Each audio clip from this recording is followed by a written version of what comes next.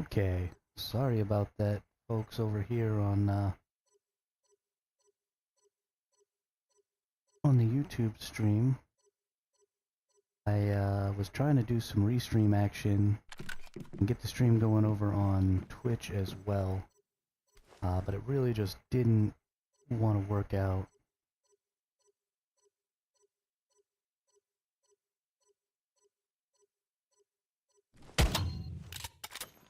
So we're just going to be back here streaming on YouTube. And I need to update a couple of things. Sorry, gotta do the beginning of the stream maintenance.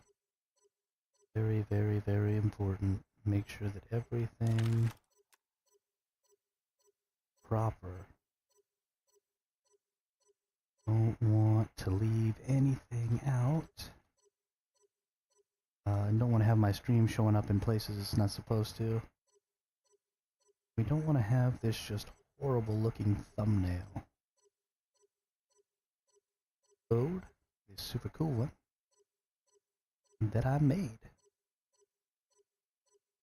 Because I today learned how to separate the character foreground of an image from its background using a transparency mask, which was super cool. So I am now able to put my character anywhere on any background that I photograph, which honestly makes me super happy. So I can just plunk her down, put her on there.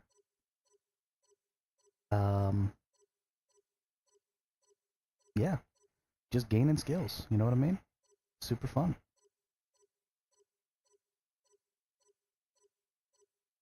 Make sure that that thumbnail actually goes through while we switch over to the proper Eternal Land. Currently I'm in my theme park Eternal Land because that's this character's Eternal Land.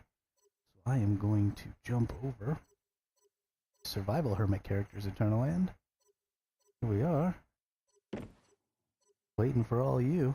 I am going to be fishing until somebody comes and shoots me in the head.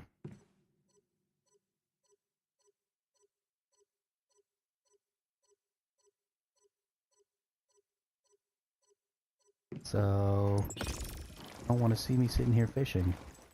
You better use that PvP island code. Come on over here and pop me one real quick. I know you're here. And this will just be a running theme from now on. All of these streams are going to be designed specifically around PvPing with the community. Because I know that the PvP community of Once Human, especially anybody who's not in a big... whoops, let that fish escape. Anybody who's not in one of those big... war bands, there we go, words are hard, is really, really starved for any sort of meaningful PvP. Now this PvP isn't going to gain you anything, right? You're not going to get any resources from coming in here and fight with me, but you're also not going to lose anything except astral sand, which will be used to make the ammunition that you use. So come on over here, shoot me in the dome real quick so that I know you're around. I really don't want to fish all day long, but I will. You all don't even realize I will spend 8 hours fishing just to prove that I can if nobody shows up here and fights me. So if you are in the NA region, whether it's a PvP server or a PvE server, does not matter. If you have a character on the NA region servers, you can use this island code down in the description. Come to my Eternal Land. I've built up. We got some interesting stuff. We've got an underground maze. We've got a forest with a couple little buildings in it. We've put a couple extra buildings here around this around this lake. We've got our giant lighthouse there in the distance. There's tons of space, tons of stuff to play on and around and with as we PvP. And if we can get, I really want to test the limit of how many people can come into an Eternal Land.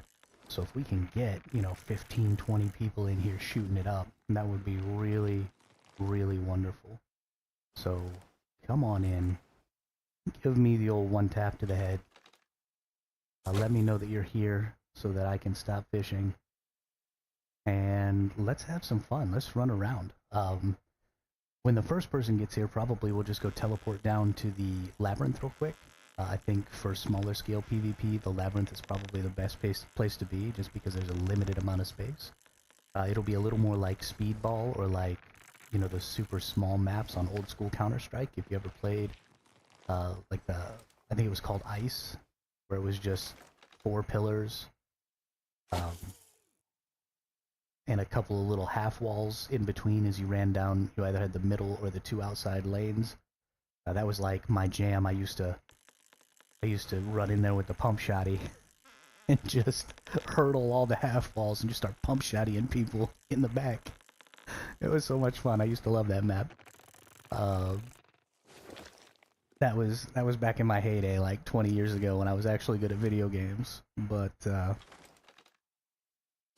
yeah, so it'll be a lot of fun, and I really look forward to PvPing with some people. I've been PvP starved. I've been building all this stuff, building that theme park on that other island, just doing a lot of community maintenance work, trying to get things ready so the community has some stuff to do, some things to interact with.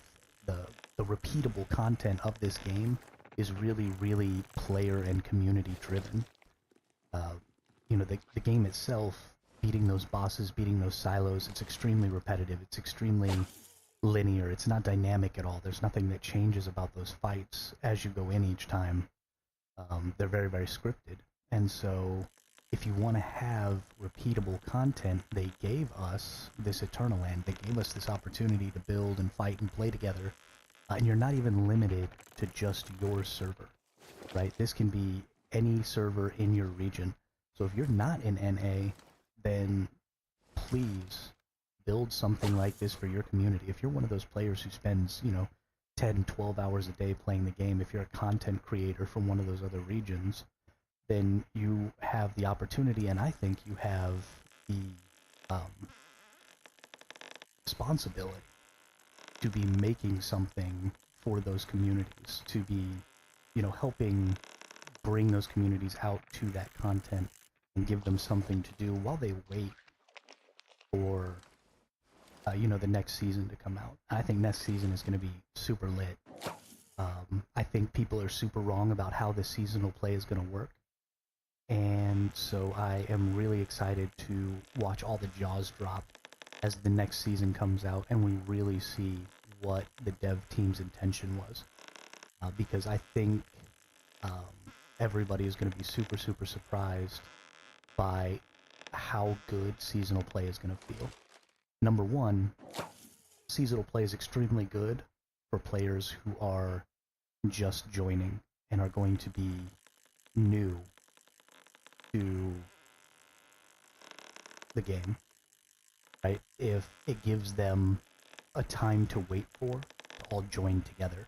So instead of just a single person joining on a random day, like you would have in, say, WoW, because they've decided, hey, I want to try this game out, you now have, you know, the 10 or 15 people who would have decided to join, or maybe the thousands of people who would have decided to join over the course of a couple of months, waiting for this new season to drop.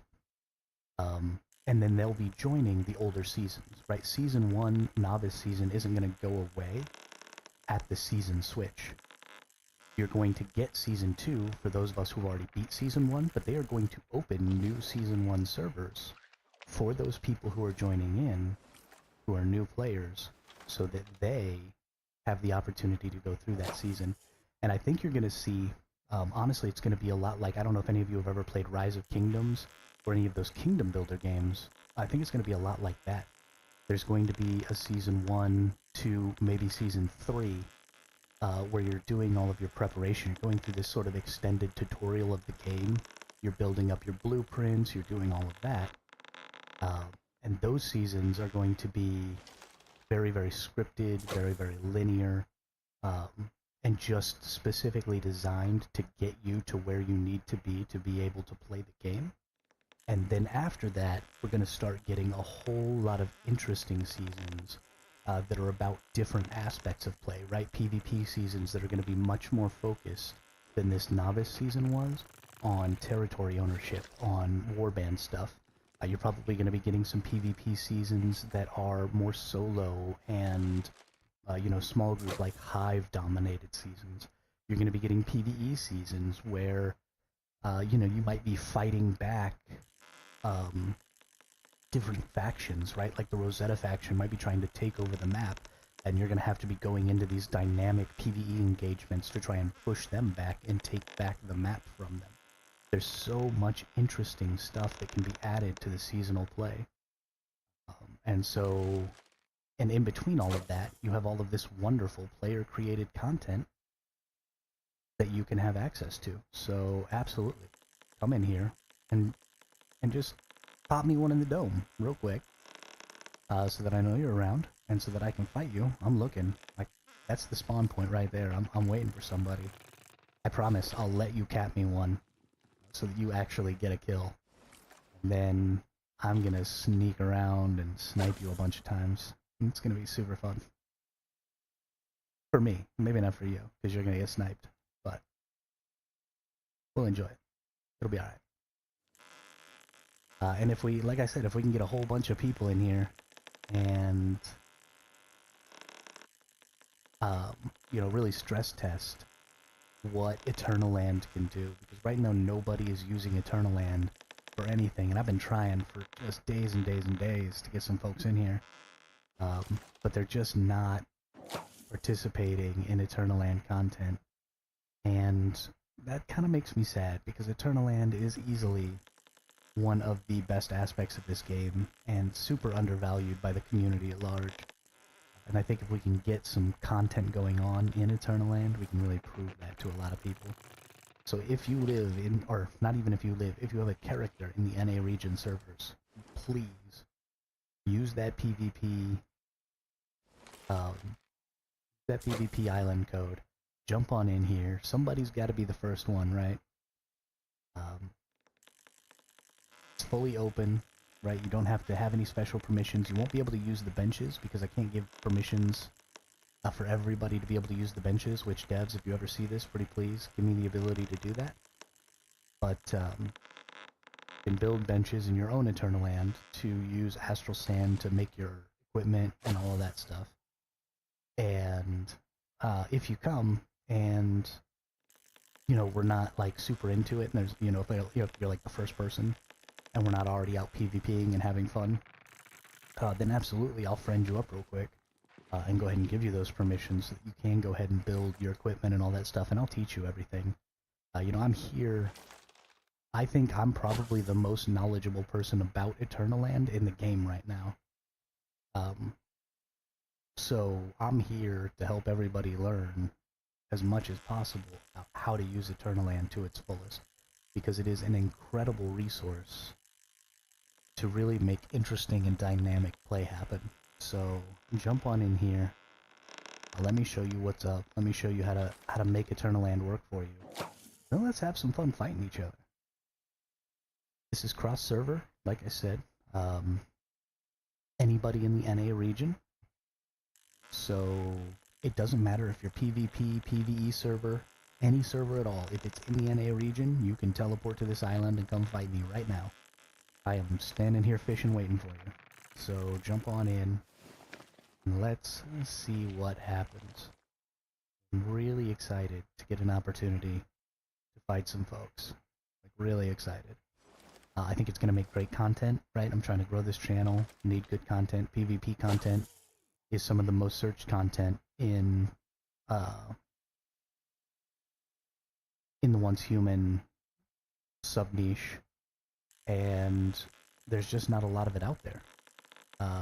And there can't be a lot of it out there because there's only wars. And honestly, wars don't even seem to be that interesting based on what I've heard from a lot of the players who are playing in it. I don't have a warband. I pretty much just play solo.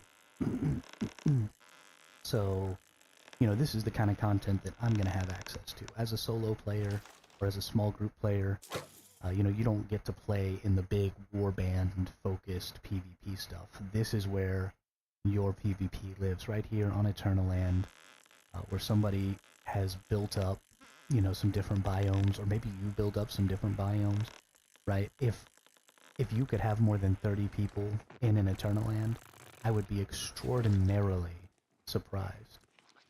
Which means that, I mean, there are thousands of people playing this game right now at any given time in just the NA region.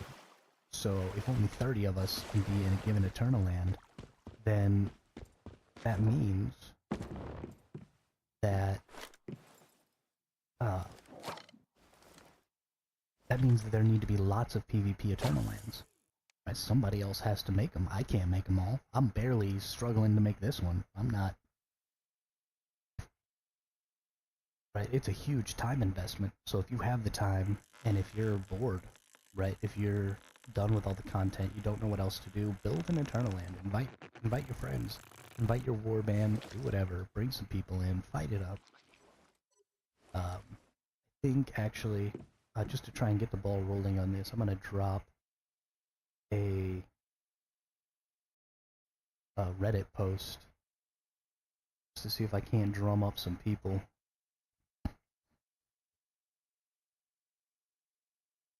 Because what is going on? Nope.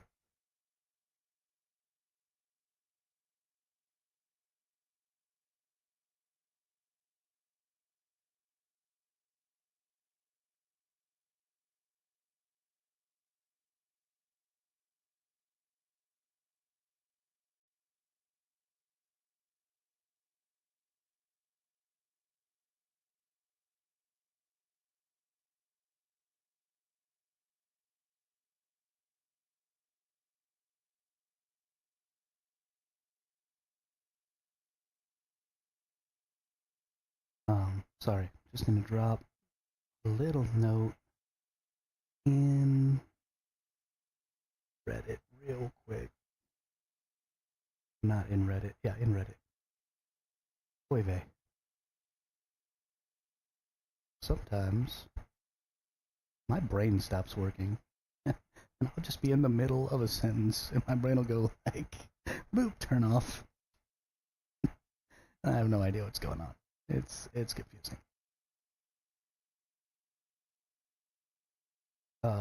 Let's see here. Hey, the thumbnail changed. Yay! I'm so happy.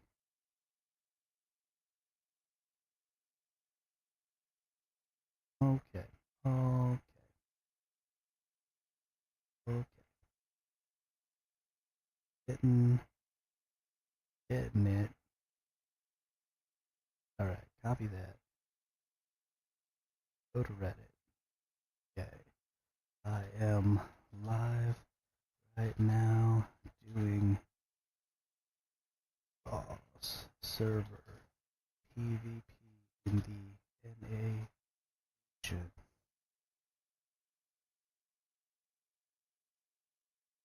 Want to play, come join the fun or watch the community stomp me.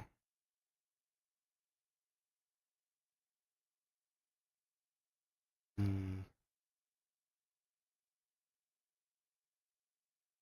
island, go to and on the fun, give me the description,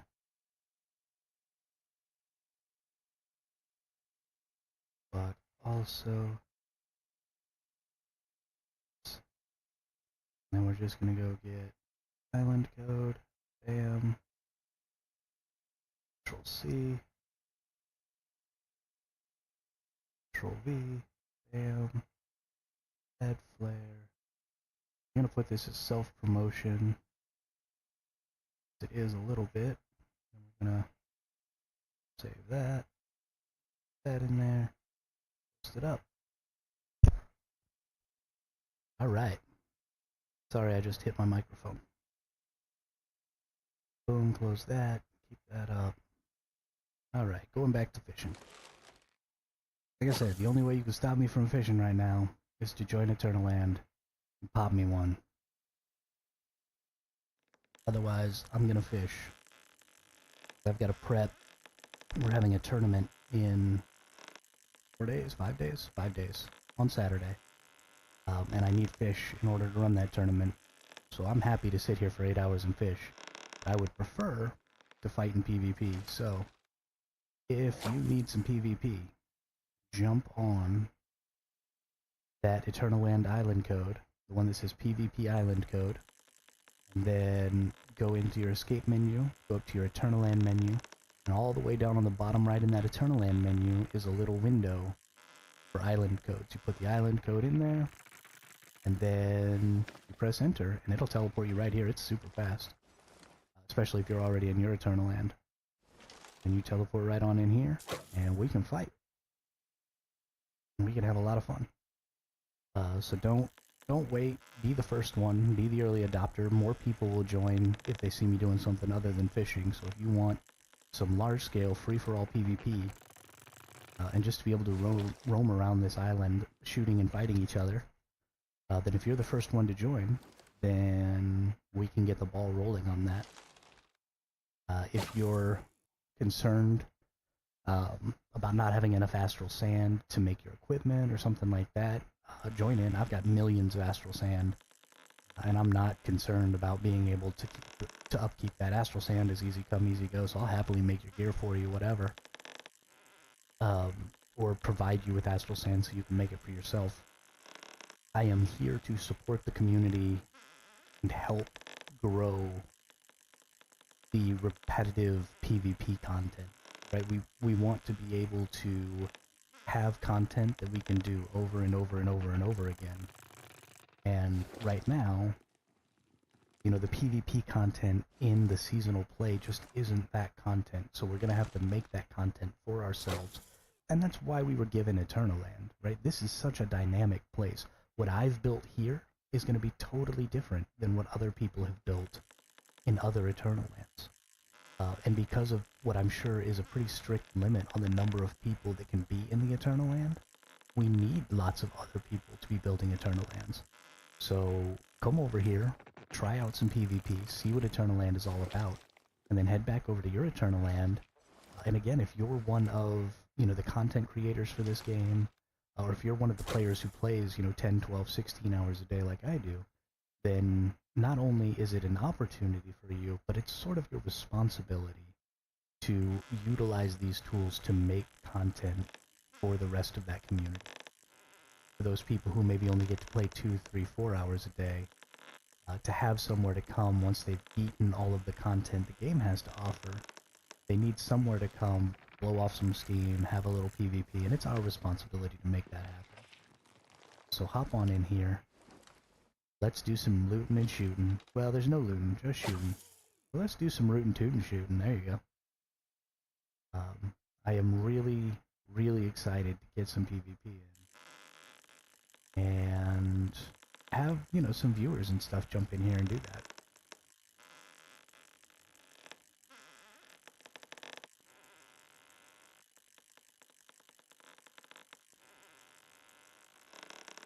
I think we have probably the best opportunity. You know, this game's super early days, so we gotta put it through its paces. We gotta try some stuff out. It is 100% the responsibility of this community to utilize all the tools. Right now, we're only really utilizing half the game. Right, we got seasonal play and we got Eternal Land, and everybody's in the season, and everybody is talking about how, you know, we're running out of content in the season, but that's not all the content there is. We also have this content right here. Also have Eternal Land. Right, I have 2 Eternal Lands that I'm building. I have a theme park for PvE. Right now there's a roller coaster and a motorcycle jump on it. And the roller coaster is super fun. You ride it with your Jeep. It's got some loop-de-loops. It's got a Spider-Man jump where you take a big ramp and then you cling to a wall as you're flying through the air, and then you just roll back down and go back to the beginning. But there's tons of just interesting content to be able to be making here in Eternal Land, and we're not doing that. And then we're saying we're running out of content. Well, of course you're running out of content. You're not utilizing half of it. So let's utilize what the devs are giving us to make our content interesting.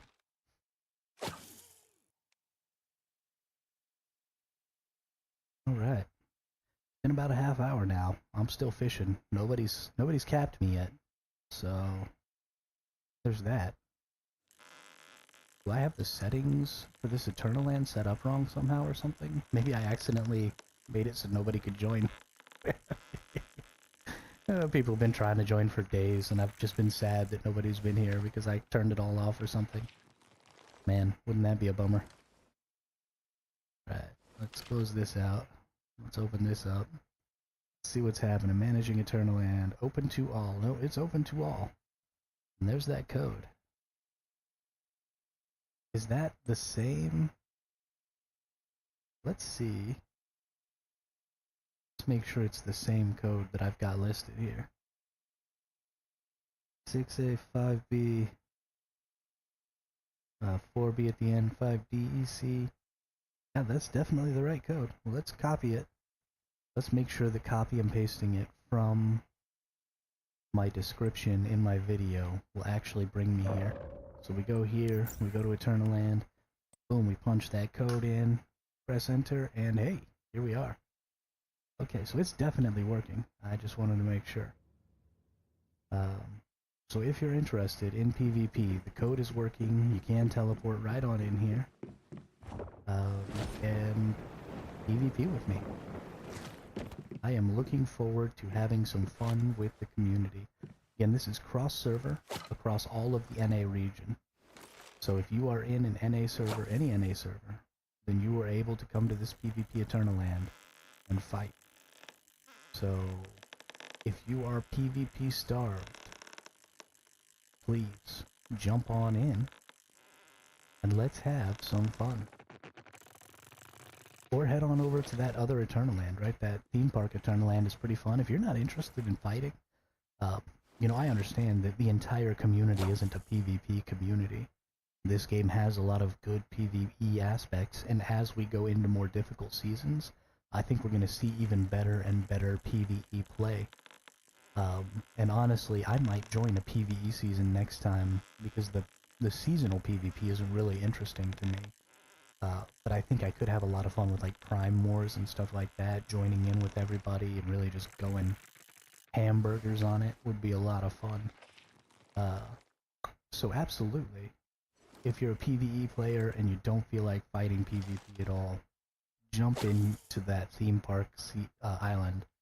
I would really, really love to see some more people get some use out of that. It took me about 6.5 hours to build that roller coaster. And that was after 2 days of testing to figure out exactly what I could and couldn't do with the Jeep. So really just a lot of hours went into that. And a lot of hours will go into making version 3.0, which will be even better than that one, I guarantee. So I'm just really excited to have some people try some stuff out, right? It's hard to iterate on things if you're not getting any feedback. I'm just one person. And I'm not even necessarily the person who understands the mechanics of things the best. So not getting feedback from other players because it's not being used is really, really slowing down my iterative process. So please, jump in there, get in the comments of my videos, tell me what I did do wrong, tell me what I did do right, tell me what was most enjoyable, what was least enjoyable, all of those things, so that I can upgrade that experience to make it more enjoyable for everyone, because that's what I'm here for. This game is going to have a lot of community-driven content, and I want to be a part of making that content. I want to be a part of giving people something to do in this game outside of just the regular loot grind. Right? This game isn't about loot grinding, and it's about experiences. It's about fun. It's about, you know, doing something and then moving on to something else. It's about, you know, just having interesting stuff going on. So let's be about that. Let's use the tools that the devs have given us to make this game as good as it can be. Because we are partially responsible for the quality of the content and the quantity of the content in this game because of those tools. And I'm pretty sure I'm just talking to myself right now, but that's okay. I'm having fun talking to myself.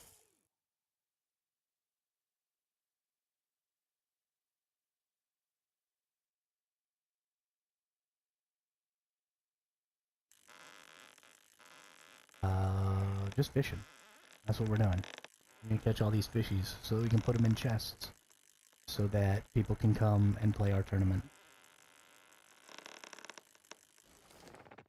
I am really excited about the sort of esports ability of this game.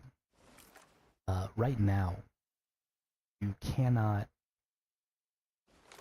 have calibrated equipment in Eternal Land, but when the season ends, all of your gear is going to move from your seasonal backpack to your Eternal Land backpack. And at that point, I believe it is going to become eternal, invincible.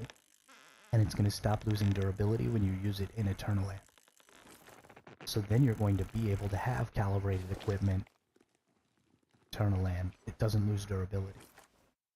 Which is going to be flipping insane. So you're going to be able to have all these builds, right? And you're going to build your build throughout seasonal play. Maybe you build 2 or 3 builds throughout seasonal play, and then you bring those items back here to Eternal Land, and you get to use them in these PvP scenarios that people have built up to make that people have built up so that you have the best possible character you can. Something else that I think is probably going to happen is your food will move to Eternal Land, and I believe your food will become eternal. So those last days, oh wow, I need to put out a video on how to prep for the end of the season. My goodness. This is groundbreaking stuff right here. So my assumption is that Eternal Land will make everything immortal when it moves here. So any food that you make during Phase 6 that gets put into your Eternal Land backpack will then become eternal, right? It won't spoil, just like the food you make here in Eternal Land. Which means you're going to have an opportunity to make foods using the bonuses that you can get from the Chefsaurus and from your mimetic specializations, which means that you will have the ability to bring really, really strong foods into Eternal Land. My goodness. That are immortal, and you'll be able to just use them throughout the next season for seasonal or for Eternal Land play between seasons. That's crazy. That's really crazy. I can't even believe. See, and this is the problem: is nobody is experimenting with any of this stuff. So nobody's figuring. We could have figured this out weeks ago.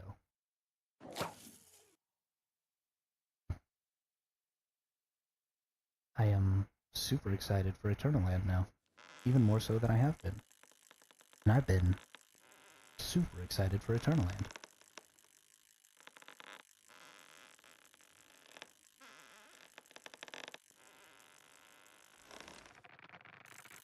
Something I do wish is that when you were fishing, you used A and D instead of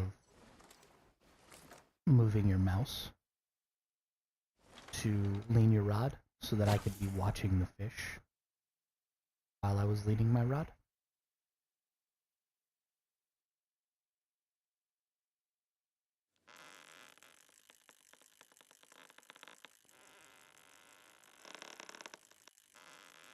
I don't like not being able to see the fish. Here, fishy, fishy, fishy, fishy.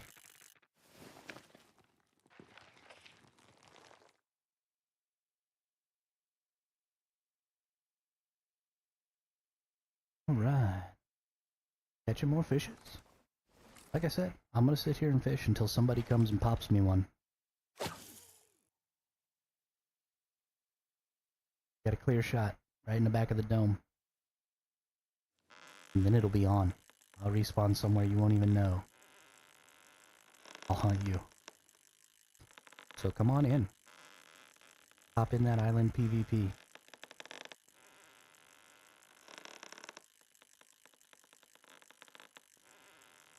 PvP island code is in the description.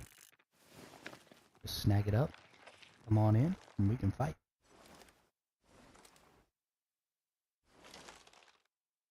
I'm very excited to be able to PvP some people. You know, if you're like me and you play mostly solo, you're not a part of a warband, your PvP options have been extraordinarily limited throughout seasonal gameplay.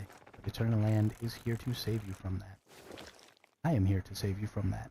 I'm creating this Eternal Land, and I'm going to be continuing to change and grow and morph this Eternal Land so that there is more content to be played, more dynamic PvP options to have.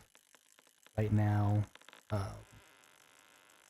we have the forest biome, we have the underground labyrinth biome, we have sort of this lake biome with a couple of houses that I built over here with a lighthouse in the distance there. There's going to be some more houses built up on that hill. There's going to be some stuff going on back here. But I've been building for days and days and days, and so I need a little break from building, and I would like to have that break by PvPing with all of you.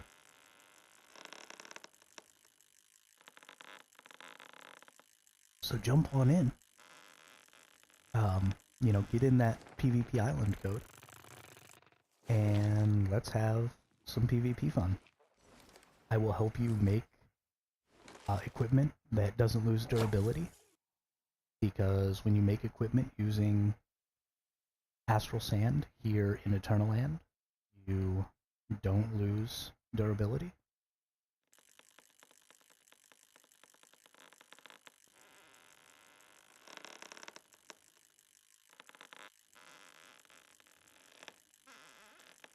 And yeah, I'm just waiting to be surprised. Just waiting to be surprised. Let's see if anybody has ever joined. You know, I've been putting this Eternal Land out. Oh, wow. A bunch of people came yesterday. Freelancer, Cascade, and Mr. Poppers all came while I was asleep.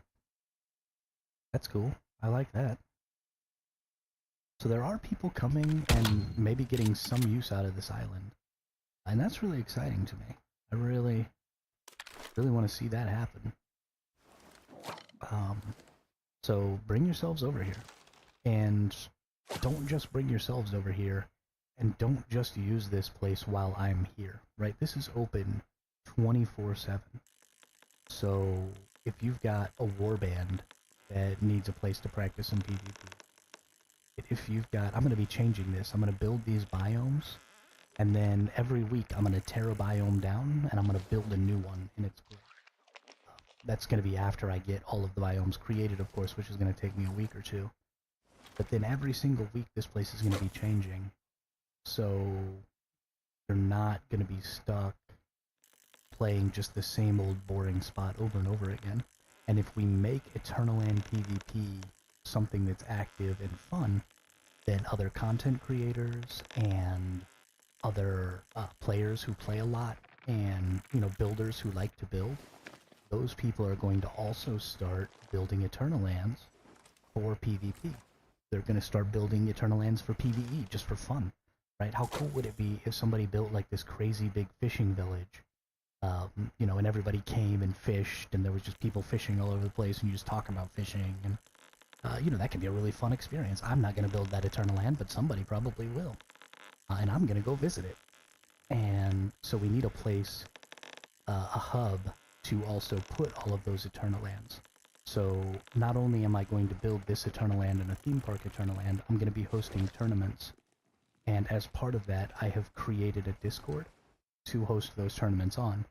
And I'm going to add a channel to that Discord that is a forum channel where people can put their Eternal Lands that they've done stuff for in there with like pictures of what it is and what it's for and their island codes.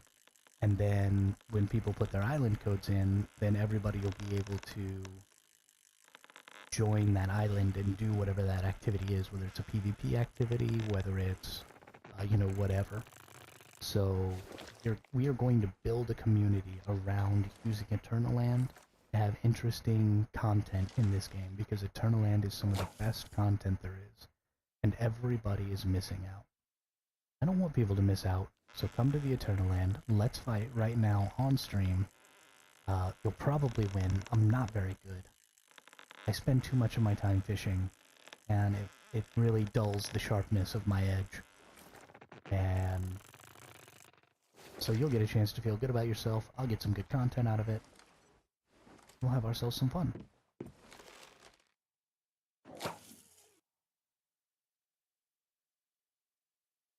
Doing a lot of repeating myself right now, which is kind of an interesting thing.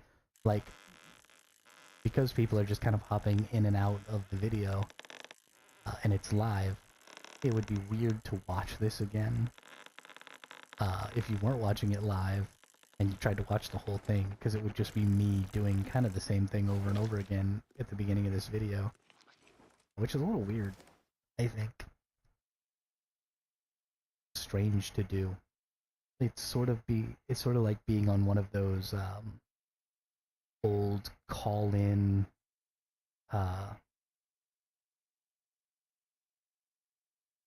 where they had people like call in for charities and stuff, and they would put it up on the TV, and the host or whatever would just be kind of constantly repeating the same stuff as they tried to, have different interesting things going on. And so there'd be like a little clip or something that would be shown, and then the host would give the spiel. And then there'd be like a little clip or something that would be shown, and then the host would give the spiel. And so I'm very much kind of doing that same thing right now, where I'm like hosting this experience, and every now and then I just kind of go back to repeating everything I've said up to this point, so that anybody who's just now hopping in doesn't have to like go back to get that information. So this Eternal Land is cross-server, and if you're in the NA region, then you are able to come and join in PvP with me right now. I know it's kind of early in NA, and I'm gonna be here for, I don't know, maybe 12 hours today. I really don't know. It'll depend on how, my streaming and stuff interacts with the internet at my house, and whether or not it starts causing issues for my brothers. Normally I stream at night, but because I knew I was going to want to be doing PvP today, and because my internet was actually out until about an hour ago, I want to make sure that I get this going on during North America time. So if you're in NA and you want a PvP, all you got to do is use the island code in the description.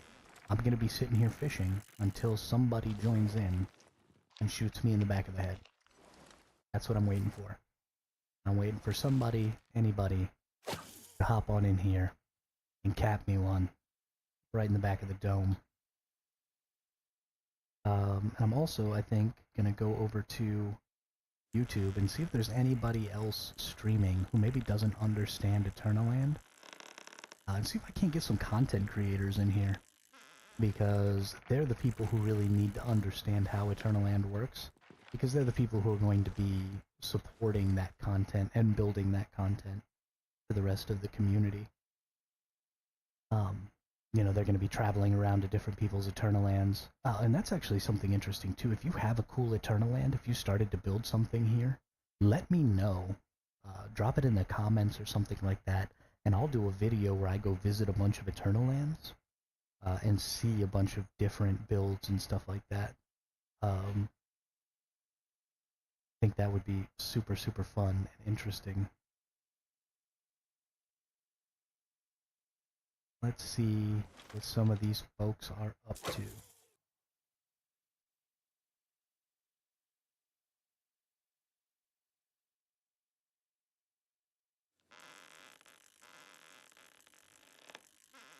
Looks like this person is doing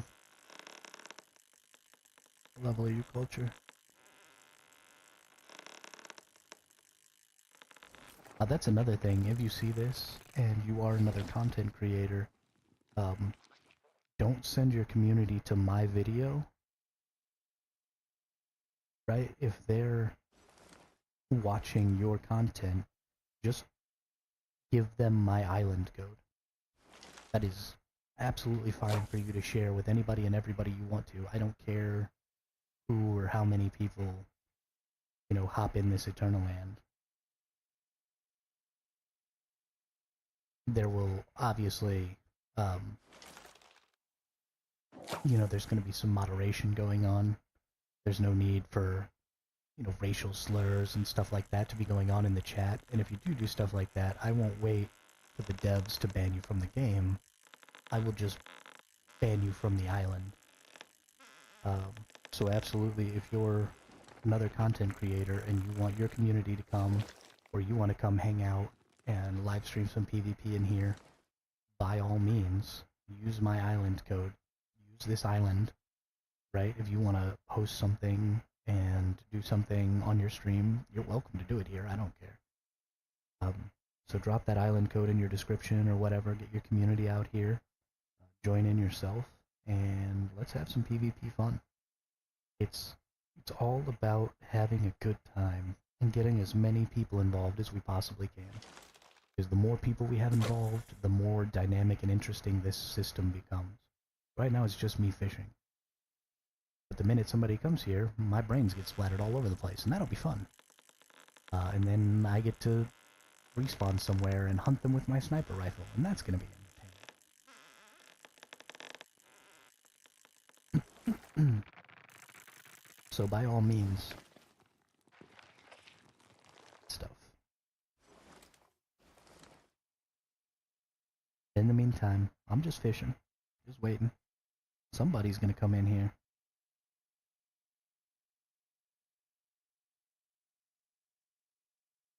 And I'm ready for it. As soon as somebody comes in, I'm going to be rocking and rolling, fighting it up.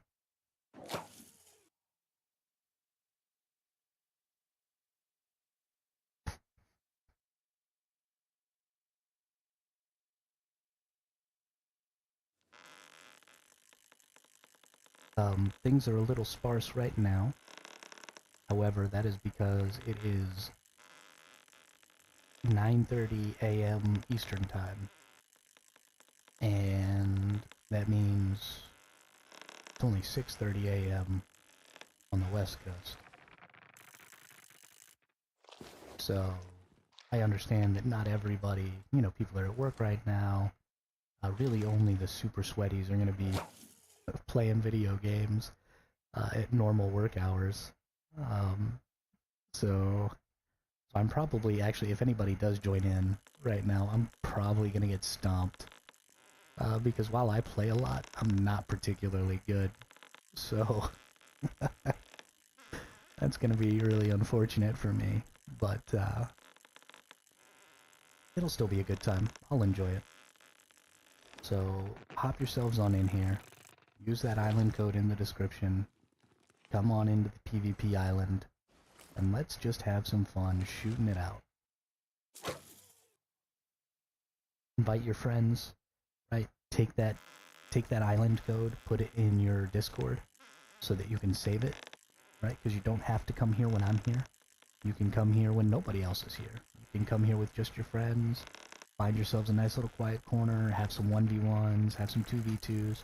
You can't team up in Eternal Land, but as long as you're okay with friendly fire being turned on, you could totally do some 2v2s or 3v3s.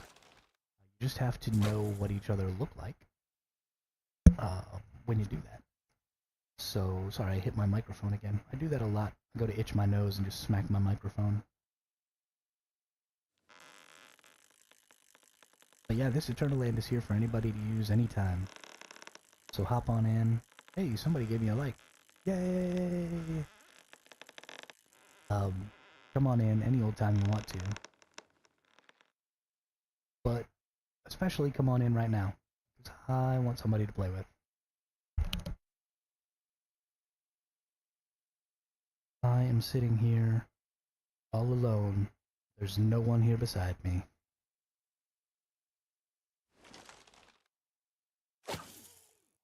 And I want to play. I want to fight. I want to shoot. I want to shoot you, specifically, whoever you are out there. I want to get you with my sniper rifle. Sniper rifle's hungry.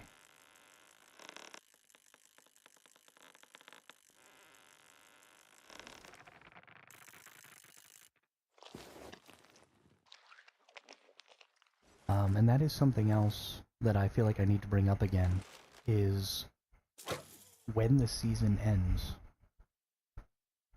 your items are going to move to your Eternal Land backpack. And items in your Eternal Land backpack don't spoil and don't degrade. You lose durability when you die, nothing. So at the end of this first season, what you can do and what you can have in Eternal Land is going to drastically change, because right now all you can have here is the stuff you can build here at these benches. But these benches don't get your specialization bonuses from your medics, and they don't have the ability to calibrate your weapons and gear. Which means that at the end of this season, when all of your calibrated gear moves over here, you now have immortal calibrated gear that never loses dura. So you go from using baseline gear to using plus 10 calibrated with calibration blueprints gear, which is the most insane, right? And so I'm really excited for tournaments that are coming up after that happens, after the first season is over. We'll probably wait for a couple of weeks after the season ends before we allow people to use calibrated gear. Just because not everybody's season started at the same time, right? There are some people who are still on phase 2 or 3. So we want to wait for a couple of weeks for those people to catch up, and then we'll open up calibration. Probably whenever season 2 starts, we'll go ahead and open up the ability to use calibration on our tournaments. So that everything is just as fair as it possibly can be. But that's going to be a really, really exciting development when it happens for PvP in Eternal Land. I'm really, really interested in opening that up and playing that. And I'm also really, really interested in fighting people right now. So if you're seeing this and you want some PvP, come join my PvP island using the island code in the description below. All you have to do in order to do that is, give me just 1 second and I'll show you. All you have to do in order to be able to do that is go to your escape mode, go to your Eternal Land. Down here you've got enter island code to visit. You punch in my island code from the description, boom, you teleport right here. You're going to teleport into that building right there. If you come out the front door, you'll see me standing out here fishing. Just cap me one in the back of the head, and I will know you're here. And then the fight will be on. If you don't have Eternal Land crafted gear, then your gear will lose durability. But I can friend you up and give you access to the benches in here, and you can go ahead and craft yourself some Eternal Land gear. Or if you watch my video about how to cross-server PvP in Eternal Land, then you will be able to use your own benches. It's really, really easy to get set up real fast in your Eternal Land. And then you can actually set yourself some respawn points as well, so that you're spawning in all kinds of different places. And that'll just make the PvP a lot more fun too, because where you start is going to be pretty dynamic based on the respawn points you've placed. So, by all means, jump on in here. Let's have some PvP fun. There is no reason for us to be stuck not being able to PvP, because there isn't enough PvP content in the seasonal play.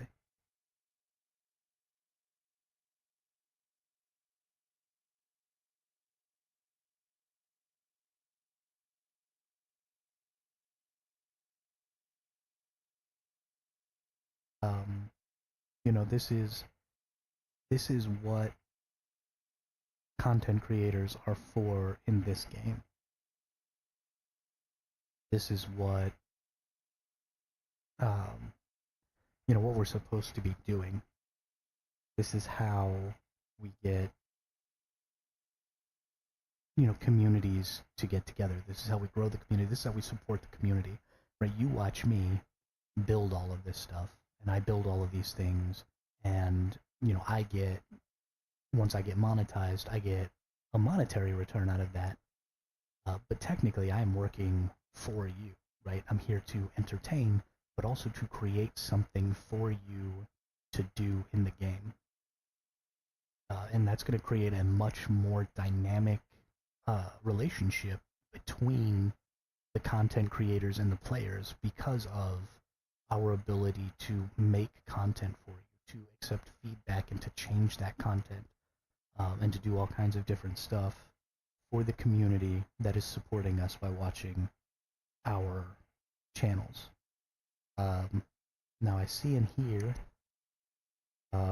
somebody is streaming to a bunch of people. I don't know if they're an NA player.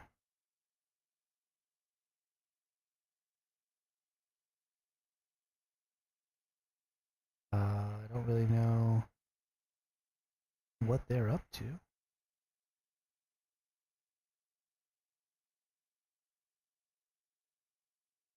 Let's see what they're doing.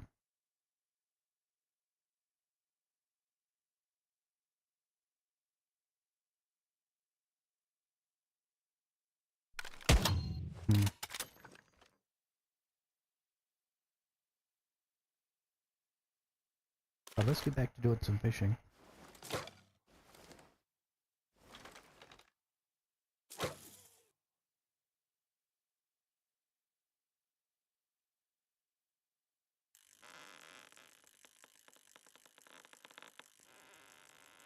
Okay.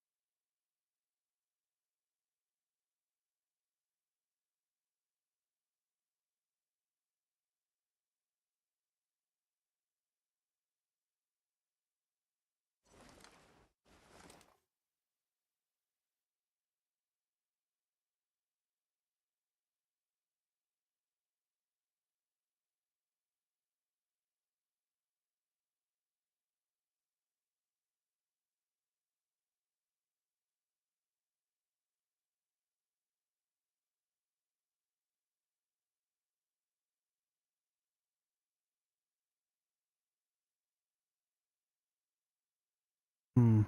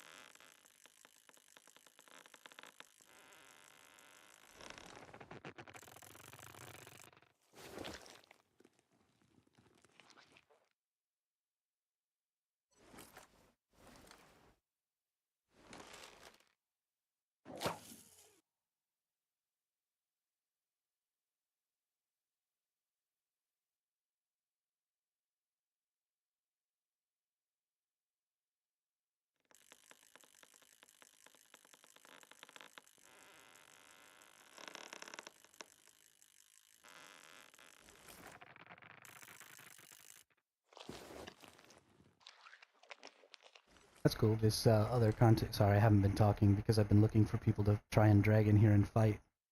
But there's another streamer.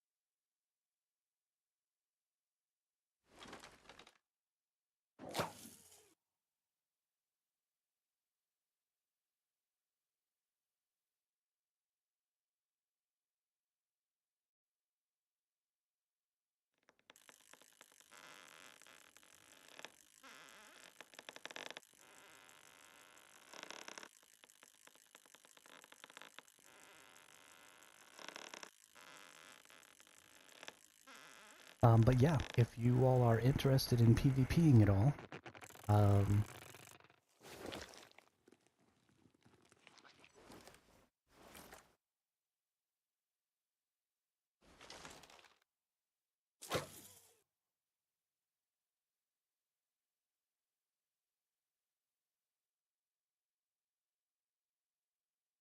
uh,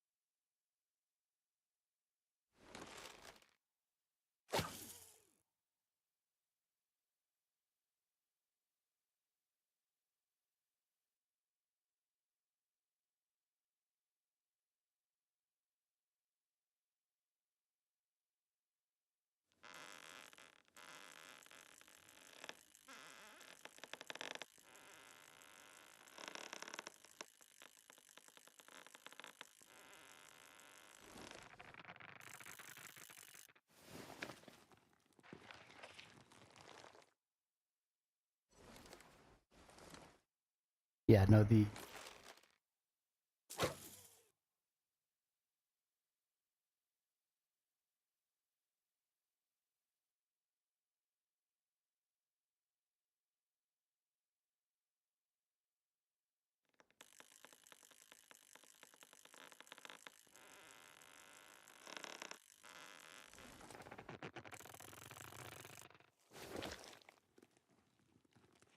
what?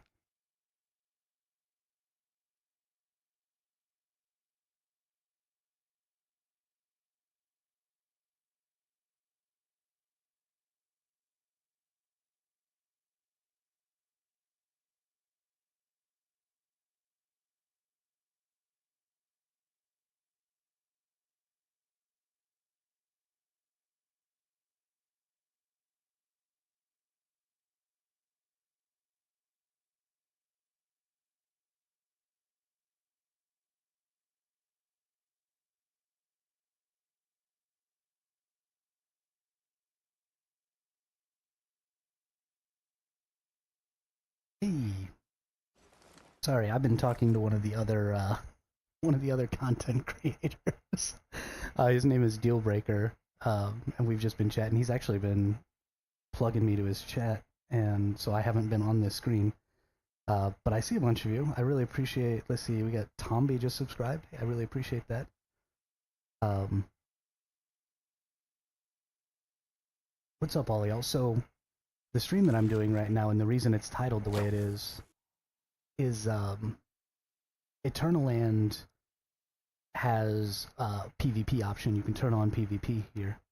And also, if you craft your equipment here in Eternal Land, then it doesn't lose durability.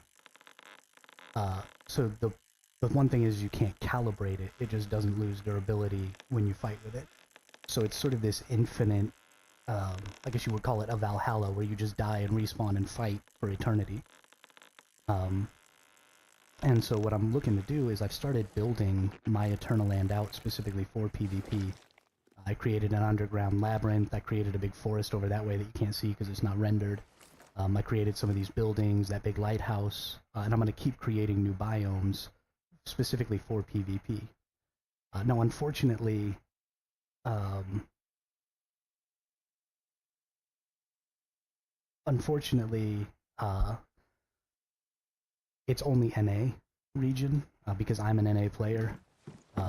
You can only cross-server PvP within, or cross-server join Eternal Lands within the same region. But it is cross-server. It doesn't matter if you're in a PvP server or a PvE server.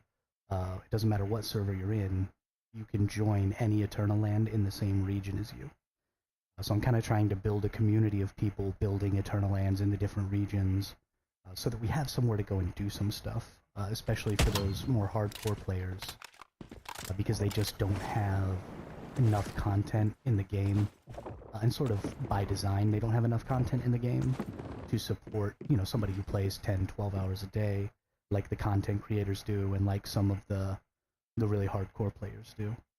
So we're just trying to work on that and build that up and help, you know, just create something for those individuals to be doing, because, you know, end game content is whatever you can do that's repeatable at the highest level. And so the end game content in Once Human really is Eternal Land PvP. It's this infinitely repeatable system of PvP. And as we move through seasons, I think it's actually going to get much, much... Holy crap. Why do I have 36 subscribers all of a sudden? That is incredible.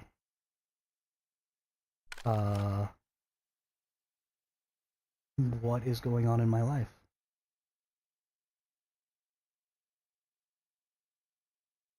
Thank you all so much, and thank you, Dealbreaker. I can't believe that just a little prompting from you would cause something like that. That's incredible. I was at 26 earlier today. I don't know what happened. Thank you all so much. That's... And Dealbreaker, I seriously, I can't say enough how much I appreciate that you would shout out my channel like that. That's... You've done more work now to grow my channel than I have in 5 minutes over the course of the past 2 weeks. I've been grinding at this. That's crazy. Wow. I've totally lost my train of thought, and I might never get it back now. Yeah, so anyway, if you're in NA and you're looking for somewhere to PvP, the island code is currently in the description, and that's what this stream is all about, is trying to get people into the PvP, into the island. You know, save the island in your Discord or something like that. You don't necessarily have to use it when I'm here. If you're in the NA region, you can just use it any...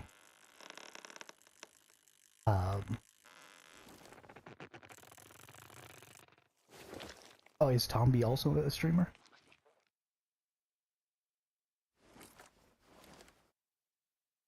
Oh no, I just threw that fish away. See, I'm so flustered, I can't even press F instead of G. That's hilarious. But yeah, you... Oh, okay, cool. I'll have to go check them out as well. I've been trying to keep up with the other Once Human streamers and, you know, jump in on some of their channels and stuff, especially when I'm having a slow stream. But, oh, nice. I am looking forward to breaking that 1 year mark. I think that's going to be a really huge milestone, because, you know, just being able to continue to do something every single day.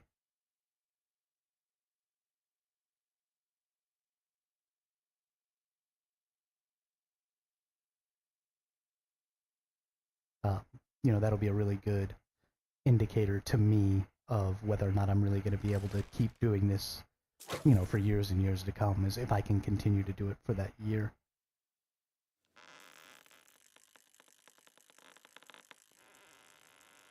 Here's another good one. Okay. Awesome. So are most of you all EU? Or...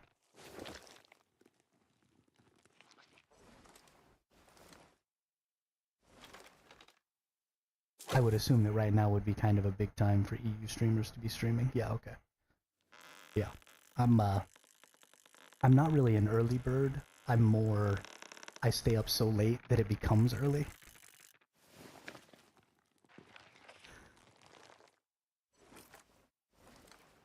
But because of that, I tend to play games at the EU prime times and not at the NA prime times. Which is why when I played Albion, I actually played on the European server.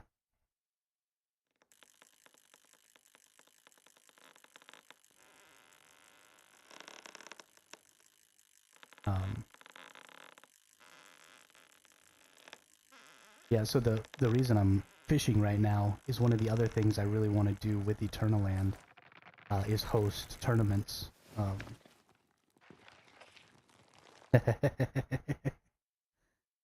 But I really want to host tournaments here.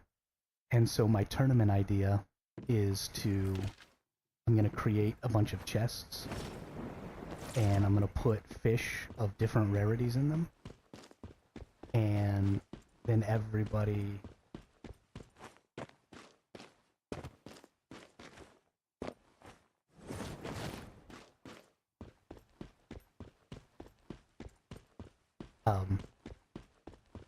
So we'll be putting a bunch of different chests around with these different colored fish, or different rarity fish, and then the goal will be, over the course of 20 minutes, you know, you'll be PvP fighting with all the other people who are involved, and when the end of the 20 minutes happens, we'll do an inventory check. We'll set up chests for everybody, and everybody will just dump all their fish into the chests, and then we'll count it up. Common white fish will be worth 1 point, uncommon green fish will be worth 2 points, rare blue fish will be worth 4 points, and then epic purple fish will be worth 6. And I'll put different amounts of different rarities of fish in all these chests, and the further away they are, or the more hidden they are, the more fish they're going to have in them. And so it'll encourage everybody to go out and explore, and then of course you want to kill everyone else, because it'll send them back to this spawn point back here. We're going to use this spawn point that you normally start at. So it'll kick everybody back to this spawn point, so that they then have to go out again to go try and find fish. And so I've created... This biome is the forest biome I created. Normally when you start into Eternaland, there's only a couple of trees out here and there's no buildings or anything. So I built these 3 little buildings in this forest biome. And then the thing that I'm really proud of is my underground labyrinth biome, which I created using Tetris pieces. So we created each of the Tetris pieces and saved them, and then put them one at a time. We would break out just whatever piece we felt like breaking out, and we put them in here and created this like crazy minotaur labyrinth maze. And so we'll put some fish chests and stuff in here as well. But this will even actually serve really well as a 1v1 or 2v2 arena, or even a free-for-all arena for maybe 6 people at a time. And you can just have people in here outside of tournament times or whatever, running around fighting each other. I need to do a little better with the lighting. I don't have the blueprints for some of the lights. I really want to put those red lights on the walls in here, and light this up all red and make it just super eerie and spooky. And then at the doorways, these big entrances, on the cliffside over here, I put these giant gates that I created, just to keep people from being able to like drive jeeps in there. You could still spawn your jeep in there, and you know there's potential for somebody to like grief it really bad. But if stuff like that starts happening, then I'll just turn off vehicles, because you can turn on and off vehicles in Eternaland. And yeah, so that'll just kind of be the basis, and we're going to keep building all these biomes. I'm going to try and get 5 or 6 biomes. If you look up in the top left corner of my screen, you can see the territory rating. Every structure that you put is worth like 1 or 2 territory rating, and you get up to 9,955 is what somebody figured out. And they're trying to change that limit, or completely remove the limits. But for right now, you can build like 9,000 something structures in here. So you have tons of potential. I mean, that whole underground labyrinth only cost me like 1,000 structures. So you have tons of ability to build all kinds of crazy biomes. Now structures do include like the trees and stuff, so building that forest biome is also pretty expensive. You can just build away in here, build all kinds of interesting biomes.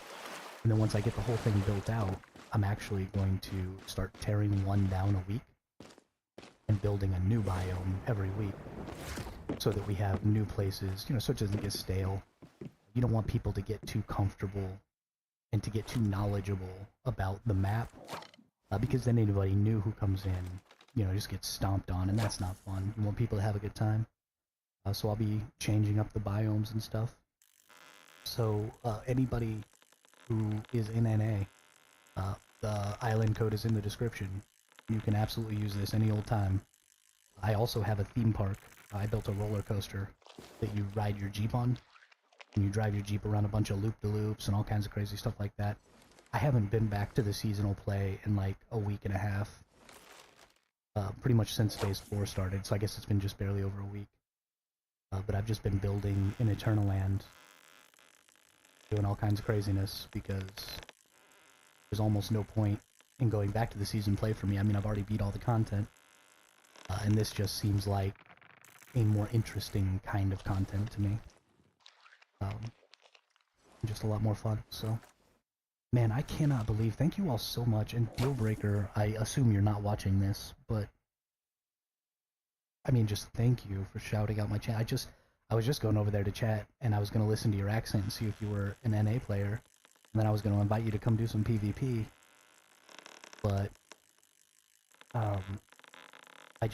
Gosh, I really appreciate having so many people come and support like that off of... I mean, kudos to you. If your community trusts you and stuff that much, you obviously must be making really good content, and be just generally quality at what you're doing, because it's not necessarily normal. So that's super awesome. I can't even believe.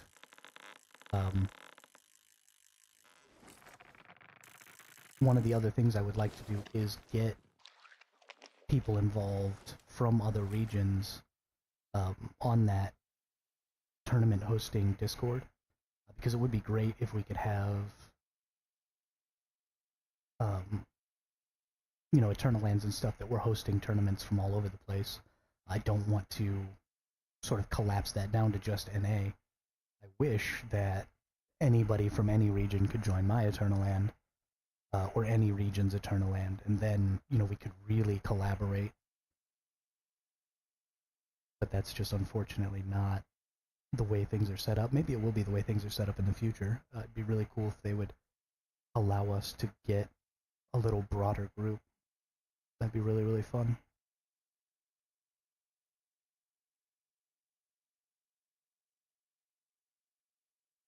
I was gonna do something. Fish more. That's what I was gonna do. Because I promised that I would fish until somebody shot me in the back of the head. And I'm gonna do it. Come heck or high water, I'm gonna fish until I get capped.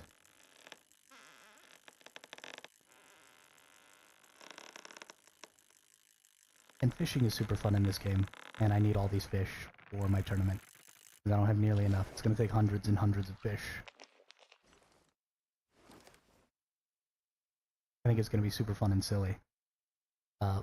The winner is actually gonna get all the fish, because fish are actually really important for your Eternal Land. If you open up your F8 menu, go to the island shop, and you have, you know, your big rocks, and these are actually your respawn and teleport locations are these space-time canvases. And then you've got all these rocks and all these trees and all these bushes and stuff you can buy. But they use what's called astrolite, which is this resource up here. And the only way to get astrolite is to complete these orders here. A lot of them are fish orders, and you can see you can do 6 of 6 every week. And every week you get this bonus astrolite reward for doing these 6. And then you can just trash these. Like, I don't want to do these ones that require me to bring in veggie resources. So in 15 minutes it'll give me some new ones, but then I'll just submit, and you can do this like an infinite amount of time. You can pick new ones. And so in 15 minutes I'll get 8 new ones, and then any of them that are fish I'll complete and get my astrolite up so that I can buy more trees and rocks and stuff like that. But so the person who wins will get all the fish that everybody collected, so that they can complete those orders, and those fish never spoil, right? Nothing in Eternal Land ever spoils. So you can create food here with astral sand. You can create gear here that never loses durability. Any mimetic that you've ever gotten in seasonal play, even if you only had it for a second, any mimetic that you had becomes unlocked permanently here in Eternal Land. So if you want to be able to build in your Eternal Land or do things in your Eternal Land, because it's so cheap to respec your memetics in season play, you should go in there and just unlock different stuff that you're not using, and then, you know, spec out of it, and then unlock other stuff and spec out of it. Now, your memetic specializations don't carry over, which are things like your ability to make solar drills and stuff like that. Those things don't carry over to Eternal Land. So your crafting benches can't get like bonuses and stuff like that here, but you can create all of your benches here. You can create any of the gear that you have blueprints for. You know, if you have a deviation that gives you a special recipe, like the lighter that gives you the little lighter bombs or whatever, you can create those here in Eternal Land with Astral Sand. Everything you make here is with Astral Sand. And Astral Sand is really easy to get because you just sell literally anything to this shop when you open it up with F8. You just sell anything that you have to the shop. And especially deviated vegetables are worth a really, really huge amount in here. Some of the deviated vegetables are worth like 10,000 astralite or astral sand apiece. So you see, I've got 2 million because I've just been selling all my deviated vegetables from season play. And so you have the, gosh darn it, every time. So you have the ability to gain a lot of astral sand through your season play. And then you just create literally anything you want. The best types of ammunition, right? You want to use tungsten AP ammo. It's like 2,800 astral sand per box, but whatever. You don't have to use your stuff from your seasonal play when you come in here, and it prioritizes your Eternal Land backpack. So if you don't have to put everything from your seasonal play in a crate and then come to Eternal Land. It'll just prioritize the stuff you have in your seasonal backpack. And then you can create really easily presets, right? If you press K, which opens up your gear inventory, and then press H, it opens up the presets menu.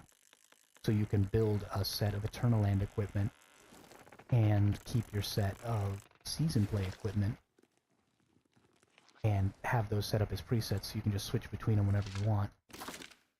So press H right here, boom, I've got my presets for my season and my Eternal Land, and all you gotta do is select it, press F, bam, it's switched. And you can actually use your season gear here in Eternal Land, but it loses durability when you die, so it's not a great option, but it is calibrated. So I'm significantly stronger with my season gear than I am with my Eternal Land gear. But I don't ever keep it on in here because I don't want to lose durability. Something I do think that's going to happen that's going to be really cool is when the season ends. Like when you get into Phase 6 and everything starts transferring over to your Eternal Land backpack. I think, I have no basis for proof on this, but it is my belief that your calibrated gear that moves over into your Eternal Land backpack is going to become immortal and not lose any durability. So that's going to be an important thing to do during Phase 6 to prep for the end of the season, is to do things like get a good kitchen and craft a ton of really high-end foods, because they're going to not lose durability when they go into the Eternal Land backpack. And, you know, make all the gear that you want and calibrate it and get good calibration blueprints on it, and then bring it to Eternal Land so that you can use it in Eternal Land PvP without losing durability. You just are going to have all these opportunities to do these really interesting things at the end of the season. So there's going to be, actually I need to put out a video on how to prepare, because I'll be coming up on Phase 6, I'm about to hit Phase 5, and then, you know, I'm in PvP 01 Tech 00001, so I'll be like the first server to hit Phase 6. So I'll get to test a bunch of this stuff and put a good video out. I need to... Does this dude have a Discord? Dealbreaker, need your Discord or something so that I can talk to you. Because holy cow, thank you so much. I can't even believe My subscribers just don't jump by 10 because of you. Crazy, crazy fool.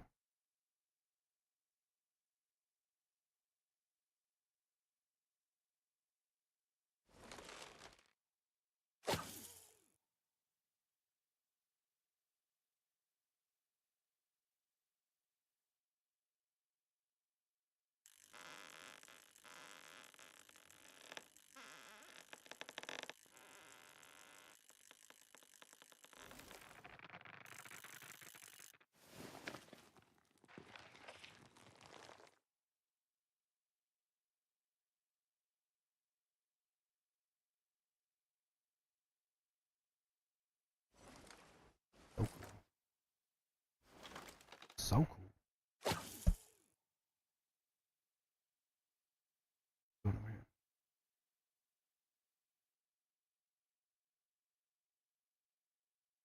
I need to go get that toad that Deal Breaker's got. Need to find. I need to go find some NA players, some NA streamers to go harass into coming here and PvPing.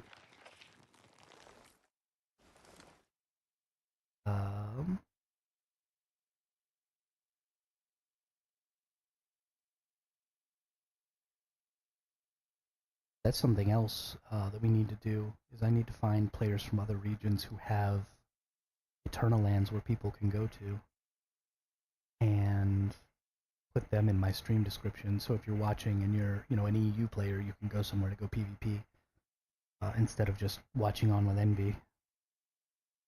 That'd be horrible.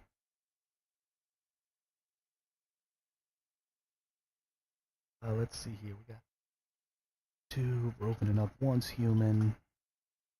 Well, this is a weird thing to do on stream, to go look up other people's streams, but honestly, we need to get some people in here PvPing.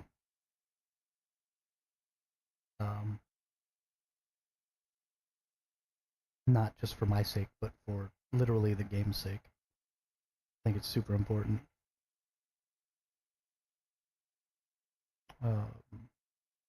Hopefully you all can't hear my... No, you can't.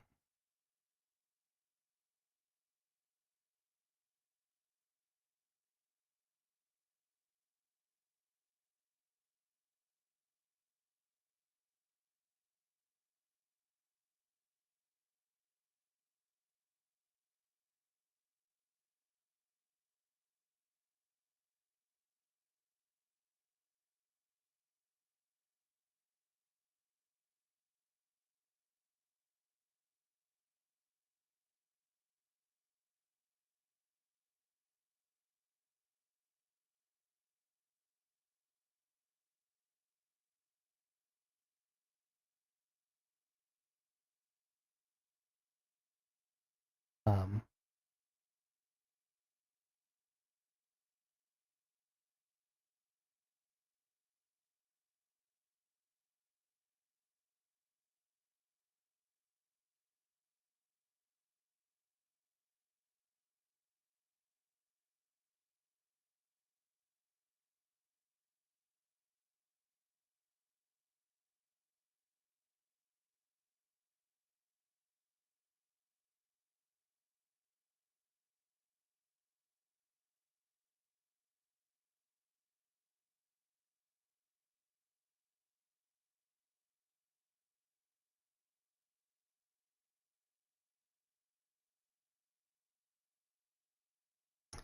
Sorry, I've totally dropped off on talking. I apologize. I am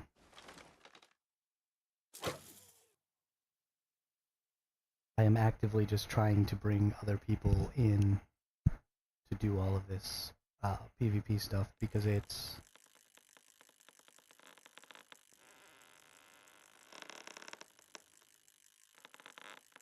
I can't be in here having a live cross-server PvP with viewers video without, fighting anybody.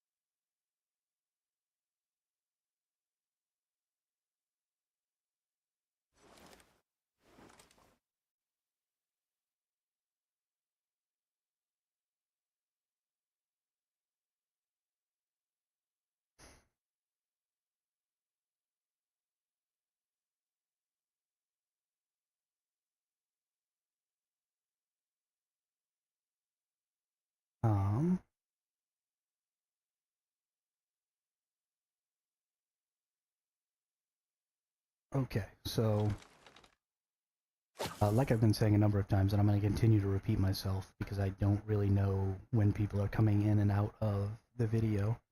What I'm doing right now is I'm fishing in preparation for the tournament that I'm running on Saturday, if anybody signs up for it, but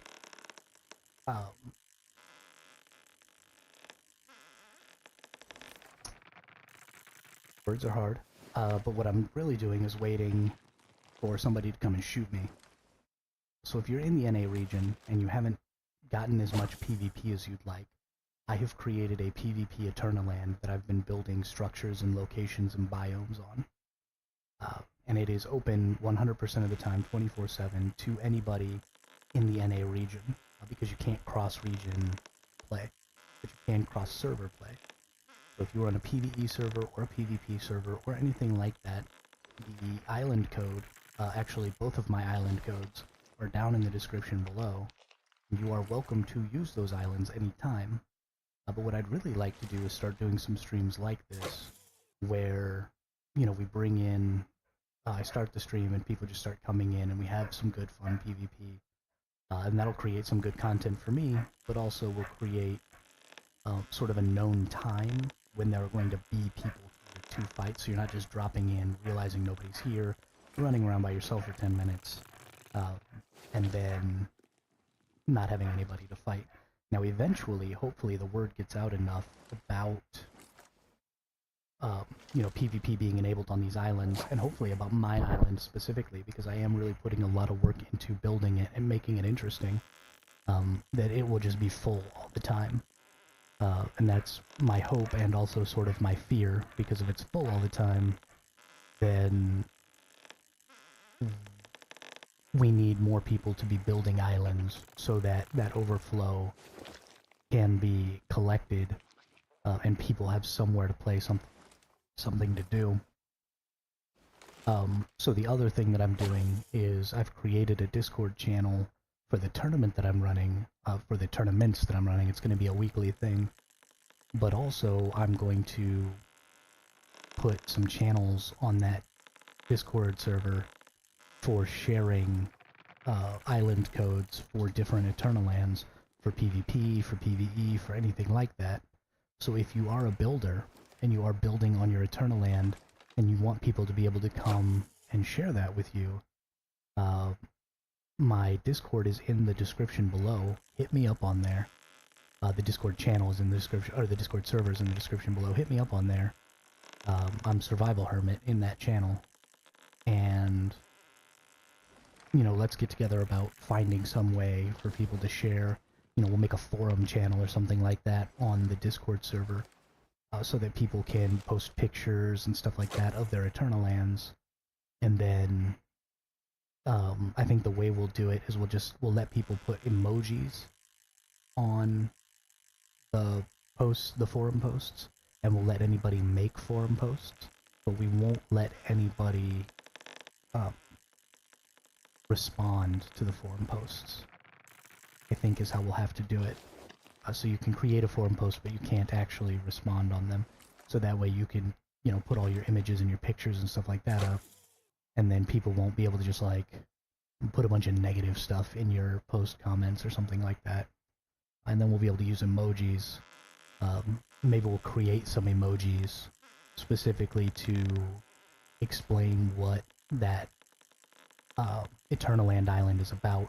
So, you know, we'll make like a PvP emoji, we'll make a fishing emoji, we'll make a bunch of other stuff, and then, you know, people can use those emojis to say, like, this is what I did on this island. And then you'll be able to tell at a glance, like, hey, this island is used for these things by X number of people. So if you're looking for an island that maybe doesn't have as many people, you can go to some of the more calm islands. If you're looking for an island that maybe has a lot of people that are always PvPing, then you can go to an island where like 1,000 people said they were PvPing on it, and go have some fun. There's just a ton of work to do for community in this game, and it is going to be the responsibility of the... Oh, he's gonna fail. Oh no, deal breaker! 4K, why?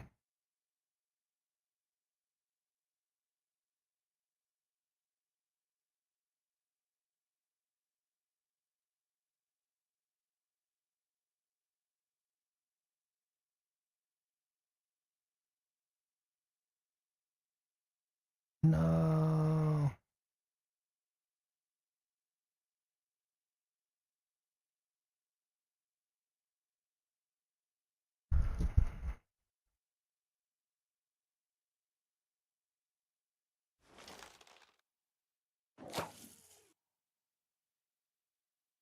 Sorry, I hit my microphone again. I do that a lot.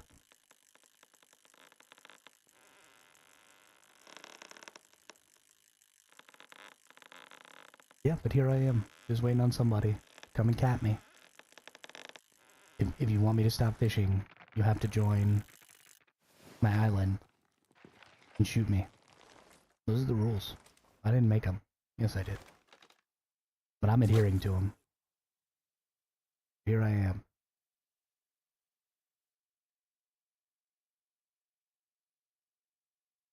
All these poor EU people are watching, and they can't make me stop. Because they can't join. One UNA people has to come over here.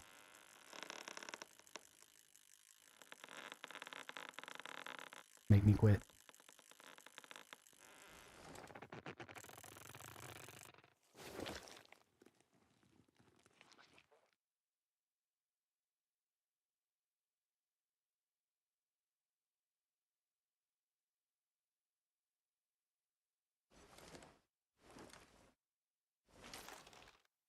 Otherwise, it's just going to be a whole lot of hours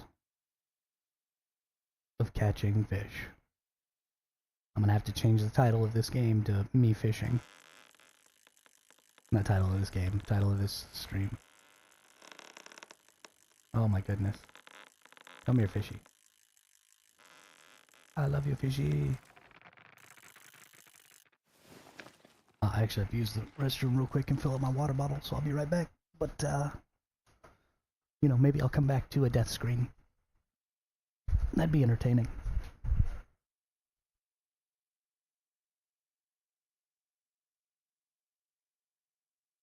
I love you.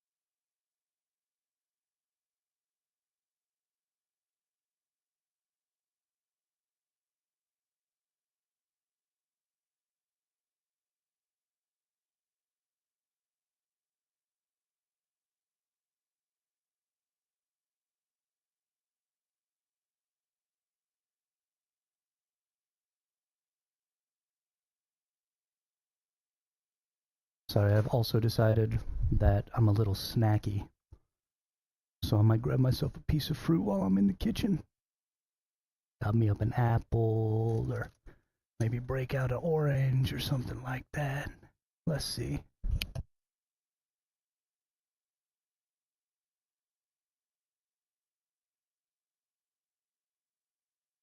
Two things that are super important that I've learned in my old age of 37 that I wish I had known when I was as young as most of you are, because my channel analytics say that most of you our 25 to early 30s is that eating right and drinking a lot of water will literally turn you into Superman. And I'm not even kidding. If you're a millennial like I am, we grew up not really understanding the value of nutrition. We had like the food pyramid and stuff that we were taught in school, but there just wasn't a lot of information out about, the addiction of sugar. So a lot of us, I think, drink a lot of soda, and I think this happened a lot to Gen X as well. And especially in the gamer community, we just put a lot of garbage in our bodies. And when you're young, it doesn't really seem to be affecting you. But I promise, when you get older, it is going to ruin your life. So drink water, have a piece of fruit, don't eat nothing but Doritos and G Fuel. That stuff is literally poison, and you will die. And we don't want that. So drink water. You should have 3 or 4 glasses of water every day, and no more than a 12-ounce soda. Because if you are a full-grown adult man, a 12-ounce soda has more than your daily recommended value of sugar in it. Which is ridiculous, and not something I would have ever assumed. So don't ever drink more than 12 ounces in a day. And I know, we've got the big gulps. If you're in the United States, you can go get you a 64-ounce soda and drink that whole thing in one day. And you'll probably feel just fine for years. I mean, I did it for decades. But, yeah, it'll kill you. So don't do that.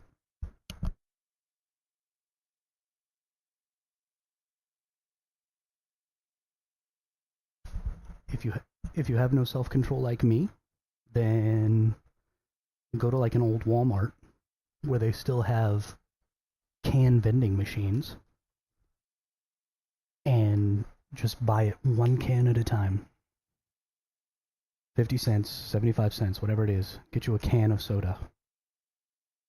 And that's all you get. Don't drink any more than that. Of course, even I don't follow that rule when I'm kicking my sugar habit, which comes back periodically.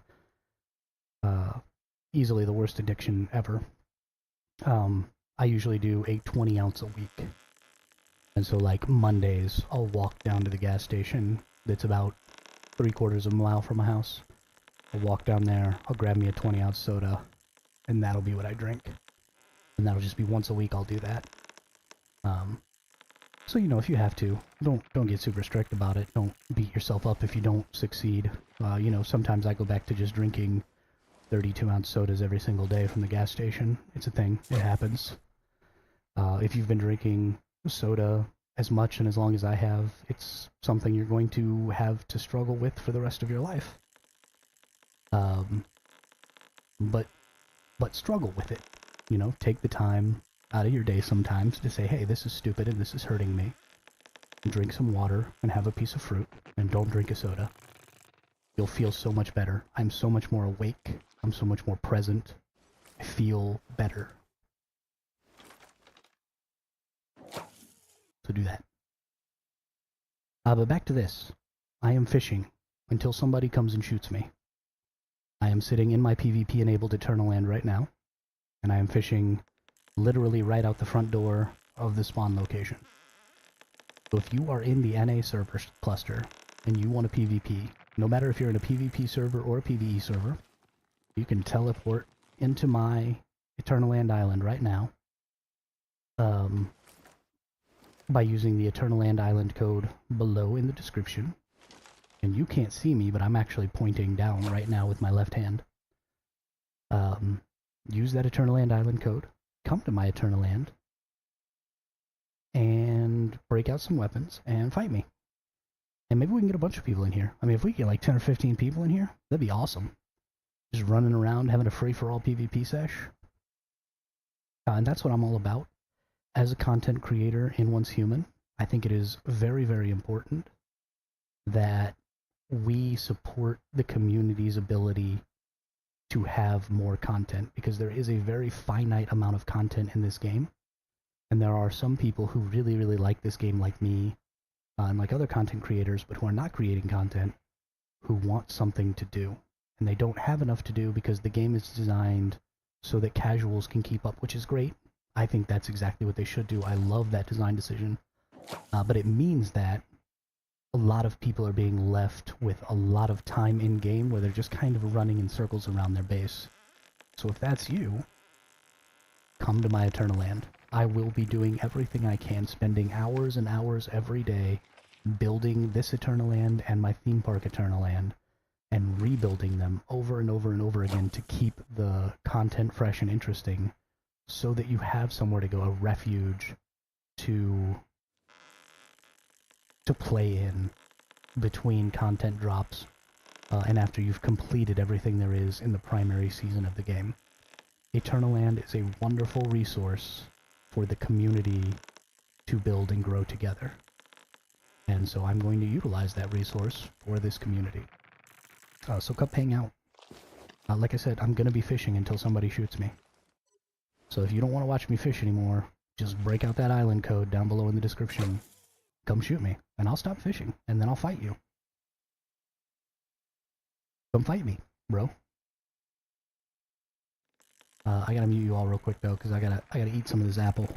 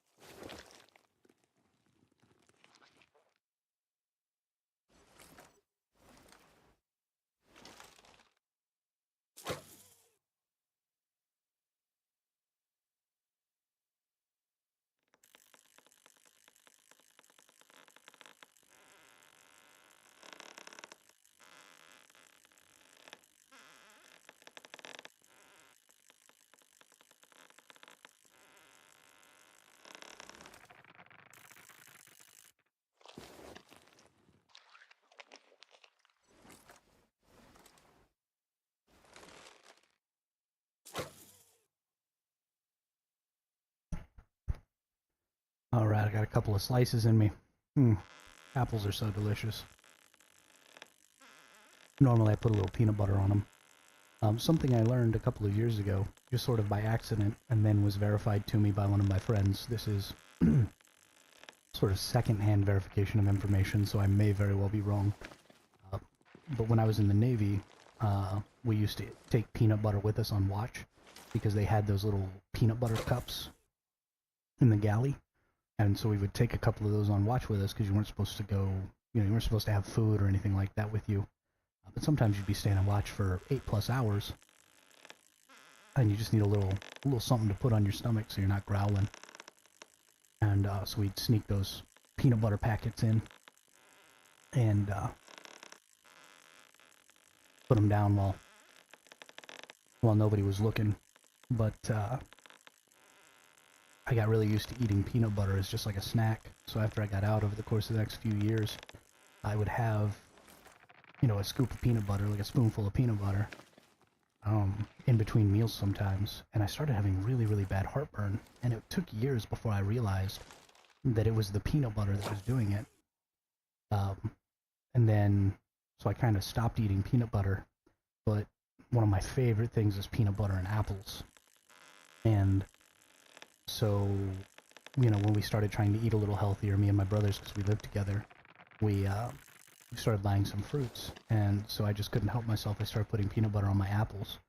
But then I realized I never got heartburn when I did that. And there's apparently an enzyme or something in apples that helps mitigate that heartburn reaction that some people get from peanut butter. So if peanut butter gives you really bad heartburn, try having some apple with it. Maybe that will help you too.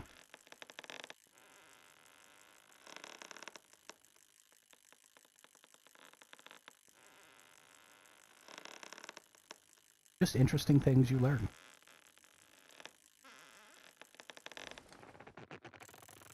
And I could be absolutely full of it. Maybe none of that is true, and it's just a placebo effect.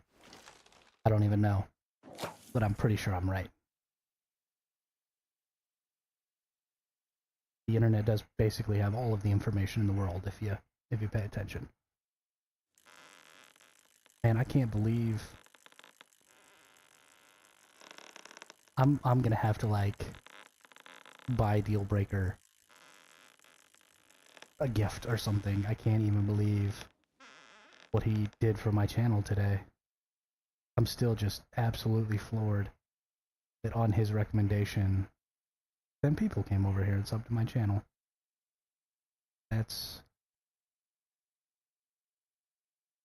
I'm absolutely flabbergasted. Oh, get him. He's over there fighting, doing his star codes. I need to do mine this week, actually, still too. I'm such a... I'm just so focused on Eternal Land. I'm not even attempting to do anything else. And I really need to. So bad.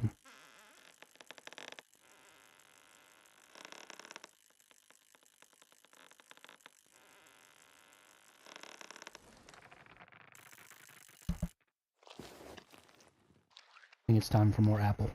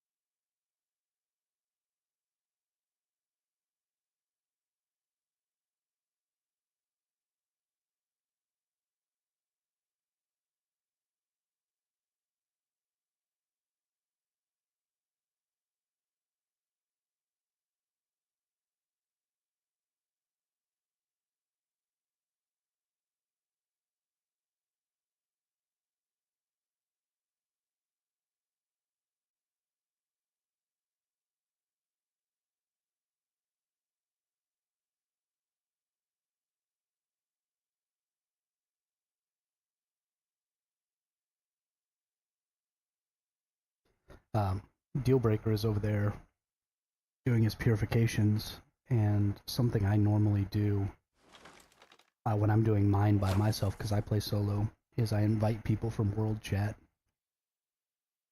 to come and join me, and then I just briefly invite them to my hive, and then when it's done, I kick them out of the hive.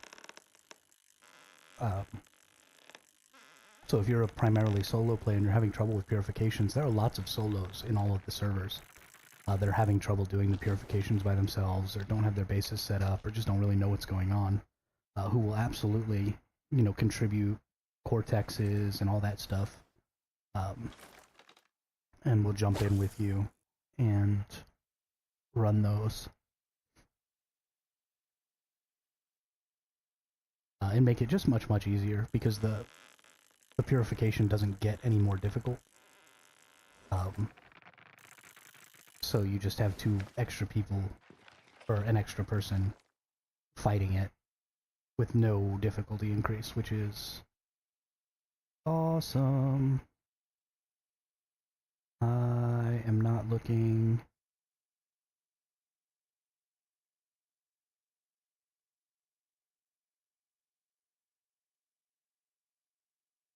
Sorry, I keep clicking things wrong. Keep messing up.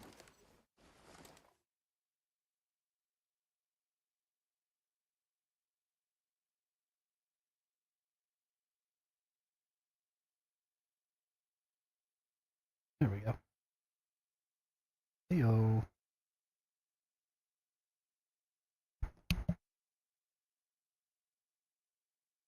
Hey, thanks Yarn Witch for the sub. Let's go check you out.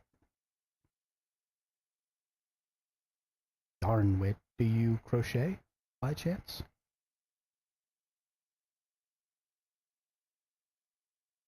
I can't believe that out of the 11 subscriptions I've gotten today, only one of them has actually appeared. And I'm really sorry to anybody that I missed. We got all these subs rolled in today, and I didn't get to thank everybody individually because I can't see them happen, so.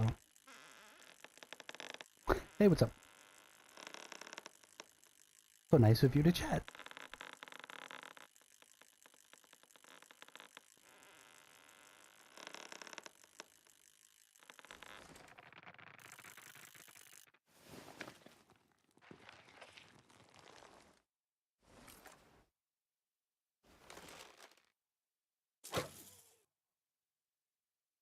A yarn dyeing business, no kidding. That is not something I would have ever considered as a business opportunity. Like, it never would have crossed my mind that I could dye yarn and sell it as a form of income.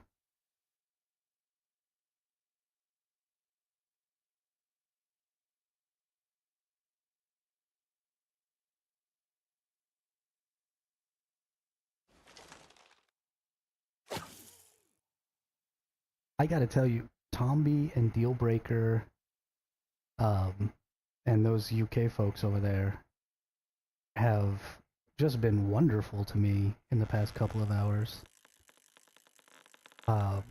Sending all kinds of people over here and shouting out my channel, and I wish that there was some way I could reciprocate that. You know, right now I can't. Maybe in the future I'll be able to. Yeah, having a form of income that is... Yes, they are super good people. I can't... Like, I'm still... It happened hours ago, and I'm... Well, maybe about an hour ago. And I'm still just floored by what happened. I was just going over there to see if I could find somebody to fight and PvP with. And now I can't even speak because I've just been flabbergasted for hours. But, I really hope that your yarn business works out, because nothing is better than being able to support yourself from a business that you run, that you own, that you don't have a boss in, you know, that you're not beholden to anybody for. That's why I'm so excited about trying to do this YouTube thing is, A, I really like playing video games, but B, you know, this is just a great opportunity to get away from somebody else being in charge of my life. I really hope that works out. What goes into having a yarn dyeing business? Like, do you make the yarn? Do you buy like raw wool, or I think it's wool that is used for yarn, right? And spin it, or do you buy pre-spun? Um,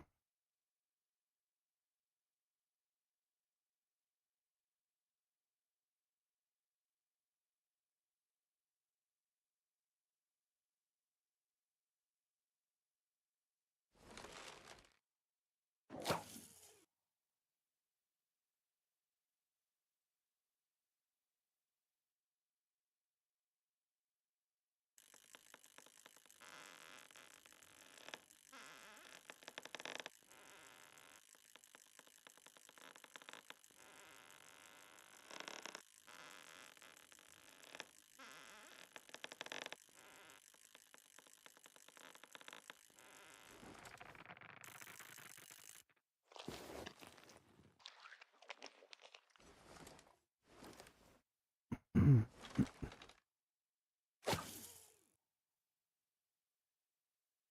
more than a feeling when I hear that old song they used to play.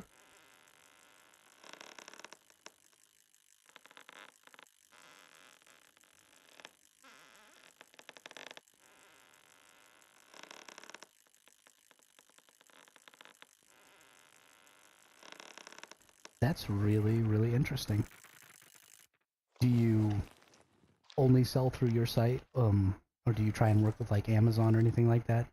One of the things that I think has been really unfortunate about Amazon taking over so much of the market share of online sales is that I feel like a lot of smaller independent retailers who are doing stuff like you, where you just have, you know, you've got the one item, you're doing this really handcrafted personal thing, but then nobody is looking for those websites necessarily to buy things, and it's really hard to overcome the SEO required to get yourself on that like first page of Google for a specific set of searches.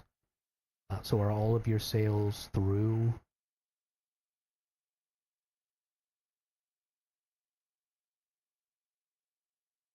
Yeah, absolutely. See, I wouldn't trust them either if I was trying to do something like that. You know, my little brother is really big into coffee. Well, he's actually one of the biggest coffee artists in our region, and or one of the best. He's gone to some tournaments and stuff and done really, really well. And he wants to start roasting, just buying beans and then going and roasting them and selling them online. Pretty much kind of the same deal that you've got going on with the yarn.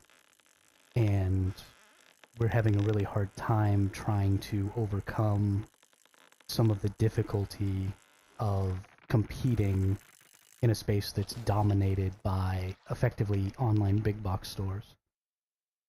Uh, and I think your solution is kind of the solution that we're going to be following too, is trying to use his local connections to sell in local shops, and then maybe attaching something, um, you know, a business card or something that would then direct to the website, and try and bring people into the website that way, and then use word of mouth. Right, exactly. Um, so it's interesting to see how that same business model seems to find its way into a lot of different things. Um, and now that I think about it, you know, I can think of, you know, maybe a dozen other things that would follow the same, you know, buy a material, affect that material in some way, sell that material, and then, you know, just using your knowledge of, you know, the dyeing process or the roasting process or any number of other small processes like that to affect a profit, and to provide something really, really unique. Um, that's really, really cool. just knowing that somebody else is out there doing something similar in a totally different space really opens up the concept of that whole process. It's really awesome. Makes you think about it in a whole new way.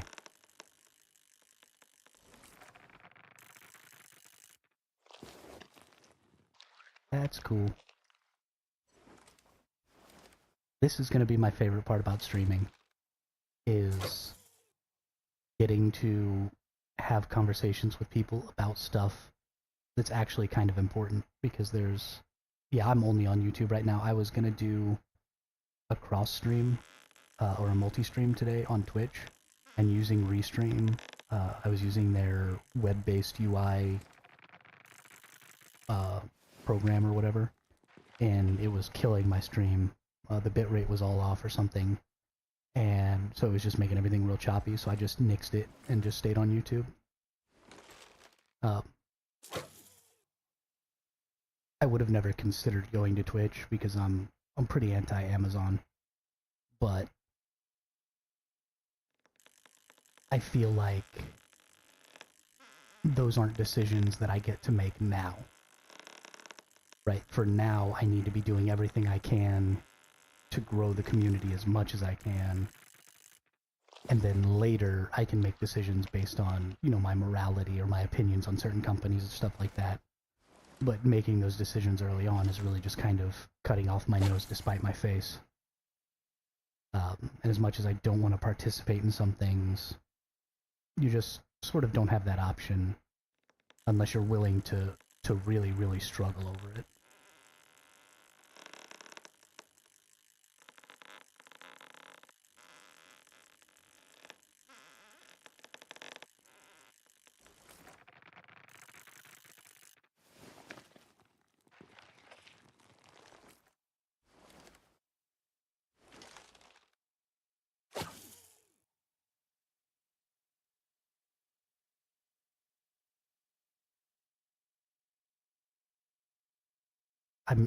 I'm not a fan of how quickly the idea of success compromised my beliefs, though.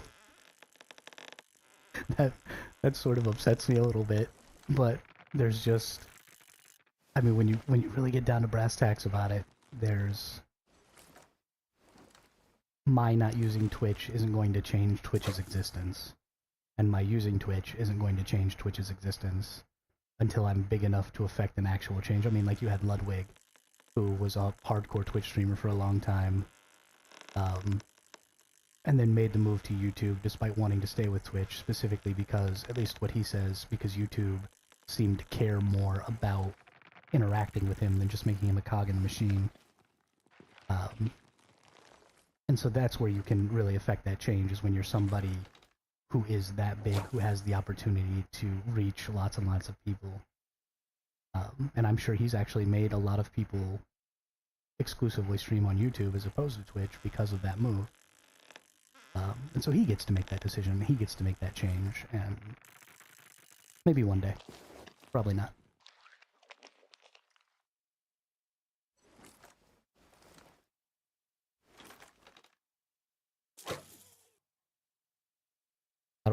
I don't even know if I want the responsibility of being that big of a streamer. That must be really overwhelming.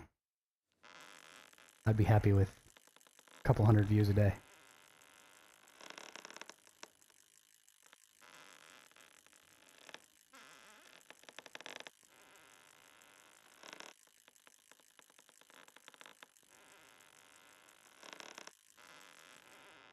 Do you also play Once Human, or... I mean, it would be weird for you to... But maybe if you know, like if you know Tombi or something like that, then it wouldn't be so odd for you to be on.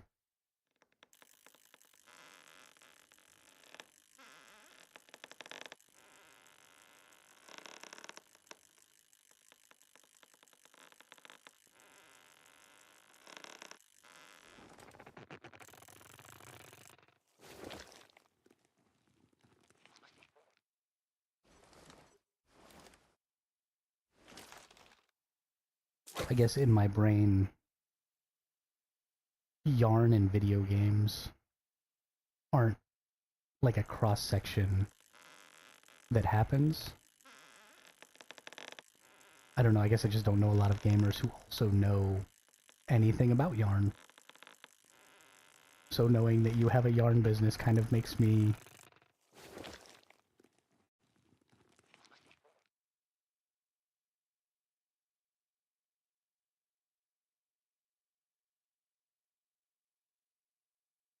A love channel?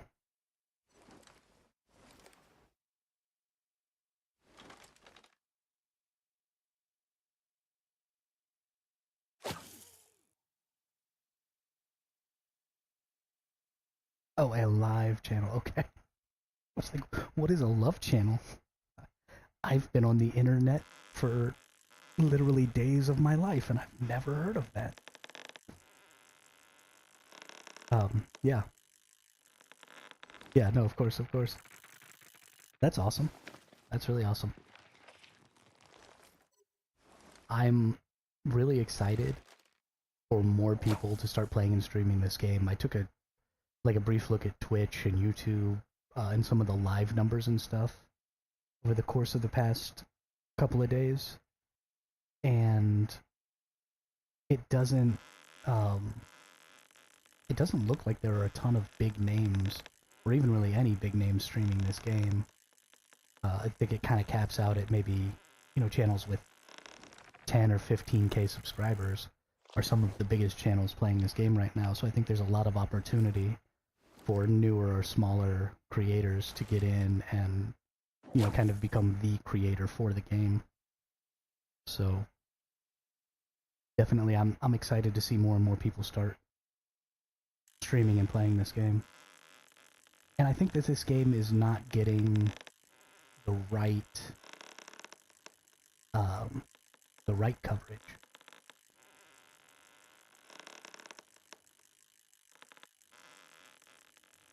What was your channel planning on being about then?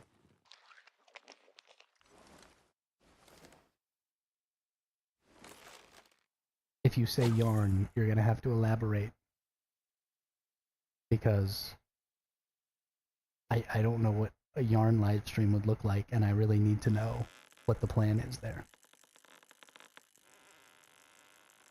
I guess it could kind of be like the pottery ones, where they like make pottery and stuff. You could like make something. But that's as far as my... Yeah, okay. Yeah, that's as far as my brain goes, is like the very basics, because, I mean, like my grandmother crocheted, and she used to make us blankets and lots of cool stuff like that, but I... Oh, okay, games, okay. Oh, so you're gonna have 2 channels. That's, that is a bold decision. That is a very bold decision.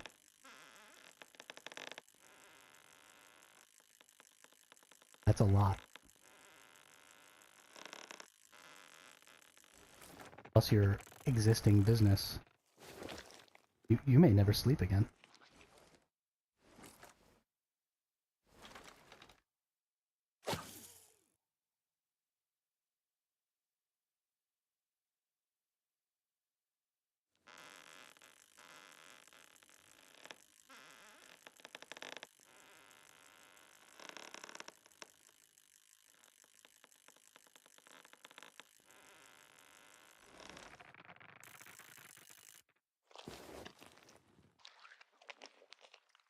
Yeah, I mean, absolutely. If you did live gaming and then also had long form yarn crafting content on the same channel.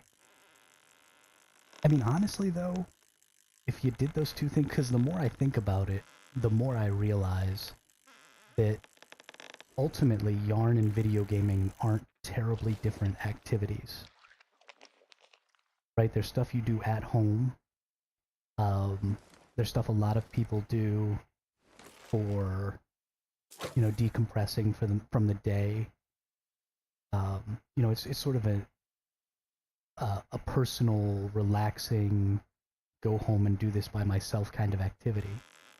So the more I think about it, the more there might be a fairly large cross-section of gamers who also crochet or knit or stuff like that. So you might be able to put those two things on the same channel and find yourself in a really, really specific niche.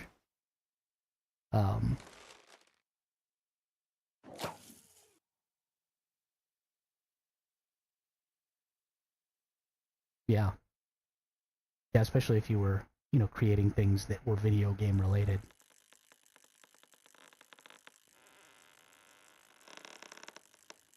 I don't know. I imagine you probably have your finger on the pulse better of the yarn/video game community than I do, so I'm sure your decision is the better option, but...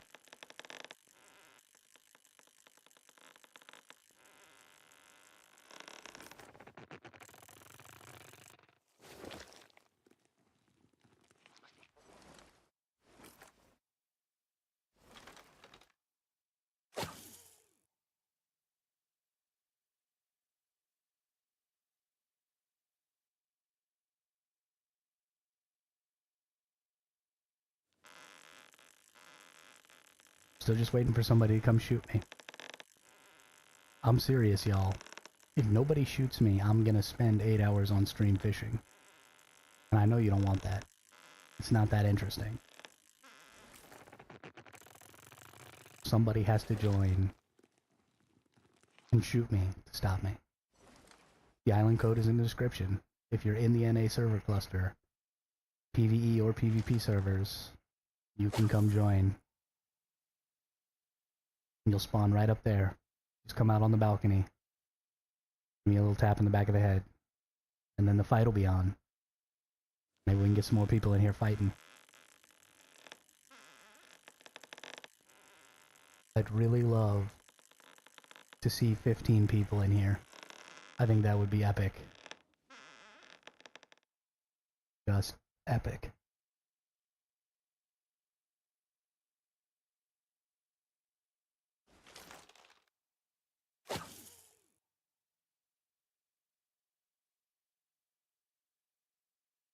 It is finally about 8 a.m. Pacific time.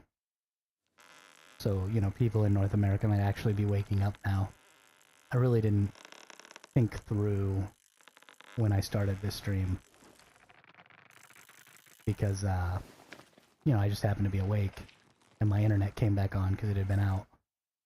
I was so excited about the idea that I just jumped on and did it. Basically everybody else in North America was sleeping. But whatever, that's fine. I'm down for it. I'm into it. Gave me time to catch some fish for the tournament.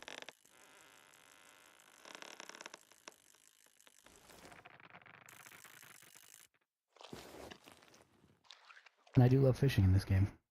It is a lot of fun.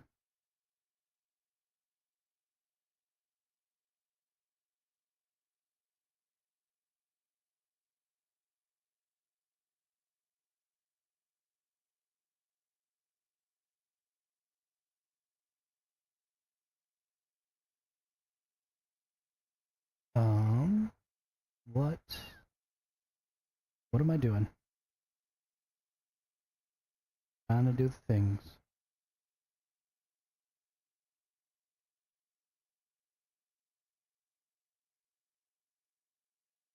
Womp womp.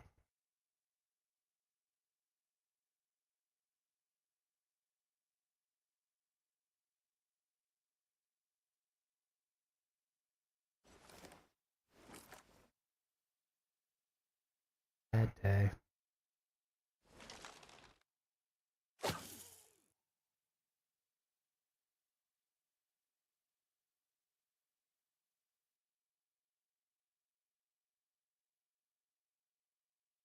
Oh. Deal breaker got off. Porque why?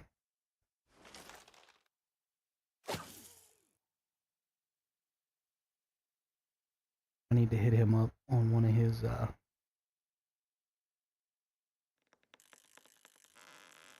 videos or something. Get his Discord.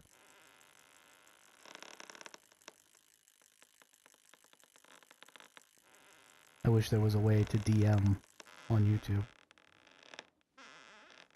Or maybe there is and I just don't know.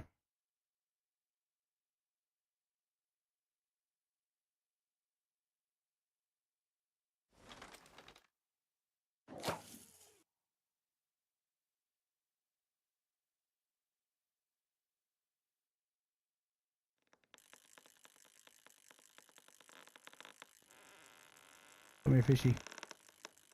I'm gonna catch you, fishy. You are gonna be my fishy. Haha, I caught you, fishy.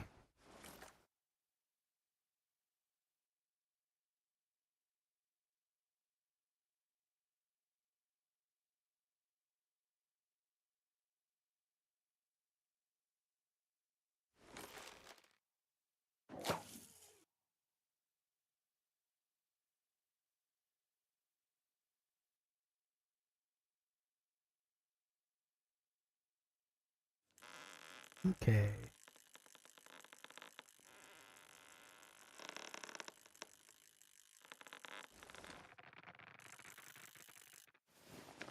Moving right along.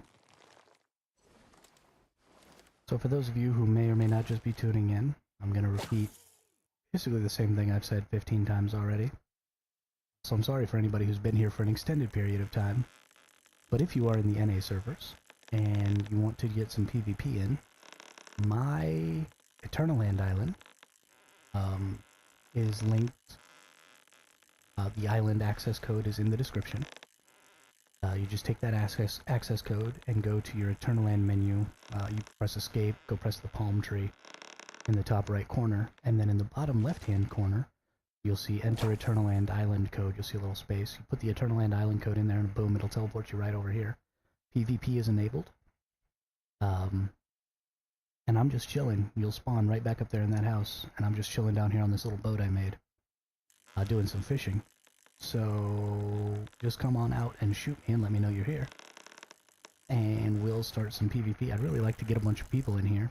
I'd like to test just how many people Eternal Land can handle. So if we got, 15, 20 people in here, just to sort of press that limit. Maybe there's a cap on how many people can even join, or maybe there's a cap on how full it can get before it just gets super laggy. Hopefully there's a cap on how many people can join at all, because I'd hate to see it get super bad and laggy. But, yeah. And then, of course, also in the description below is the theme park island I've been working on, as well as the tournament Discord that I've started, because we're going to be hosting tournaments every Saturday. So if you'd like to join in on those, just go to that Discord link or go to the theme park island and use that island code there to go to the theme park. There's a roller coaster and a big motorcycle jump and all kinds of fun stuff. Yeah. Just see what's going on.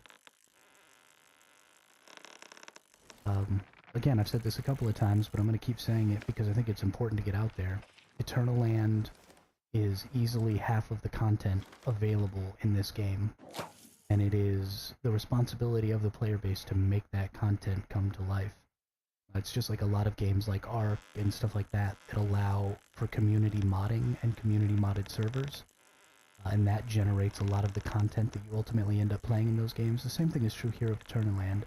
It's about building biomes and interesting places and structures for people to do different activities, and the game is very, very sandboxy outside of the seasonal play.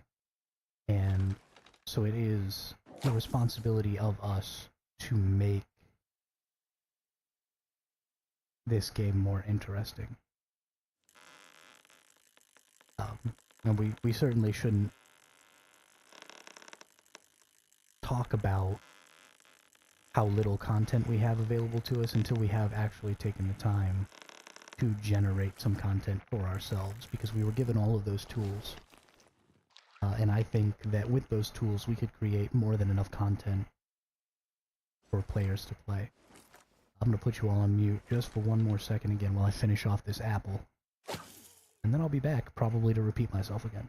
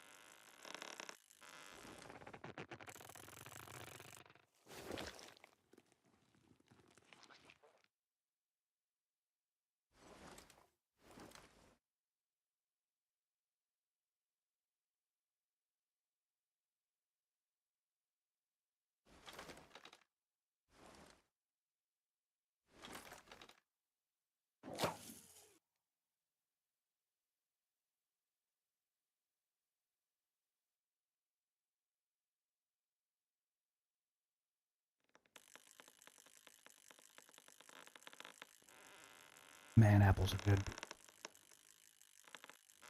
So delicious.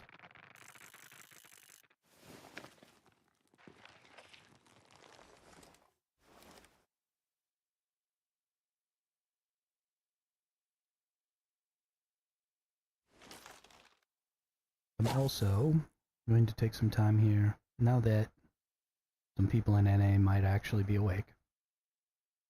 Let's go see if any NA streamers are up. See if we can't get them to come PvP.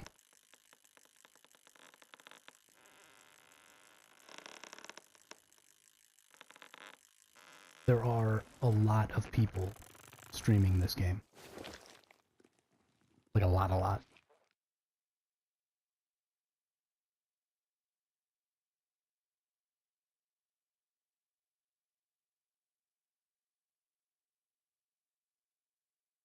There aren't, well, it's a lot of new streamers, a lot of small streamers, which I think is really great. And gives an opportunity for us to support each other.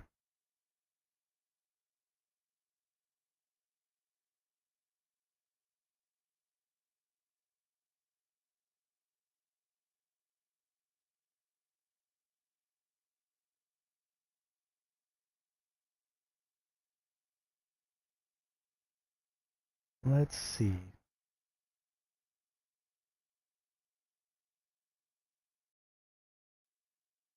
Gotta keep fishing while we do it.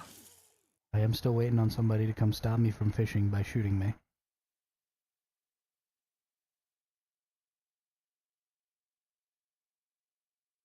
Let's see here.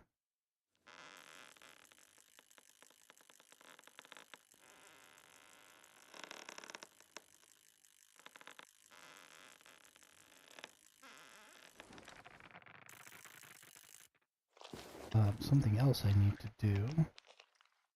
I want to go check out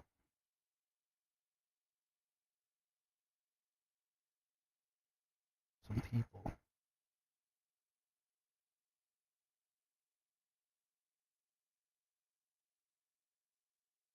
Oop.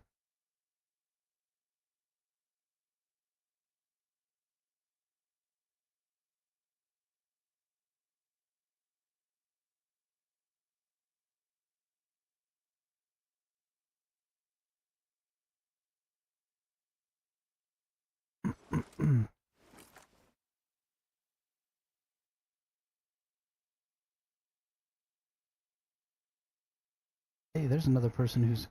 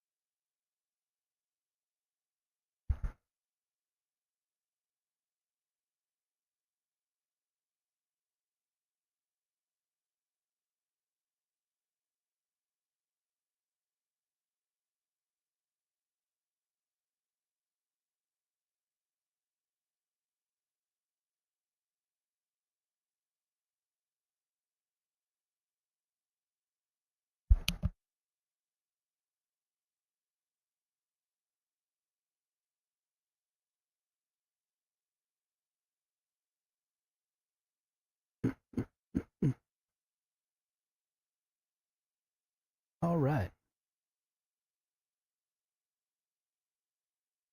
So something else that I think is really important to talk about this game is some of the misconceptions that I think people are having about um, how. Oh yeah, no, don't worry about it. I I get sidetracked pretty easily, so it's no big deal.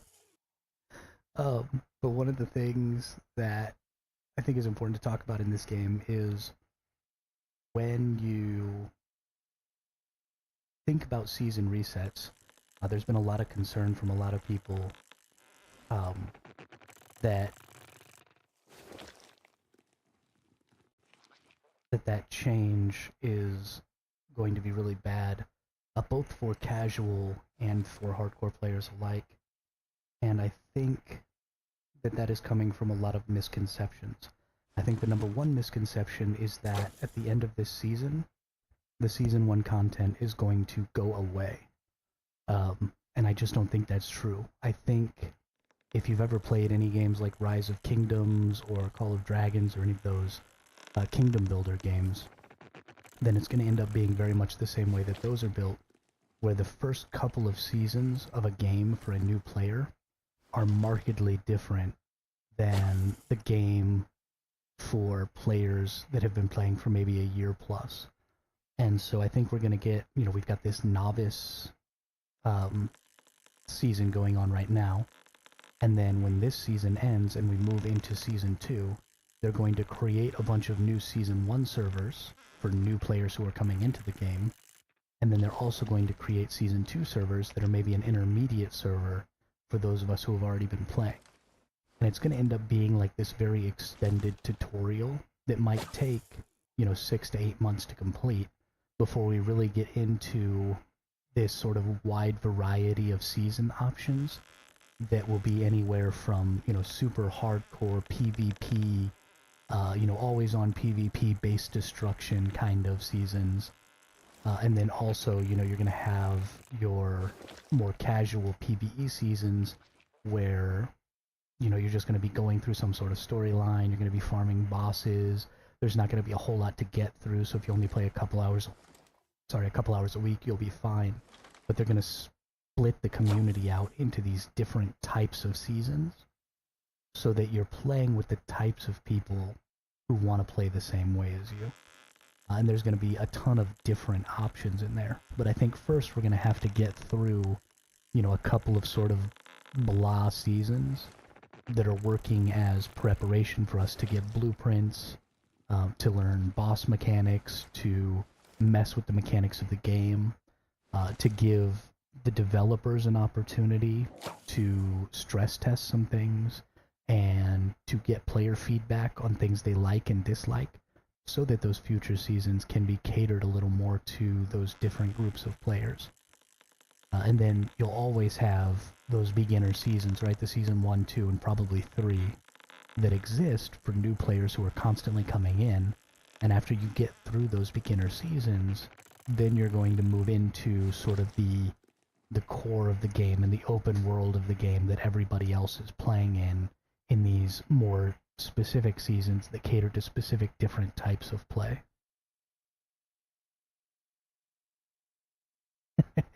Well, and see, that's the thing, is I think you are going to be able to play even if you have a job that gets in the way. Because honestly, if you could play 10 hours a week over the course of this first 6 weeks, you would be able to complete all of the main content. And so, if you had 3 or 4 hours a day on the weekend, and then 1 or 2 hours a day for a couple of other days, you could easily get through all of the content available in this game as of right now. And so I think we're being done a disservice by some of the content creators out there, because they're putting out these, how to be OP, how to make the best build, how to do a bajillion damage. None of those things matter. I just sort of threw the build that I'm running together. I didn't look at any YouTube videos before playing this game. I never played in the beta test or anything like that. I came totally blind into this game. And absolutely, I've put in a ton of hours. but just, you know, the first sniper rifle blueprint that I got was the one that I'm using. The first light machine gun blueprint that I got is the one I'm using. The first shotgun blueprint I got is the one that I'm using. Right, I'm using all purples. I don't have any legendary. I mean, I have legendaries, but I'm not using any of them. You know, I still have 50-something controllers in my inventory, so I haven't farmed really hard. And I beat all of the pro mode content. I wasn't number 1 in damage, but I was number 2 or 3 in damage for all of my runs through all of the pro mode content. So, you know, a lot of my time has been spent running around, exploring, building, you know, coming to Eternal Land and doing stuff like that.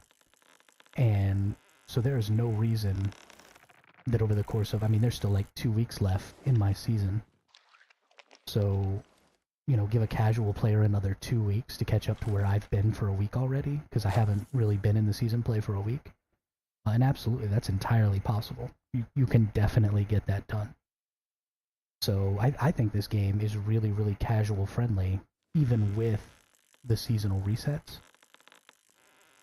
because of the way the content is rolled out. That pacing is really good. So I think, I mean, this is 100% the best video game I've ever played. I've played a lot of video games, but this is easily number 1 on my list now, without question.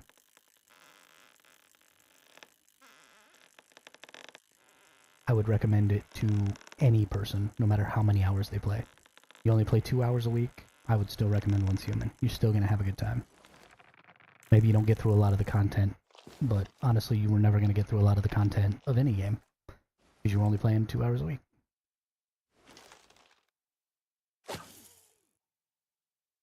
You know, you focus those 2 hours on leveling, and then you come to Eternal Land content.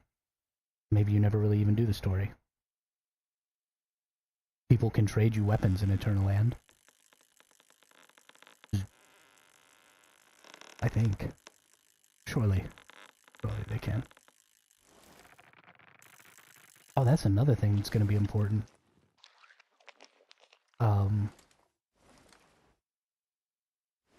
You know, we've been talking about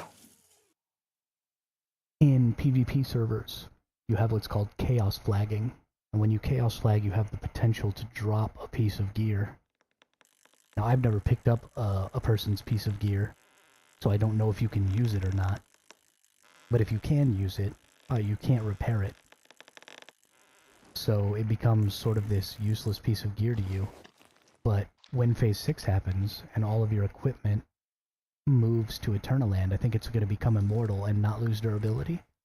So I bet you if you save a little durability of those pieces and bring them to Eternal Land, you could probably use them in Eternal Land. And have, you know, fully calibrated pieces that you stole from somebody else that you use for PvP here. I bet you that's a thing. I also bet that they add some additional PvE content to Eternal Land. Things like your cortexes. Now, you can't build the purifier in Eternal Land, but your cortexes are in your inventory. Right, I've got, in my inventory right now, I've got my cortexes from the main game. I can find them. Oh, there they were. So I've got my cortexes, so I can't build... normally you have, under your functional facilities, you have that cortex thing. And I can't build that, so you wouldn't be able to do purifications in here. But I really feel like they should open that up and allow that, even if you don't get Starcrum for it, being able to do some sort of PvE tower defense kind of a thing, where there was maybe a structure specific to Eternal Land that you could build in here, something you could buy with that Astrolite or something like that that would cause, you know, waves of enemies to spawn in or something, just to give some PvP content, or PvE content to Eternal Land, I think would be super duper cool. There's so much to do here. So much to do for the devs with making Eternal Land just a really great place. So much content is going to get done here. So many things are going to get made. also excited to see some more creators start moving into Eternal Land after their seasons start to die off a little bit and end.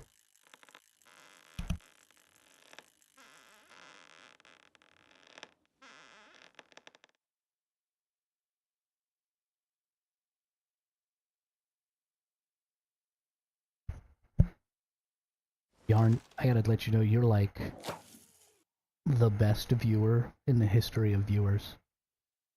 Just writing stuff in the comments all the time, giving me something to play off. So good. I think you might be my new favorite person.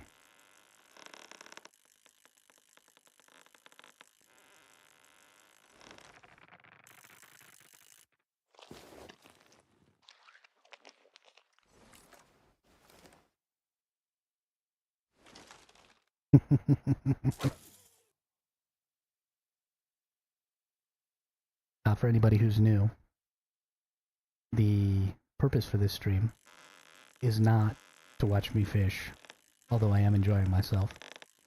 But if you want a PvP and you're in the NA server cluster, you can absolutely use the island invite code down below, and that'll bring you to this island that I've started to build up. I've built an underground labyrinth over there in the cave. I built a big forest that you can't see because it's not rendered right now over there with some buildings in it. I threw a couple of houses here around this island. I've got a couple of houses up there. I've got a big lighthouse. Just lots of stuff that I've been working on and that I'll continue to work on for us to, PvP on, around, inside. Give us some dynamic cover and stuff like that. No, I've been streaming for maybe 2 weeks now.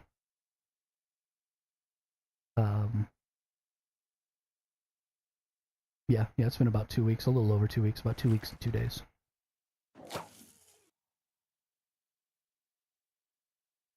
A lot of it has been me building. I didn't start streaming until we were already a couple of phases into the game, and I was already level 50.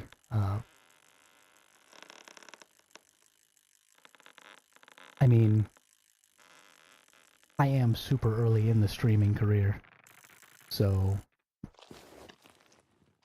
somebody might have said brand new or something like that. Brand new would sound a lot like first time. This is certainly the most active stream I've ever had by a huge margin. Like, huge margin.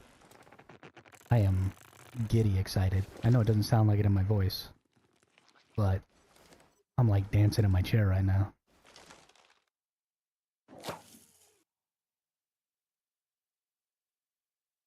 I have to give old Dealbreaker a big old sloppy kiss.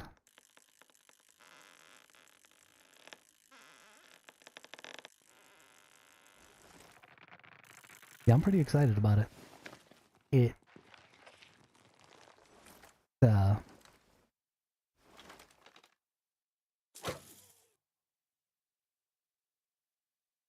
definitely seems like a viable option for my future.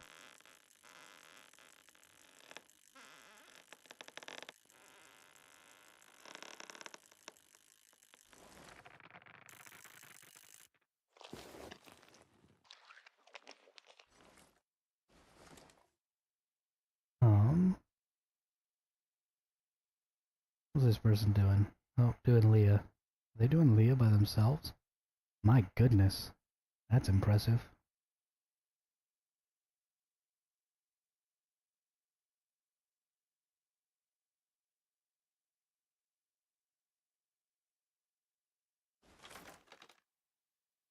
Getting on that hard farm.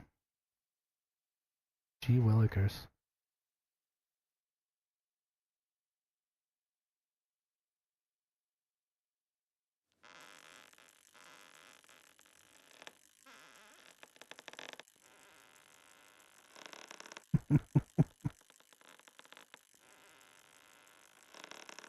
Here, fishy. Why you run away?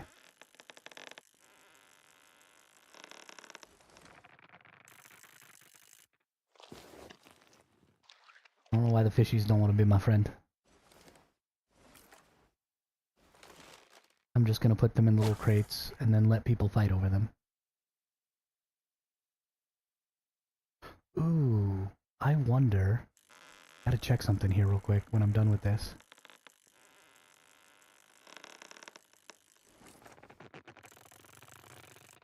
Might have an idea. Instead of putting them in crates, because that seems cruel, can I put them in fish tanks? If I put them in fish tanks,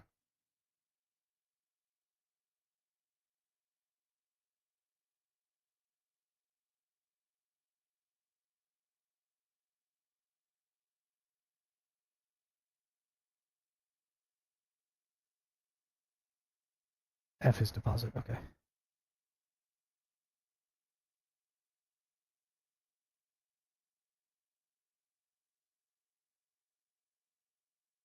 Can I deposit more than one?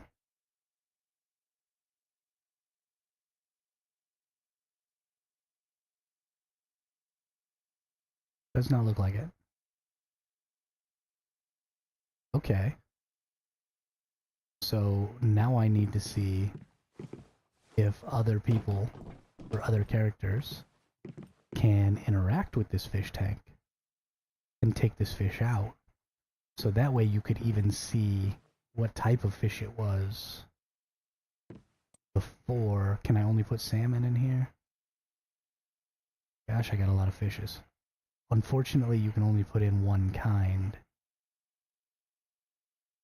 But if they look different, which I'm hoping they do,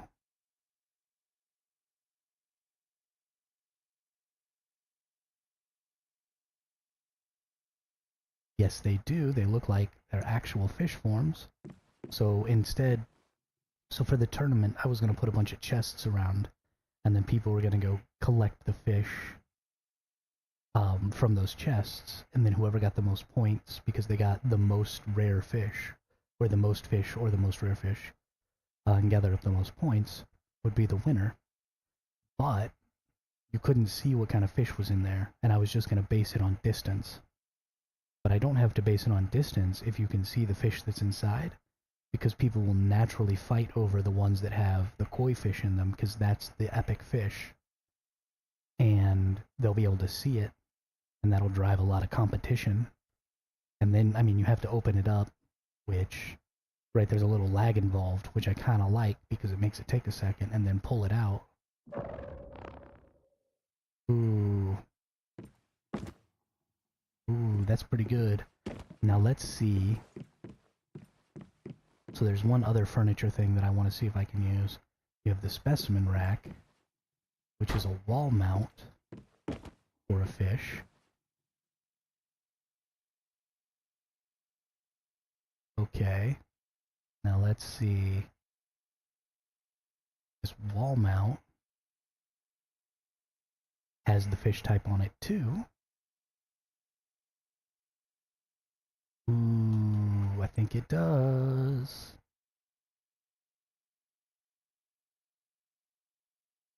This is so much better than what I had in mind. I'm so happy.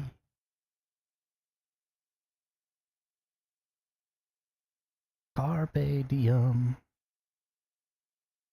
Yep. Okay. So this is definitely how we're doing it. We are going to put the fish on these racks. I'm going to switch to a different character real quick. Exit game. In for a different character.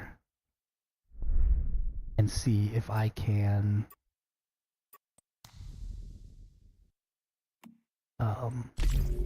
pull the fish off of there.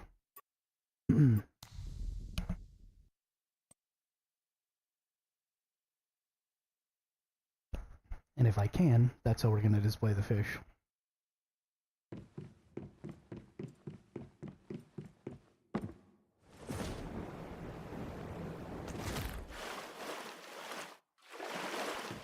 Woohoo! Okay, I can. Oh, okay, the reason it was having lag was because I have so many fish. That's hilarious. So most people won't actually have that problem. Interesting.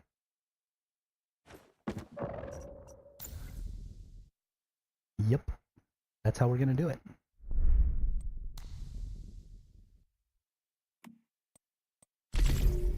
It's way better, being able to see them like that. Yeah, his name is V. So when you beat the very, very beginning tutorial of the game, V is a deviation that was created by Mitsuko. Mitsuko is the like mystical character of this game that she actually made you this Eternal Land, and she's here in this Eternal Land. I'll go show her to you. But she created all the deviations, those little creatures that live in your backpack. She created them, and some of them went crazy, and I think they're the bosses that you end up fighting in the game. I mostly skipped through all of the storyline because I'm not really a big storyline person. But she created Mitsuko, or she created V, and this is her. She created this island for you as a place for you to come to escape.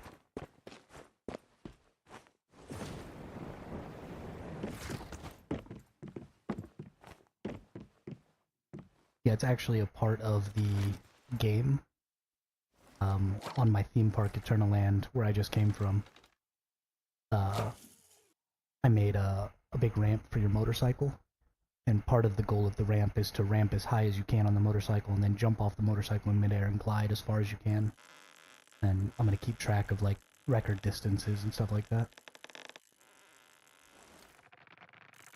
At least that's the plan. Only one other person has ever gone and looked at it before, so maybe that plan never comes to fruition.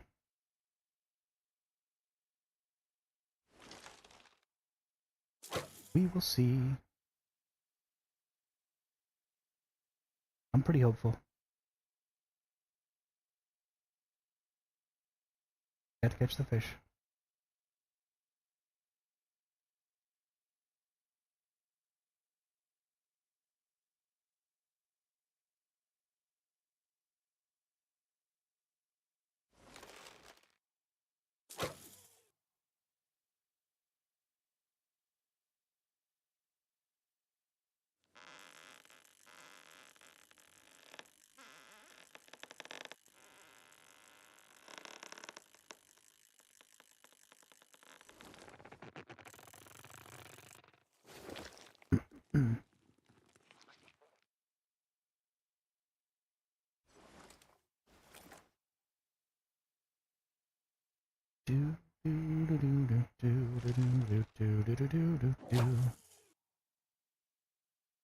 Soon may the wellerman come to bring us sugar and tea and rum.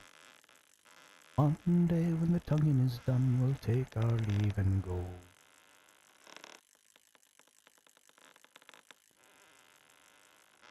Fishing always makes me think of sea shanties.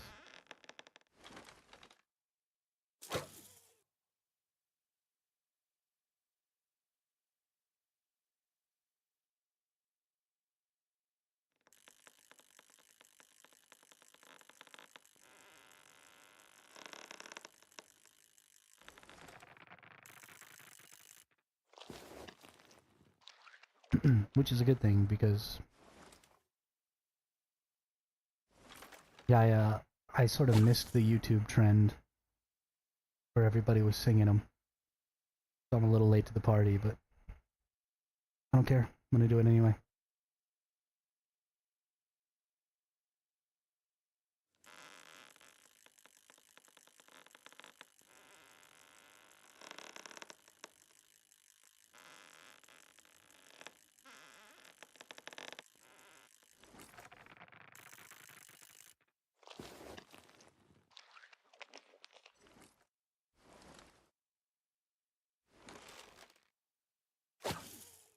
let's go harass some people.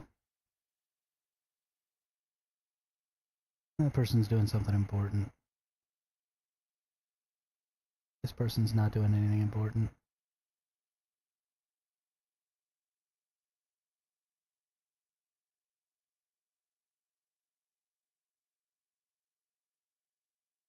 Oh, maybe they are. Yarg.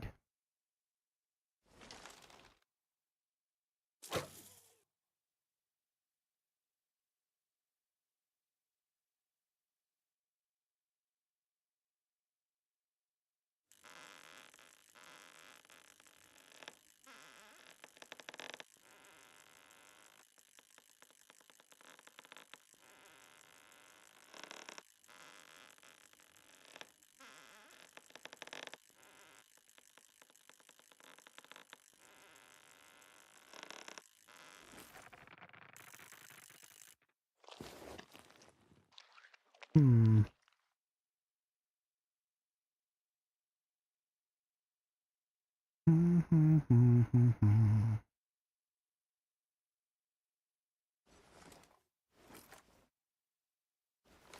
Yeah. Yeah. Oh yeah. What condition my condition was in.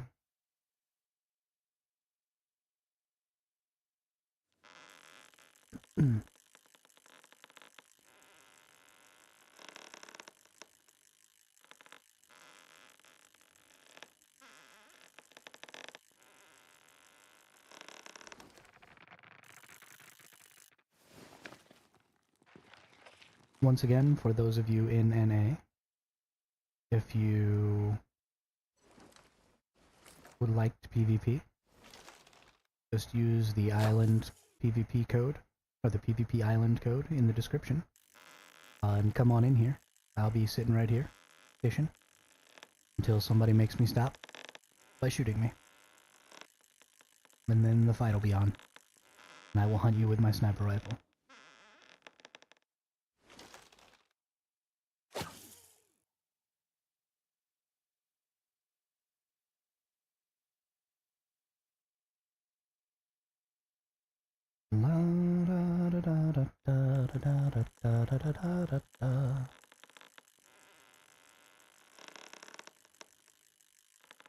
If there are any other NA content creators who happen by, feel free to not worry about directing your viewers here to get the island code.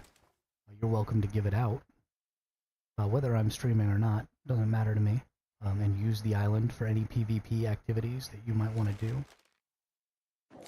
I don't really care. I'm making it specifically so that anybody and everybody in the community can use it for anything and everything they want. So the island code is there, and the island will be open 24/7 except during tournament times.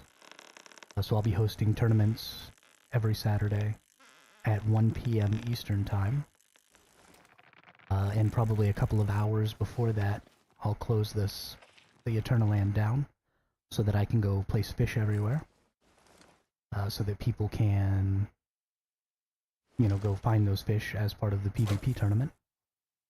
And then at 1 o'clock we'll start doing item checks, or inventory checks, just to make sure nobody's bringing fish in with them. And then we'll get started about 1:30. The tournament will last about 20 minutes, and then we'll do the fish count, or the point count, which will probably take about 10 minutes. And then at about 2 o'clock Eastern Time, the server should be back up for everybody to use. So for about 3 hours every Saturday, the server will be locked down, so that only people participating in the tournament will be able to join it. But other than that, it'll always be open for anything and anybody. The same is true of the theme park, Eternal Land. So if you want to go ride the roller coaster, or do the motorcycle jump, or any of the other rides that I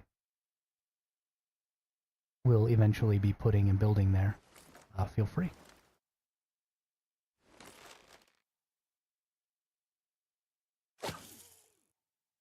I will also be really excited to see what it's like with lots of people in here.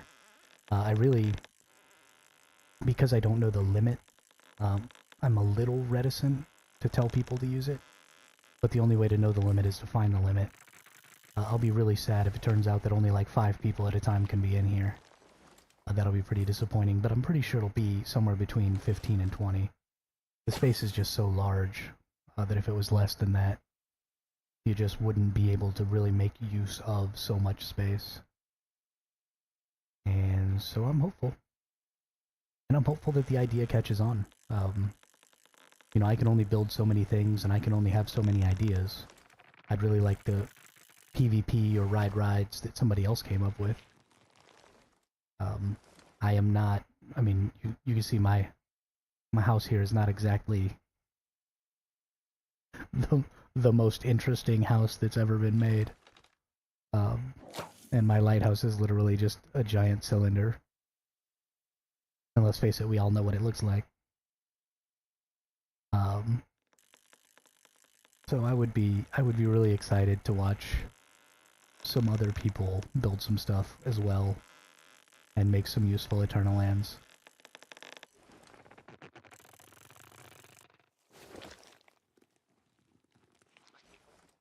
The potential for community collaboration in this game is just super huge.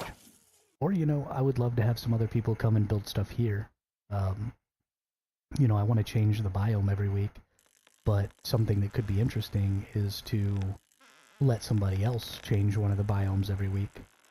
So, you know, I'll get started and I'll build something in here, but then once a week, you know, maybe I can find some YouTubers or something who primarily build in the game, or maybe go find some Minecraft YouTubers or something like that, who have maybe started playing this game in their off time or something, I don't know, and see what they can come up with, and give them free reign of a biome, and just let them tear everything down and build their own. Could be super interesting. And then we can put up a bunch of signage, like this was made by so-and-so, put their YouTube channel or something on the signage.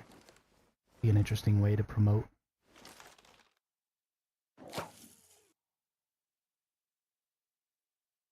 I don't know.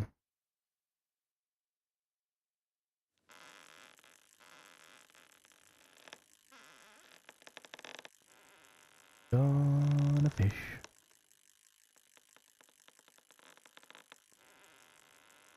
Here, fishy, fishy, fishy, fishy, fishy.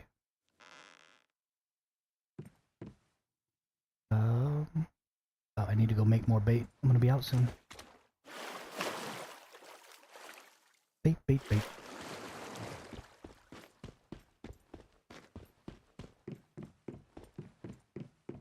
Pardon me, Reptivia. If you please, Reptivia. Posing problems that would cross a rabbi's eye. Why?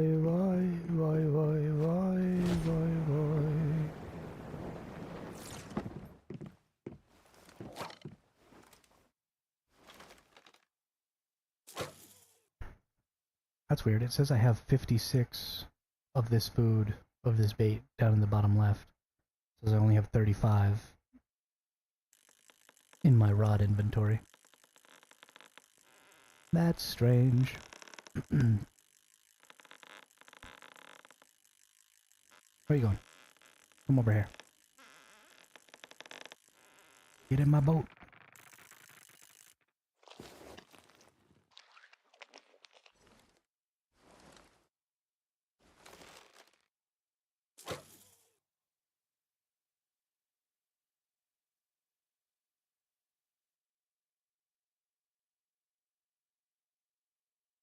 Oh.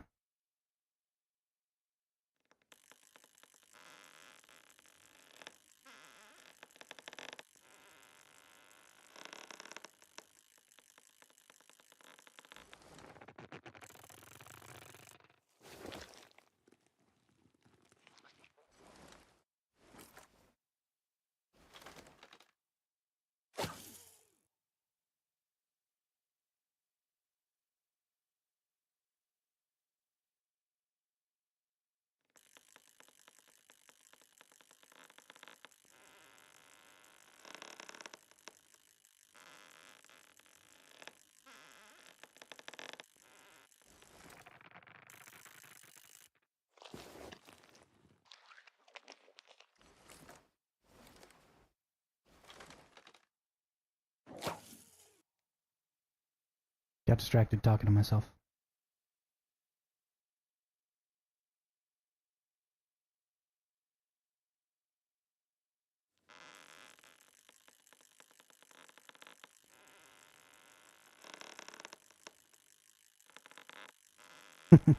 Thank you. I thought, when I first started, I thought that maybe I would try and stop myself from doing it.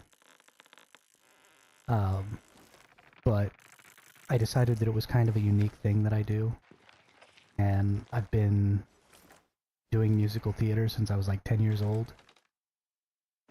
And so it's just such an integral part of my daily activity and my thought process. And, you know, everything sort of reminds me of a song.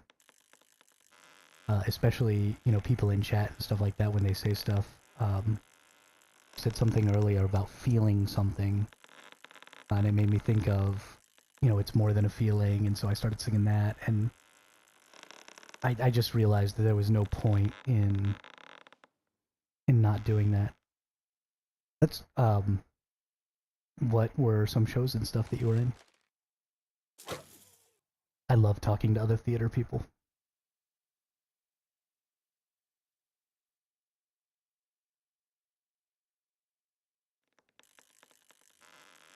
We're a whole different kind of folks.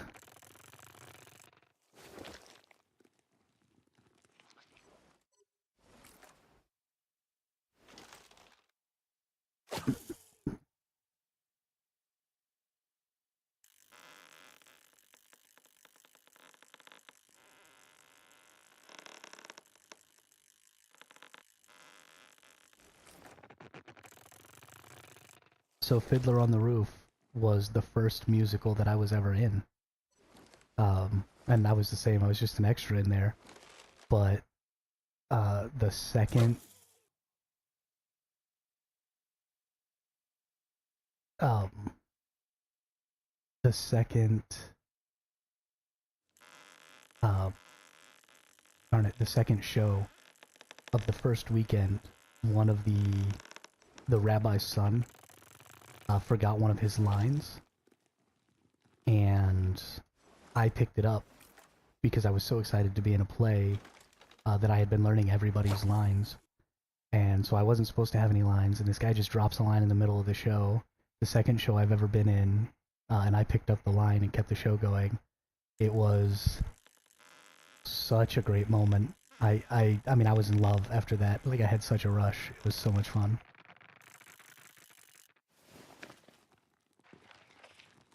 We've had, you know, we're a really small community theater from my hometown. There's only like 25,000 people in my hometown. And so it's just a really small community theater, so stuff like that happens all the time.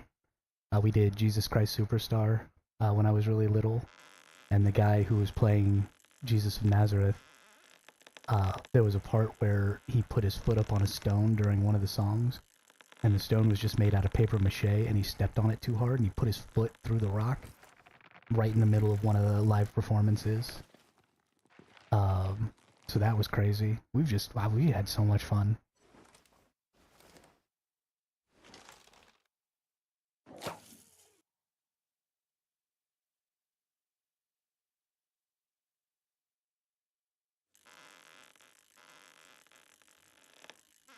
We had, I wasn't in this show, but they did Big, and during one of the scenes in Big, the couch that they built for his apartment broke in half. Yeah, me too. It has actually been a really long time since I've been in a show. I think like 6 or 7 years now.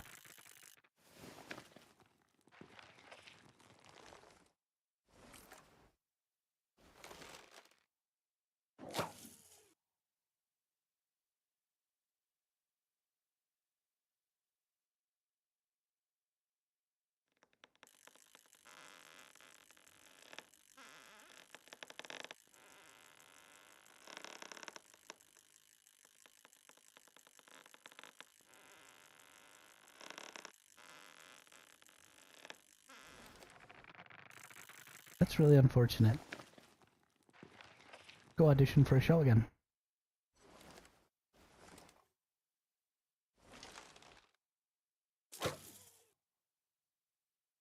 course, I guess if you're going to try and start 3 businesses all at the same time, you're not going to have any time.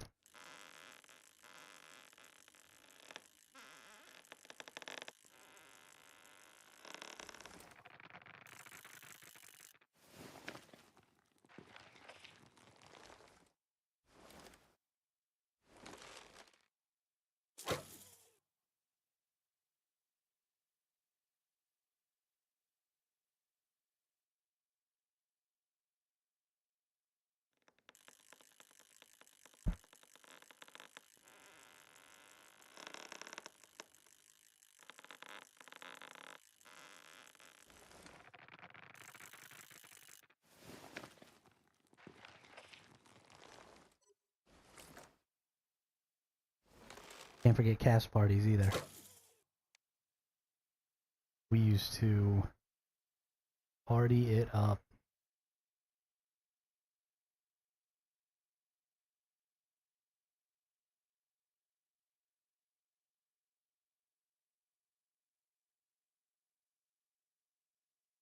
Yeah, I understand that. I unfortunately am deathly allergic to every furred creature on Earth.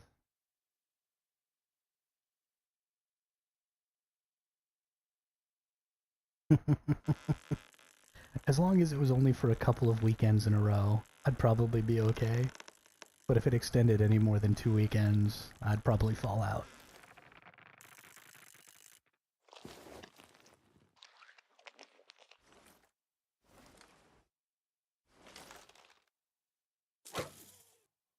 There were always some real old people in our community theater that could keep up way beyond. I mean, like my mom. Hey, Razor, what's up, dude? I'm glad to see you.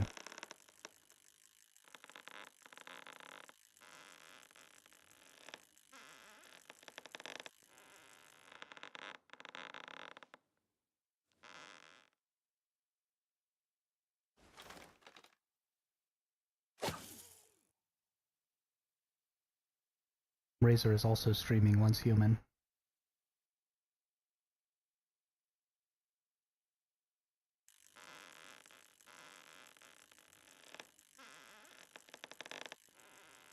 Gotta be on that grind, man.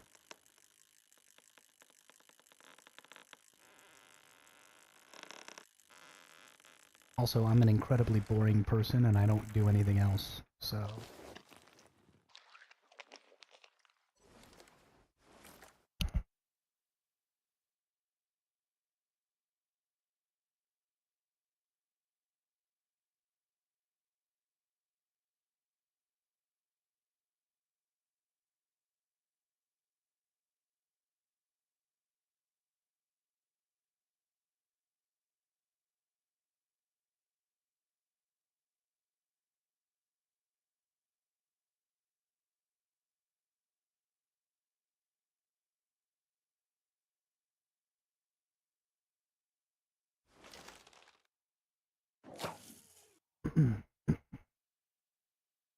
I only stream for like 6 to 8 hours a day.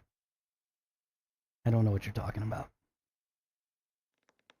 I just happen to stream during the only free hours of your day.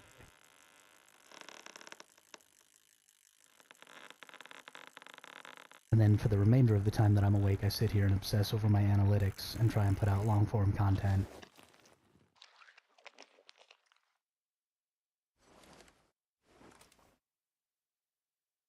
I normally have like 8 tabs open on my web browser. I have analytics for different videos and stuff that I try and keep track of. And then I just sit there refreshing them over and over and over again to see if I need to change their thumbnails or do anything like that, because I'm a psycho. Because I have a ridiculously obsessive personality.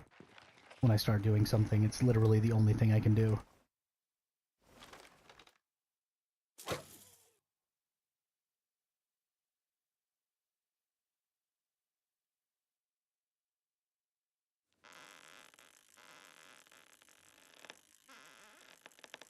On the bright side, I am probably going to lose some weight, because when I get super into something like this, I start forgetting to eat. So I'll probably only have like 2 meals a day. Lose a little weight that way.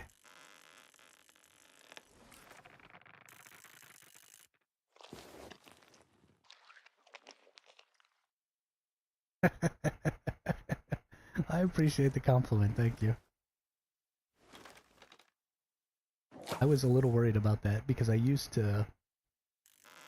My speaking personality is a little different now than it used to be.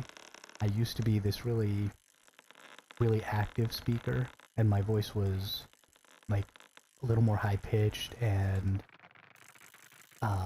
like exuberant when I talked. And as I've gotten older, and as I've started using the internet as a primary form of communication, because I've always had a microphone close to my mouth, I've started to talk much more quietly and in a much lower tone when I'm online. So I was a little worried that that wouldn't translate well, and that I would be too quiet, but it seems to be working out okay, so...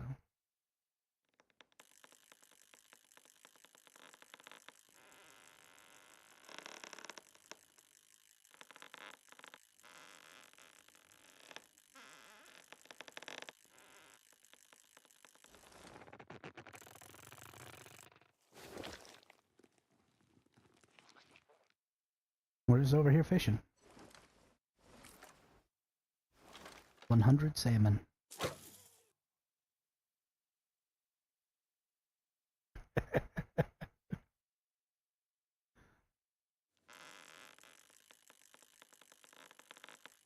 I do try. Thank you.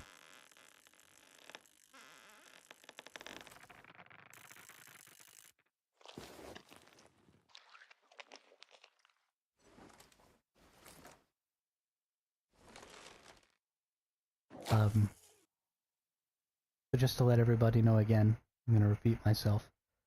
The purpose of this video is not just for me to fish, but for maybe some live PvP to happen. So if you're on the NA server cluster, and you're looking to get some PvP in, my PvP island code is in the description.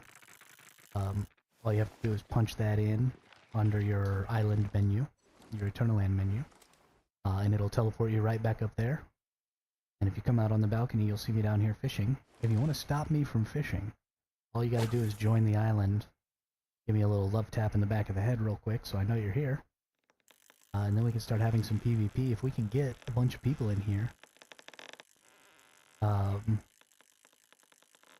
then we can sort of stress test what Eternal Land can handle, how many people it can handle. And that'll help us really drill down on the needs of all of our future PvP tournaments, and what we're going to need to do to the island, and how many people we can have, so how many brackets we're going to need to have, and stuff like that. As our tournament play grows, we're going to want to make sure and accommodate as many people as we possibly can. Maybe making our tournaments take like all weekend would be really, really fun.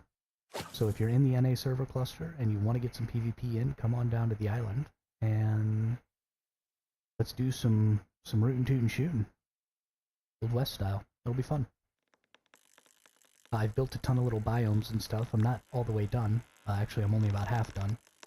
I got a lot more building to do, but I wanted to take a little break from building today, and see about some PvP. So, please come in here. Please shoot me. It'll be fun. I promise.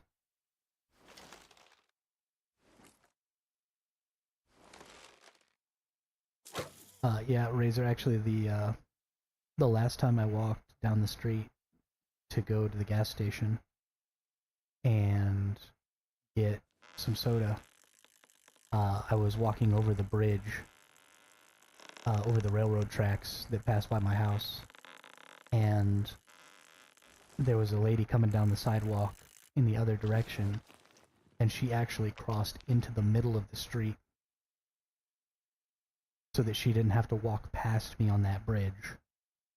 Because I see myself in the mirror. I look like a terrifying person. mean, seriously, I, I look scary. Uh, and so I don't, I don't hold it against her. I would have turned the other way too. Some random guy you don't know, some big, bushy looking, I look like I haven't shaved in weeks because, I haven't shaved in months. And so she just, I mean, she decided that she would rather fight traffic than have to walk past me. It was also pretty early in the morning. It was like 7 a.m. So there weren't a ton of other people around. But it was pretty funny. Gave me a good chuckle.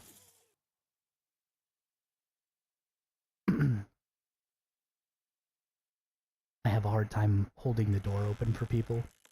Sometimes when I hold the door open, they uh, they like don't want to go through it while I'm holding it, and so they kind of stand behind me and wait. And so I have to, like, if I'm gonna hold the door open for somebody, I have to almost hold it open as if I'm an usher at a theater or something, where I kind of stand off to the side and hold it off to my side, so that people will go through it. It's pretty funny.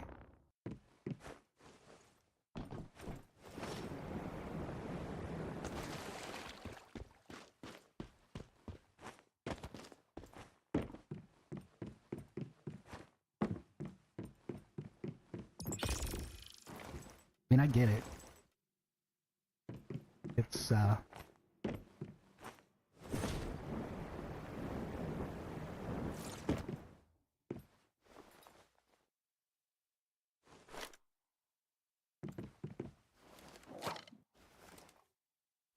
you stream it all yesterday?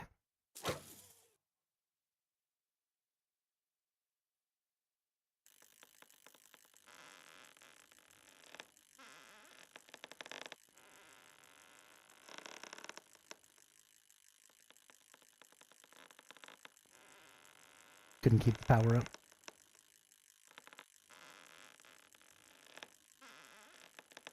Oh, come on now. If you're gonna be playing, you might as well be streaming.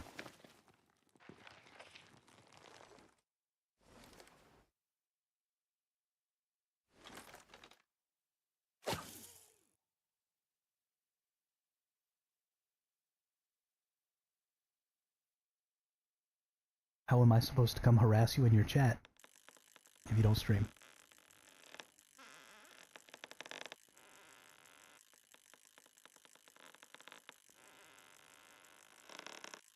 You are supposed to entertain me while I do my busy work.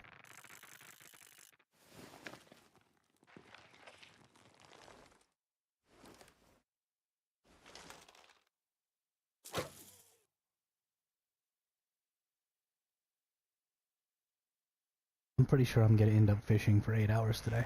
I don't think anybody's gonna come PvP me.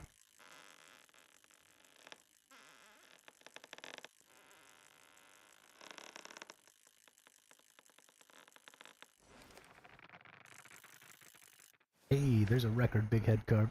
What's up? Get some.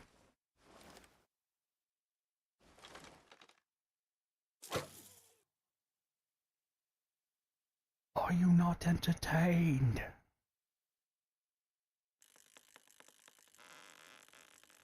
I'm looking at the up, down, and viewers on this stream right now. It's crazy.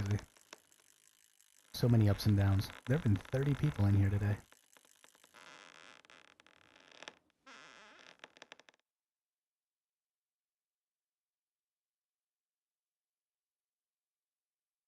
Dealbreaker is just the nicest person. Him and Tomby.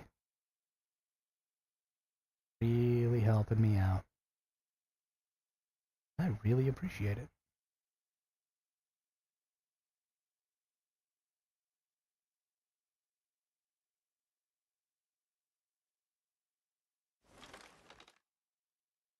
And I have to find a way to contact him.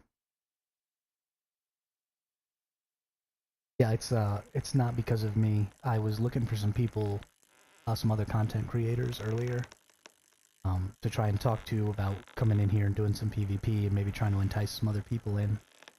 And I came across this UK streamer. His name's Dealbreaker. And I just started talking in his chat a little bit, And I guess he's got some other streamer friends, a person named Tomby.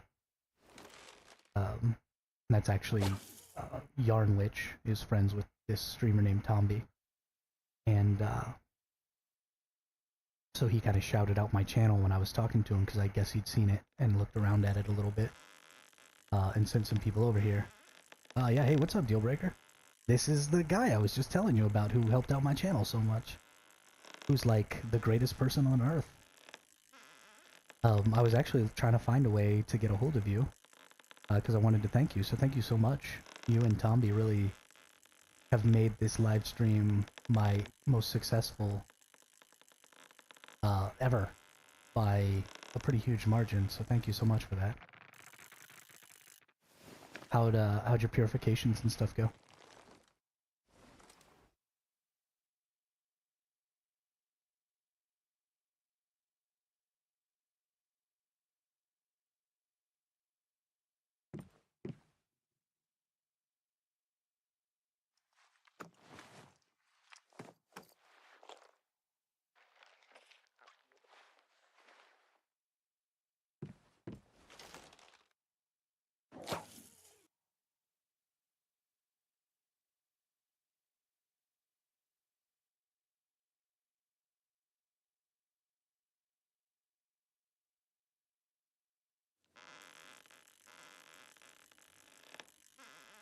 Well, that's not good.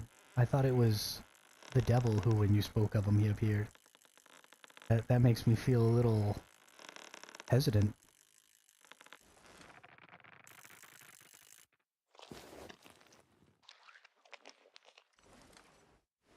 Oh, okay. What level are you in now? Are you all the way to 50, or... I didn't even notice, like, what phase and stuff your channel was on, or not your channel, your character was on.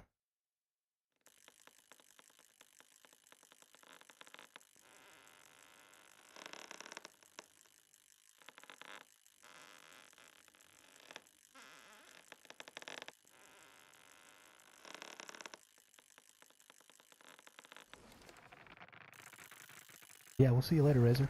Thanks a lot for stopping by. Oh, okay. Yeah, I might have given you some bad information then. I thought you were 50 because you were in the Zone 5 or whatever. Um, so I may have assumed that you were going to be quite a bit stronger than you were. Sorry about that. I keep forgetting that a lot of people are still, like, back in phase 2 or 3. And, just sort of assuming that everybody started day 1. And that they're super far along.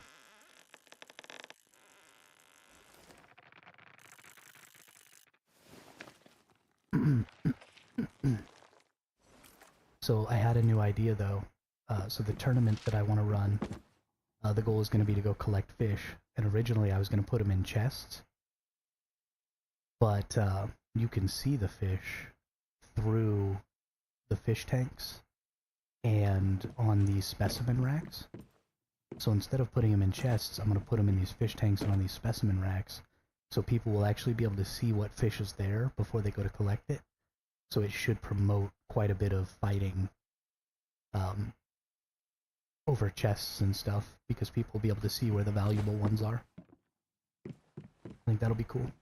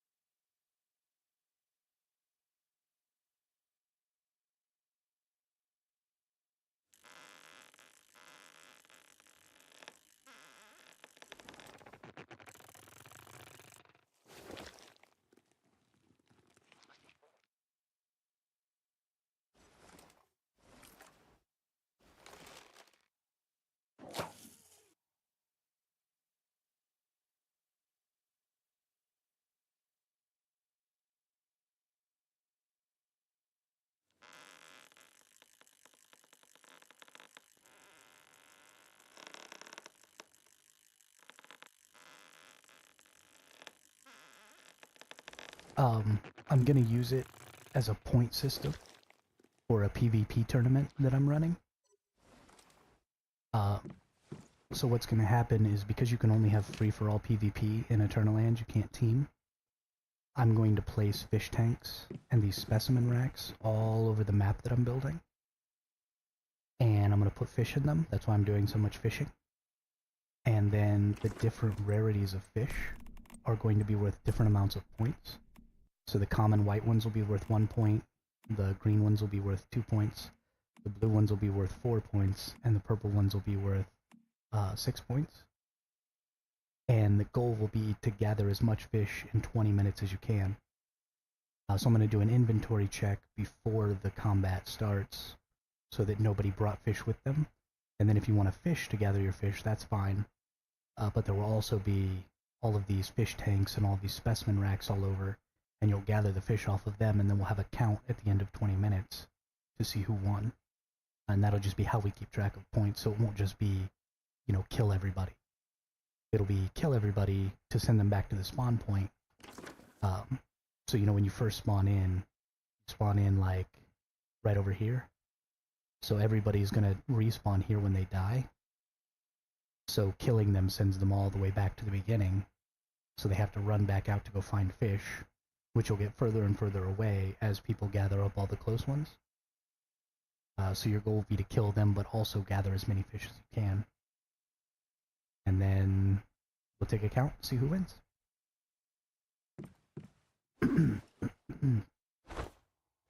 Whoops.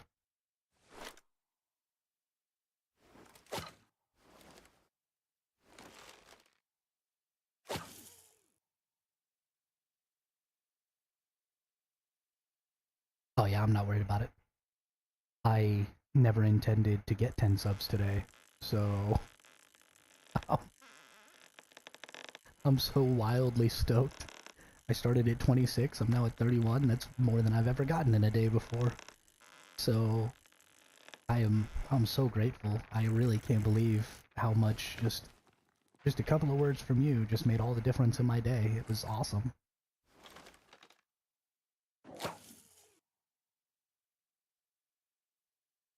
I really look forward to being in a position to do the same thing for somebody else. That'll be really, really awesome.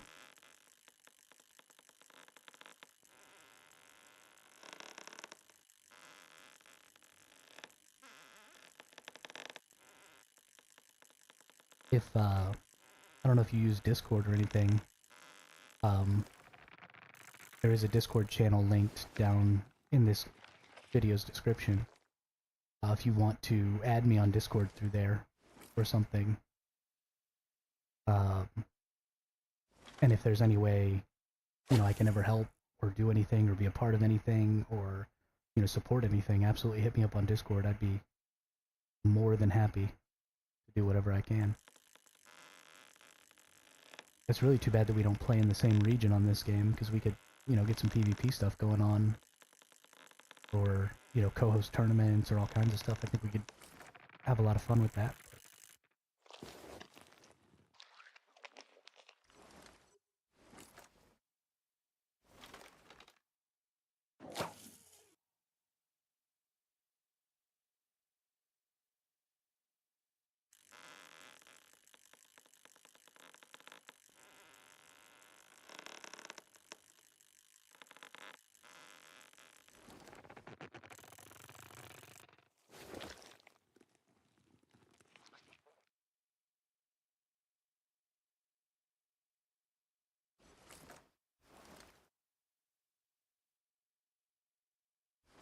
Oh yeah?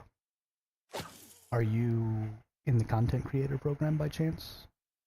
You got any inside scoop?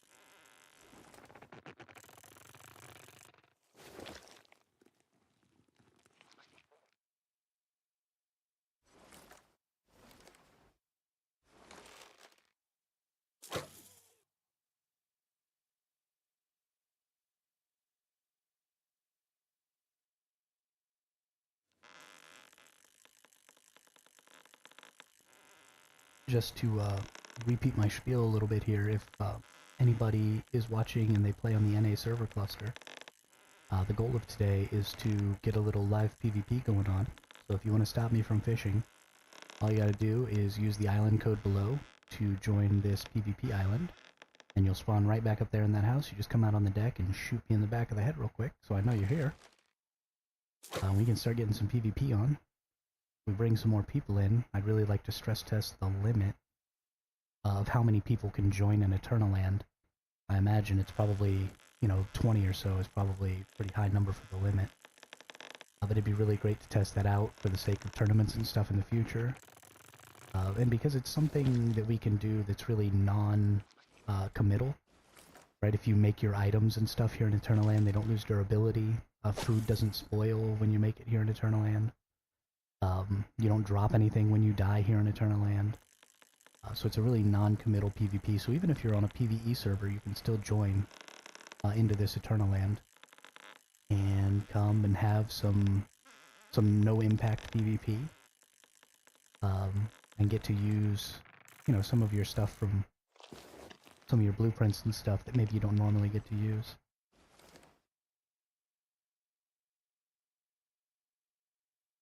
Oh, okay, okay. I should probably get on the forums and start doing some of that. I'm in the Discord, and I try to keep up there. But I've been so focused on generating content that I haven't really been looking around as much as I should and keeping track of what's going on.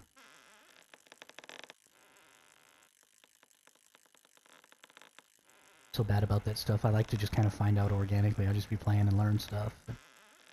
That's not really my role anymore. I go find information and put it out there.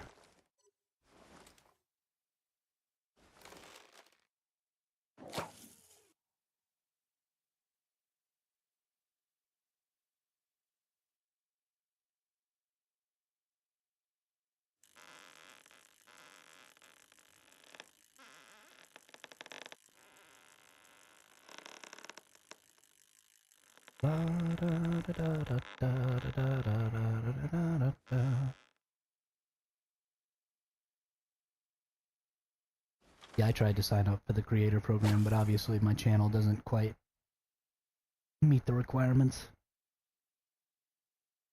Be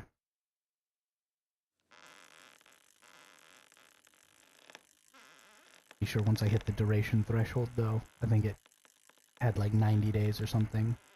You had to be posting content on YouTube, so at the 3-month mark I should be able to get in. Hopefully.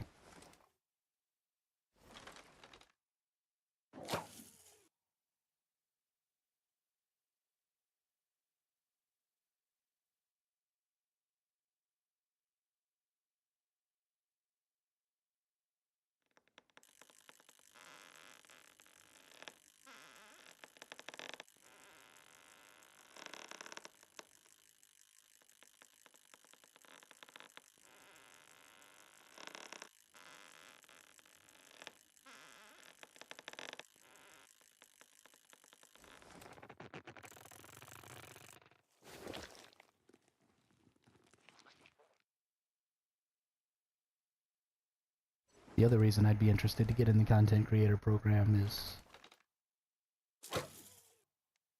Yeah, it'd be nice to be able to,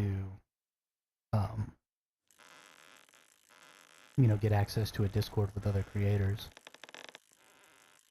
Because there's a lot of multiplayer content. Yeah, exactly. I need to be more diligent later on in the evening when the NA content creators come out about going and trying to make some connections, and because there's just so much to do in this game that really needs multiple people. Even here in Eternaland, if there's only one person here, then there's only so much that can be shown. I'm just building and fishing and stuff like that. But if I could hook up with maybe 4 or 5 other NA people, then we could easily start just having PvP every day. Of course, you already seem to have that network in EU. You all would probably really be able to get something going over there.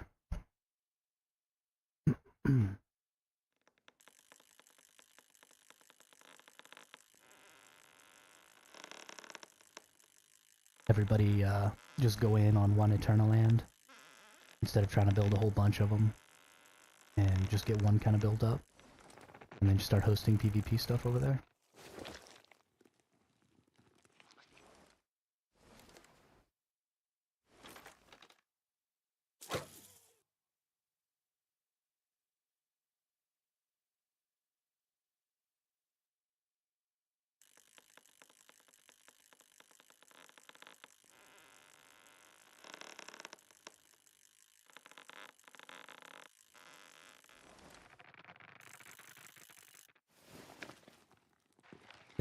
It's funny, I've ended up meeting people from basically every region but my own, who's creating content. That Razor's Playroom person is on the Southeast Asia servers.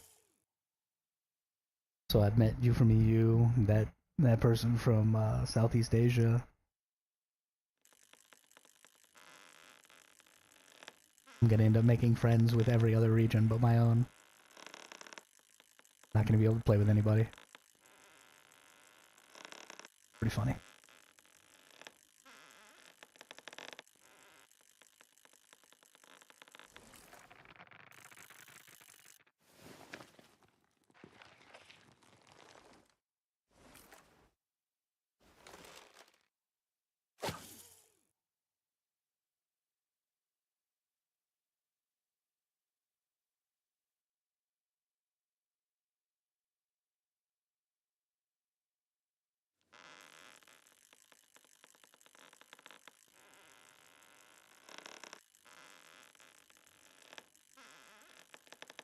Yeah, I'll find some people. I'm not the most social butterfly in the world, but I'll make it happen.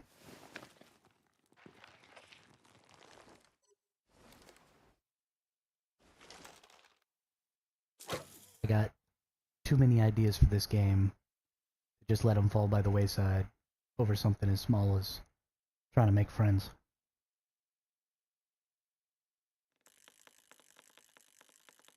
Is that going to be 2 arowana in a row? No, that's a trap. Rainbow trouts.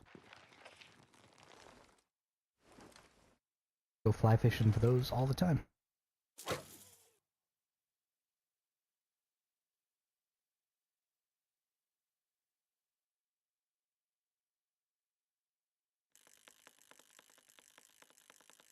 I honestly think that NA is one of the places where there aren't a ton of creators playing Once Human right now. Or maybe it's just because I sleep in the afternoon, and then I usually wake up about midnight my time. And so I just happen to see all the, like, Southeast Asia and UK creators. Or EU creators, sorry. You're not all from the UK.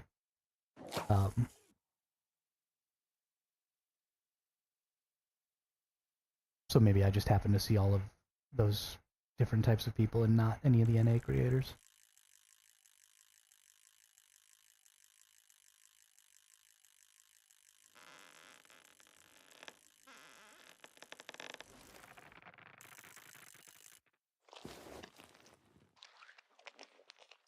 Don't know.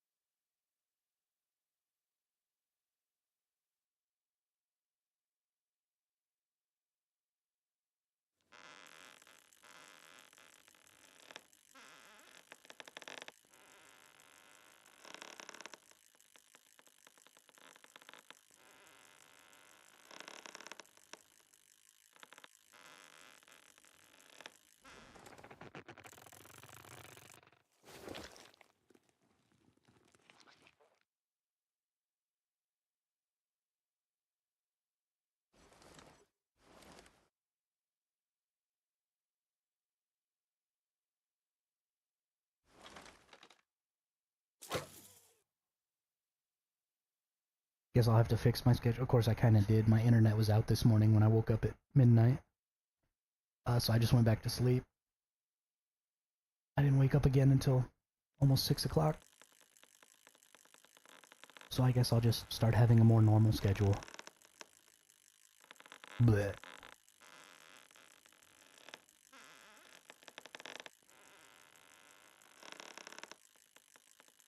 Hate being awake during the day.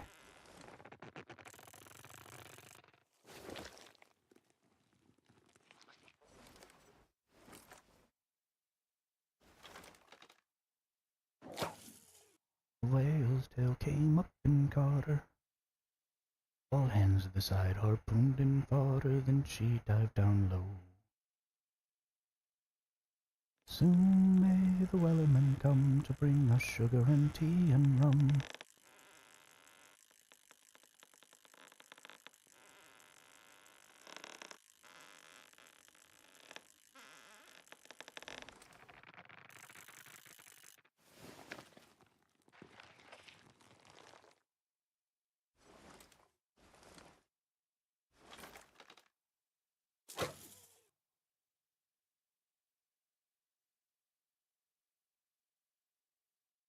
You know, I have never played Sea of Thieves. It's, something I've considered a couple of times, but Sea of Thieves came out right around the time I was getting into New World, I think?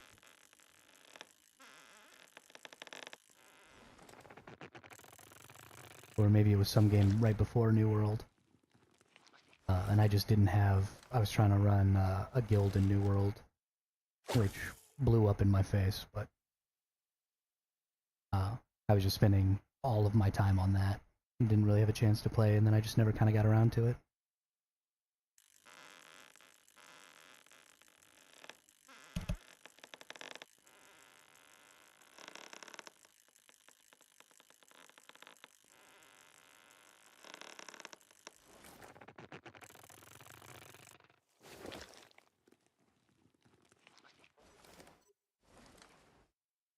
Is the Wellerman a song in Sea of Thieves?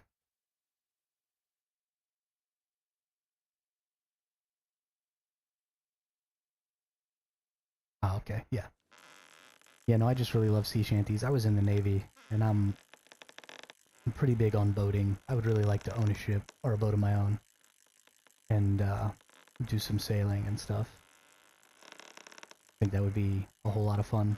So, when that whole sea shanty thing blew up on YouTube, I watched a lot of sea shanties. I even wrote alternate lyrics to the Wellerman for New World, for my guild in New World. It was like a call to arms kind of sea shanty done to the Wellerman. It was pretty freaking ridiculous, but I enjoyed it.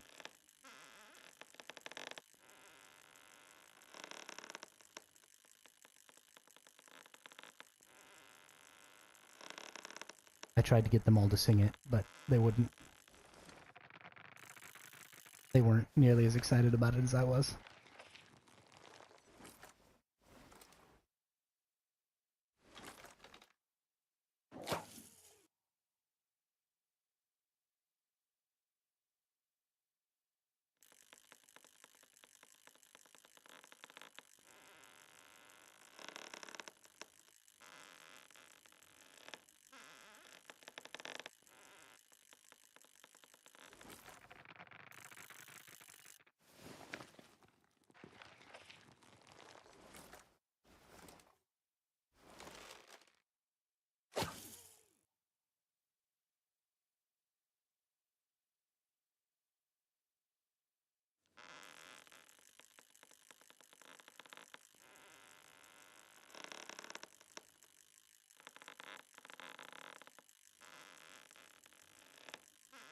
And who doesn't want to sing sea shanties when they're fishing?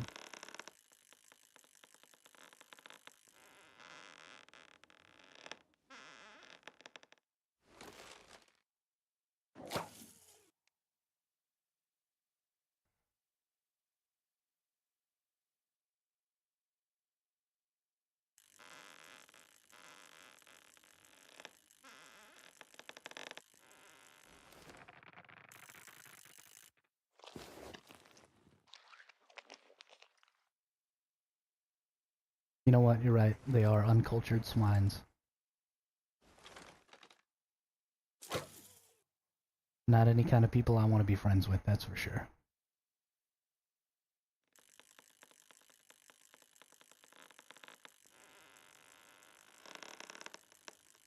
Come here, fishy. Here, fishy, fishy, fishy, fishy, fishy. Get in my boat. Get in my boat.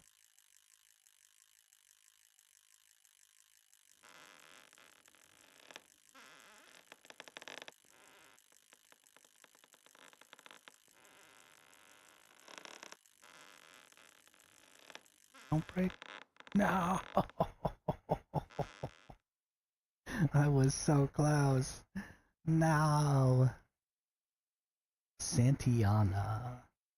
Don't know very many of them by name. To look it up. But thankfully, I am literally on an internet machine.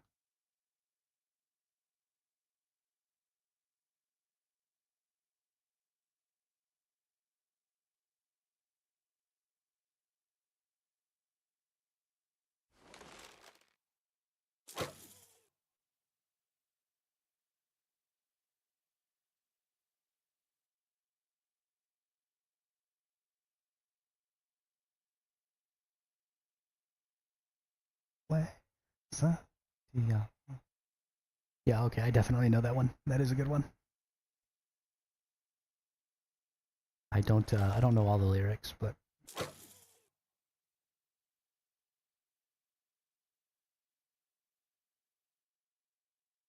there's somebody on YouTube who does a really good medley of the Wellerman and Drunken Sailor and Santiana, and I think one other one.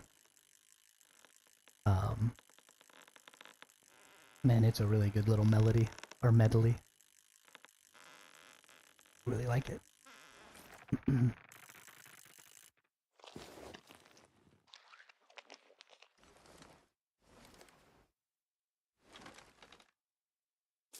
Halfway done. 4 more hours of fishing. Unless somebody comes and shoots me in the back of the head.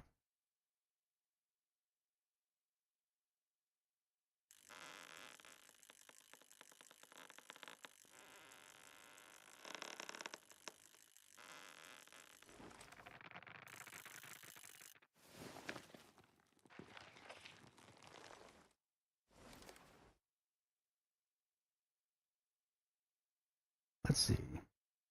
Has anybody maybe come in here under the radar? Doesn't look like it.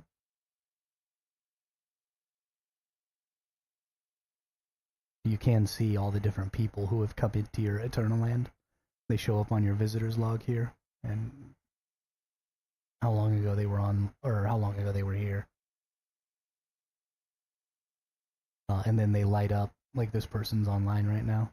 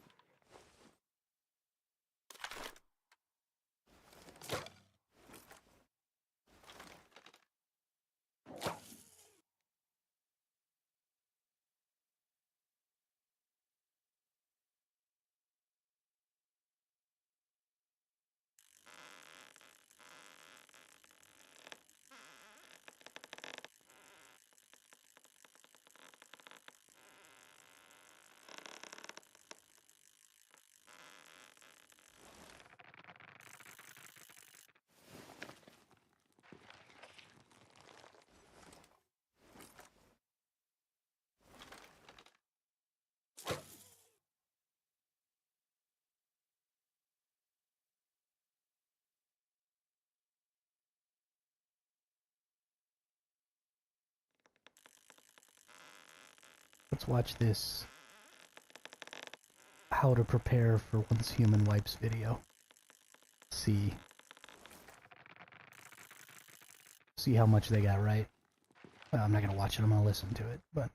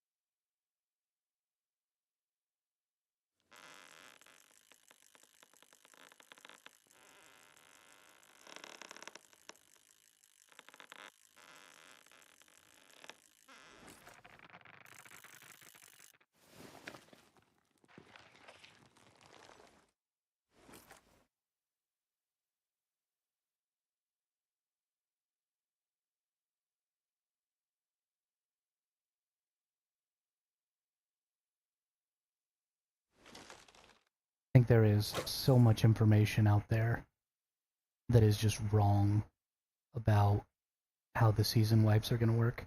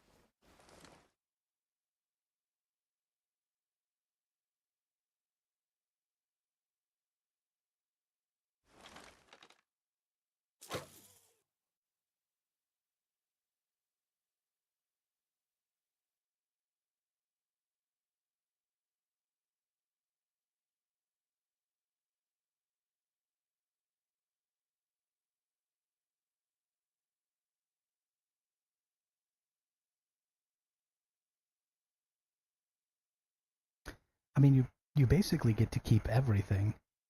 Um, and I honestly think it's going to be a better experience than people are thinking, because here in Eternal Land, things don't lose durability and things don't spoil. And I didn't notice it, or didn't realize what that meant when I first started making this PvP island. But when Phase 6 happens, all of the stuff in your inventory goes into your Eternal Land inventory. So, hang on, I gotta pause this video so I can talk and not have to hear it. But everything in your inventory goes into your Eternal Land inventory. So, that's going to include, you can see your Eternal Land inventory has a deviations inventory. So you're going to be able to bring your deviations into Eternal Land. Right now, I can't use my deviation in Eternal Land, but I can build these securement units. So right now, if we PvP here, nobody can use deviations. But after Phase 6, I can absolutely be using a deviation in Eternal Land PvP. The same thing is going to be true of your gear. You can craft any gear that you have blueprints for here in Eternal Land just using this astral sand. But you can't calibrate it. And so I have a full set of gear that's been crafted here in Eternal Land, but it has no calibration. So like my HP is super low. I only have 7,000. And when I was wearing all my calibrated gear, I had like 14. And so you end up losing a lot of stats.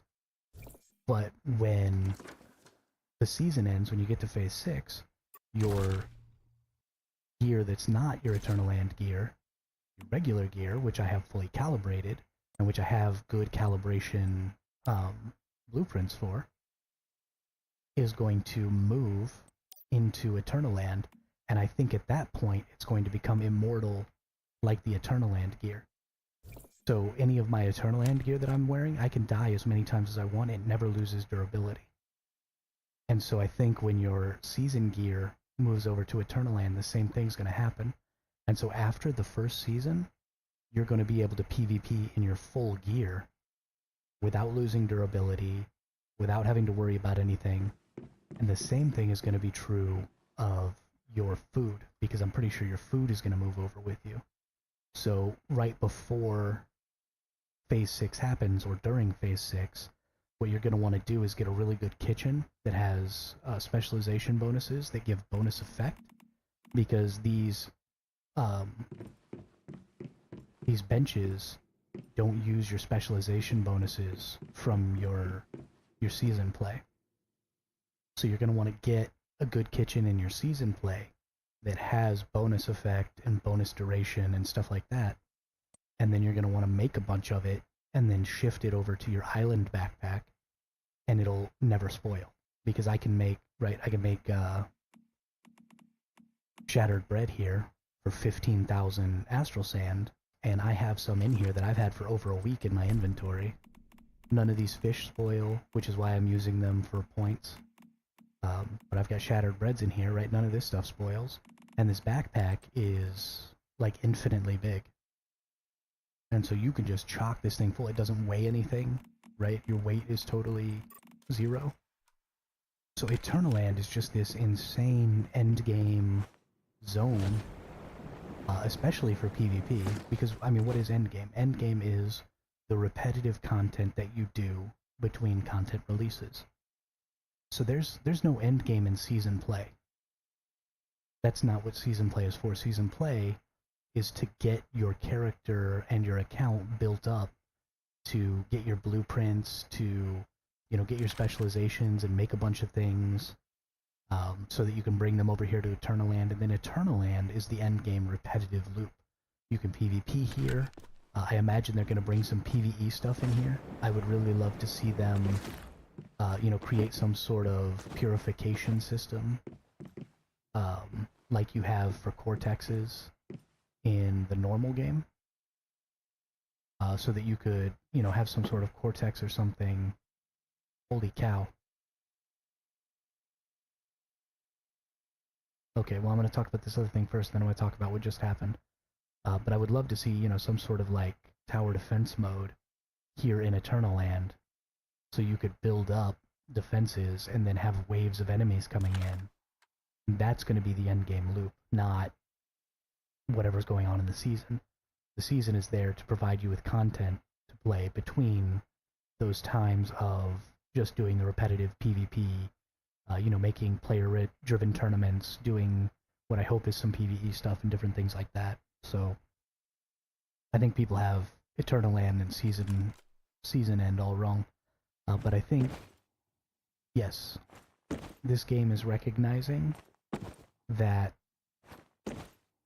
the boat that I'm jumping on is technically a little bit in the water, and it's creating waves underneath the boat where I'm jumping. Which is like, holy shit.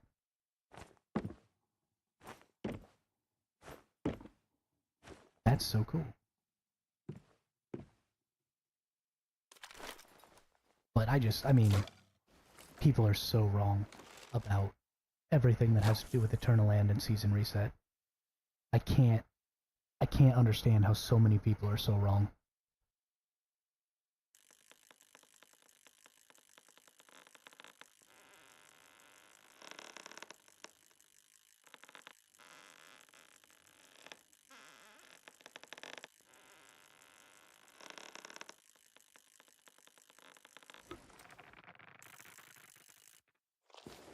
This might literally be the best PvP mode ever.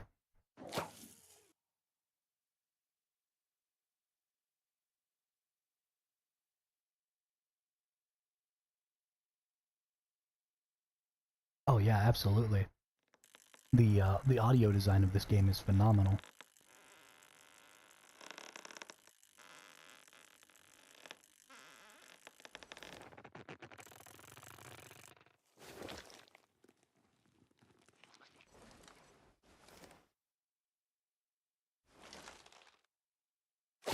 Don't tell me I don't have bait. I have bait. I can see it right there. I got 160 bait. Stupid game. When I say fish, you fish.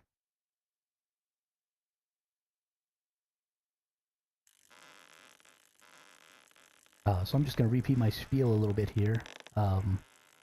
If you're on the NA server cluster and you want to do some PvP, my PvP island code is in the description. So just go drop that code. All you got to do is give me a second and I'll show you. Oh wait. You come up here, you hit escape, and come up here to Eternaland. Down here at the bottom, enter island code to visit. You just enter that island code, and you can come right over here. Doing that. And I'll be just sitting out here fishing. If you want to let me know you're here, just pop me one in the back of the head real quick. Unfortunately, cross-region play is not possible, so if you're in a different region than NA, unless you're willing to make a character in NA and then level it up, and then come over here, you will unfortunately not be able to join. But maybe one of your content creators or one of your players who plays a whole lot will make somewhere for you all to go. I am definitely trying to spread the word and tell as many people as I can about it. So hopefully somebody in your region will make something and then you can go play PvP in Eternal Land too.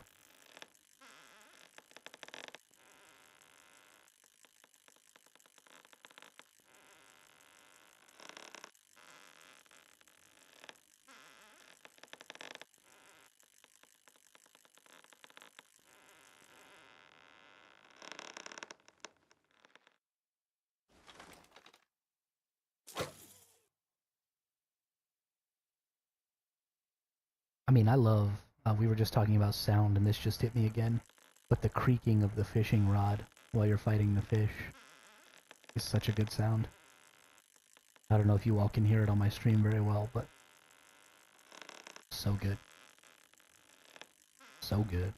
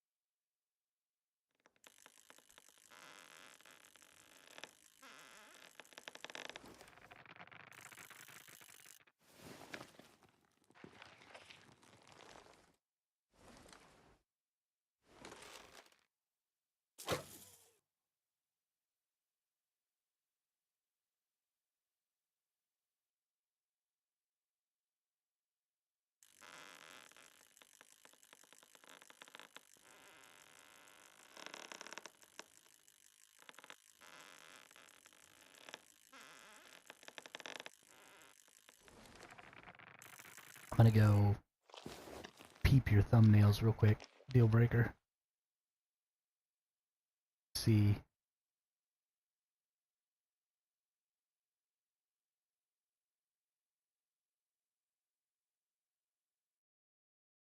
I just learned a new skill yesterday and put it into use today, where I actually cut my character out of a background on a photo I took, so I can put my character in my thumbnails now anywhere I want. I was really excited about it.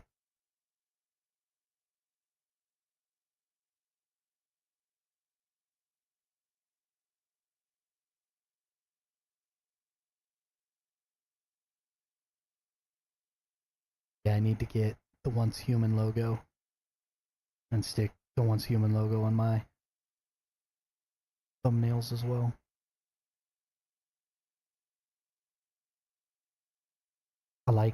I like how you put Deal Breaker Presents on there. That's pretty good. Like you're a production company. It's very clever and unique. Do you work in the film industry?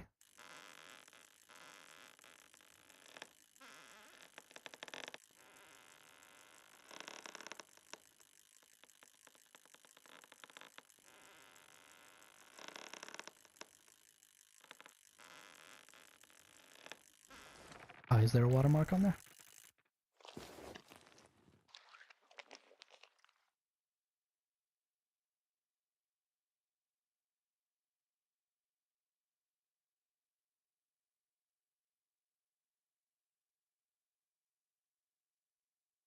Are you talking about the purple face?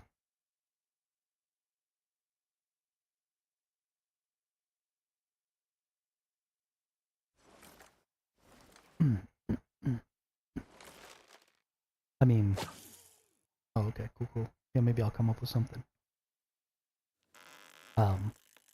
That was something I picked up just looking at literally every YouTube video ever.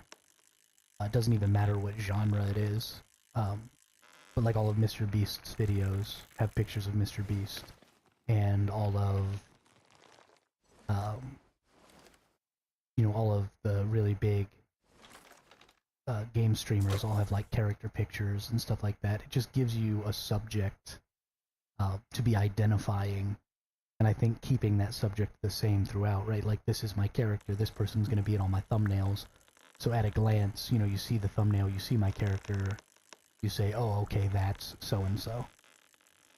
And so I think, you know, it gives a little brand identity, especially since I'm not putting my face on a camera, so I'm not going to be using my face.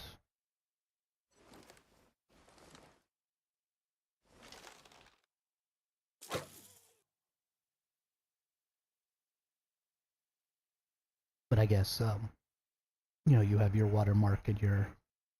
I need to get a better image. I just used an AI to generate my, my little icon with the old man. I need to get a better image than that. Maybe make one of my own, but I'm not exactly an artist, and I don't exactly have money to pay an artist, so...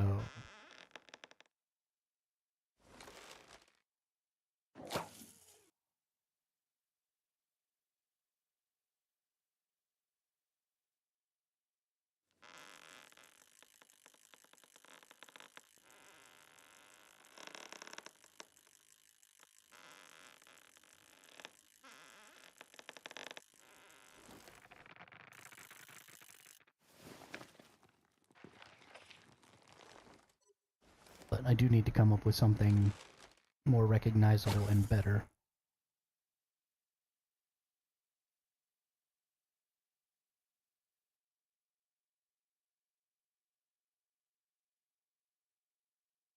Yeah, especially, I mean, GTA's got a lot of, like, interesting cosmetics and stuff that you can mix and match a lot and make pretty unique characters.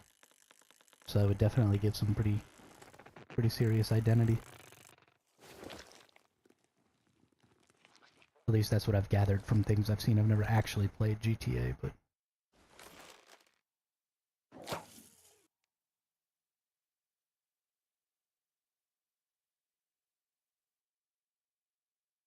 then people might start to recognize you in-game.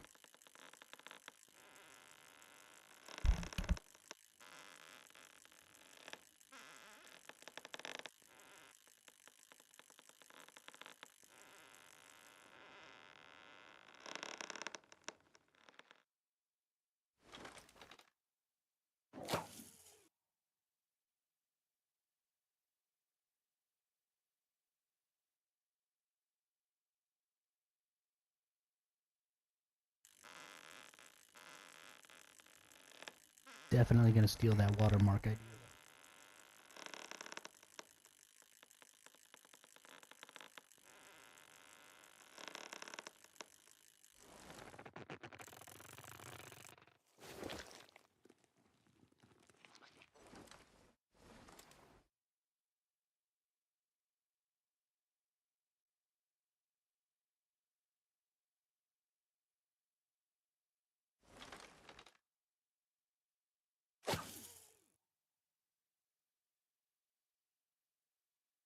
Ah, okay, okay. That makes sense. I was a little concerned, and honestly, so you can enable vehicles in Eternal Land, and I have them enabled on this Eternal Land. But exactly what you're talking about, griefing, is kind of something I expect to run into a problem with. Because in the underground labyrinth that I made, the passageways are only really wide enough for a Jeep. And so if, you know, you found one of these smaller passageways and planted a Jeep, like right here, nobody would be able to get past it. Or, you know, a couple of people could come in and plant Jeeps all over the place. And I don't know if they're permanent, like if somebody left, would their Jeep stay here? Or would it only be for as long as they were here, in which case maybe I could get over it, you know, or they could block off these entrances with vehicles or something like that, and just kind of grief the server. And if that happens, then I'll just have to turn off vehicles. But it is certainly a concern. especially with making this public and then maybe not being here all the time.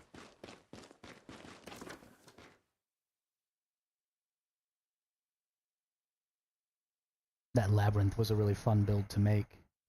I did it on stream, and I didn't really know what I was going to do going into it. I thought maybe, you know, I'd go old school and sort of make it like one of those really old 2D dungeon crawler kind of games. And, you know, just put walls everywhere and make a maze out of it. And just sort of while I was streaming and talking about, you know, the plan and stuff like that, Tetris hit me. And so I made each of the Tetris pieces and saved them as buildings. And then I just picked them, you know, individually as I went and rotated them around and put them in different spots and lined them up with each other. And it turned out so good. I'm so happy with it. Gonna be sad when that biome is the one that's up to get changed and I have to tear it all down.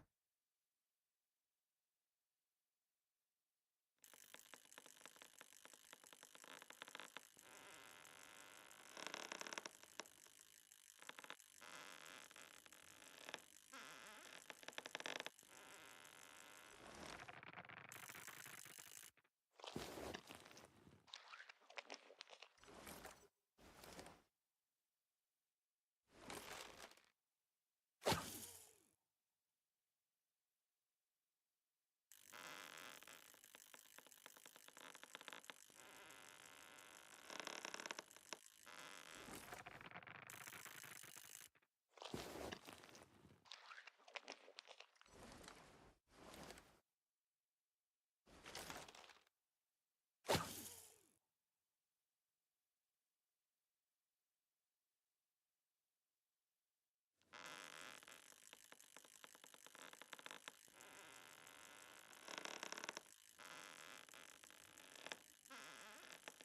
Oops, wrong way.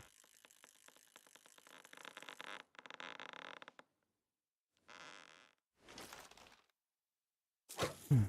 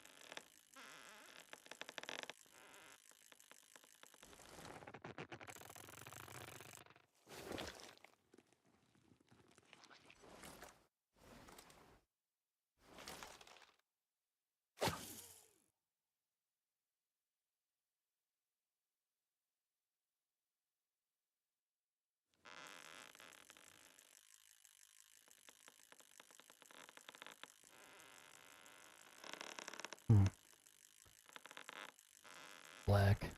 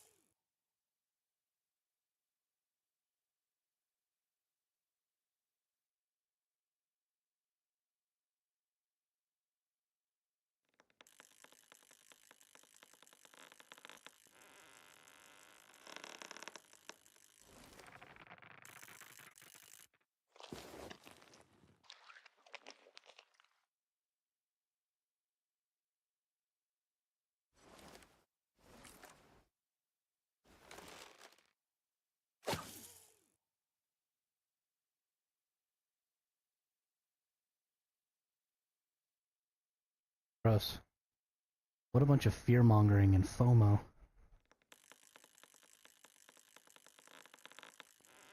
Everybody's talking about you're never going to be able to go back to these zones again, the zones are going to be gone forever. That's just not going to be true. Why would they do that? This game has striven so much to cater to casual players and to keep casual players from falling behind and not being able to access content. Why would anybody assume that all of the content is going away? Absolute garbage can. Of course, Season 1 is going to come back. Of course, when this season ends and they start dropping Season 2 servers, they're going to drop more Season 1 servers. And I bet, because you keep your quest progress, I bet if you don't clear all of the content during your first go at Season 1, that you could play Season 1 again and not have to repeat your storyline quests and move on, you know, with the phases to go try and beat the rest of the content you hadn't beaten already as the new phases unlock. You might have to still level your character, but I read something somewhere, and I'll have to go find it, that they're talking about if you've completed a quest in the past on a different season, that there will be like a shorter, easier way to complete that task again. So I bet that players that have to repeat seasons because they didn't get to complete everything are going to be able to just kind of like talk their way through clearing main story quests and stuff and getting all that XP again, so they'll be able to level up their characters easier without having to spend all that extra time beating all that stuff that kept them from moving forward the last time, so that they can get to the later season content. I would bet the farm that that's how it'll work. And everybody that's making posts on Reddit and all that stuff about season wipes is just fear-mongering about, you know, this section of the map might be going away, and you might never be able to get stuff if you don't get it right now, and you know, you gotta go grind all your blueprints, and you're stupid. I hate you.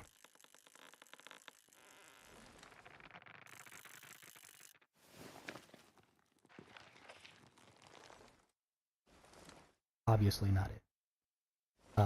So I see we've got a ton of concurrent viewers all of a sudden, so I want to post out there, if you want to get some PvP in, I am fishing until somebody comes and shoots me. So if you're on the NA server cluster, use the island code below, come join my Eternal Land. It doesn't matter what server you're on, just you have to be on an NA server. You can come in this island that I've been building out different biomes and stuff for PvP. Shoot me in the back of the head real quick so I know you're here, and we'll get some PvP done.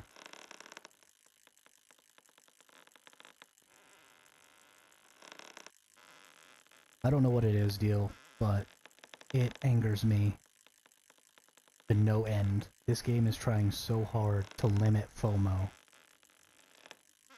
And like, everybody's just thriving on, oh, the potential FOMO. Like, shut up. Just shut up.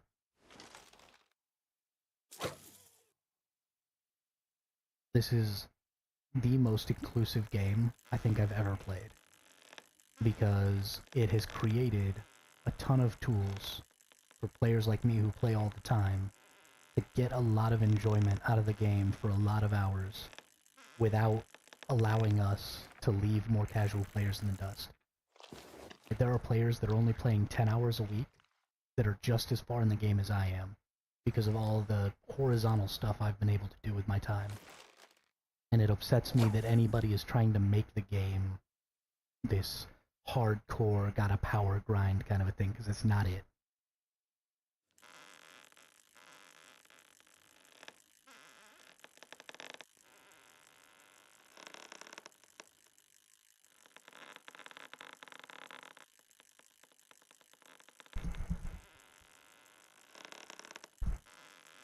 I'm gonna fight all those people.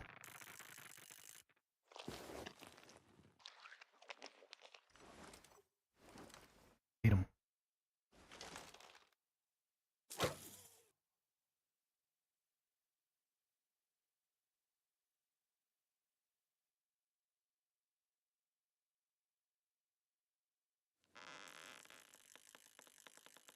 A little information about Eternal Land PvP. If you do come here to PvP, you can make gear in Eternal Land. Your gear can't be calibrated that is made in Eternal Land. You can make gear in Eternal Land, and when you die, that gear will not lose durability. Also, you won't drop any items. You can make all of your foods here in Eternal Land. You can make all of your ammunition, all of your tactical items, like your grenades. All that stuff can be made here in Eternal Land using the Eternal Land currency, the Astral Sand.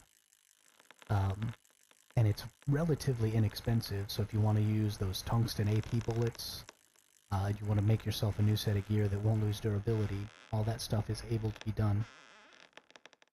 You have to become my friend in-game in order to use the crafting benches I have here in my Eternal Land. But if you've unlocked any of those crafting benches for any period of time in your season play, then you can craft those benches in your Eternal Land as well. And then just teleport right over to mine with all of that equipment and gear. Your Eternal Land inventory doesn't weigh anything, so you can have as much stuff in your Eternal Land inventory as you want. Which is great, since when your season ends, all of your resources and all that stuff is going to transfer to your Eternal Land inventory, or can be transferred. I don't know if it'll be automatic or not, to your Eternal Land inventory, and it's basically like an infinite backpack. So you won't have to worry about exceeding your storage limits. At least I haven't hit a storage limit yet, and I have almost 1,000 fish in my backpack right now, so you should be good.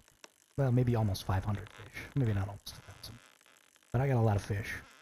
Certainly more fish than I could put in my normal seasonal backpack before maxing out its storage capacity. So if you want to get some PvP in, come on over here. I would absolutely love to have some people to fight with and do some rootin' tootin' shooting.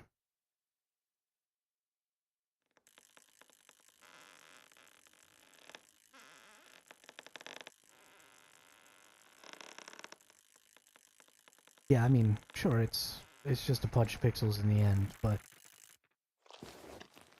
I'm wary of the constant fear-mongering that goes on about video games, especially, like, there's nothing to fear-monger about this game, and so people are just, like, making stuff up, right? There's absolutely zero pay-to-win in this game. That's not true. If they have, like, a camo-colored cosmetic that you could use to hide, then that would be pretty pay-to-win. But basically, there's no pay-to-win in this game. There's... Oh, I accidentally released that fish. I wanted to keep it. You know, there's nothing predatory about the monetization of this game, really, at all. And... So, I mean, there's almost nothing to say bad about this game.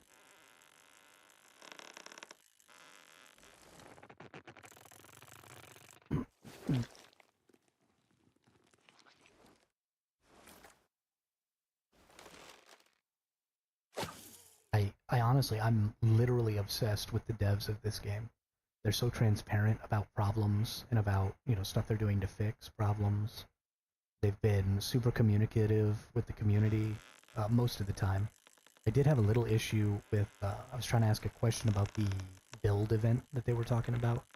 I wanted to know if the builds had to be done in Season Play or Eternaland was allowed. Nobody ever answered my question. It's been I was literally the first person to post in their question thread and never got an answer. And so I was a little perturbed by that, but, well, I mean, whatever. I can just assume that since they didn't answer, it didn't matter, and I could do either one. Whatever.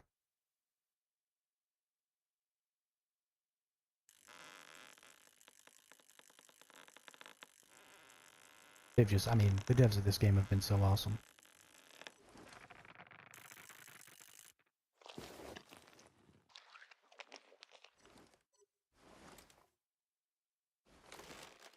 I am 100% on their team until they give me a reason not to be.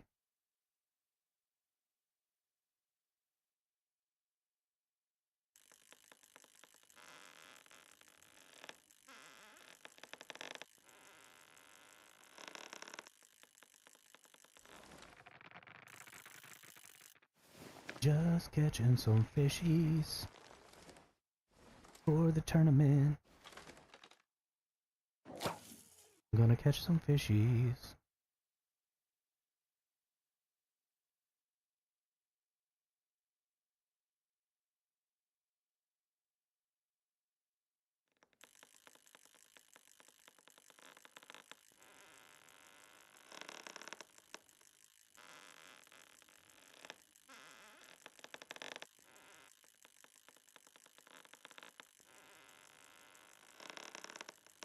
Almost messed that one up. But I got him.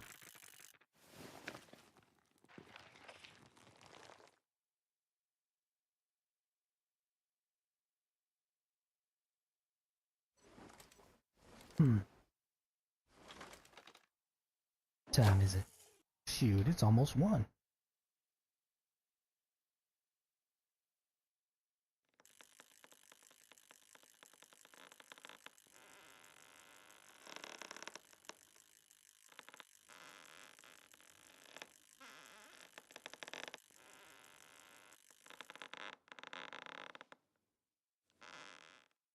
No, I lost my fishy.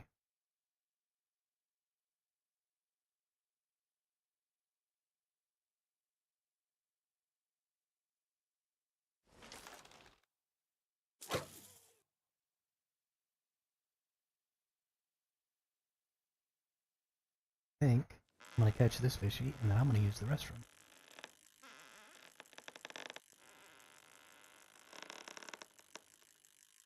I need it.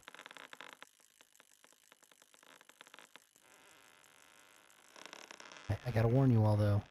If nobody comes and shoots me in the back of the head, it's gonna be 3 or 4 more hours of me standing here fishing. I'm more stubborn than all of you, I promise. I'll sit here all day and do this. We'll make it a 12-hour fishing stream.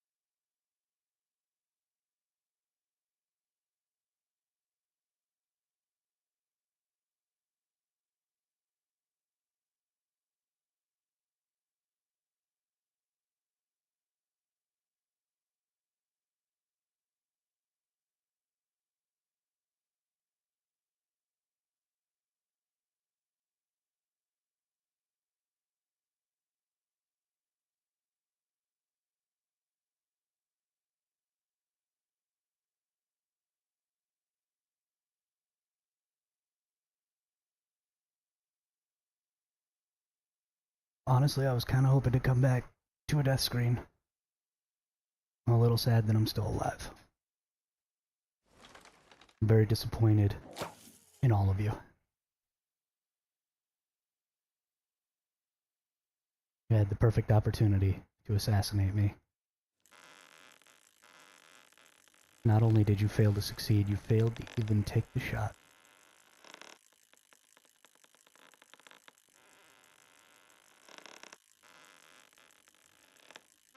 You have brought dishonor to yourselves.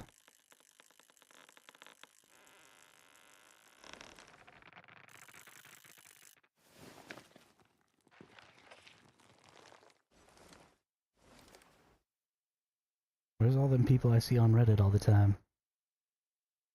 Saying there's not enough PvP.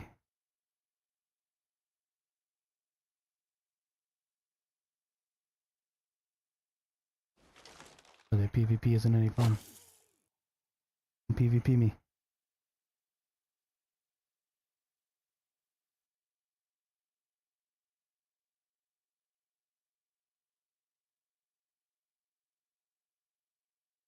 Come PvP me. I wanna fight you. I wanna shoot you with my sniper rifle.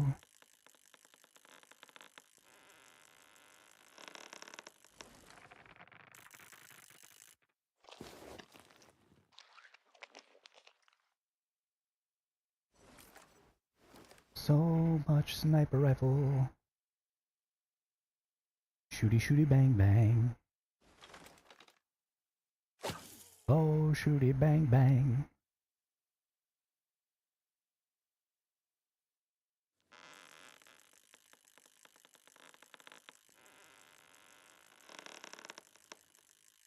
You know you all want to come out here. You're all just sitting around in your bases right now, running in circles. Watching YouTube because there's nothing else to do.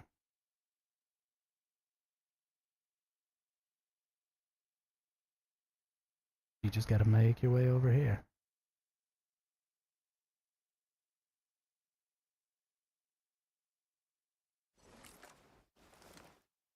Have some good old shooty time fun.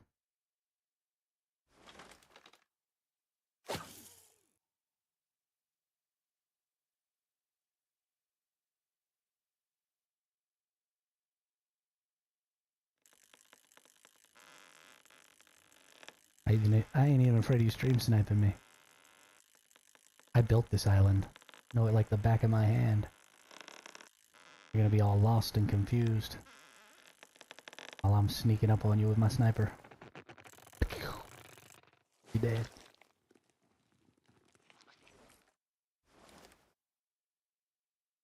I ain't afraid of none of y'all.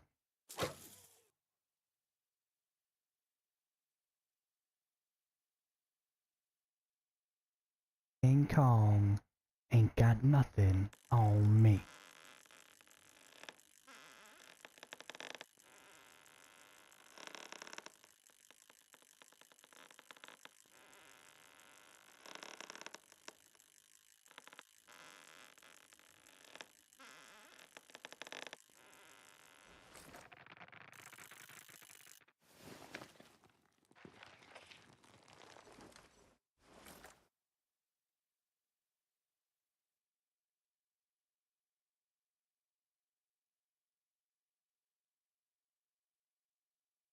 Fine.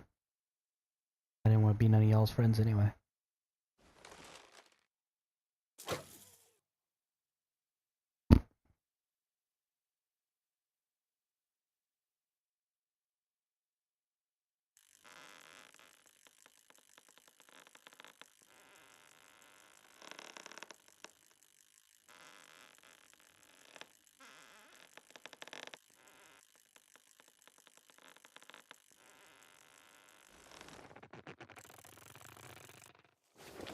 Fishy, fishy time.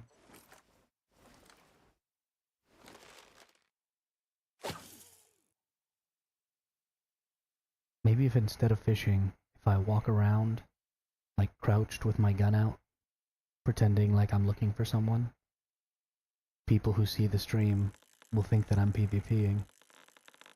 And they'll come because they think there's people here. Trick them.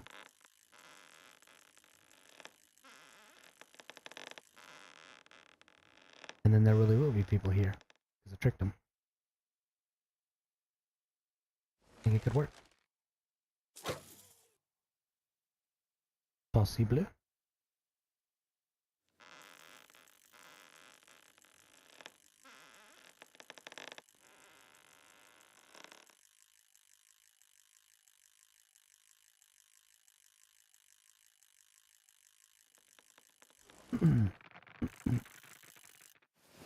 Probably not. It's a maybe. I'm not gonna do it. I'm gonna do what I said. Promised to fish until somebody shot me. So I'm gonna do it.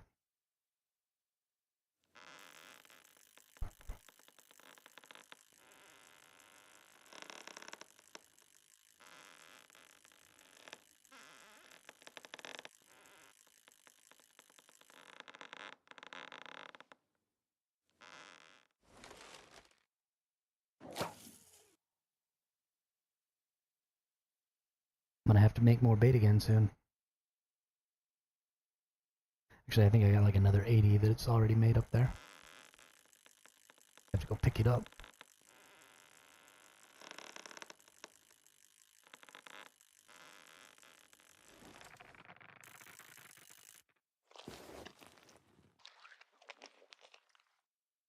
Hmm.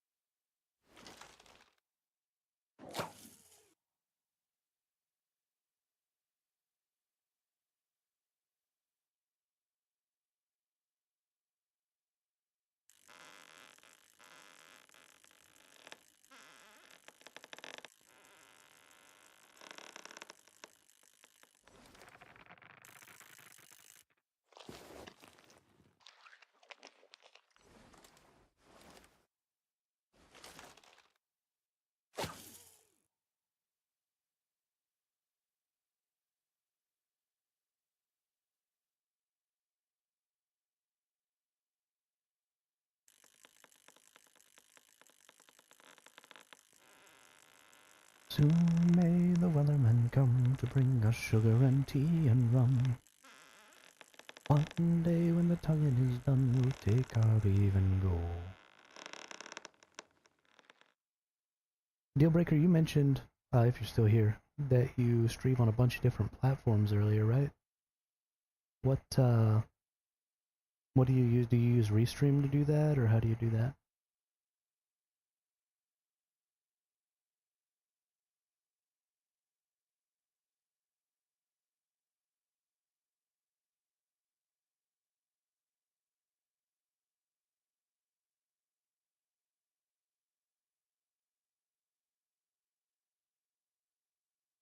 Or maybe it was somebody else.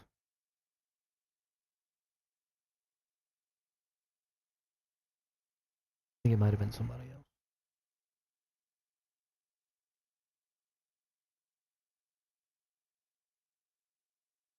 Maybe it was Tom B earlier.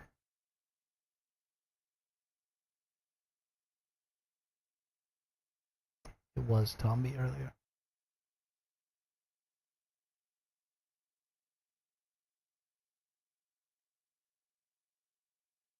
Never mind. I'll have to hit him up.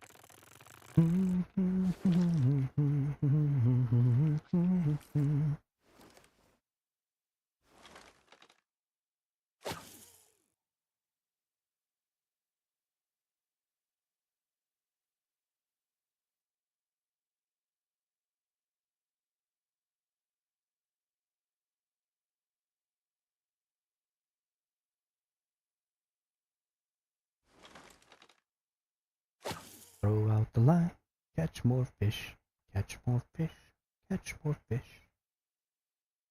Throw out the line, catch more fish.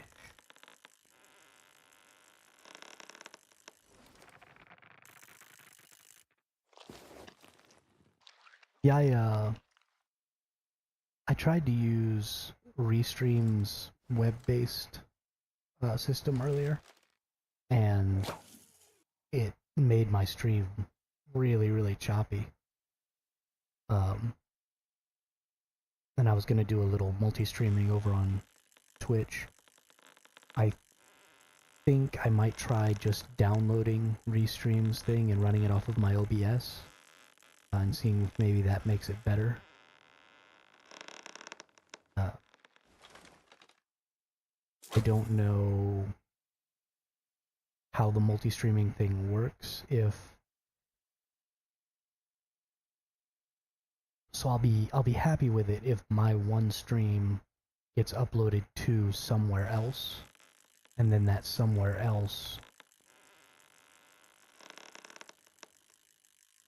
Yeah, they mentioned that there is an OBS plugin for it. But my concern is that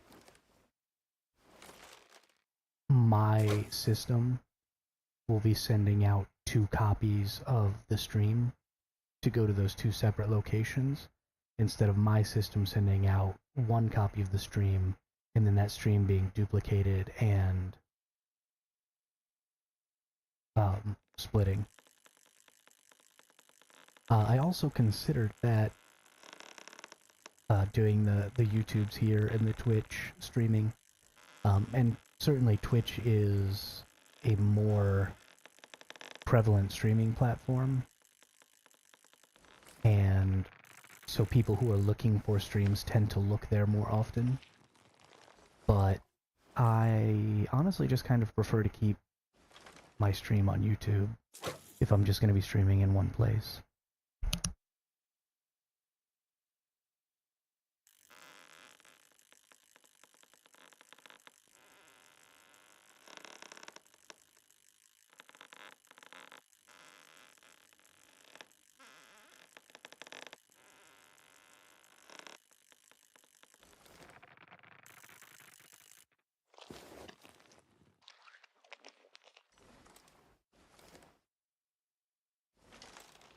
I don't know. We'll see. I have to look into some stuff. Constantly learning. Really easy to start streaming. It is not so easy to keep streaming. There's constantly like new things you want to add and new things you want to do. And I was really sad today when all those people came over and subbed to the channel. I only got notifications for Tomby and Yarnwitch, and there were like 4 other people who subbed, and I didn't get to say anything specifically to them because I don't even know who they were. Me sad. So I need to find a way to get notifications better here on YouTube when that happens.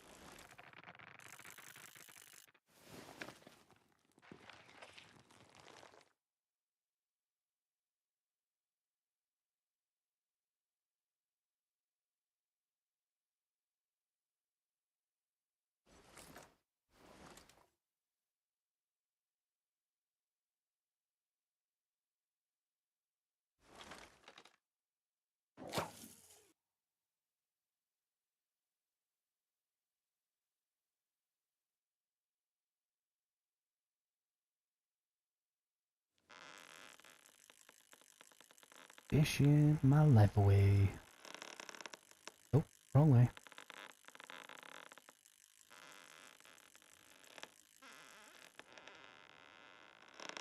No, porque why?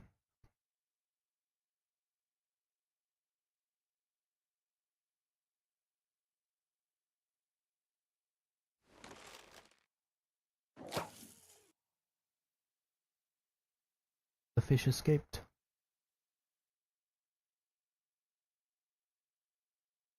Yeah, I'll see you later, deal. Thanks a lot again for the shout out today. And like I said, contact me anytime if there's any way I can support anything that you all are trying to do. Just let me know.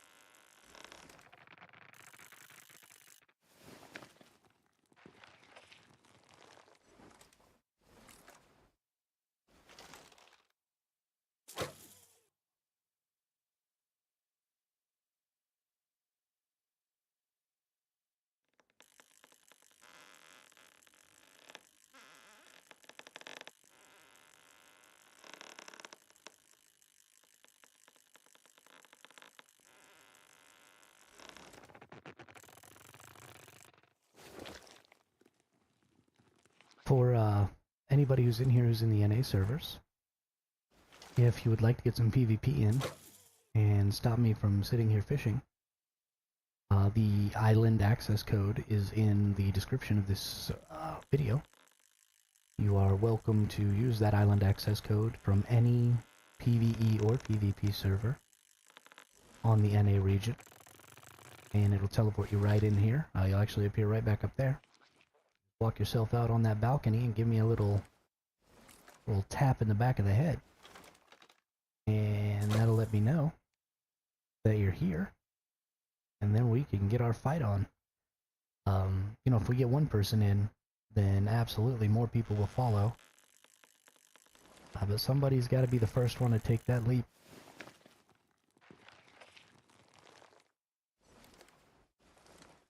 It is a no-drop PvP, so you're not going to lose anything. And if you make your equipment here in Eternal Land, or in your Eternal Land, then it won't lose durability when you die, so you can literally fight forever. This place is basically Valhalla.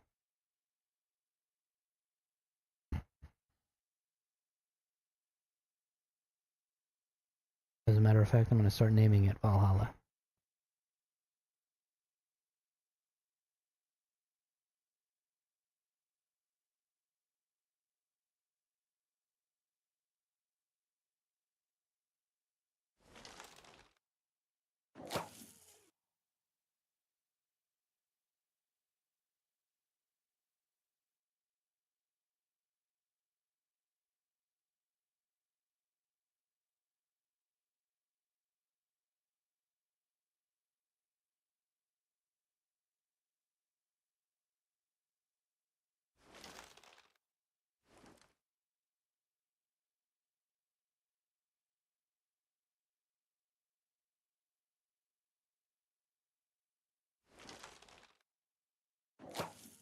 Going to be just a little distracted. Now that we're getting a little later in the day in NA, I'm going to go see if maybe some NA creators are on. See if I can't entice them over here with promises of glory combat.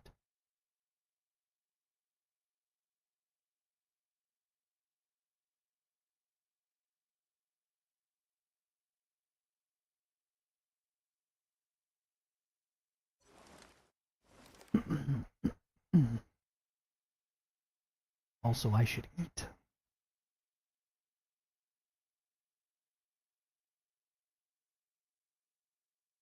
Been doing this for 5 hours now. All I had was an apple.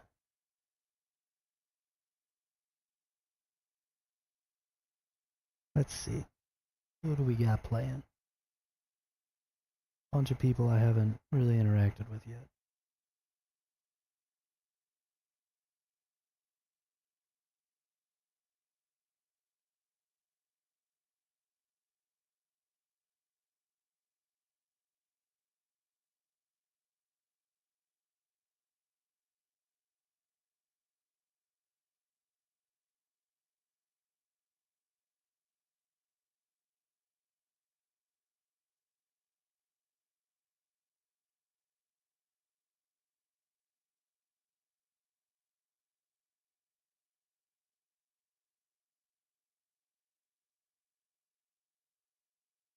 Do any of you know any good NA creators?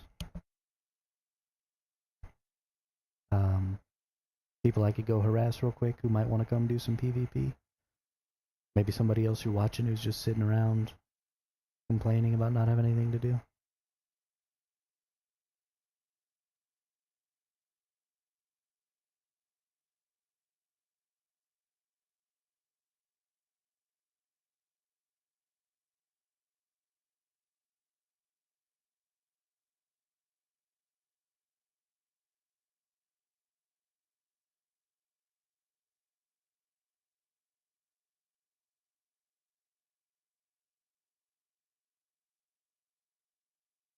Por favor. Let's see.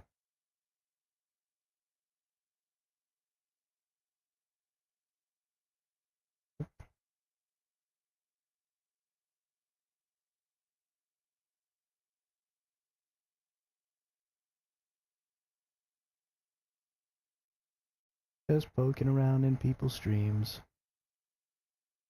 Seeing what's happening.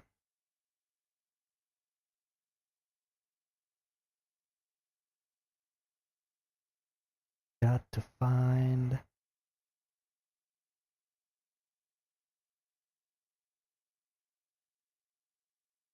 some people.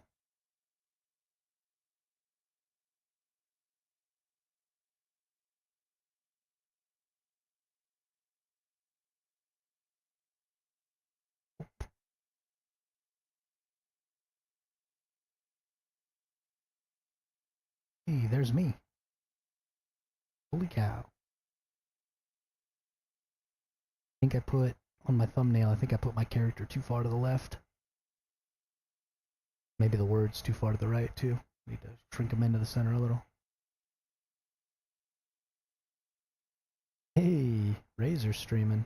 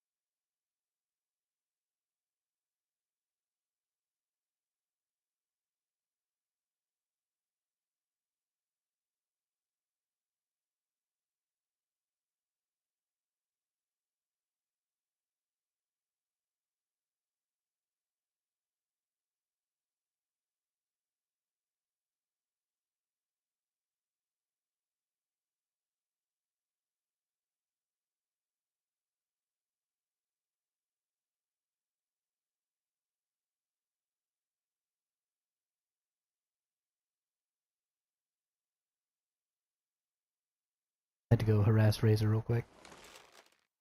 He's a Southeast Asia streamer. He's also online playing right now.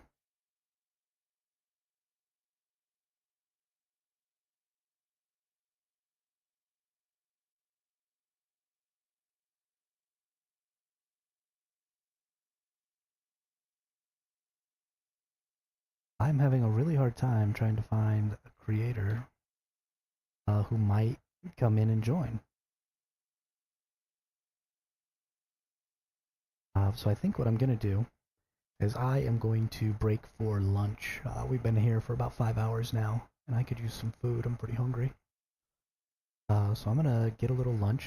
Just going to leave the game running in the background. I might continue talking while I'm making my lunch, because I'm just going to do up some rice and beans real quick.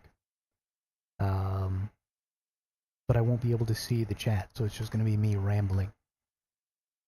And again, if anybody is in the NA region and would like to get some PvP in, I'm going to be here for probably at least another 3 hours, maybe 4 or 5 more hours, depending on how I feel.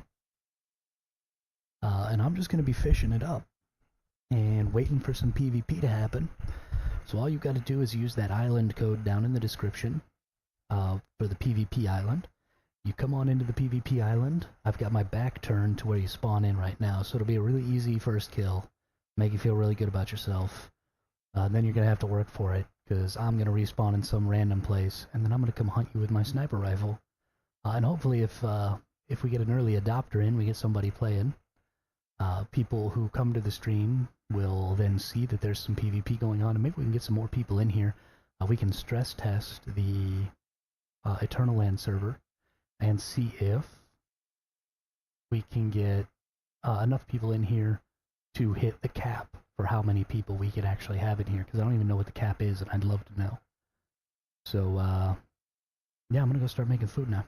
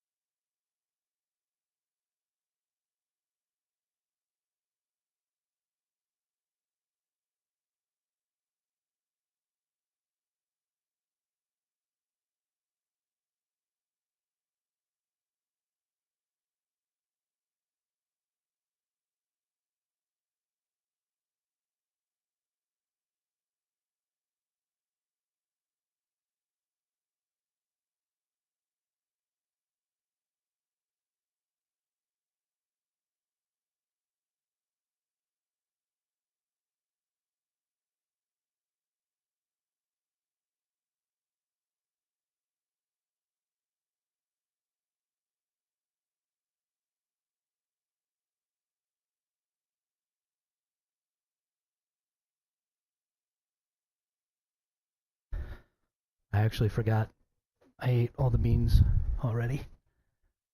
So I'm gonna fry up a couple of eggs and put them on my rice instead. It will be delicious. Something I'm not hearing though is gunshots. I'm gonna be gone for like another 5 minutes, which is more than enough time for you to go to your Eternal Land, craft yourself some equipment, come to my island, and cap me in the back of the head. If I come back from making my food and somebody hasn't shot me, I'm gonna be really, really disappointed in all of you. Like, grandma level disappointed. You know how your grandma thinks that everything you do is like the greatest thing in the world? And then you do one disappointing thing and you get that grandma disappointment? That's going to be my level of disappointment with all of you if I go back into my room and I'm still alive.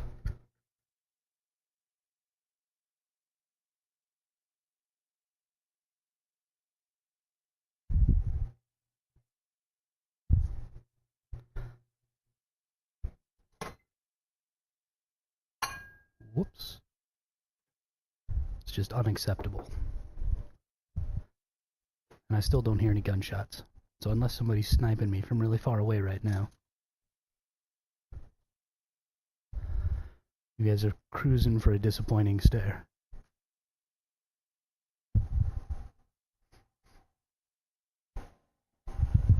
And none of us want that. I don't want to be disappointed in you. You don't want to have me disappointed in you.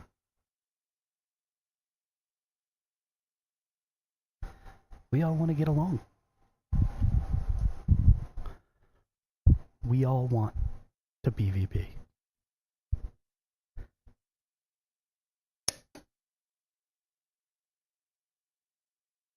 Just crack these eggs over the grill.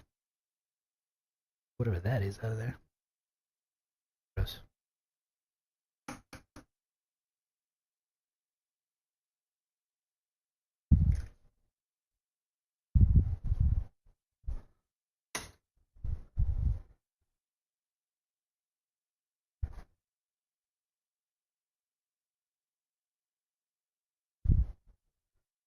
I have created opportunity and motive for you to come shoot me. All you gotta do is get the means. Technically, you can use your seasonal gear to PvP in Eternal Land, but it will lose a durability, and that'll be gross.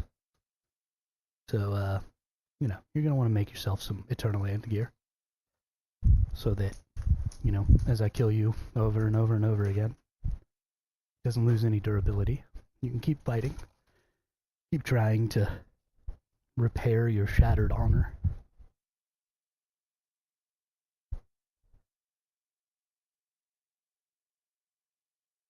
As I send you back to respawn over and over and over again. I'm talking so much crap right now that I can't back up. Basically everybody I've fought in this game has just destroyed me. But that's okay. I can beat all of you. No problem. Not even a little bit concerned.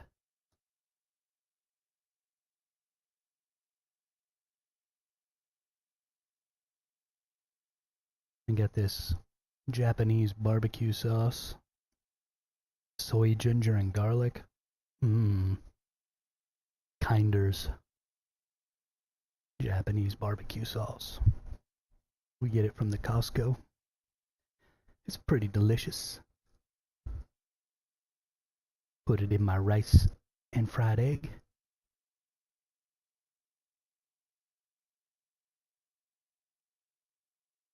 Gotta admit, it's a little weird be talking to random people on the internet about the food that I'm making myself right now.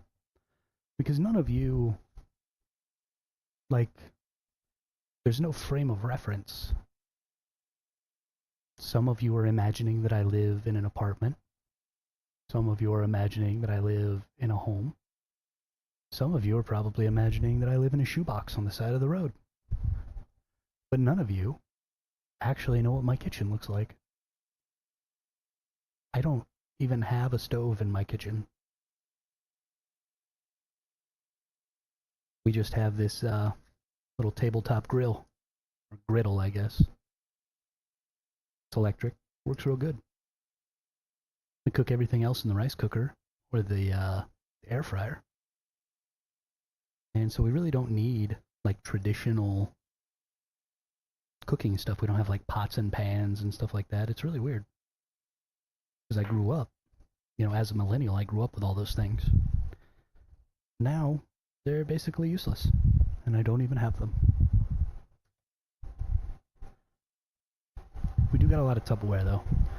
We do a lot of meal prep. Cook a lot of rice for, days at a time. And I see that I'm still alive. Oh, you're all so very disappointing. Hang on one second.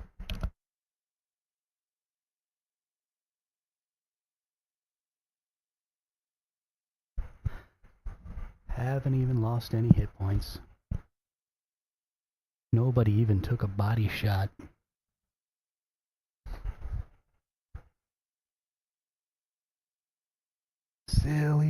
Silly bellies. Alright, well, I'm probably going to have to mute you for a fairly extended period of time now because I got to eat my rice. And, so I won't be able to talk at you anymore. And I'm sorry about that. But if you're patient for about 5 or 10 minutes, I'm going to put this down with the quickness because I'm a big old fat guy. And it doesn't take me very long to eat. And then we'll get back to the fishing and waiting for somebody to come and shoot me in the back of the head. So I'll be back in just a minute.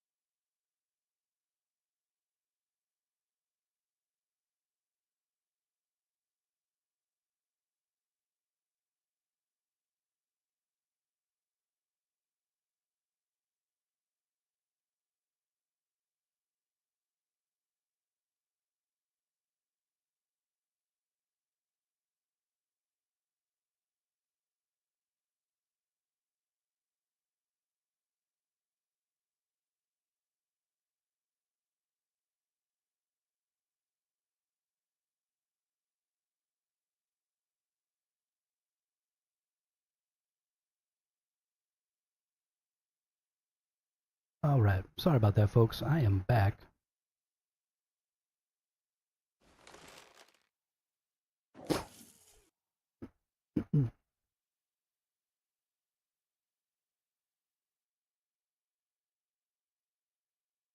We are still looking to maybe find some people who want a PvP. I was looking through some more streamers and stuff. Just see if there's somebody out there I can harass, you know? Get them over here. But, most of the NA looking streamers, or not looking, sounding streamers,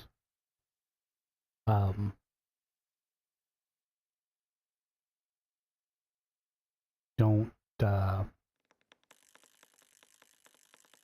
not very far. They seem to have just started. I feel like this game is taking a really long time to pick up in the creator community in NA, which is weird.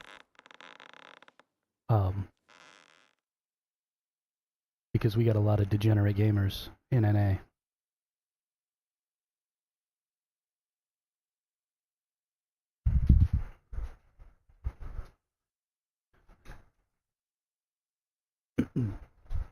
So you would think that our content creators would pick the game up. But I guess a lot of NA content creators have kind of gone the route of, like, try a game, put out some information on it, and then not really keep playing it. So, I don't know. I'm just going to keep doing my fishing thing. If anybody, like I've said before, if anybody wants to do some PvP, all you got to do is go down to the description, get that PvP island code. If you're in the NA region, you have to have an NA character because you can only cross server, you can't cross region. But no matter what server you're in, PvE or PvP on NA, you can use that island code to come to my PvP island that I've been building up. Over in that cave over there, there's an underground labyrinth made out of Tetris pieces. Over there, there's a big forest with some, like a little village inside with some small buildings. Here around the lake, we've got a bunch of buildings. We've got a lighthouse in the distance over there. And I'm going to keep building this up. And you all can absolutely come here anytime you want. You don't have to come here while I'm here. It's open 24/7 except during tournaments, which will be on Saturdays from about 11 a.m. Eastern Time until about 2 p.m. Eastern Time. At least that's the time frame they're going to be falling in right now. So if you want to come PvP anytime, you don't have to wait until I'm here, but I am here right now specifically for that. But you just use that island code. You come on over to the island, give that code to anybody you want to. Anybody can join with that code who's on the NA servers. Come on over here, you know, PvP with your friends, PvP with me, PvP with randoms from other servers. You can't team, so there's like no teams unless you are okay with friendly fire being on, and you can identify your friends. Then you can team up all you want. And have like, you know, 5-on-5s or whatever you want to do. But I am specifically building this Eternal Land for use by the community for PvP. And once I get all the biomes finished, I'm going to start tearing one down every week and rebuilding it as something new. So it's going to be this kind of constantly changing, morphing environment that you can PvP in. So you won't ever get so used to the zone. You know, over the course of about a month and a half, 2 months, it should completely change. And should be a lot of fun. Now, I don't know what the maximum number of people who can come to Eternal Land are, but I'd love to find out.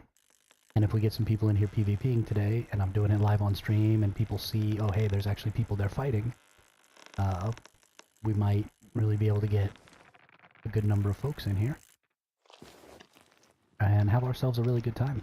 So please come in. Please shoot me in the back of the head while I'm fishing to let me know that you're here, so that I can stop fishing. Because I promised to fish on stream today, either the entire stream or until somebody shot me. So if you want to save me from endless hours of fishing, all you gotta do is come shoot me. Otherwise I'm gonna be here for like 3 or 4 more hours. Just catching fish. Hey, there's another record. Look at that. I'm gonna have like all the fish records in the entire world by the time this stream is over. Oh, I accidentally threw that fish away. Well, poop.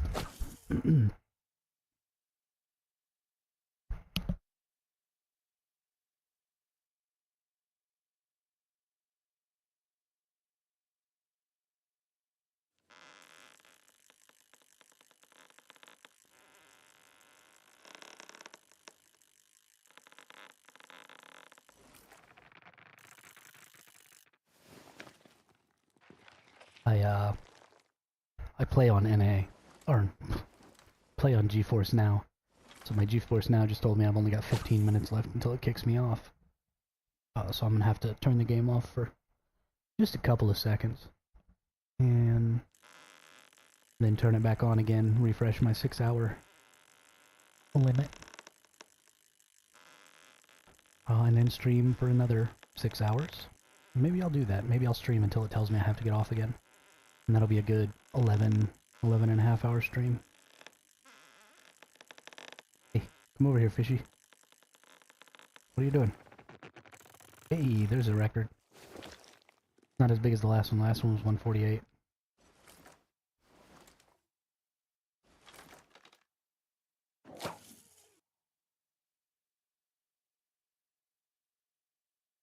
But I threw it away, so I don't think it counted. Or maybe it did, and it wasn't 148, and I just don't know what I'm talking about. There's always that possibility.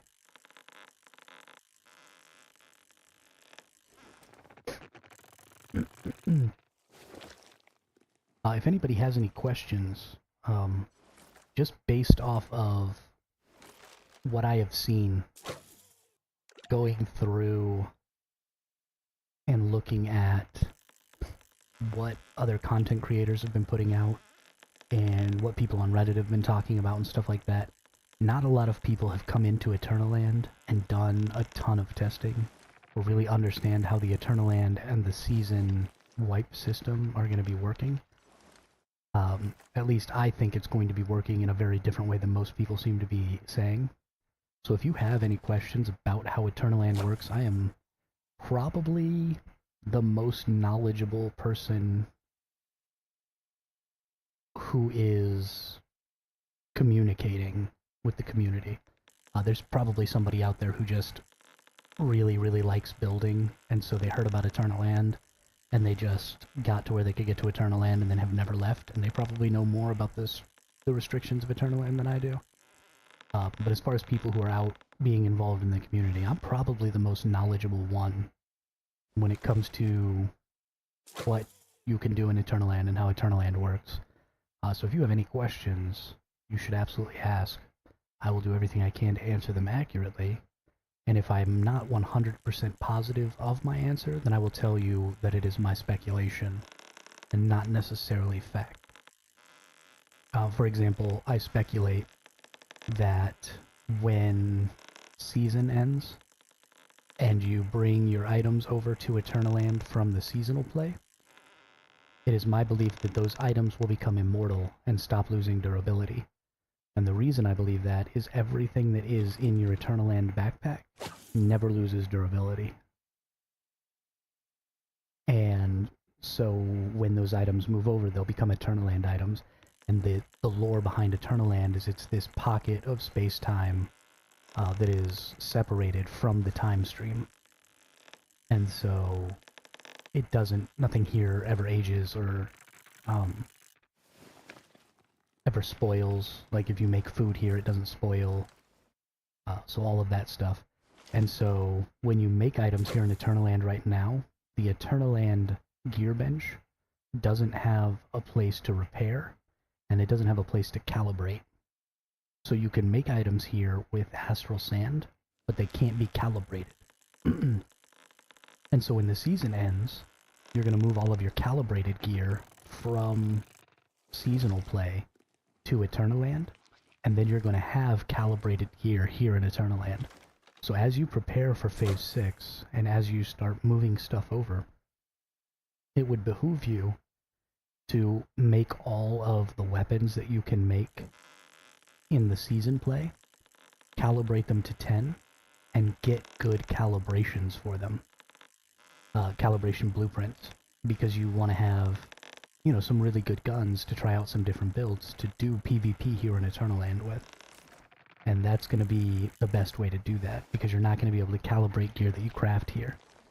So that's actually something I'm going to have to do, and I'm going to put out a video on how I think people should be and could be preparing, because another thing you're going to be able to do, because your gear benches in Eternal Land and your item benches in Eternal Land don't use the spec bonuses, the mimetic spec bonuses that you can get in seasonal play, then you can't get a really good kitchen that gives bonus effect and stuff like that. So another thing you can do is when you get to Phase 6 and things start moving over to Eternal Land, is craft a bunch of food, like shattered breads and stuff like that, with your seasonal resources.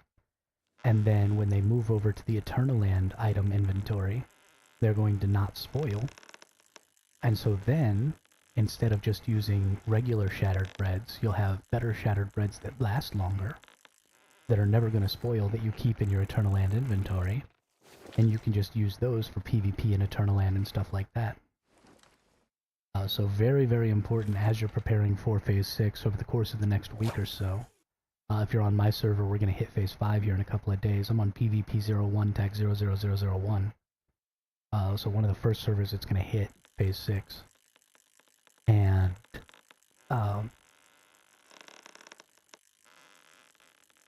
one of the first servers is going to hit Phase 6, so I'm going to put out what I think is going to happen. Then also, because I'm going to be in Phase 6 early, I will do some super fast testing and put out a video. Actually, probably do the testing right on live stream and put out as much information as I can about how Phase 6 works. So, you know, like and subscribe. Hit the notification bell if you want to know when I'm going live. And,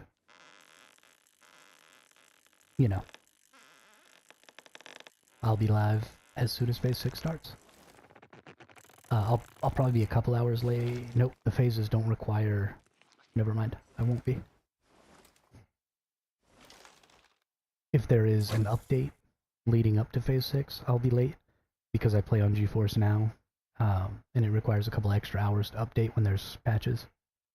I may be a little late, but it's worth it to play on GeForce Now, I think. Such a good platform. Totally not sponsored by them, but I totally would be. They want to sponsor my tiny little channel. I will do nothing but say nice things about GeForce Now, because I love that system. And speaking of which, I'm going to go ahead and turn off y'all's visuals. So you're going to be staring at a black screen here for a second. Then I'm going to go ahead and reset. Sorry, reset my game. And then I'll turn you back on. But I'll keep talking. I just don't want you to have my details of like my GeForce Now and stuff like that. Because that sounds dangerous. Potentially.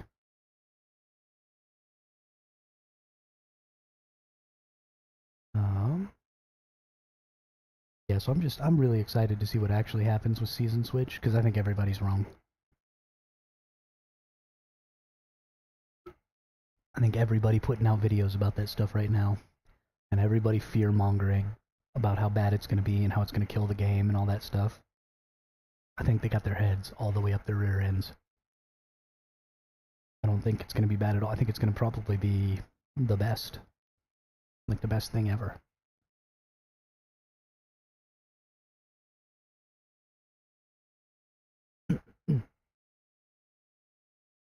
You know, we're going to hit a point here on this channel relatively soon where if I was streaming on the Twitch platform, I would actually hit the Twitch affiliate requirements. For a little over 30 subs, which would equate to their followers. And today I've had pretty close to 3 average viewers over the course of this 6 hours. We're a little under. But as we approach, you know, actually having 50 subscribers, that will change, surely. The channel's just going super, super well, and I want to thank all of you for that, because it is 100% on the backs of the early adopters that YouTube channels are made. Without you all, I would have no hope of ever succeeding at this, right? Somebody's got to be the person who first says, hey, this person might actually have some interesting things to say. So I really appreciate that. It's really great. I'm really enjoying getting to be a part of this community and stuff. I have 8 friends online. Holy cow. Let's see if I can get...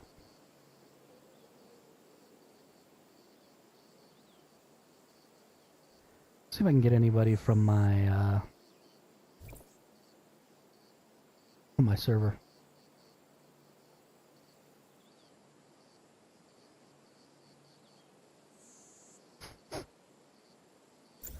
Can you copy things? Maybe.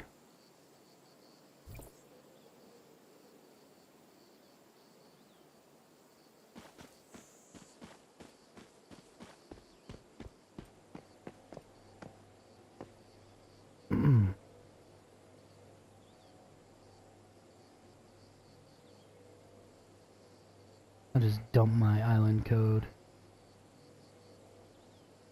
into...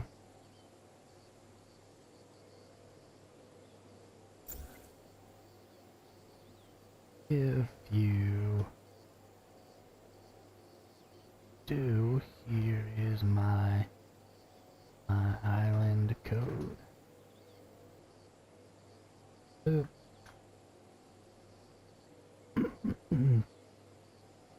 Alright. Maybe they'll come. Just gonna come on down here. And we are joining... Survival Hermits Eternal Land.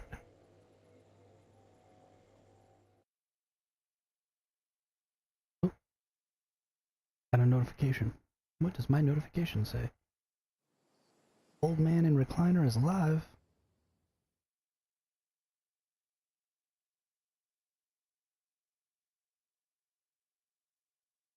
Old man in recliner is a pretty nice person. I told him all about Eternal Land, and he's also been building some PvP stuff. Actually, I'm gonna hit him up and see if him and any of his friends want to PvP. He's got a cool PvP like arena, like small scale arena for like 2 versus 2, 3 versus 3. So maybe they'll want to do some stuff over there or something. We could have a little fun.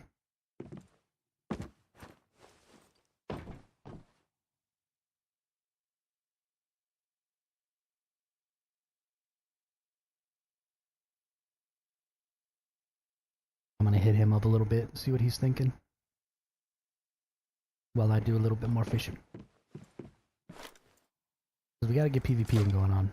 Can't... There's not enough PvP in this game, and it's such a good game for PvP, because there are so many tactical items and so much cool stuff.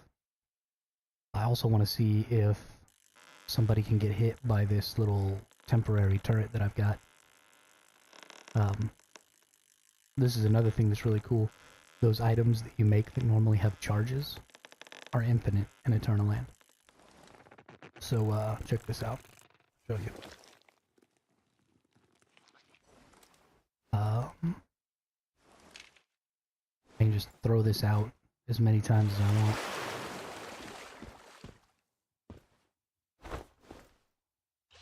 And you can only have 3 of them out at a time. So once I throw out a 4th one, the first one goes away. But you can dump 3 of these out and I'm gonna not tell them. Did this go underwater and actually... Oh yeah, it did. Oh, see, that's so cool. So you can actually shoot people underwater by doing that, I bet. So the normal turrets don't actually hurt anybody. And they won't shoot. They don't do anything here. And... So I want to see if these will actually shoot anybody, and if they will, that'll be friggin' hilarious. Because nobody will be ready for that. And I'll just wreck some fools. That'll be so much fun. So I'm super excited to try that. I'm also super excited to try the clone thing. Actually, I'm gonna take a look at that right now too. The projection generator. Right, you've got vortex generators. I wonder if you're just gonna be able to use these forever. You just have infinite... I mean... The stardust barriers. I bet you those will be infinite. There's so many cool tactical items in this game. And... I just want to play with people who want to use this stuff and do these things and have fun. This game is so much fun. Let's see. If I hit 5, deploy my shield. Yeah. Can I deploy more than one? Ooh, I can deploy more than one. Can you deploy 3 of these? Oh my goodness. Oh, you can deploy 4. Oh, you can deploy 5. You can deploy infinite shield. Oh my gosh. Oh my gosh, and you just walk through them. It's like Fortnite.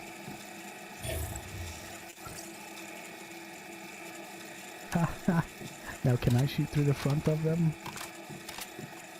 Or can I only shoot through the back? I can shoot through the front. So I can shoot through them, but other people cannot. At least that's what I assume. That's pretty funny. Don't tell anybody about that. I don't need people dropping 10 bajillion fortress generators in my... Alright, now we got vortex grenades. Oh, those are one use. Okay, good to know. Good to know. What about projection generators?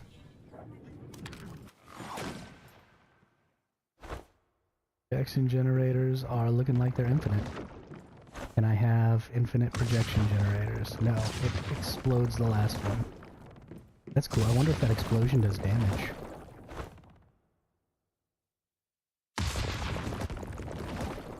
See, look at how cool this game is.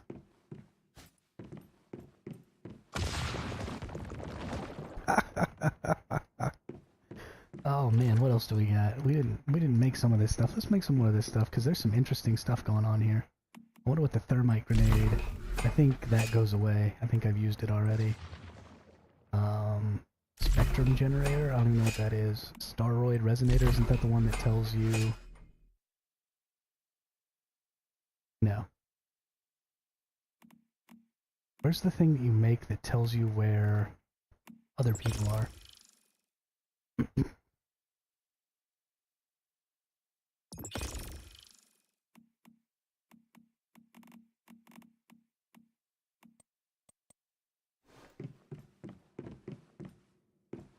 Does anybody know what the consumable that tells you where, it like lights up people within a certain distance? Is it the Staroid resonator? Let's see. Here's my Staroid resonator. Let's turn that bad boy on. Nope. That was the wrong button. I wanted 5, not 3. Oh. So you gotta use it from, like, in your inventory. Holy... Oh. That was old man and recliner talking to me. Scared the crap out of me.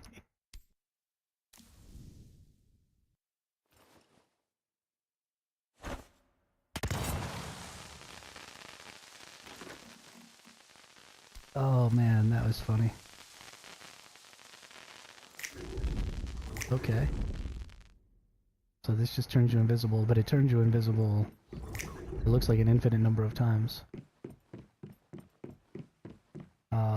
That's kind of busted.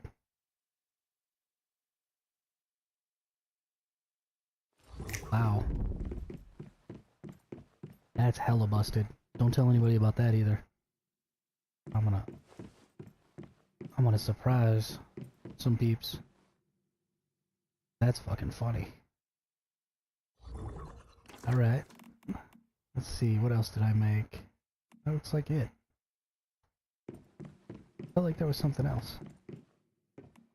Oh, the thermite grenade is, one use. Okay. And... scout drone.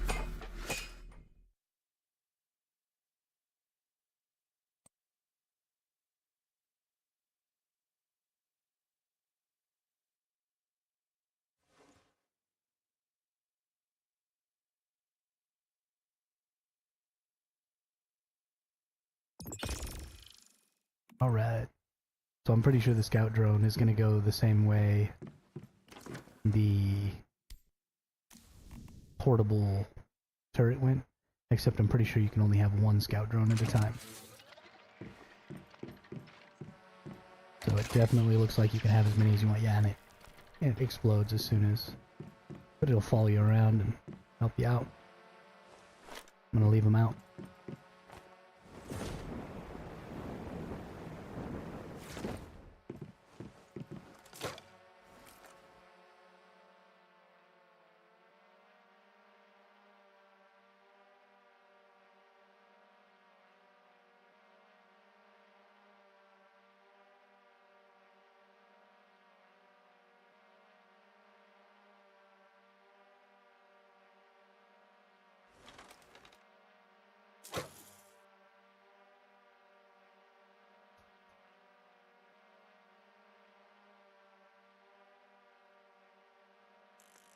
I'm sorry, just typing the old man in recliner there.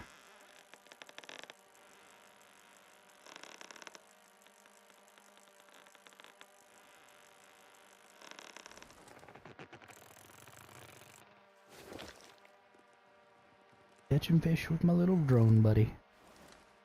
So like I've said a couple of times, and I'm going to keep repeating because I don't know when people come and go and when there's new people in the chat.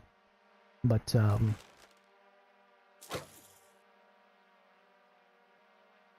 if you...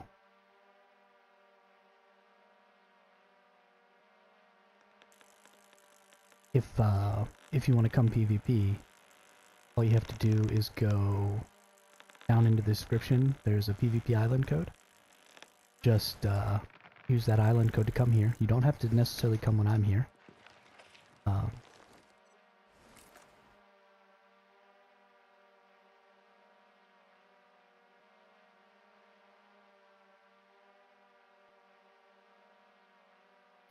You don't even have to come when I'm here. Just put that island code in your...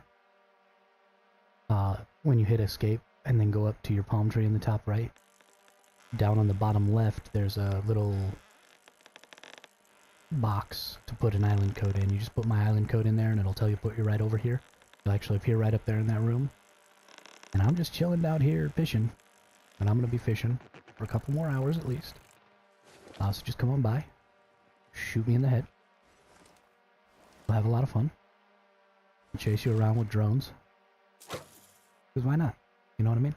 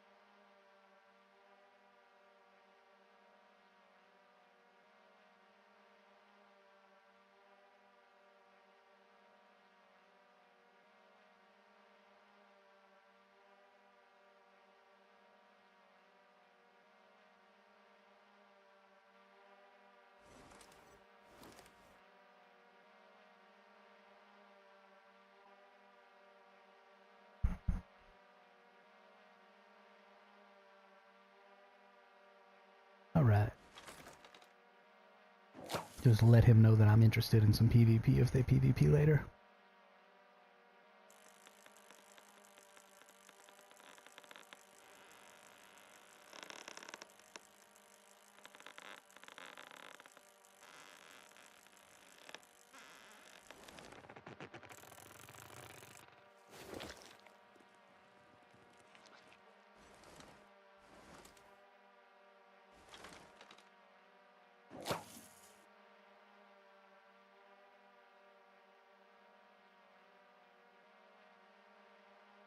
Constantly trying to make some connections.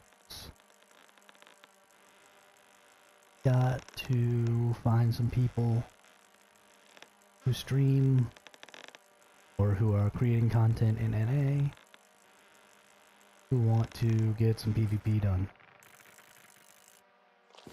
I am not well known enough to make that all happen on my own. There are a lot of people who aren't well known enough to make that happen on their own. So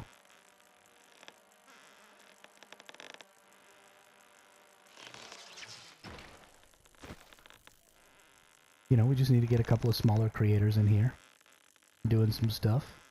If you are a creator and you happen to be watching this, don't feel like you need to send people to my stream to get the code. Go ahead and copy that island code down, put it in your stream. Even when I'm not here, when I'm not online, if you want to use my island for some PvP stuff with your viewers, take it, do it. I'm building this island for the community, I don't care. It'd be cool if you gave me a little credit, like, hey, we're going to Survival Hermit's Island. Go check him out on YouTube, but honestly, if you don't, I don't care.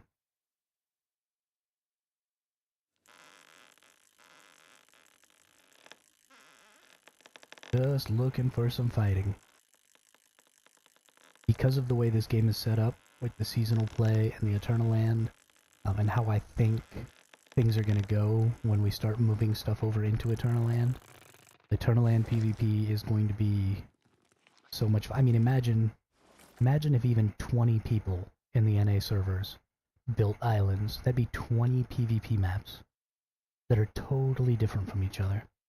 We've got the same general, like, island layout, but totally different building layouts, totally different biome layouts, everything would be totally, totally different. And so I'm really, really interested to see what other people build and how the community around building Eternal Land Islands develops. So we're going to be hosting tournaments here on this island. So if you want to be able to join those tournaments, there's a Discord channel or a Discord server in the description. Go to that Discord server and there's a set of channels for signing up for the tournaments. I'm going to have one every Saturday.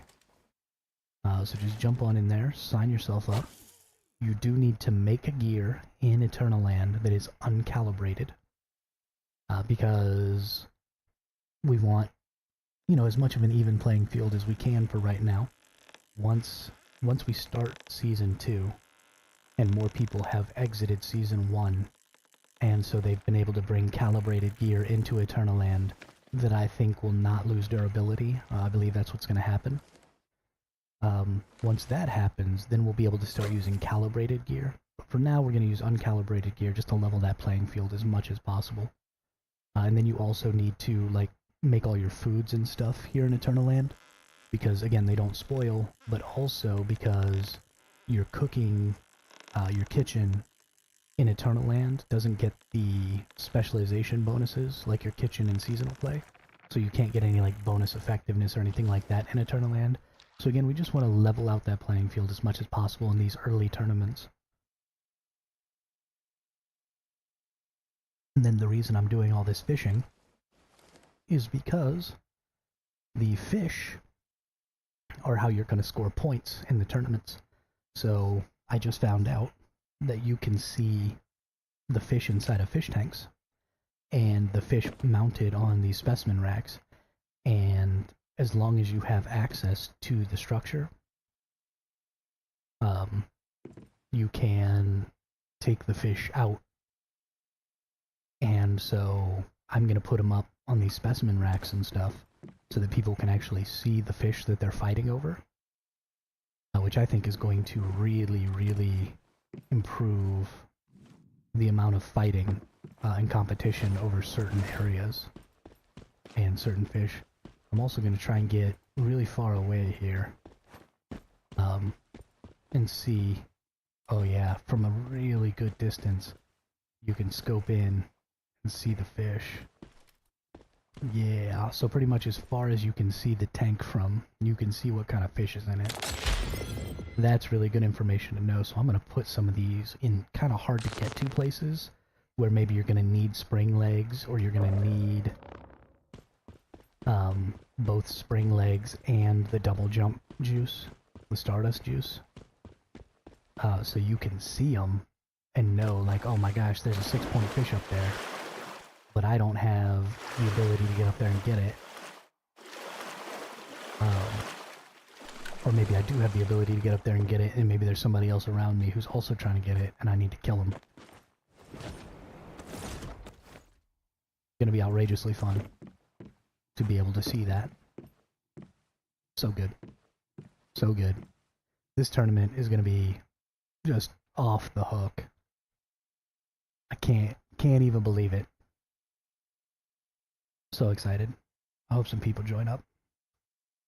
If not, it'll just be me. I'll be live streaming a tournament with myself, and I'll just run around collecting all the fish and declare myself Grand Poobah Champion.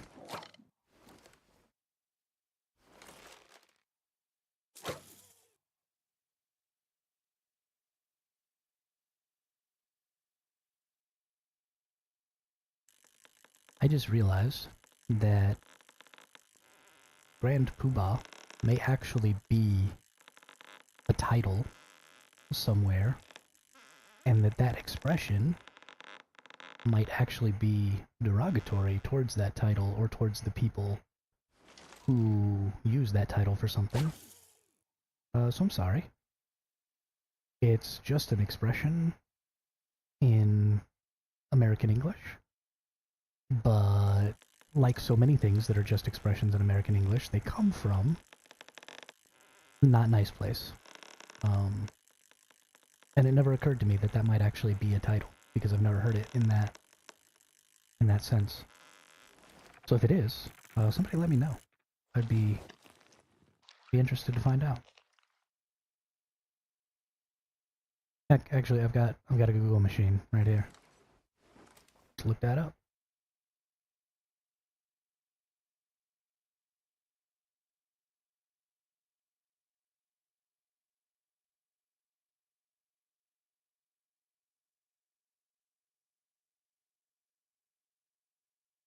A satirical term derived from the name of the haughty character Pooh-Bah in Gilbert and Sullivan's The Mikado.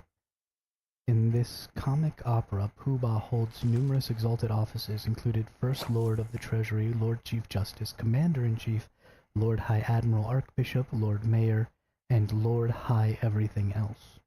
The name has come to be used as a mocking title for someone self-important or locally high-ranking, and who either exhibits an inflated self-regard or who has limited authority while taking impressive titles.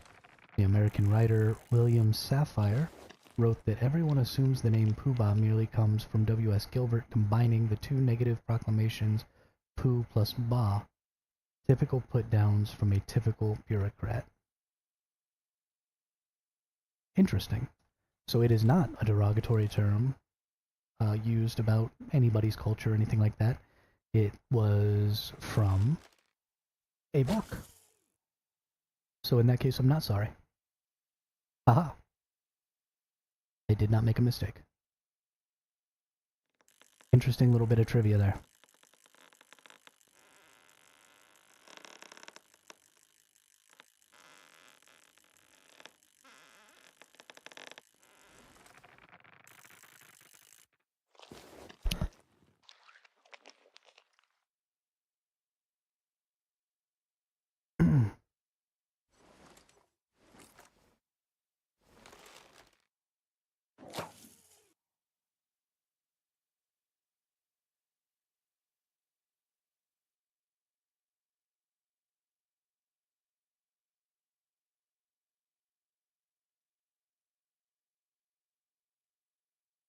can catch that fish.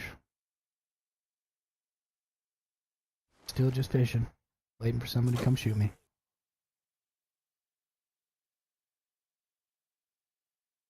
I very much encourage you. Come join for some PvP. Eternal Land PvP is the end game of Once Human. It is infinitely repeatable. Eternal Land is basically Valhalla when you turn PvP on. Fight, you die, you resurrect. Drink a lot of alcohol, you fight some more. And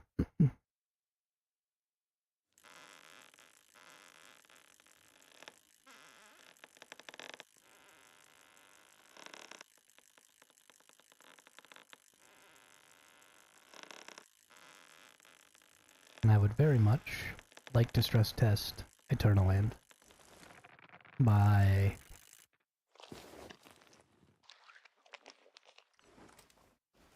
getting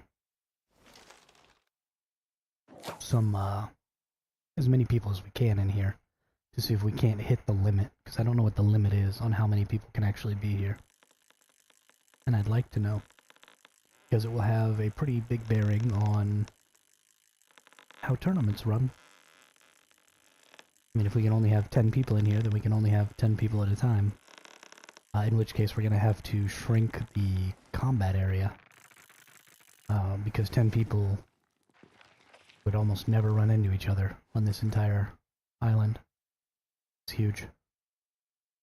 So, we definitely need to stress test it, see what happens. I'm going to keep looking, see if I can't find some more NA creators to harass who might want to come and do some PvP, because I'm very, very interested in getting people over here to PvP. I also want to thank everybody who has been here for a really long time. Just based on some of the analytics and stuff, there were people here for hours and hours and hours. And that really, really helps with informing YouTube to promote my channel more. It really, really helps with getting impressions so that we get a high click-through rate. And so that people come to watch the streams and ultimately the videos that come after. So thank you very much for that. You all have been awesome. Today has been such an incredible stream from an analytics perspective, but also just from a general enjoyment perspective. We've had so much engagement from different community members, a couple of other streamers, Tomby and Dealbreaker. Were really, really helpful today in shouting out my channel and bringing over some people, and then they came over and interacted, and we talked a lot, had a lot of fun, and so it's just been, I mean, this has been a super motivating stream for me to just keep doing it, because even if I only have a day like this once a month, it'll be worth it, because it's just been such a good time. And you know, compared to a lot of my other streams, this stream is doing so well that I'm just really, really excited to keep going. And if we have really good streams in the future, then they'll do even better than this one, because hopefully by then my channel will have grown some. And then we can just see just some really, really exciting growth start happening. So that we can bring more people into this Eternal Land, get more Eternal Lands built, maybe find some more builders. That's another thing. If you're interested in building at all, if you like building, if building's a big deal to you, I will happily supply you with things like deviated vegetables and stuff like that, so that you can buy sand. And if you want to build some stuff on this island for people to PvP on, absolutely. Come have at it. I will give you permissions on my island, and you can do whatever you want, because we're going to be changing it so much that if you make something that's like super non-functional or super non-useful or something like that, in a couple of weeks it'll get torn down and replaced anyway. So I don't care at all what you build, as long as you don't like spell out some slur or something like that in walls, and if I see that, I'll just tear it down and ban you. I don't care. So just, yeah, if you want to be involved, if you want to build some stuff, if you want to help host some tournaments, hit me up with that stuff, because I am certainly not the best at any of these things. What just happened? Hang on.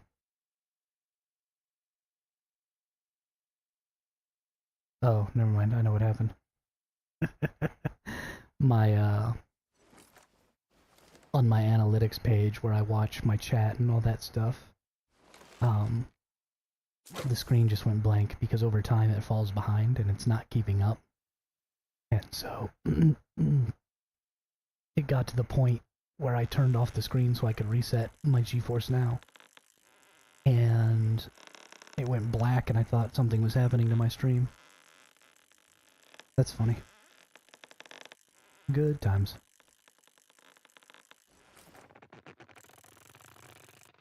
But like I was saying, I'm not the best at any of this stuff. I'm just some random dude who likes to play video games, who happens to see a lot of potential in this game, and it made me want to stream, and it made me want to be a part of the community, and so here I am, just trying to do the best I can at that stuff, and trying to bring some potential community fun to that community.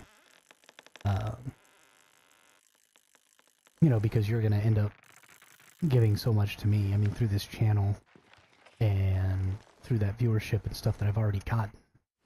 You know, I'm just going to get so much value out of that for myself, and this is a way for me to bring value to the community at large as well. At least in the NA region.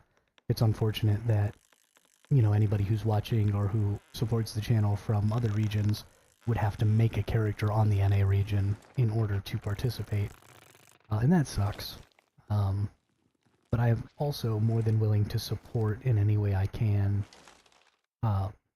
helping communities on other regions grow too, that are based around building Eternal Lands and stuff like that. The Discord in the link below, in the description, is right now pretty much strictly for the tournaments that I want to run. But we can absolutely turn that Discord into a hub for islands in different regions, and even tournaments going on in different regions. Right, we could set up some emoji,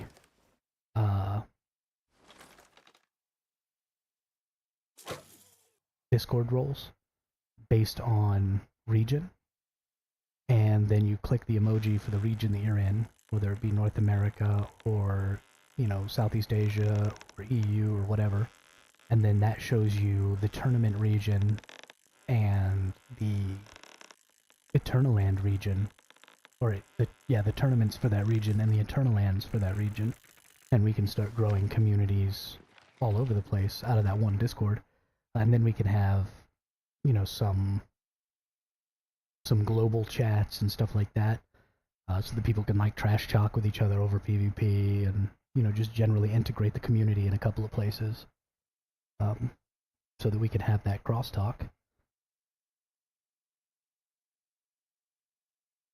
But it would be a lot of fun, and I'd really like to be a part of growing that. Certainly, I can't do it on my own, and in fact, like I keep saying, I'm not necessarily the best person to be doing any of it, but I'm here and I'm doing it, so if you want to be a part of it, let me know.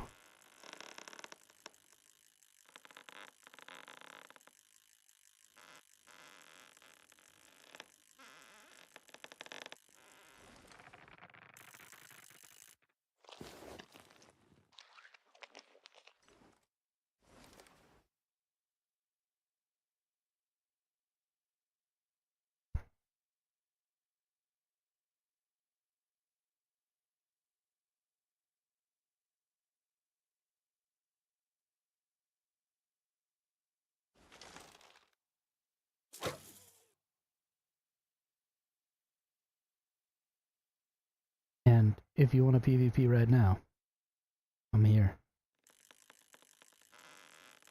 Just use the PvP island code in the description if you're in the North American servers.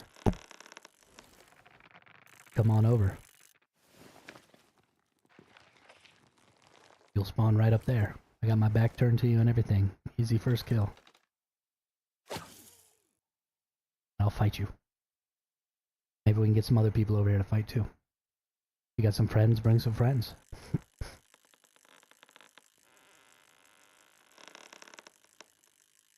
You really want? I'll fight all of you.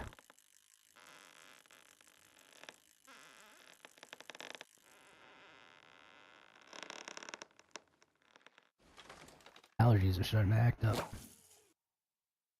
Gross. I don't like it.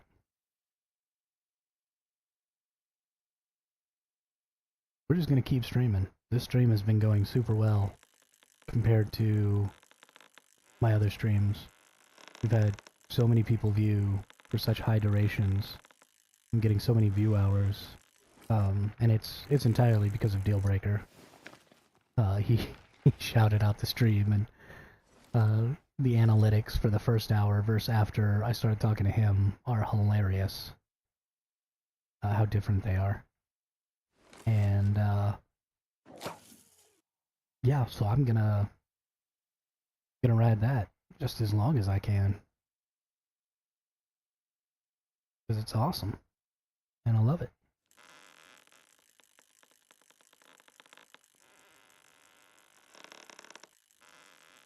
You know, you get given a gift like that, and ain't no sense in wasting it.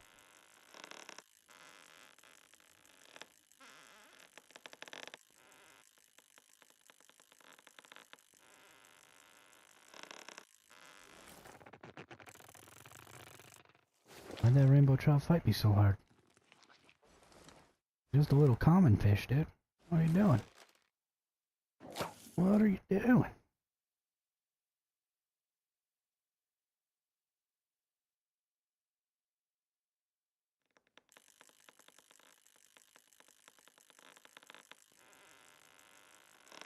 I don't know what way that fish was going. Probably messed up. Probably gonna get away. Oh, no, no, no.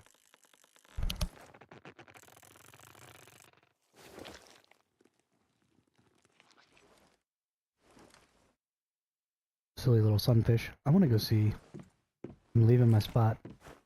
I'm going down to the ocean because I want to see if the fish in the ocean are different and if it's saltwater. Because I honestly haven't checked. I just assumed. But honestly, I have no idea. So now, if you join and you want to PvP and you want to shoot me, you're gonna have to, like, actually come find me. So, ha. Get wrecked.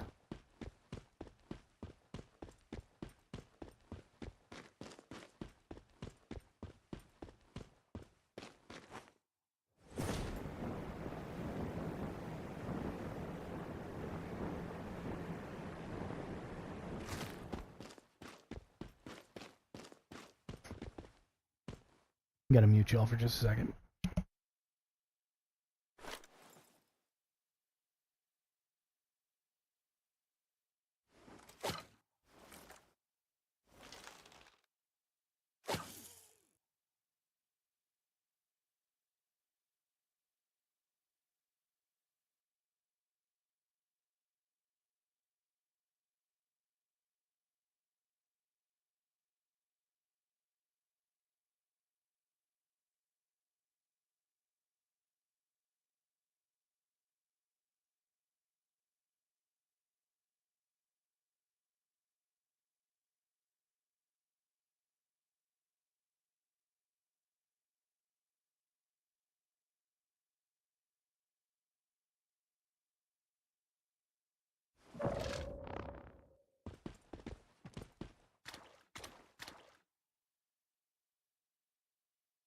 That does say dirty water, not seawater.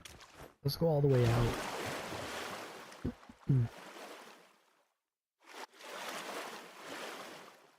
To the other side of this little island here. Let's see.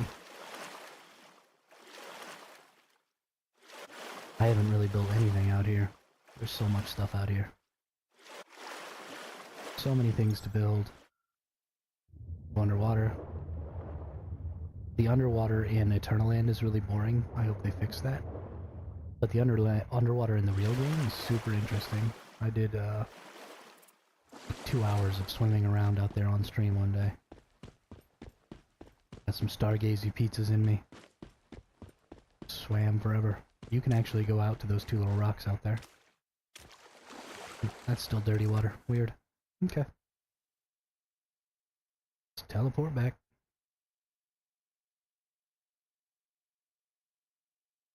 Just waiting on somebody to shoot me. Whee! Boop. Break out my fishing pole.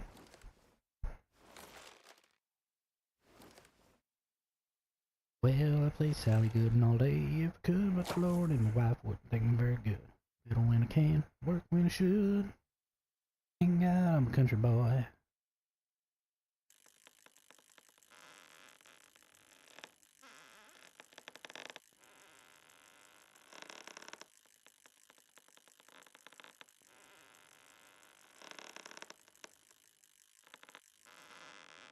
No, my fishy got away. I will call him Squishy. He will be my Squishy.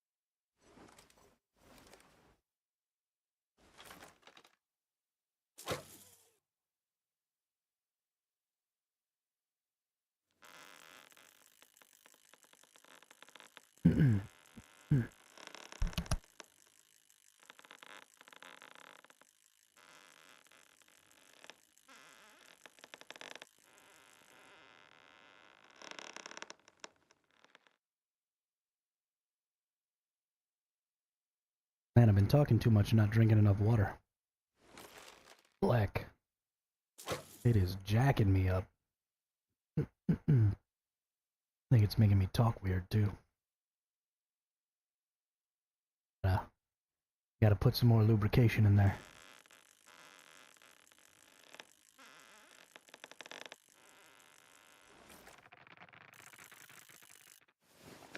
Tell you what. Most of y'all are between the ages of 24 and 35 based on my analytics. Drink water. Still young enough. But well, those of you who are 34, 35 probably aren't. Especially if you were as bad about drinking water and stuff as I was when I was growing up. Just drank tons of soda and stuff all the time. But, if you're still in your mid-20s, drink water. I don't care if you don't feel bad drinking soda all the time. I don't care if you don't notice that you feel bad. I don't care if you don't get hungover if you get drunk. Drink water. It will literally turn you into Superman.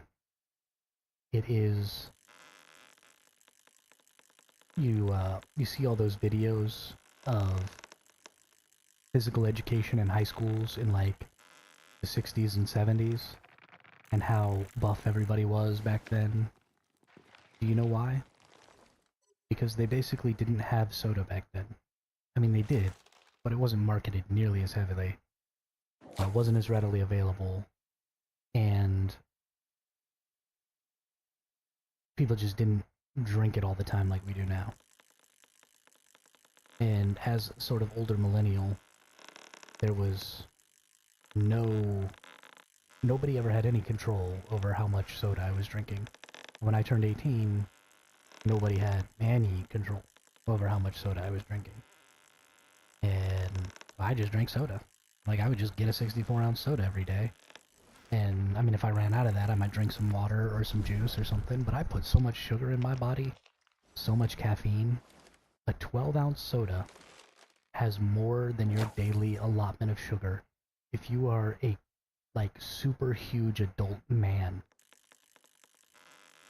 should not drink more than 12 ounces of soda in a day. You shouldn't even drink 12 ounces of soda in a day.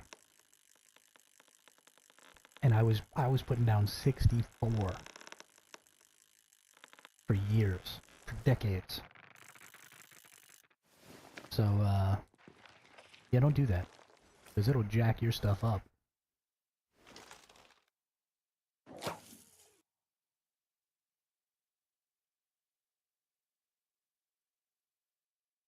And if you do drink a lot of soda, and you're a little overweight, you will just lose weight if you stop. You don't have to do anything else. You could do less physical activity. If you drink water instead of soda, you will still lose. When I first started drinking water instead of soda, I lost 20 pounds in like 3 months. It was insane.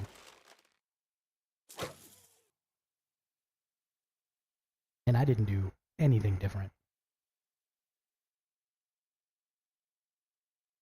I went from drinking soda every day to having a single 20-ounce soda once a week. On Mondays, I would walk to the gas station. It was like a quarter mile from my house. I would buy a 20-ounce Mountain Dew. I would go home and I would drink it. And then for the rest of the week, I would drink water. I lost 20 pounds.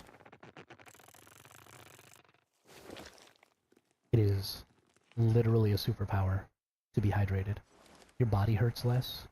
If you've got like random aches and pains and stuff and you don't really know what they are, and you drink a lot of soda and you have a lot of sugar in your diet, drink water. A lot of that stuff goes away.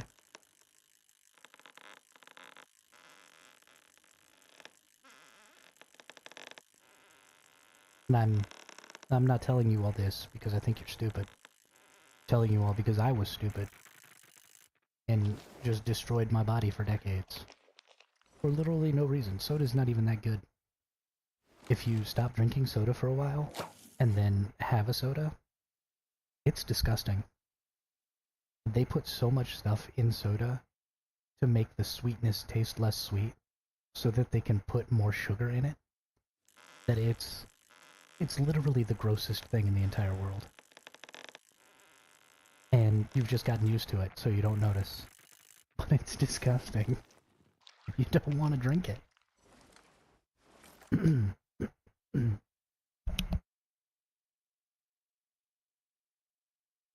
And now the Pepsi Corporation is going to come after me. Or Coke, or, you know, one of those. But I don't even care.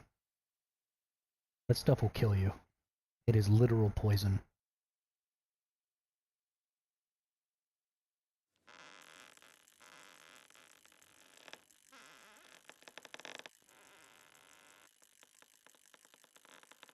I honestly don't know what's worse, smoking or sugar.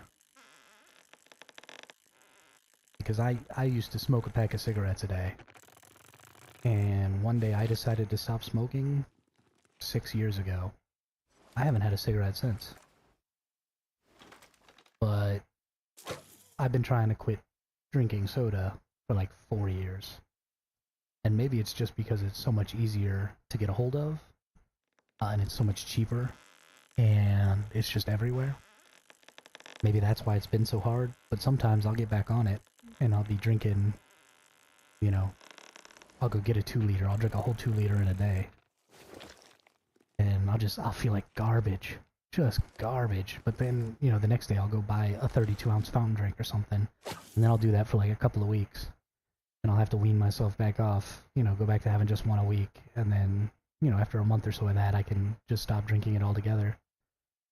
But, you know, it's like that one habit you just can't kick.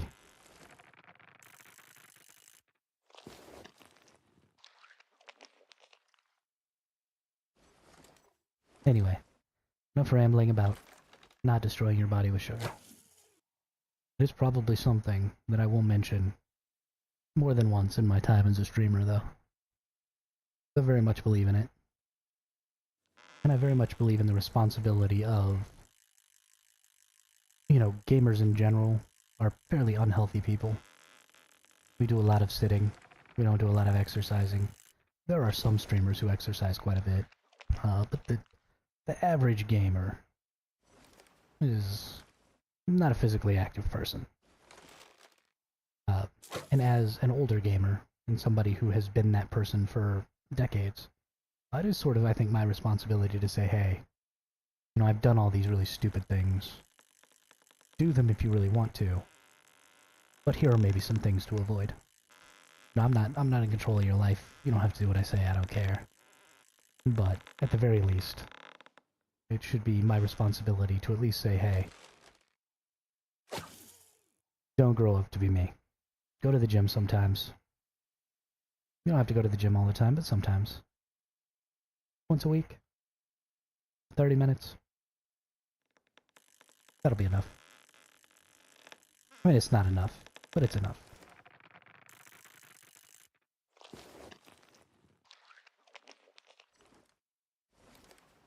Or exercise at home. Go for a walk.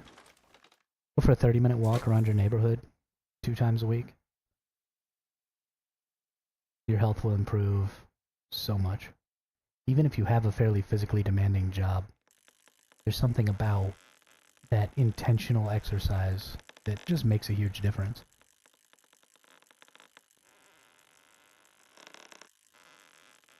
And I don't practice what I preach, except for the no soda thing. I'm a big fat guy. I'm like pushing 280 here, but you know, don't beat yourself up about it. If you fail a couple of weeks in a row, that's fine. You can always just start again. You know thing. But if anybody wants to PvP, you know, I'm still chilling here, fishing. And you can stop me from fishing, and stop me from rambling. Because if you start shooting me, I will focus up real fast about trying not to get shot. And I will stop rambling. But until somebody shoots me, I gotta fill the silence. I don't know what else to do. So I'm gonna ramble. Honestly, I have this sinking suspicion that most of the people watching right now aren't actually watching. They're just super nice and trying to help me out. And they just have it on and I'm muted. So they don't even know that I'm rambling. But I appreciate that. If you've got my stream running just for the sake of helping me out, you're a boss. And I like you a lot. You're my best friend. And if you're actually watching, well then you're an even bigger boss. Also, like I've mentioned before, I have a lot of knowledge about Eternaland, this game.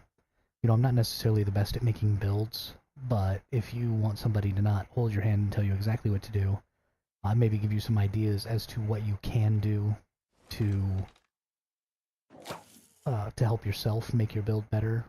You know, some things you can farm, how to go about farming, stuff like that. Or if you want to know anything about Eternaland, I'm probably the most knowledgeable community member in this game about the rules of Eternaland and how to utilize Eternaland and what you can do here. So if you have any questions at all about it, absolutely ask. I would love to help.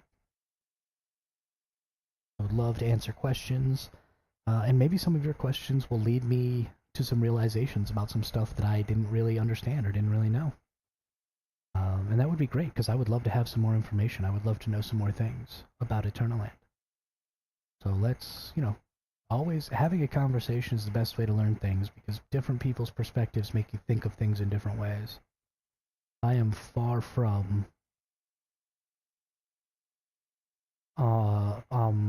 omniscient in this respect, so I'm gonna take a little break from fishing and just stand here while I go look through streamers again.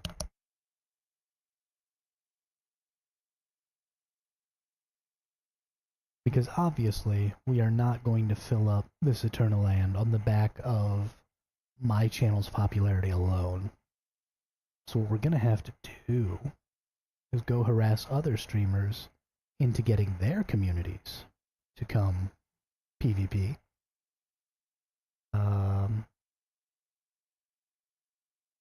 that's what we're going to do. Because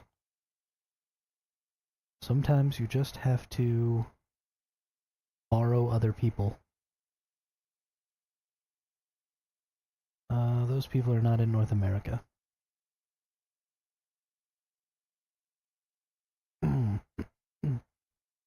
Where is all the NA streamers at? It's 2:30 Central Time. There's no reason for these fools to not be online right now. Can't get enough once human gameplay. Alright, let's talk to this person.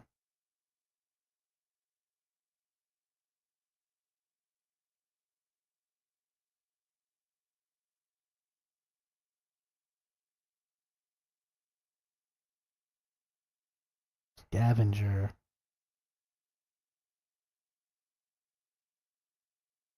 He is not level 50. Okay.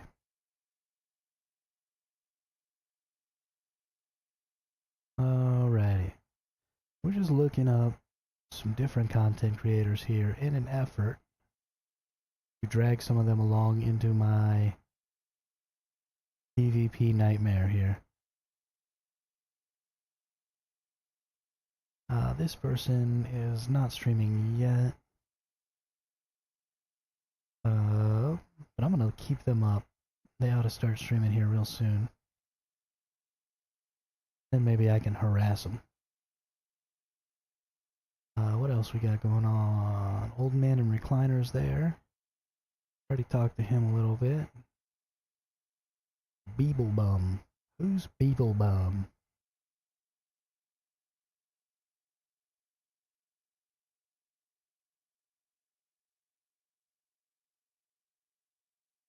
Beeblebum.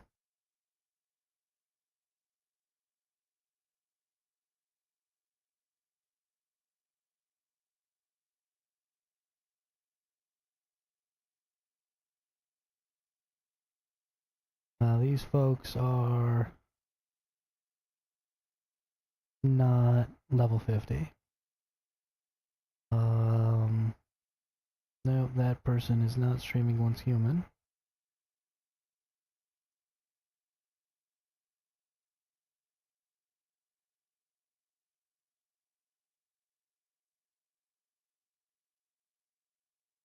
I don't think this person. No. Okay.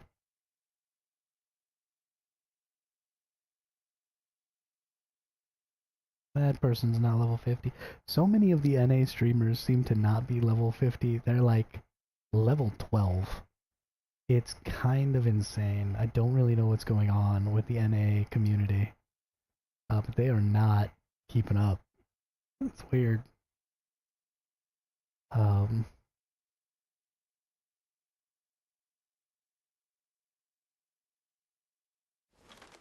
my fishing pole back out. Oh, there's someone in the Leah lab.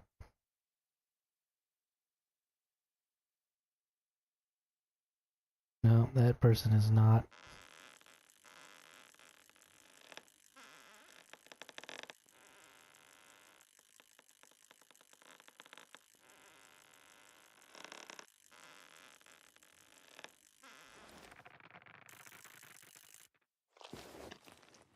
Hey, another big ol' record trout. I thought that it was keeping track of my records, but it's not. I don't think that person is NA.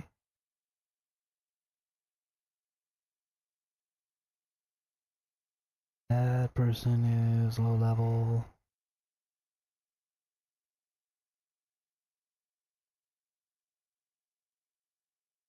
Oh, so sad. Oh, no, I've already looked at that person.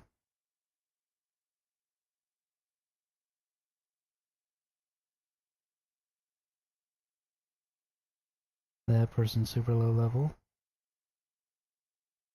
Oh, and they're not.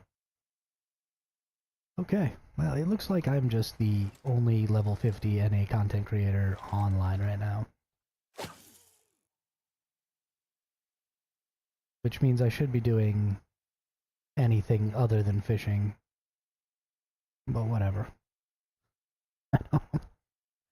I want to fish. I want a PvP. But barring PvP, I want to fish. Oh, so silly.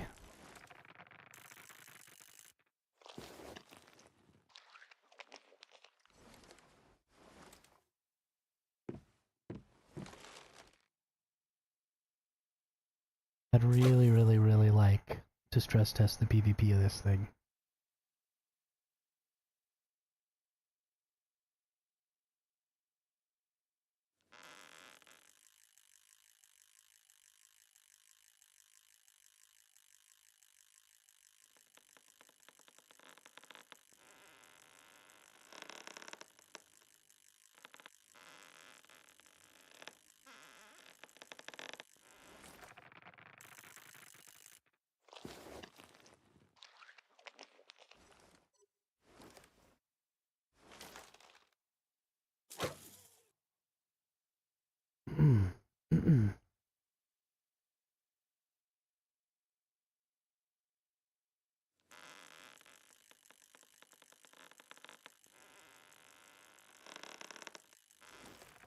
Ow.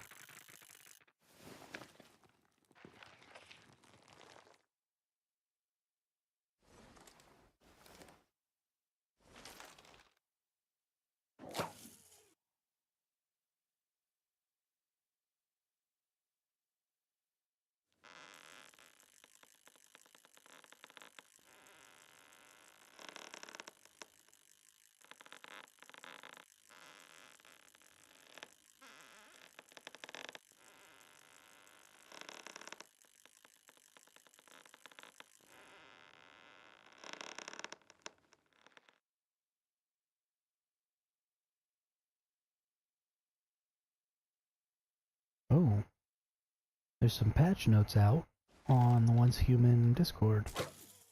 They weren't there the last time I checked yesterday. They were put out after I went to sleep yesterday. Bug fixes for the August 2nd, 2024 patch. Let's take a look. Let's see. Fixed the issue that the shelterer set had incorrect damage reduction. Fixed the issue that players sometimes couldn't interact with the vending machines on mobile territory. Fixed the issue that discarded items wouldn't display when they were discarded echo stones nearby. Fixed the issue that some regions' landscape was flashing in Securement Silo Cold Realm.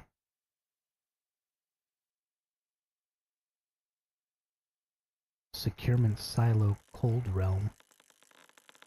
What is Securement Silo Cold Realm? Fixed the issue that players in game settings could be reset. Now you can re-enter the game to restore the settings to what was saved before the update. Oh, that's nice. Optimized the location of dropped Starcrum in territory purification mode and added clearer drop icons. Reduced the drop of motorcycle durability upon bumping into something. Ooh, that's cool. Fixed the issue that some sound effects in the wilderness was not affected by the volume settings. Fixed the issue that the countdown, or the continuous planting feature of Planter Box could make items disappear when players clicked it too fast. And optimized how collisions were determined in Stronghold Conquest, ooh, to keep people from crashing vehicles. And fixed the issue that the territory terminal would disappear in certain situations. Exciting. Those are all good updates. I'm super happy with the way the devs put out information. The detail with which they talk about bugs that they fixed is not something that is industry standard. A lot of times you just get, hey, we fixed a bunch of bugs, and you don't really get the details on what those bugs were. And players are pretty good about identifying how bugs work and what bugs specifically are affecting the game. And so telling us exactly what was fixed really helps to improve our enjoyment of the game, because we'll stop doing stuff that was buggy, and if you never tell us that it's not buggy anymore, then we're going to try it out much less often. And sorry, I just hit my microphone, I had to scratch my nose. We're going to try it out much less often, and so we might not realize that it's been fixed, and we might miss out on something like that Starcrum territory drop fix. Is very important that they put that out, because a lot of people were avoiding doing their Cortexes because they didn't want to potentially lose their Starcrum drops. And there were people who may have missed this week's Starcrum because they were waiting for that fix, and it could have been fixed and they just didn't know, but they put the information out and said, hey, we fixed this, here's how. And so now we can go back to using that content again. And that's just extremely important part of transparency from the devs that really, really make me so happy with this particular dev team. They are just wonderful about helping us understand what's going on. Now, they have been a little bit quiet, and I think they've been a little bit quiet intentionally about how some things are going to happen when season switch happens. And either they've been intentionally quiet about it, or they assume that we understand the intention behind the season stuff, or maybe they haven't nailed it all down yet. Because I would really like to see a video from them that really laid out, you know, when next season happens, are we going to be getting Season 1 servers again, so that new players can start on Season 1? Are we going to be getting are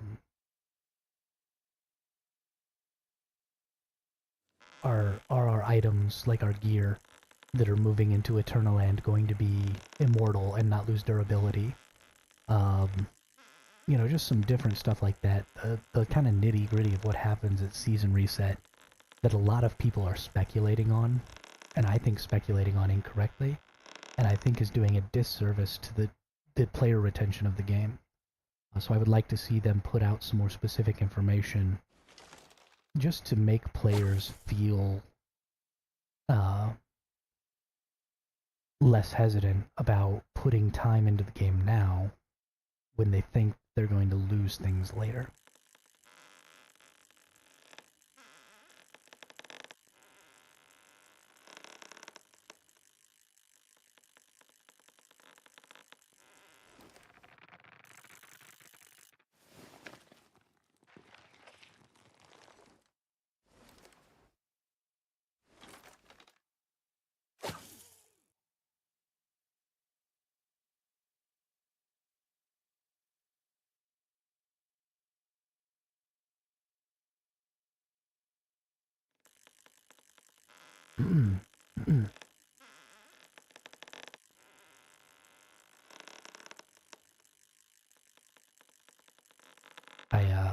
I think that there's a pretty severe overestimation happening of what people are going to lose and how negatively season reset is going to impact people. I don't think it's going to impact negatively at all.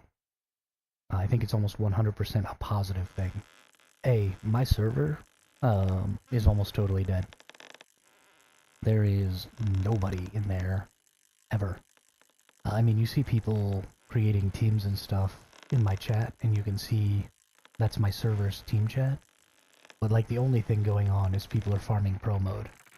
Everybody in my server is over 50, but there's nobody fighting in any of the engagement zones.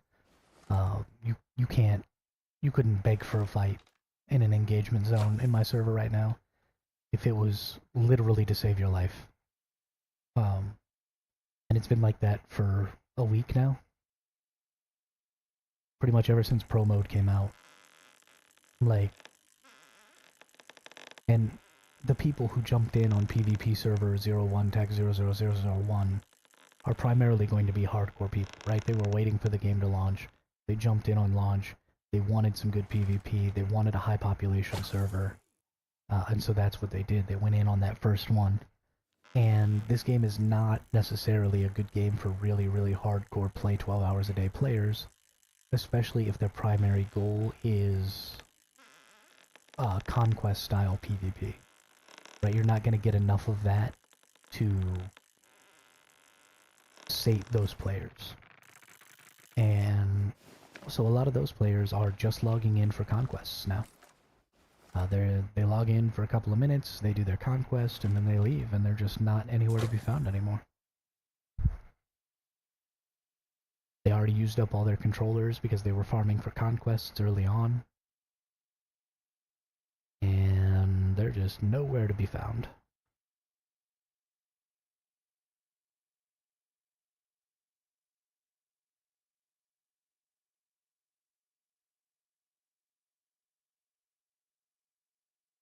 Here, fishy, fishy, fishy, fishy. Here, fishy, fishy, fishy, fishy. Fishy. Fishy.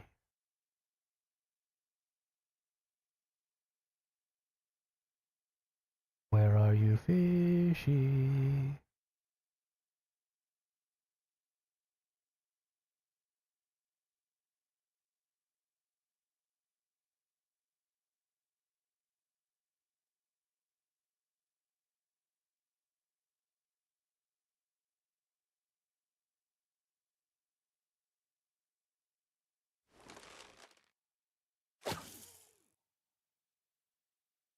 There once was a ship that put to sea. The name of the ship was the Belly of Tea. The wind blew harder, bowed it down below my belly boys blow. Soon may the weathermen come to bring us sugar and tea and rum. One day when the tonguing is done, we'll take our leave and go. She had not been 2 weeks from shore when down on her a right whale bore. The captain called all hands and swore he'd take that whale in tow.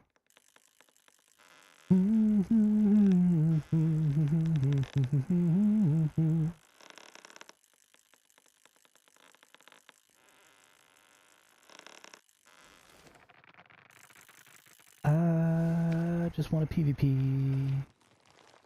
I just want a PvP. To fight some people. So join for PvP. It's in the description. PvP. Right, it is in the description, right? Yeah, it is. Okay.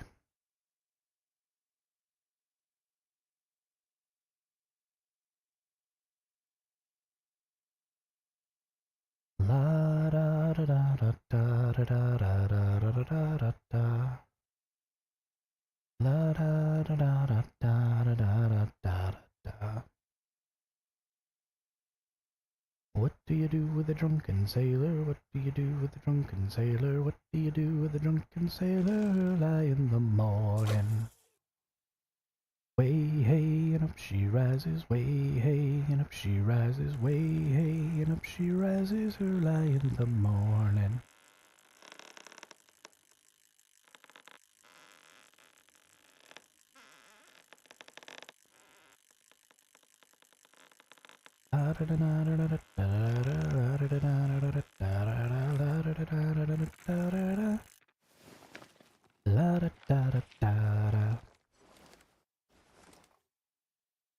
Way hey and up she rises, way hey and up she rises, way hey and up she rises. Oh, Tomby's online.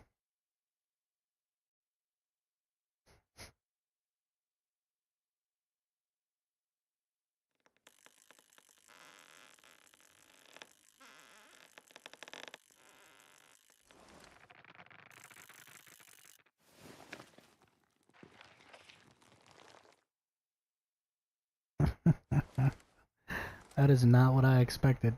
That's funny.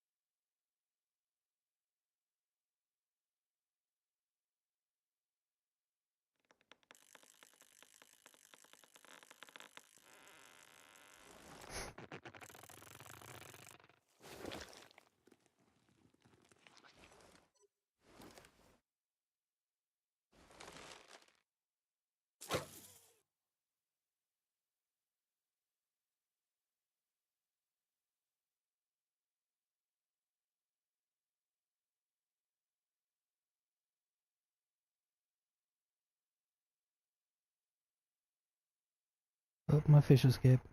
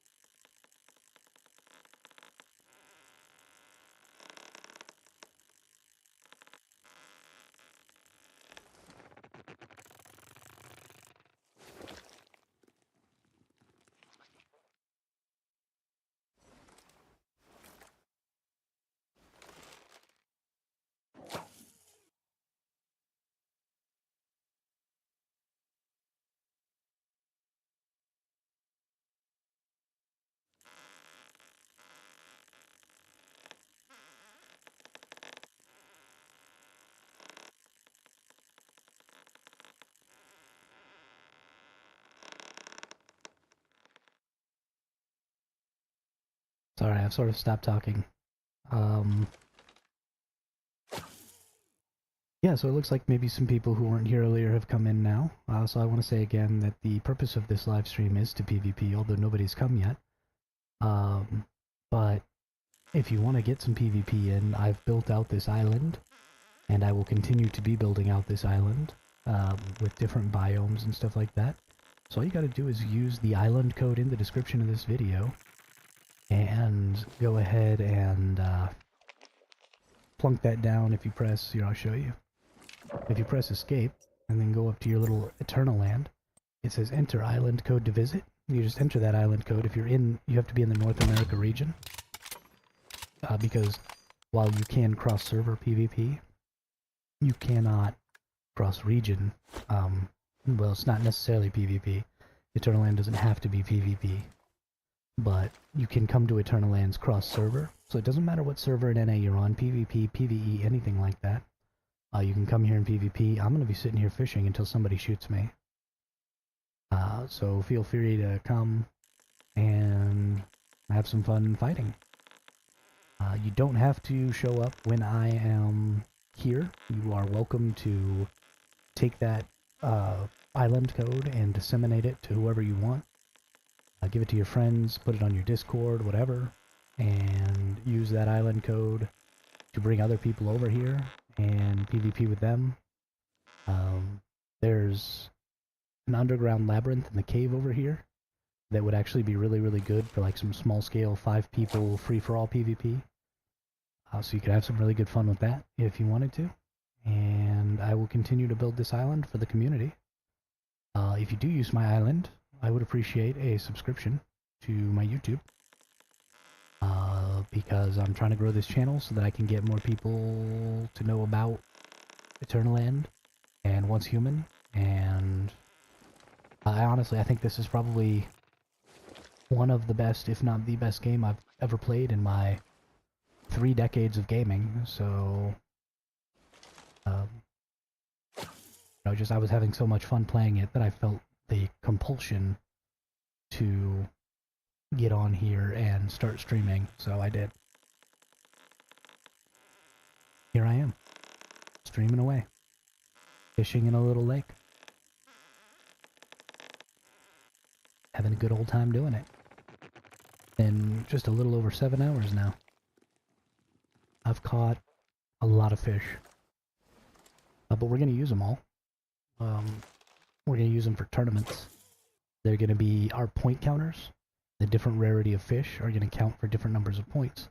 And I'm going to put little aquariums and these little things, the specimen racks, in different places all over the map. And then people are going to fight over them and pull the fish out of them. And whoever has the most fish after 20 minutes is going to be the winner. And they're going to win all the fish that were collected. And then they can use those fish that they collected to go in here. If you press this F8 menu and you go to these orders, you can turn in fish a lot of times, and you get to turn in 6 per week for double astrolite rewards. And that astrolite is used in the island shop here to purchase like big rocks and trees and stuff that you can use to decorate your island. It's really cool. So I'm actually going to go over here and I'm going to complete some of these. At 124 carp, I can give up some of those. 114 big head carp, I can give up some of those. And more carp, give up those. And then for these ones that are about veggies, I just delete them. Because I don't need no veggies. And then they come back in 15 minutes. So I've already completed 3 of these. I'll wait to get some more that I can complete. And then I'll stack up some more astrolite. I already bought a ton of trees. You'll see some of it'll spawn in over here, hopefully. Wonder if I can get it to spawn in this way. I don't think I can. Well, where those 3 houses are, there's actually a whole big old forest. I bought a ton of trees, and I just put them all around there. And there's just a big old forest over there now. That's one of the biomes I made. And then, you know, I built this house and this house and this house and that lighthouse over there and a couple of houses over there, and I'm going to build a whole bunch of more houses in different biomes, and I put up some of these willow trees are mine. Some of them are already here. And it's just all about trying to create some different spaces to play in, some different types of PvP availability. Just give everybody a fun little spot to come and hang out and fight. And hopefully I'll get to live stream some of that fighting. Because I think there's a pretty massive gap between the amount of PvP content people want and the amount of PvP content being generated, because the only real PvP content out there is war And I just don't think that that is the most compelling content right now. I think if everybody would just come to these Eternal Lands and just have some fun shooting each other, we could get some really good content going on. And yeah, so that's what I'm trying to do. Just trying to build a space to generate some YouTube content, but also a space to generate some game content. Because this game is designed to cater to more casual players. The amount of content available and the amount of farming and grinding you can do is strictly limited. And so in order to really get infinite replayability out of the game, you have to be creating that infinite replayability. And so that's what I'm trying to do with this PvP island, but also what I'm trying to do with my theme park island. I've created an island where I've made a couple of rides so far. I made a roller coaster that you ride with your Jeep, and a big jump for the motorcycle. And the goal with the motorcycle jump is you go down the ramp, and then there's some obstacles in the way, and you avoid the obstacles, and then you hit the ramp, and you try and ramp as high as you can on your motorcycle. And then when you reach your apex, you jump off, and you glide, and you see how far you can glide. And we're going to go for distance. We're going to like keep track of records and stuff like that. So definitely go in there and try that out. If you're not a PvPer, that's fine. It'll take you a couple of hours to get really good at the roller coaster and to ride through it like all in one quick go. It's pretty tough. It's pretty technically difficult. So both of those Eternal Lands are in the description below. And then there's also a Discord link down there for a Discord for the tournaments that I'm going to run weekly on Saturdays here in NA.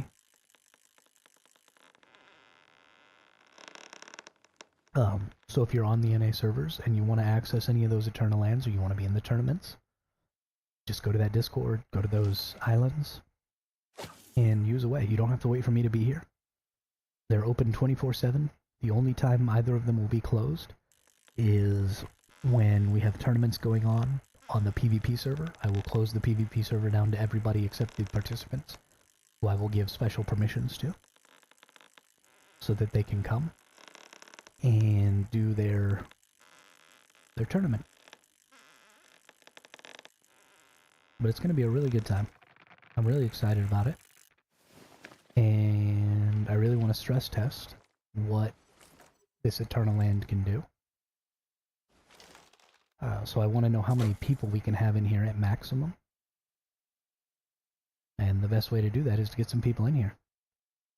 So if y'all, you know, jump on in here and fight me, fight each other, then we can stress test this thing and see what's going on.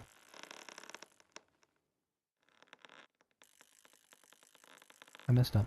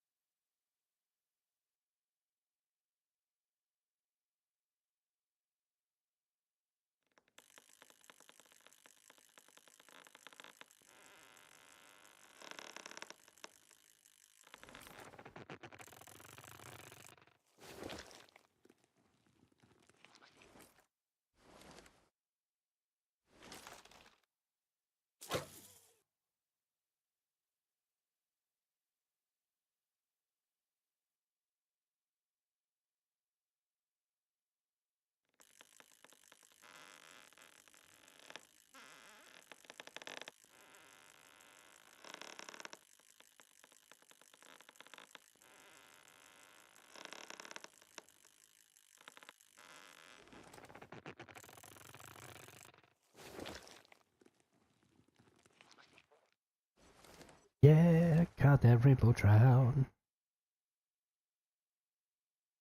Be-doo, be-doo, be-doo, be-doo, be-doo, be-doo, be-doo. Ah, ah, ah.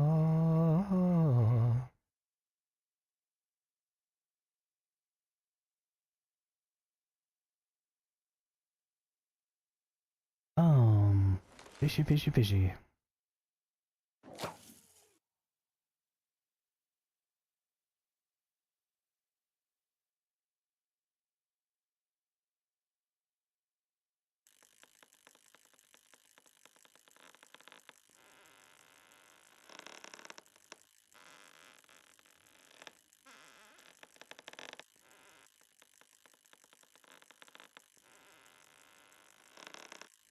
Mm-hmm.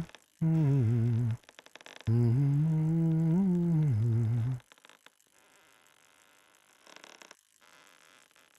Come here, fishy. Don't you break.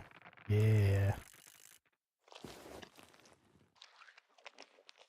I caught that fishy. Fishy, fishy, fish.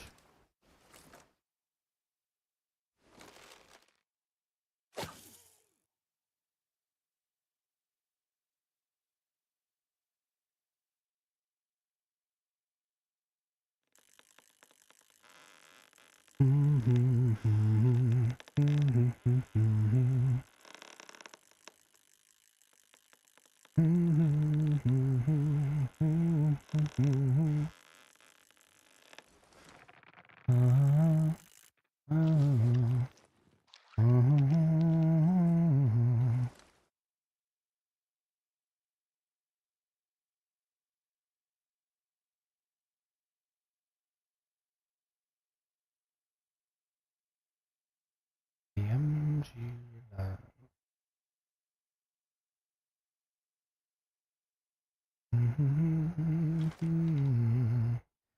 Mm-hmm.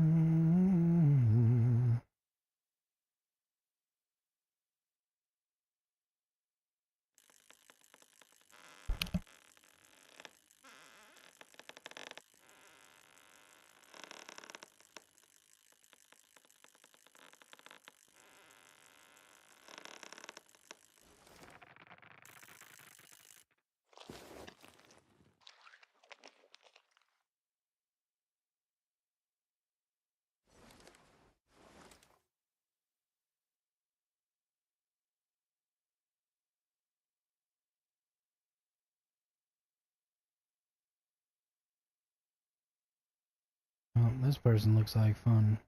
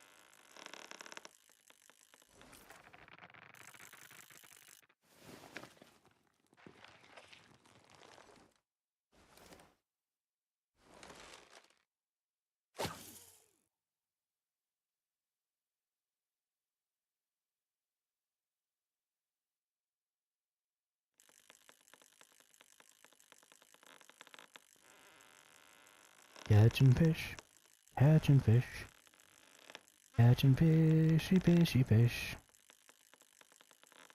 catching fish.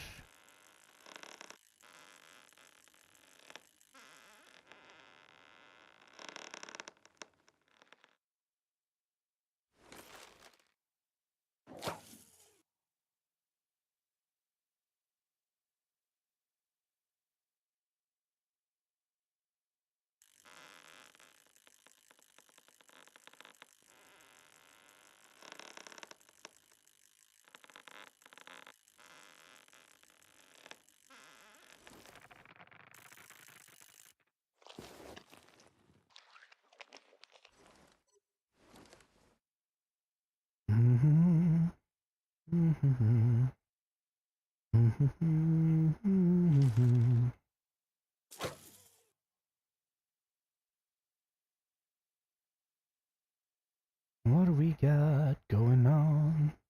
Catching fish. Just catching all the fish. Fishy, fishy, fishy, fish.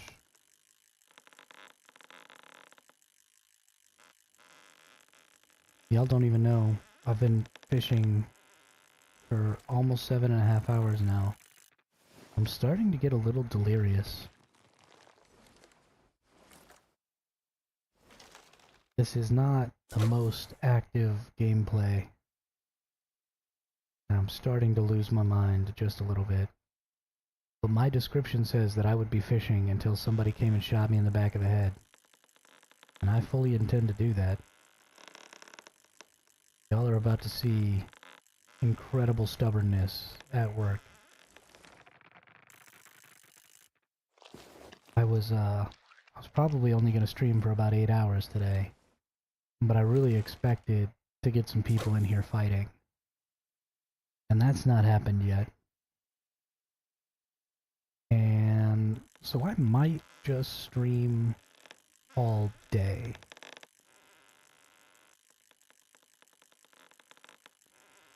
Just be here literally until somebody comes and fights me. And honestly, it'll end up probably being such a long time that somebody will come in here and shoot me, and then I'll just end stream and leave, and just leave them here all by themselves. I think that'll be great.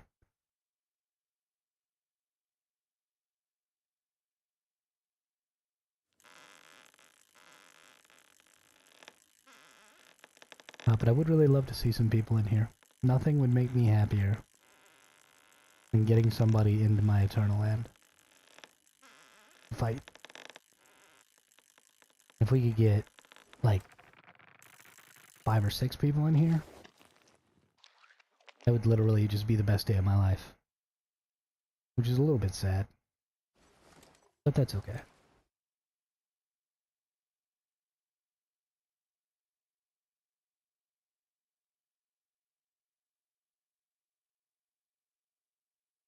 Human Skydiver 86.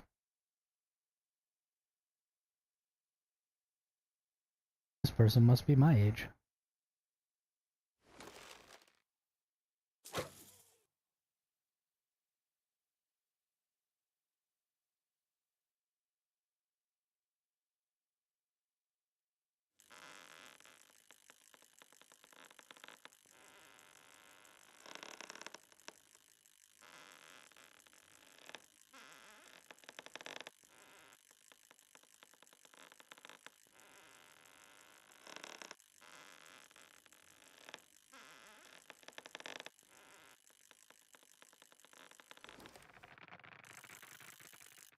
Let's subscribe to this person.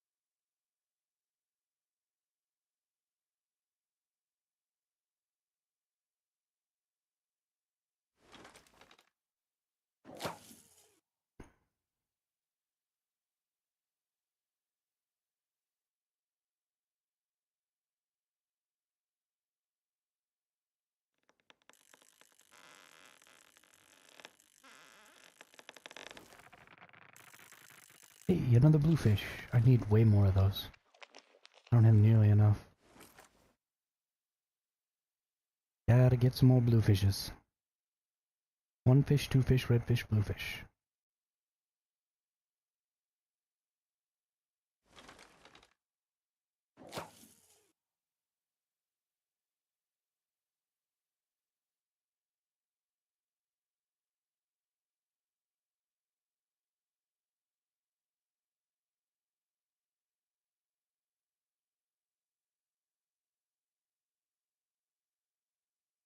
No, my fishy escaped because I wasn't paying attention.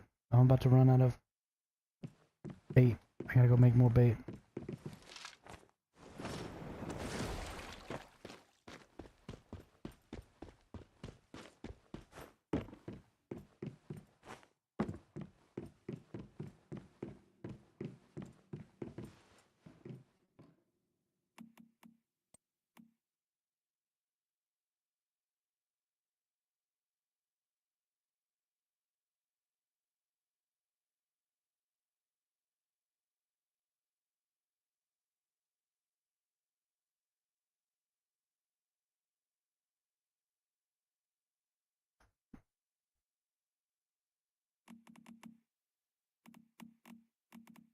Let's make...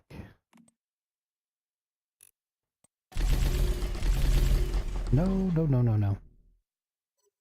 No, no, no, no, no. Don't you dare make all those fusion lighters.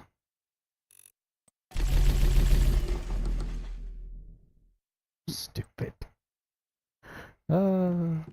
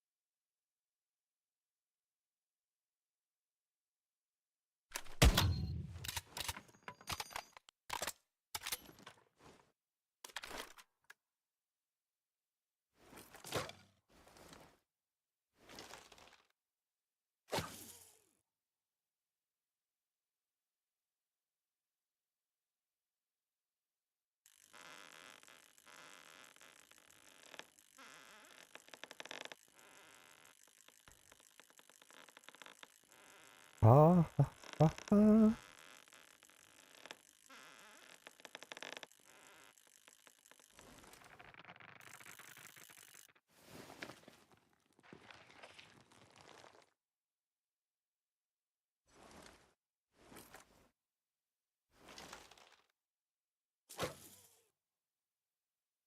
What are you all thinking? Anybody out there thinking anything?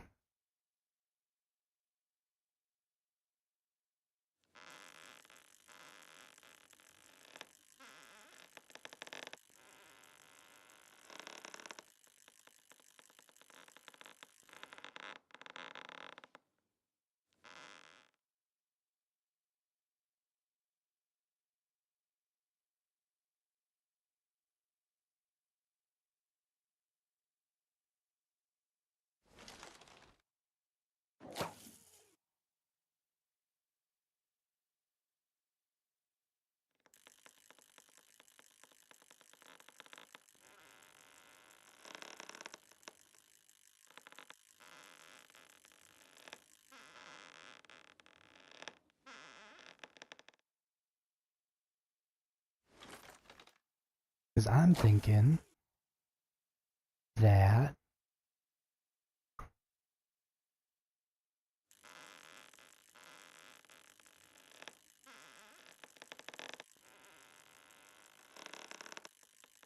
we need to get some people in here. So, if you want a PvP, use that island code in the description for the PvP island. Let's make it happen. I would really like to stress test the PvP potential of this zone. You know, the concurrent people we can have in here and all that stuff. So if you're interested in PvPing at all, pretty please jump on in.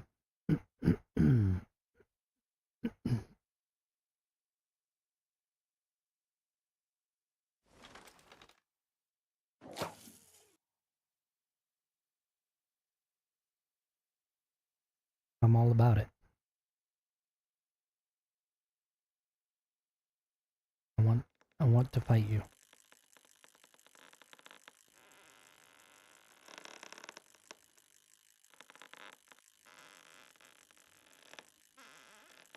I want to sneak around with my sniper rifle and shoot you.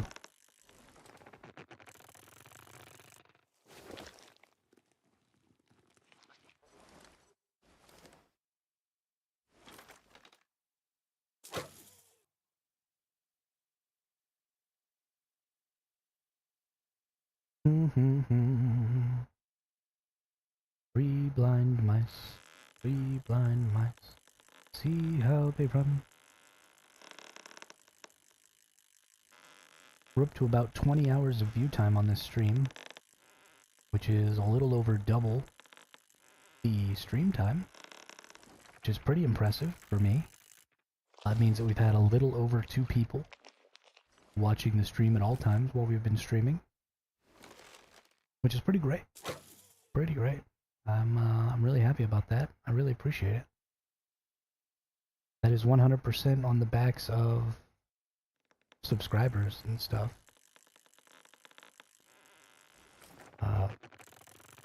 You know, there are a pretty large portion, actually, of the people who subscribe to this channel seem to be going out of their way to take steps to help the channel succeed by, you know, watching the entirety of videos and staying on and watching the stream for extremely extended periods of time and watching all of the content, even some of the really bad content I've put out, and really just generally aiding in that growth. And I really, really appreciate that. It is really heartwarming, really motivating to be able to look at, you know, the videos that I put out and see that in the first, you know, 10 or 15 views that a video gets, you know, 70% of the watch time is from subscribers watching. And knowing that those people watched, like a lot of them watched a lot of the video. And it's just really, really nice to see that. And to know that as the channel grows and I get more subscribers, if I end up with, you know, the same kind of people, then I'm going to have a really, really, really, really good channel working. And I'm really happy about that. So thank you all very, very much. You're wonderful. And it is, I mean, a lot like Reddit, YouTube very much runs on people who sort by new, or people who sort by lower numbers of viewership. You know, people who are looking for creators who aren't already established, who don't already have the skills and the knowledge and the experience to be putting out content that everybody's already looking at. But to go and find creators and say, hey, this person needs to be viewed more. This person needs to continue doing YouTube. Hey, and I got another like, thank you. You know, this person needs whatever, and so every time you subscribe to a low subscriber channel, every time you view a video that doesn't get a lot of views, you know, you're a bigger part of promoting that channel than you would be if you were a viewer of you know, Mr. Beast's channel, that viewership doesn't have nearly the impact that a view on a smaller channel does. Uh, and so I'm grateful for anybody and everybody who wants to impact my channel in a positive way. It's really, really awesome.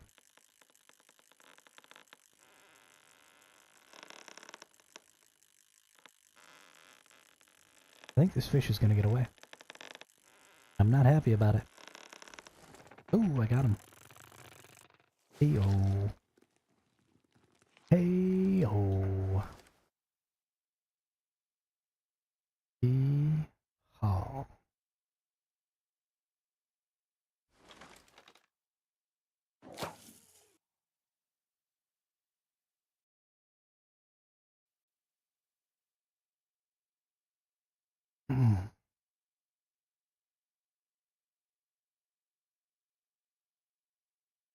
That's not once human.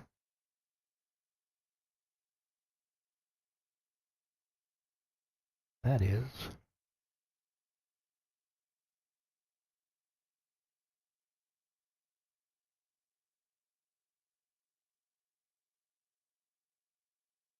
Let's see here. It is hilarious how many streamers just started playing this game.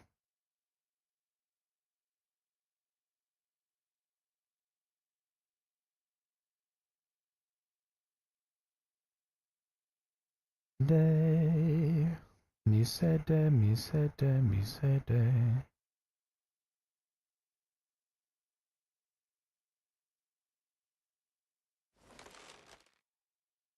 No.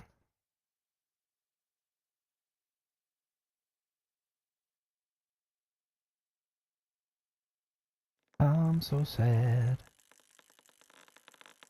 I want somebody to come fight me. So, so sad.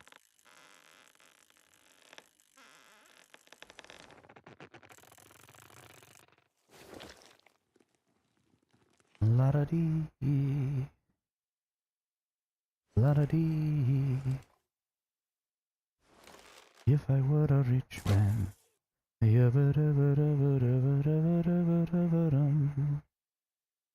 All day long I'd pity, pity pump. If I were a wealthy man.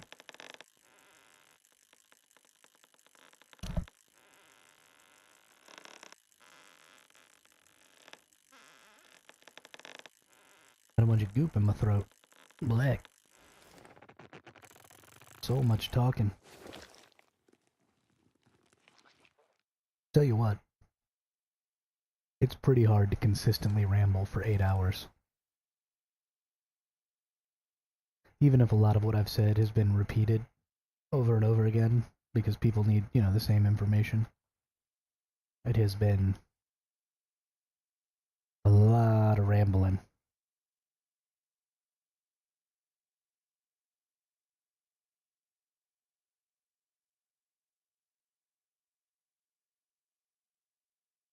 A lot of drinking water. Oh, what's going on now? Let's see what this person's up to. And that person. Maybe even that person.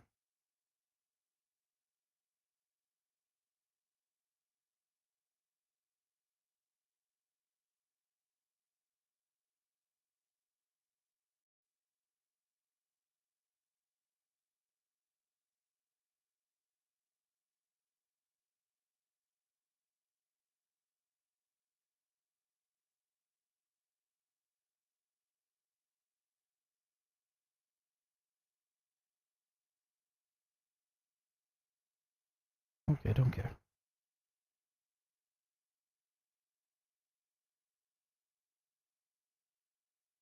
What's this person doing? So many new players. That's really good to see, though.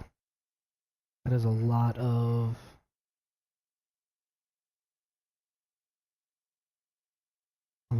people just getting into the game and feeling like they should stream the game, which is great.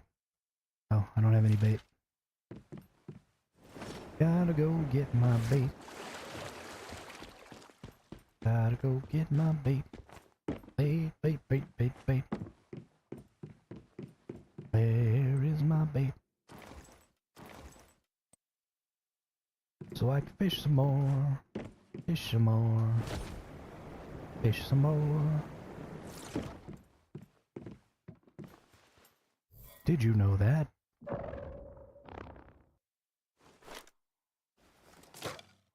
Fishing is extraordinarily relaxing. Now you know.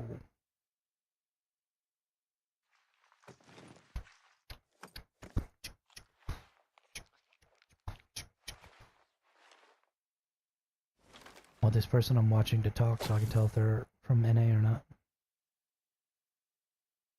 I mean, I guess they could potentially not be from NA and have an accent, but...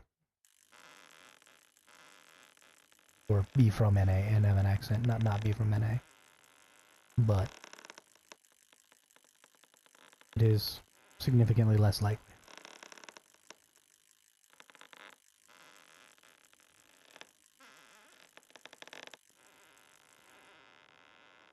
I think they might be from Mexico or South America.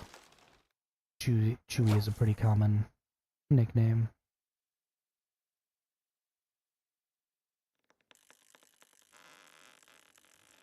If they're from Mexico, then maybe they want to come PvP.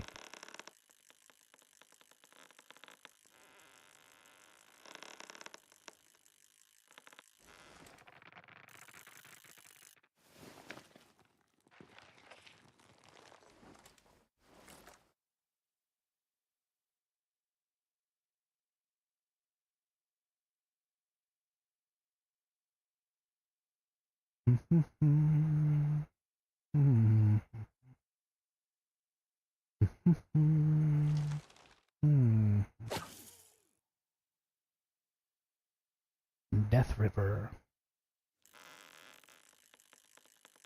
What a name, what a name.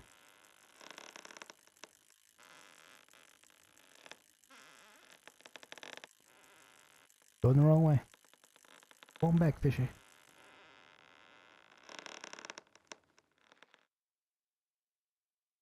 Come on, pump.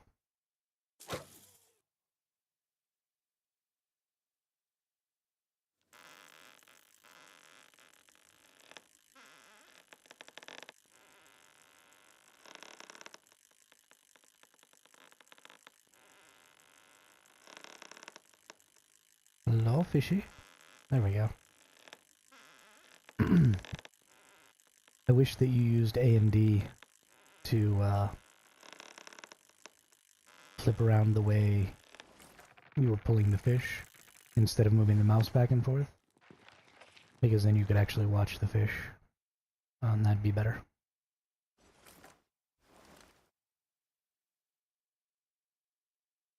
Be much better.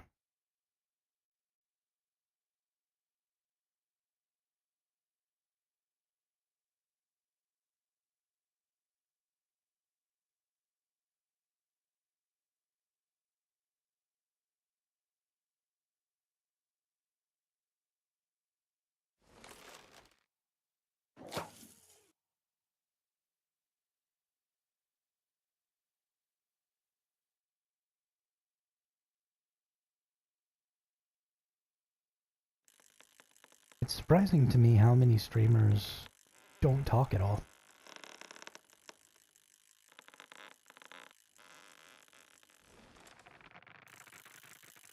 That's really kind of crazy.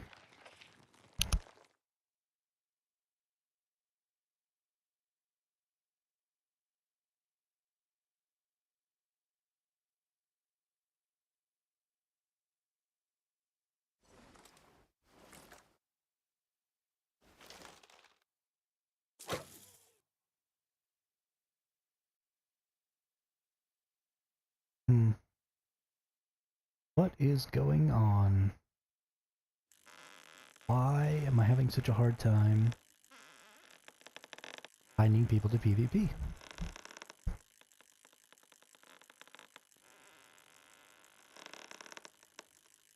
Should I drop my Discord, or my link in the Discord? The Once Human Discord again? that hasn't really yielded any people. And the Reddit doesn't seem to be...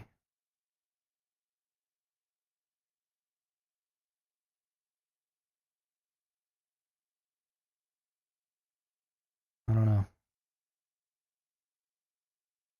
I'm very sad. I need to find a way to reach more of the community.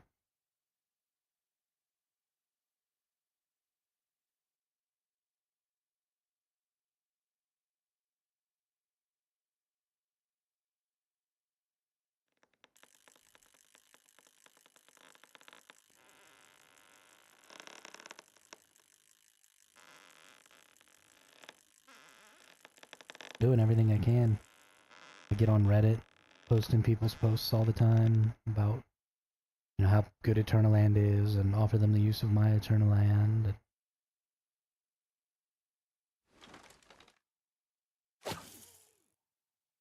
FBI. Let's go see who FBI is. Maybe they'll play.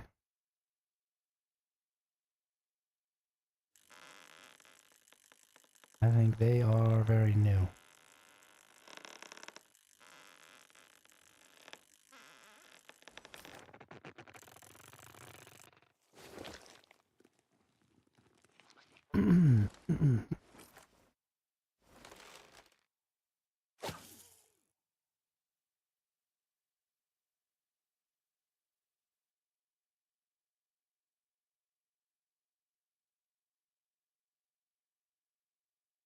Shite bullets, bastard. No, my fishy got away. So I don't know how many of y'all are new and who haven't heard this yet, but my Eternal Land is being built specifically for PvP. It's going to have kind of a PUBG vibe, probably early on, where I'm going to build, you know, houses and stuff in different areas as forms of cover for PvP.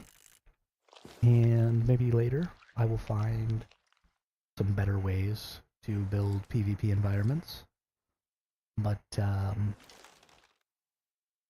yeah, ultimately the goal of this stream was to try and get some people out to PvP. If you see down in my description, there is a PvP island code.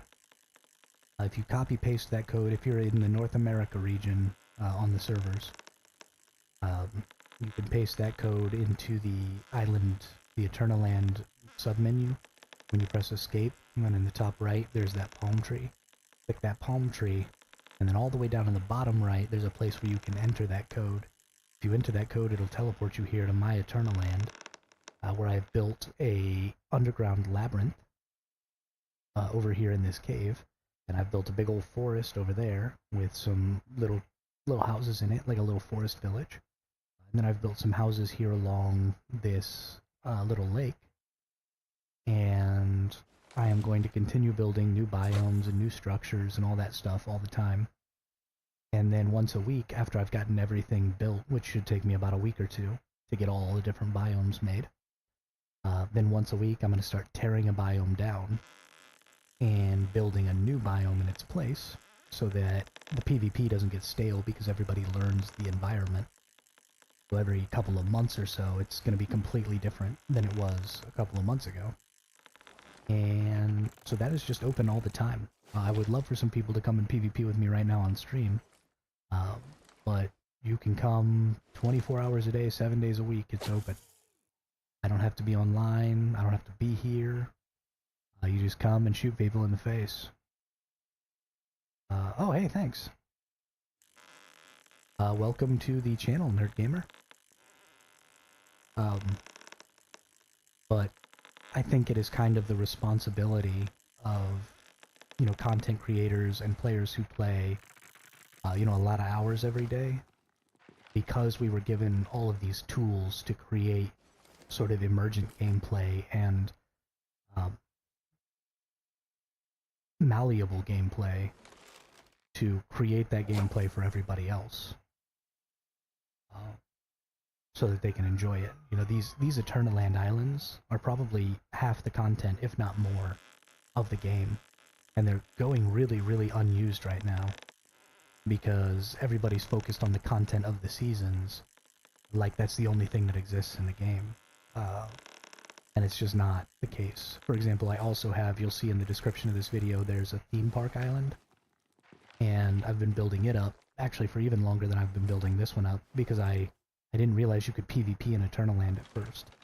And so I built like this big Jeep roller coaster, and there's a motorcycle jump where you go down this ramp, and then there's sandbags in the way, and you gotta dodge the sandbags, and then you gotta get turned back straight and hit the ramp, and then you try and take the motorcycle as high as you can off the ramp, and then when you get to the apex, you jump off and hit your glider, and the goal is to glide as far as you can off of that jump. And I'm gonna like find a way to keep track of distances, and like, if I'm there when you do it, then I'll observe and mark your spot like an official. And if you get the furthest distance, then I can mark some of the furthest distances.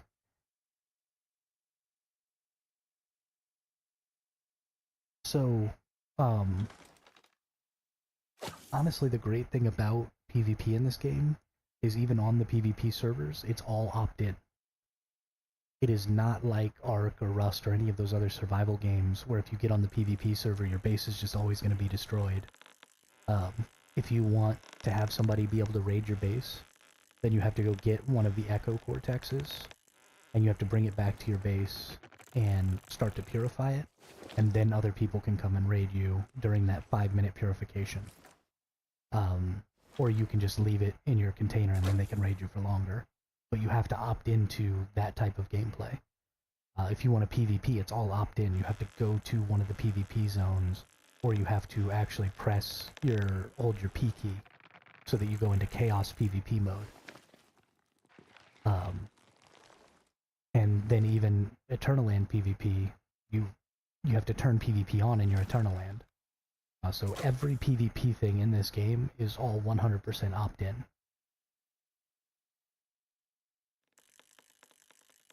Which I think is great. I enjoy games where there's a little bit of stress where you might get attacked, and if PvP in this game's PvP server was always on, but you couldn't raid bases unless they opted in, then I could get behind that. But I think the way that they're doing this is because the game is so geared. Sorry.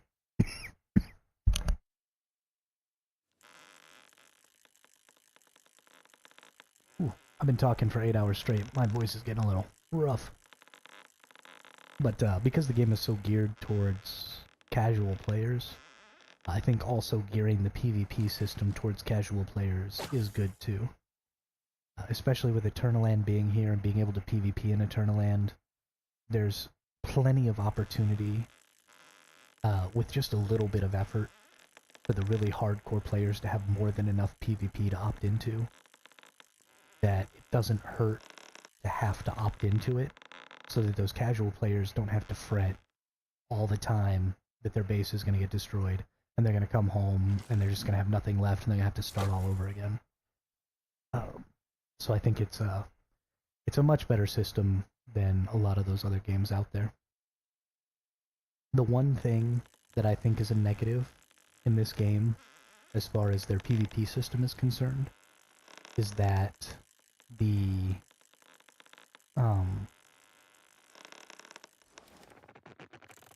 words are hard. The war bands are the highest tier of community in the game, and they're in control of who gets to go to wars and fight over frontier zones. And I don't like when players, like individual players, are in charge of communities that gate access to content. I play solo, and I would absolutely join a faction that was a system-run faction, right? If there were 3 or 4 or 5 factions in my server, or if the world that your base is in represented the faction you were a part of, or something like that, then I would absolutely join a faction and play with other members of my faction and PvP with them and stuff like that. But I absolutely will not join a player-controlled community in order to get access to content, because that comes with strings attached. That means that I have to be providing something to that community, and it flips who the beneficiary of that community is, right? Because when you allow a player to be in control of who gets to access content, then suddenly people have to start doing things for that player in order to be able to access that content. And even if that player isn't maliciously trying to get something out of the community, right? Even if they have seemingly altruistic intentions behind running that community, they still have to look out for the rest of the members of that community, right? You only get, what, 40 or 50 people in a warband? And so if you have community members who are only on a couple hours a day, but most of the people in your warband are on all the time, then those people start to resent that more casual player because they're not providing nearly as much as they're getting from the warband. And so they start to look to get the leader of that warband to find somebody who's going to provide more value, because that is going to help them more, right? And you have a responsibility. Hey, thanks for the like. They have a responsibility, or you have a responsibility as the leader, to make sure that everybody is getting as much value as possible and that nobody feels like they're outperforming everybody else and not getting, quote-unquote, their money's worth for being a part of and benefiting the community. And so it's really just a negative incentivization for how communities are structured when they're player-run and they gate content like that. But if the community is something that anybody can join and nobody can bar you from, and this type of community was solved decades ago, right? The first MMORPG game that had PvP that I ever played was Dark Age of Camelot. And in Dark Age of Camelot, when you made your character, you chose a faction. And all of your PvP, or all of your PvE content was done just with that faction, right? You were on your own separate little world. There were no members of the other regions there. And then when you went to war, you just walked out into the war space, right? You went into, if you were less than max level, you went into the battlegrounds, which were sort of small versions of the war, and you played with other people right around your same level. And because you were a part of the same team, if you saw somebody who was a member of your realm fighting against somebody else, then you went over there and you helped them. And you didn't even have to know that person. I didn't know most of the people. I still played solo back then, or just with my family members. And, you know, we used to interact with people from our faction all the time, because it was the highest tier of community that there was, the faction-controlled forts, right? And if the faction took over an artifact from one of the other factions, then everybody got those bonuses, not just the guild that owned the castle where the artifact resided. And there were some benefits that you could get from owning a castle as a guild, but that combat to take over the castles wasn't gated by those guilds. You could participate in a castle siege, and you could help a guild take it over without any acceptance from them. They didn't have to say, oh yeah, sure, absolutely, come help us. You just went and helped them. And they couldn't do anything about it. If they didn't want you there, you could still just help them. And so you weren't gated from any content by not being a member of those communities.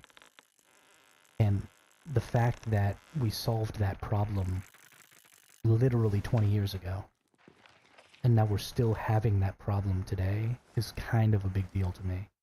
And I really wish they would stop doing that. But that's really the only complaint I have about this game. Everything else is just wonderful. I love this game so much. I'm having so much fun. It is right up there, at the very least in my top 3. It may very well be my favorite game of all time.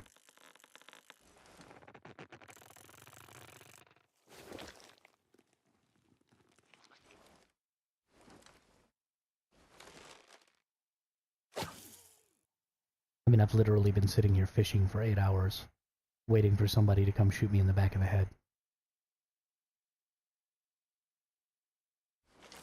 And that's the other thing, is you don't have to be a part of a PvP server to come to this island and PvP. If you're in the NA region, even if you're in a PvE server, you can come do Eternal Land PvP. And it's all cross-server. So, my Eternal Land is open to everybody in NA. Does not matter. And I would love to have y'all here. I'd really like to stress test it. Even if you don't want to fight, we don't have to fight. You can go hang out at the theme park or something. But I would like to stress test the islands because I want to know how many people can be on them. Because depending on how popular, and I imagine Eternal Land Islands will become extremely popular in the future. Depending on how popular they get, you know, my island can't accommodate the thousands of players that are playing this game. So there are going to have to be other islands. And I'd like to build a community around that Discord channel I have linked, which is currently going to be used for the tournaments I'm going to hold every week.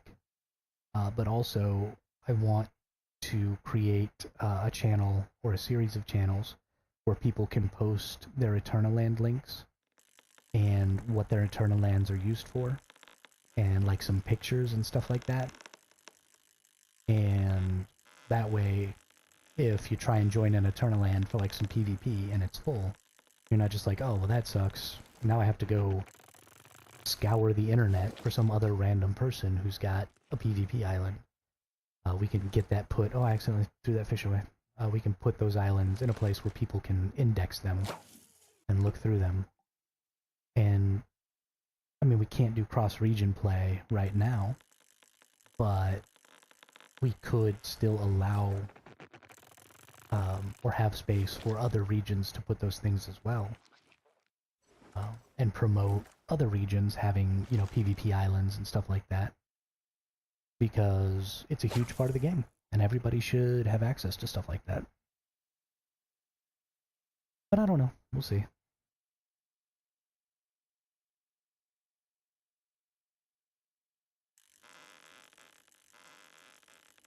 It may just all be a pipe dream.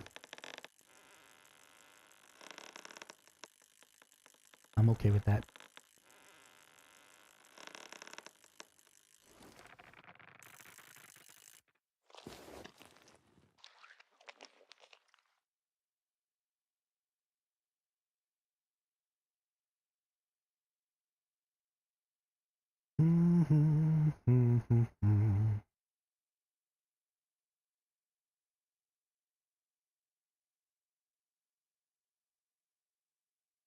I don't even think this person has sound on.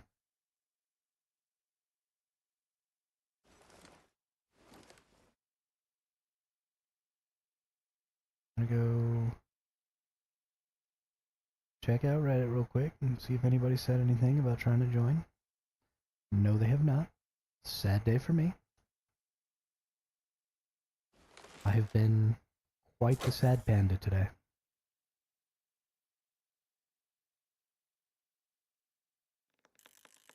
Hey, but we just crossed that 8-hour mark. That's what's up.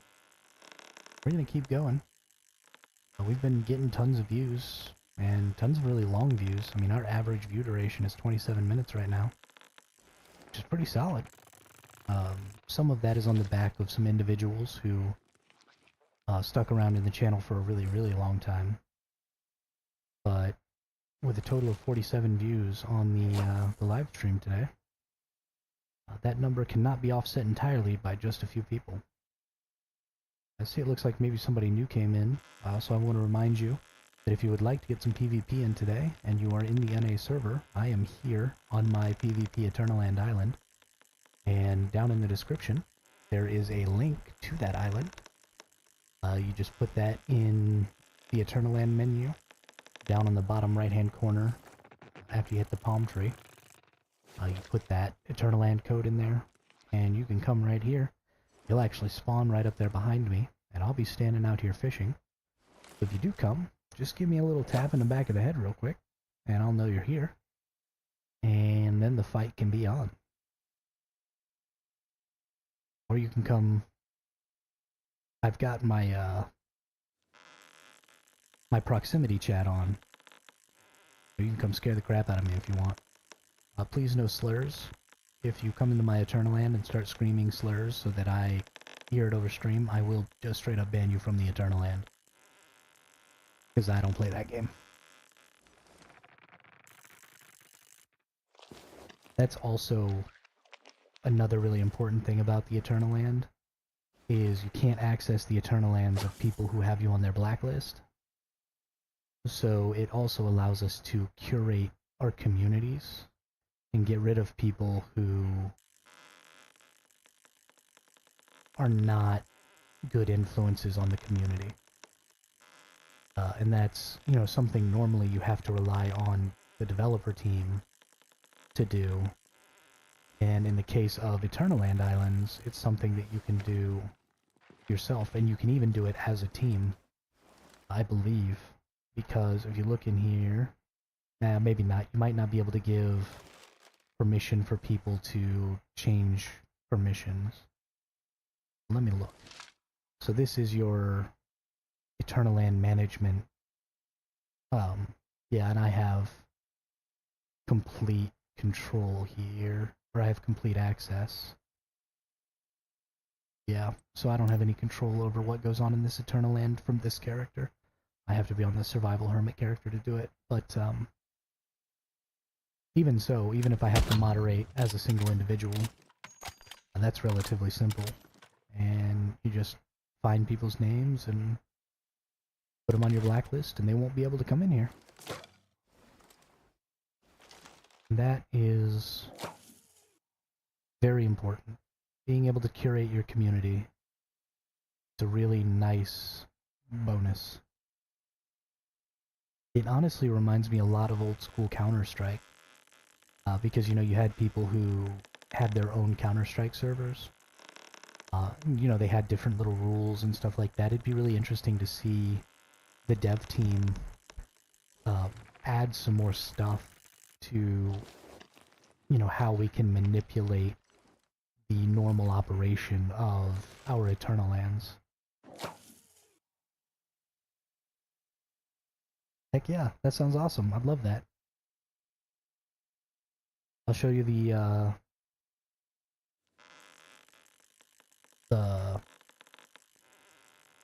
wow. After 8 hours, my brain fries. The underground labyrinth that I made out of Tetris pieces. It's cool.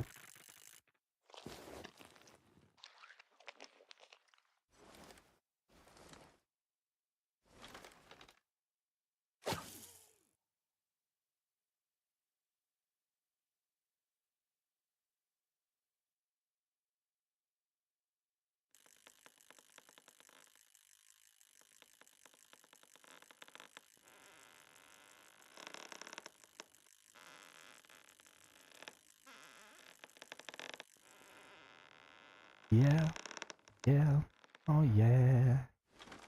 Oh, what condition my condition was in. If you're watching and you're interested in Eternal Land, I have a video out called How to Cross Server PvP.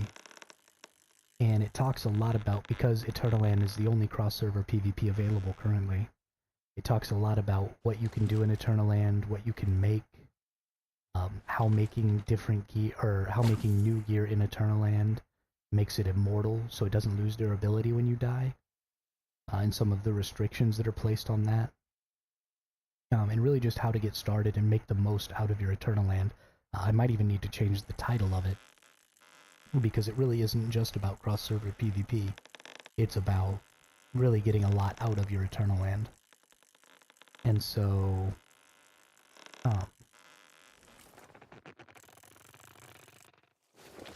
if you have any interest at all in getting into your Eternal Land and adding things to it and building on it to create a community space, even if you're not going to open that space to the wider community, but just for like you and your hive or you and your warband to use, absolutely take a look at that video.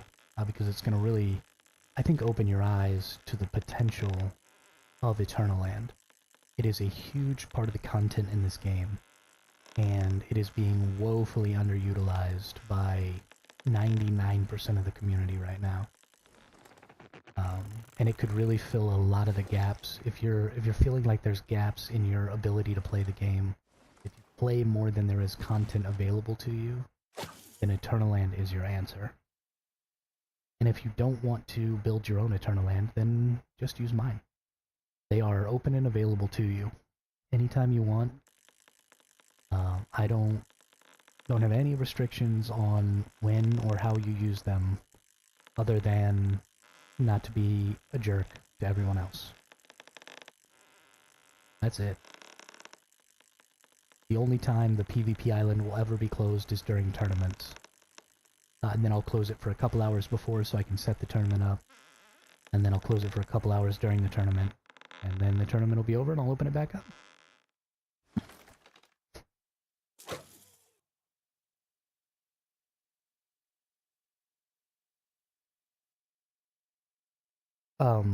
It doesn't matter what server you're on. Sorry, gamer, I wasn't paying attention there.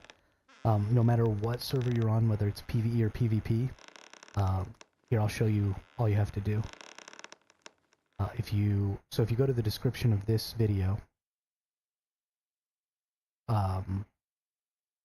you do have to be on a North American server, is the only stipulation. So if you're on a North American server, then you just go down to the description of this video and copy the PvP island code. And just Control-C copy it. And then you come into the game, you press escape, and it'll bring you to this menu right here. You go to your Eternal Land menu up there, and down here in the bottom it says enter island code to visit. You Control-V copy it in there, press enter, and bammo, you're going to teleport. And I just teleported from over there. This is the spawn point here.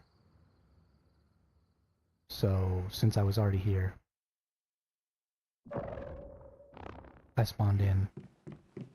You'll actually have to go through a load screen from your actual play server. But it doesn't matter what server, so you don't have to make a new character or anything. Oh, you don't have a North American character? That sucks. So what you will have to do is you'll end up having to go through the tutorial.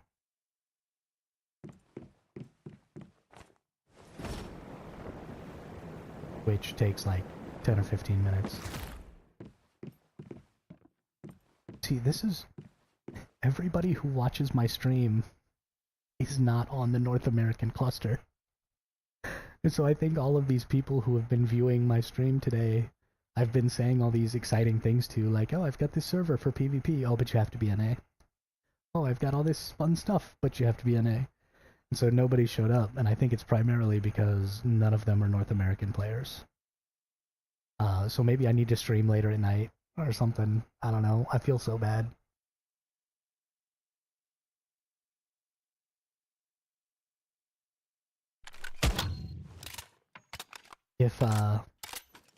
If you want to harass your EU server content creators, though, go tell them, hey, make a server so I can PvP on it.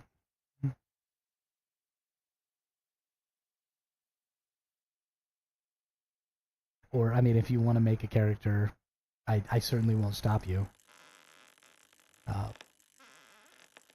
I'd even help you. Whoa, that's a big old koi carp. Look at that mamma jamma. Look at that mamma jamma.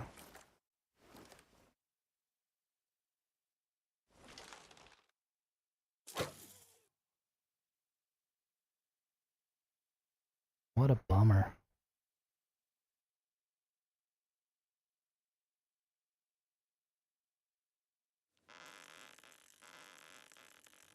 Just gonna keep doing this though.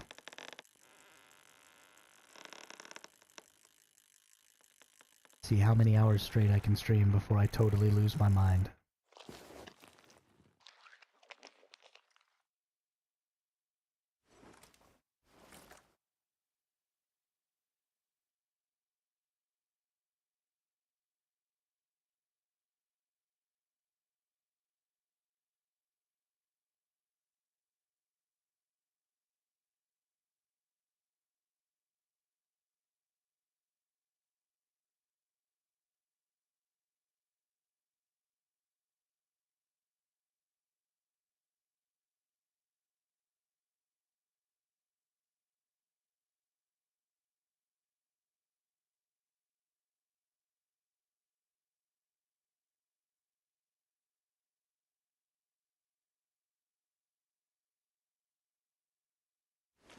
What a bummer.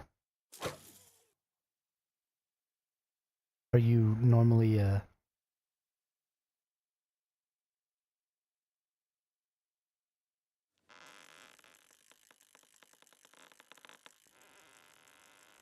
you can't join a server before unlocking your own Eternal Land?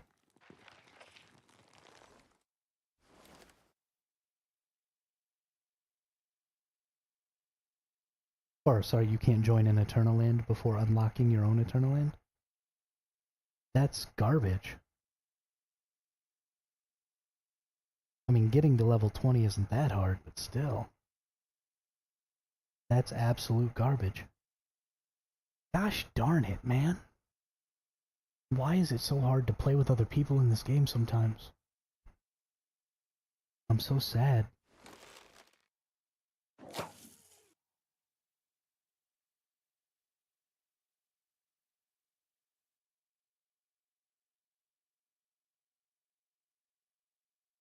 Dealbreaker, one of the EU streamers that I was talking to earlier today, did mention that he had heard somewhere that they were going to try and make it easier to play with other people, either by opening up cross-region play or something.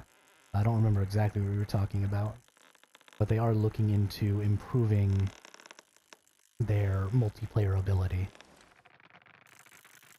So hopefully that's true. Because as things stand right now, it's basically useless. I do need to use the restroom.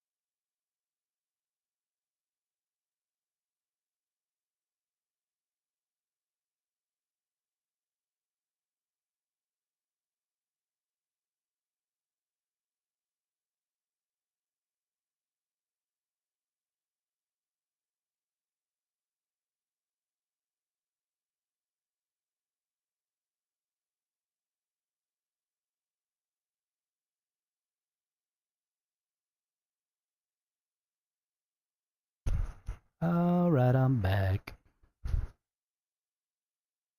We're going back to Cali.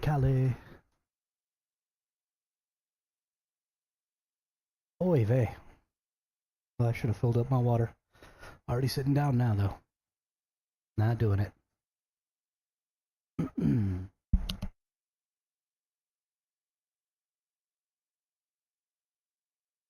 Alright. Get that fish. Get that fish. Ugh, I can't believe that you have to get all the way to level 20 in an NA.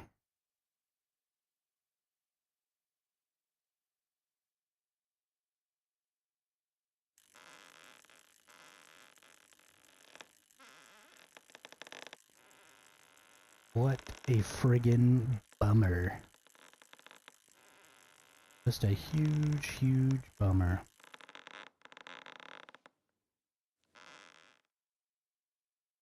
Going, back to Cali, Cali.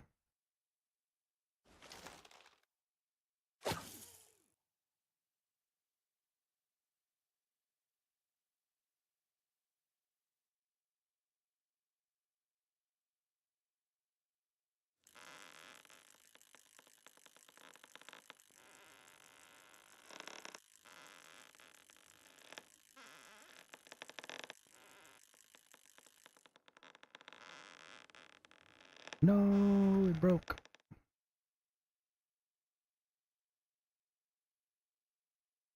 What a sad, sad day.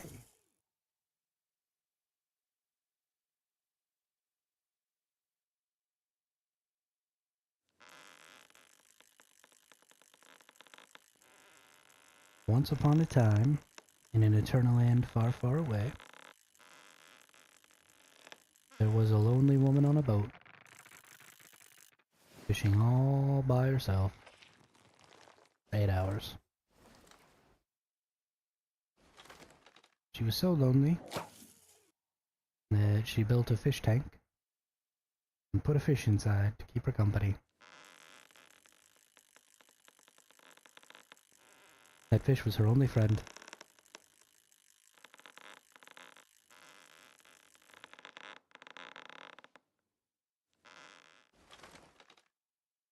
La.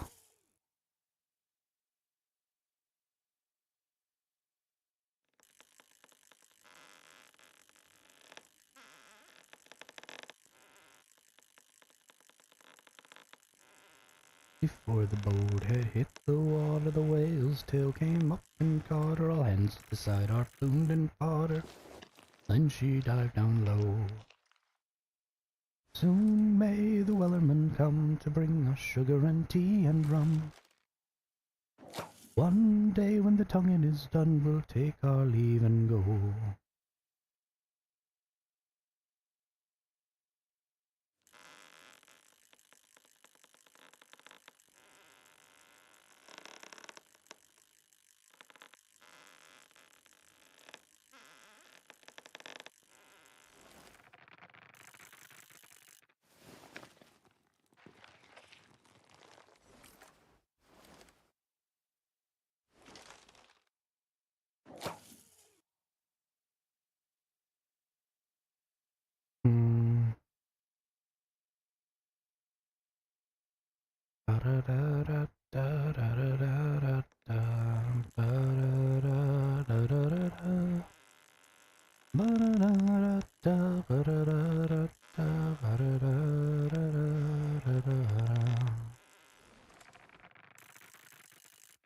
Lever, Johnny Lever, whoa, Lever, Johnny Lever.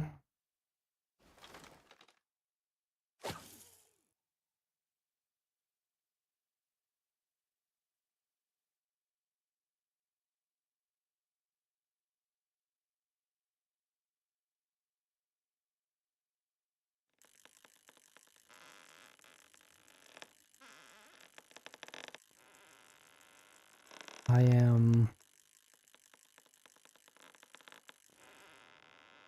I think, going to at least continue to do this for another 4.5 hours.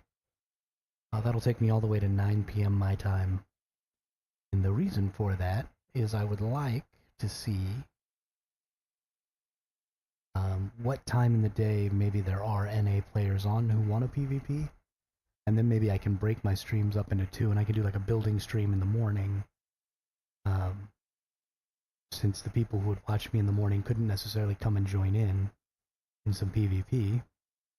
Then in the afternoon, I can throw down something like this for PvP. And come on in. Why are there people coming from Twitter to my stream? I think somebody tweeted my stream.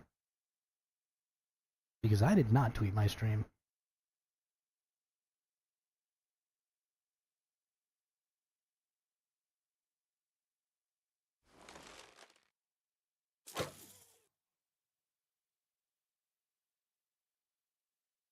Weird. And apparently my stream is being recommended on a Black Desert stream or video. Just strange. YouTube is strange.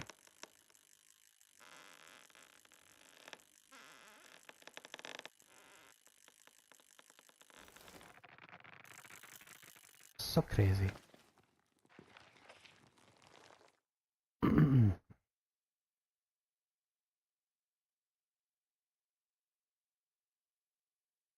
You all are just fantastic people, though. We're up to an almost 30-minute average view rate, which is just great.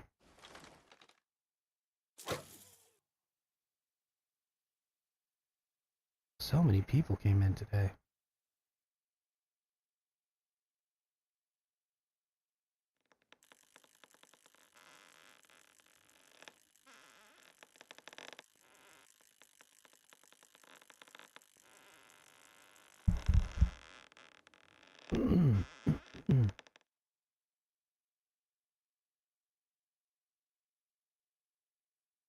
Belong to the Wellerman's Creed.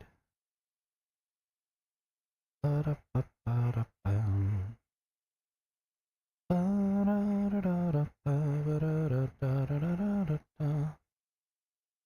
Ba-da-da-da-da-da-da-da-da-da.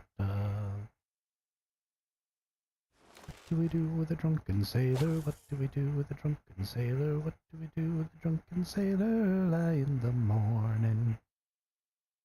Way hey and up she rises, way hey and up she rises, way hey and up she rises early in the morning.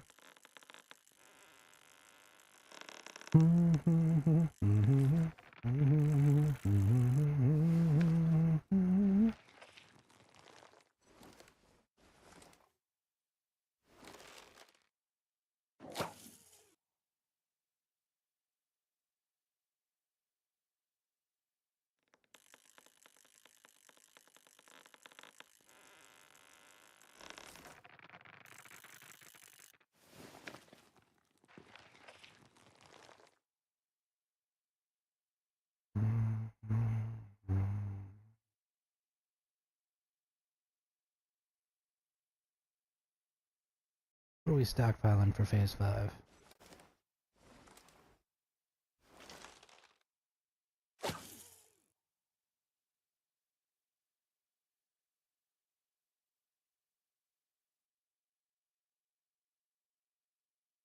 Nope, don't care.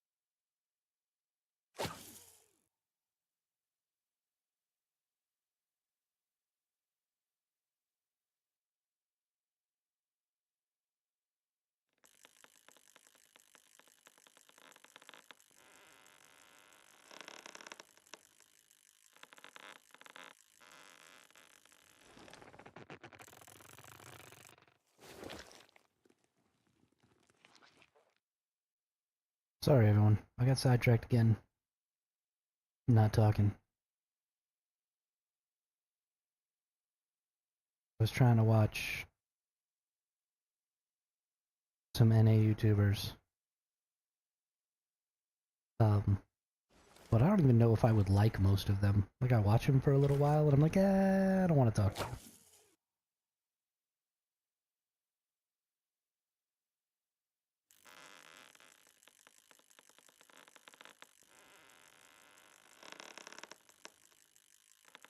I'm such a quiet person.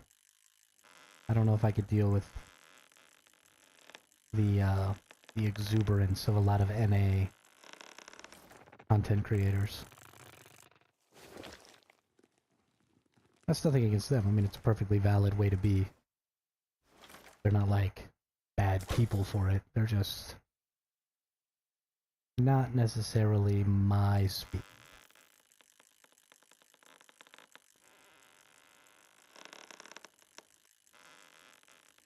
I like that old man in recliner dude. He's just kind of calm and relaxed.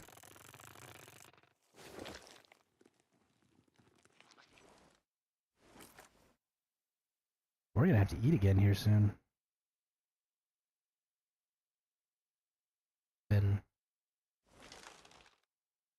well, I guess it's only been like 3 hours since last time I ate. 4 hours since last time I ate. Maybe another hour or so. And we'll get a little snack. Get a little snack-a-lack. Tummy's grumbling a little bit.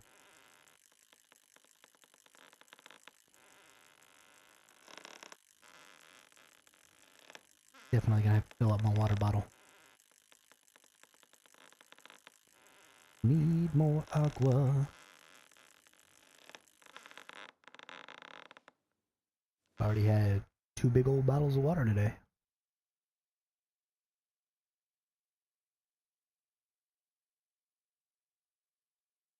Maybe throw down another one in a little bit. You gotta stay hydrated. It's the most important thing you can do.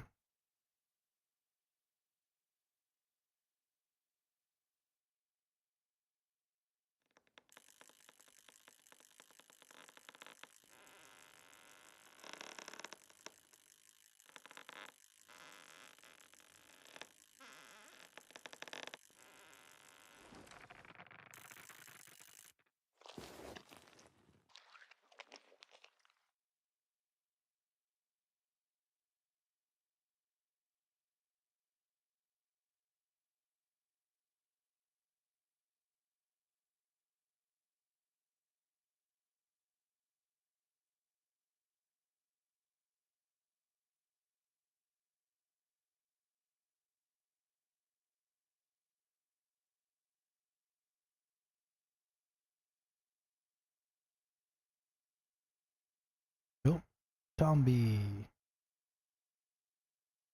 Chat and mods.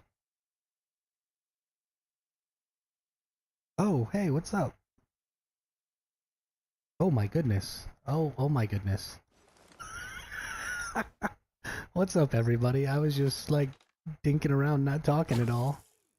Tombi, you are my hero. You are my hero. Thank you so much. While I have you all as a captive audience on Tombi's orders, I'd like to explain a little bit about what I'm trying to do with Once Human. For any of you specifically who are North America, this Eternal Land is being built specifically for PvP. I have another one that's being built specifically for a theme park, so that you can like ride a roller coaster with your Jeep and some stuff like that. But specifically for this PvP one, in the description you'll see the PvP island code. If you're in any North American server, you can come here anytime 24/7 and play on the different biomes and stuff that I'm going to be building. I've already built like a big forest over beyond this house. I built some extra houses around this lake. And down inside this cave that's over here, I built a big old labyrinth out of Tetris pieces. So if you are in the North American region, playing on one of those servers, you're welcome to come here anytime, whether I'm here or not. Use it for whatever you want. And thank you all so much for coming by the stream, and thank you, Tombi, for bringing everybody to the stream. Right now, the thing that I'm doing is just kind of fishing until somebody comes to PvP. The reason I'm doing all the fishing is because I'm actually going to use the fish as point counters for some tournaments that I'm going to host here every weekend, starting actually this Saturday, which is what the Discord in the description is for signing up for those weekly tournaments. And so I'm going to put, I actually just found out that you can see what type of fish is in one of these aquariums. So I'm going to put aquariums and specimen racks all over the map. And I'm going to put different rarities of fish in them. And then we'll bring, like 16 players in at a time. And they'll all start at the normal start location down here. And every time they die, that's where they'll respawn. And then they'll run out here and fight each other and kill each other over these different fish. And whoever has the most points in fish at the end of a 20-minute fight will be the winner. And then we'll actually let them keep all the fish. So if you're in the North American region, again, you can join those tournaments as well. But I think I've pretty much been the one experimenting the most with Eternal Land. And I think I have a pretty interesting take on the season resets. So if any of you have any questions about how Eternal Land works, about what you can do in Eternal Land, what kind of items can you make here, because you can pretty much make everything with Astral Sand, how to get Astral Sand, how to get Astrolite, ask questions away. I would love to answer and help anybody understand who maybe doesn't have a grasp on Eternal Land or hasn't been using it, because it is a really huge part of content in this game that is getting really underutilized. And I've been really trying to get information out there and tell everybody as much as I can about it, because I think it's a really, really good tool to fill those gaps between content. So, pick my brain, pretty please.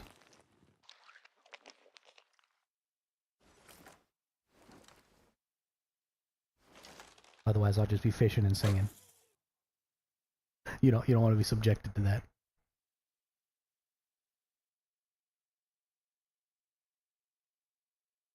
Literally doing the...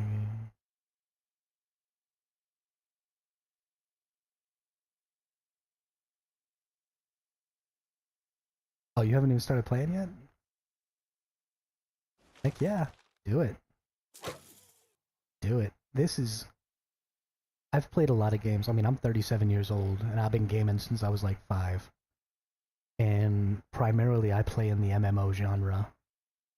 And I would say that this game ranks in my top 3 games all time, if not number 1.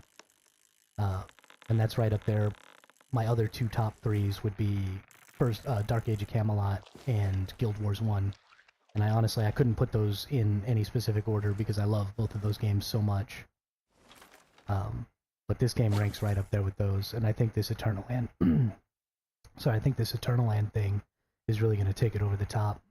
And I think when seasons start to switch to the new seasons, I think people are really going to start to realize how powerful seasons are. So if you haven't even started the game yet, you got to get in. This is going to be such a good game. I don't know if you've ever played anything like Rise of Kingdoms or Call of Dragons, but I think they're doing something kind of similar to those games in how they start new players. We've got this novice season, and then I think next season we're going to have kind of an intermediate season. And then I think we're going to have maybe one more season that's almost tutorial-like, that takes us to like the end game difficulty of the game.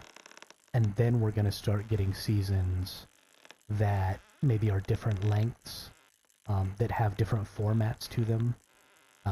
Maybe more hardcore PvP seasons, maybe more, softcore PvE seasons and different stuff like that, so you can kind of pick and choose, like they do with the Kingdom Wars in Rise of Kingdoms, where as a kingdom you decide, what type of combat season you want to go into. And I think the same thing is kind of going to happen here, but they're going to constantly be bringing back those novice seasons and those intermediate seasons, so that as new players keep joining, they have this opportunity to kind of go back to the start and catch up to everybody a little bit before getting thrown into that end game with everybody else. So I think seasons are actually going to be really, really diverse. They just aren't diverse yet because the game hasn't gotten there yet. Nobody's there, so they can't be that yet.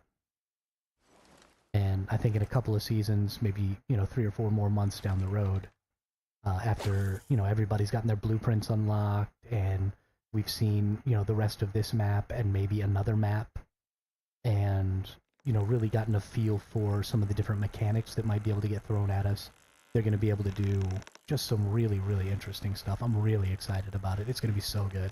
I mean, just so good.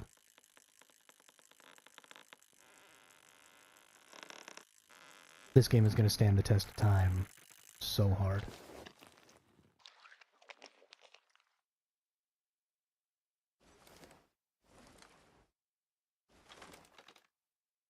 I am beyond excited.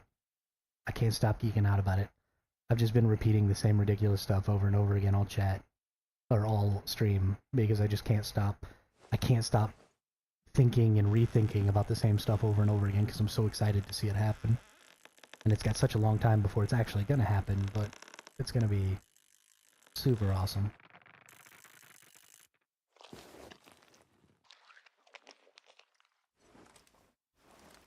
But in case a bunch of you are not North America, let me give you a little tour. So this is the labyrinth that I made. So on your Eternal Land, all the Eternal Land layouts are the same, but obviously what you build in them is going to be different. And I was going to build like an old school RPG maze in here, where it's like one person width wide, and just a huge maze. But while I was in the process of starting to build that, the idea of Tetris pieces just popped into my head. And so I made each of the different Tetris pieces and saved them as buildings in my saves. The lighting in here is really wonky. I don't know why. The cave just jacks up the lighting really bad. But so I saved all the Tetris pieces, and then I started over at this wall over here where I built this door to keep vehicles and stuff out. And just started putting Tetris pieces all over the place and made this crazy like Minotaur labyrinth. So I think this will be a super fun zone to PvP in. I think it's just going to be off the wall. And then in the main area,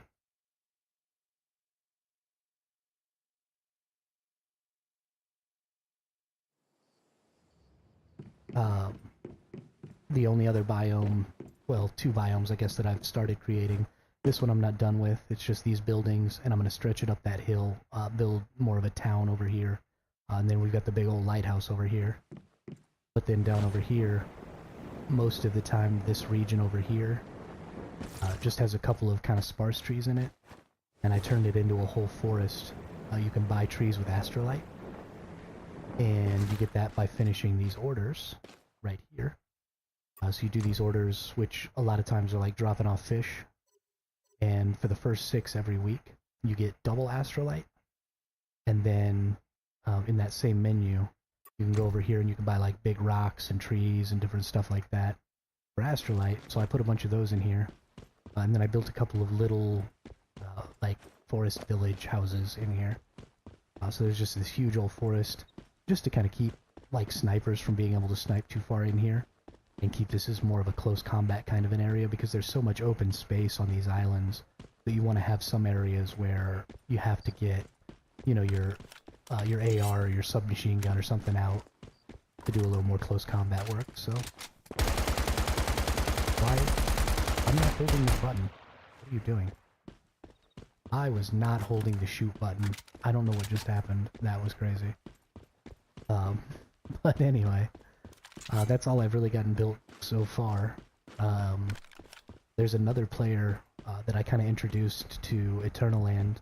His name's Old Man and Recliner, and he's another NA player. And he built this really cool arena down in his cave with like a little viewing area, and it's got like all glass walls around the outside, so you can like watch people PvP in there. And it hasn't gotten a lot of use, pretty much like this Eternal Land. Not a lot of people are seeing the value in them yet, but I'm really excited to see, you know, more people, more creators, more players, all kinds of stuff making these Eternal Lands. Just seeing what we can get, because even though the layouts are generally the same, the stuff you can do with them is all different, and what you come up with and what you create is going to be all different. It's going to make it really dynamic, so I'm really, really excited to see that. And really excited to see all of you here. That was so exciting. Nobody's ever brought a bunch of people into my stream before. It's fun.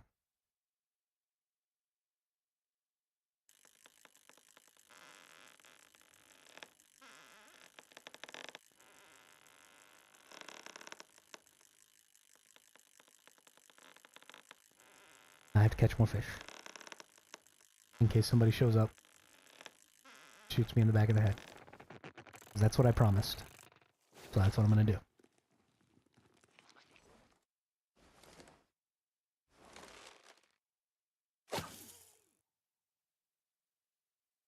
I wish I was more exciting, but I've pretty much beat all the content.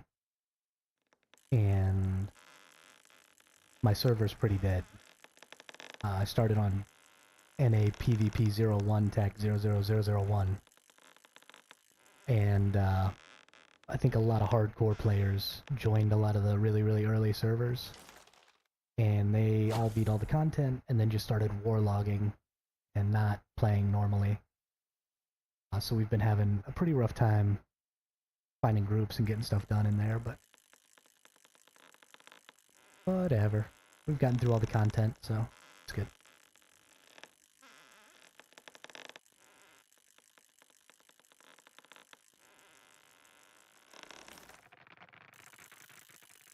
Tomby said he hadn't quite started playing yet. Have any of the rest of you started playing?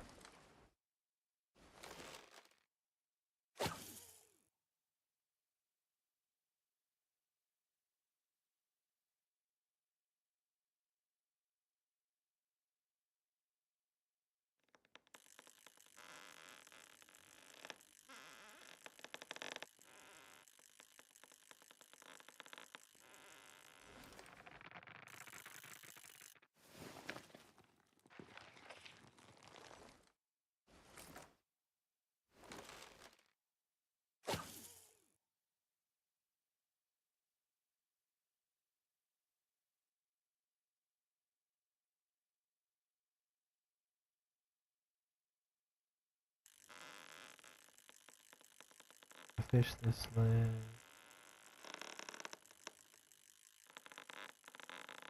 Oh. Yeah, I could drink a tea, thanks.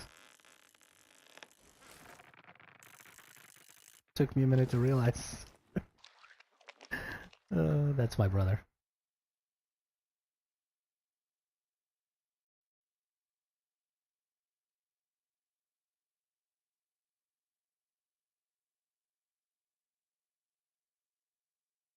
Oh, I get it now. My my stupid Discord went into streamer mode because I was streaming. So when you sent me a message, it didn't actually give me a notification, even though it wouldn't have notified on my stream.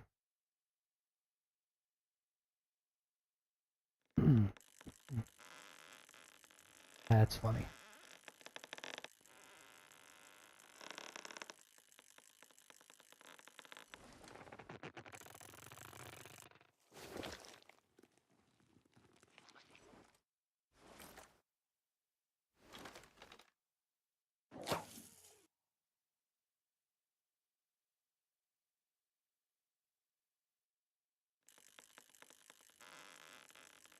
That's twice in one day that Dealbreaker and Tomby have completely flustered me while I was on stream by getting a bunch of people to come over here and just blow up my chat and blow up my stream analytics, which just was really awesome. I can't thank those two enough. What an incredible introduction to the streaming community. Because I haven't really had a ton of interactions with other streamers and other content creators yet. And to have the first couple of people that I've interacted with be just such generally nice and welcoming people has been super awesome. Really sad that y'all are EU players and not NA players, because we could have a lot of fun, you know, just building and doing some stuff. And that would be, I mean, just great to have other creators to play with, but I'll find some friends here on the NA servers. We'll get something done. This game is very much about community, and about having some people to do stuff with. You can solo all the hard mode stuff. You probably couldn't solo most of the pro mode stuff unless you were just a real power gamer, but all the hard mode stuff is pretty easy to solo. And so you don't necessarily have to have a community to play, but almost everything is more fun with one or two other people at least. And Eternaland is absolutely going to be a huge community thing. If y'all can't tell, I think that Eternaland is just the greatest thing that has ever existed in a video game.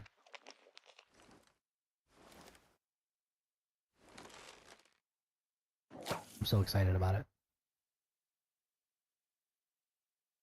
I really want to get some Minecraft builders, or like some really good Rust builders, or Ark Survival Evolved builders, to come in here and really break the once human building system and find all the different ways that you can manipulate it.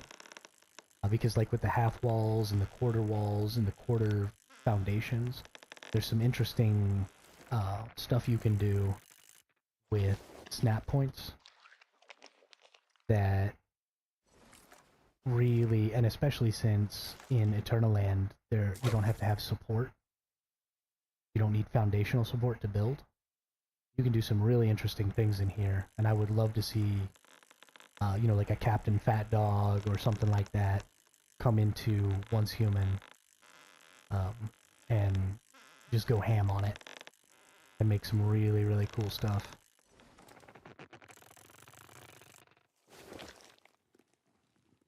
I will continue to build things, and so eventually I may have the knowledge myself to do those things, but those are, you know, individuals that already have that knowledge from other games and the experience of working within those systems and manipulating those systems, so they would just more quickly be able to identify what some of those tricks might be. And it'd just be really exciting to see. You know, in Ark you can like double stack walls and stuff, and I wonder if there's any way to do some of that in Once Human, because that'll be a really huge part of Once Human PvP if it ever gets to that point. Especially if you have like open base rating and stuff, which I would love to see a season that had some open base rating. Especially if it was kind of a short season, you know, just a couple of weeks. Would be a lot of fun to, you know, on a holiday or something like that, just no life it for 2 weeks. Raid up. Would be a lot of fun.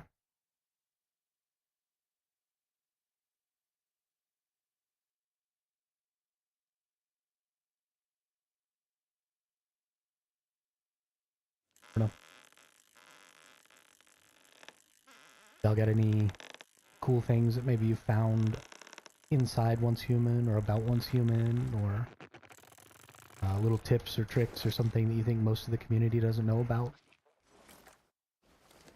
Really do like learning about new things that maybe I don't know.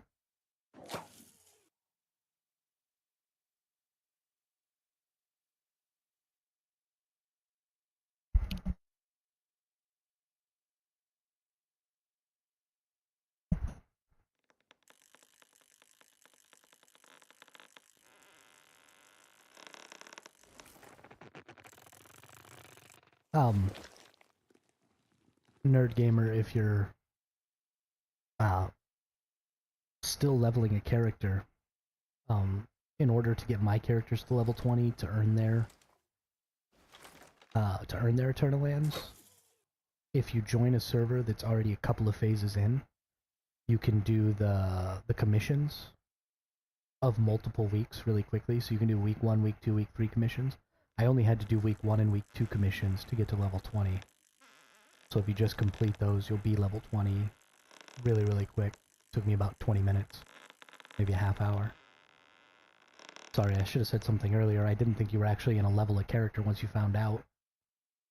And then I was so flabbergasted when Tomby brought his crew over here that my brain stopped working for a good 20 minutes.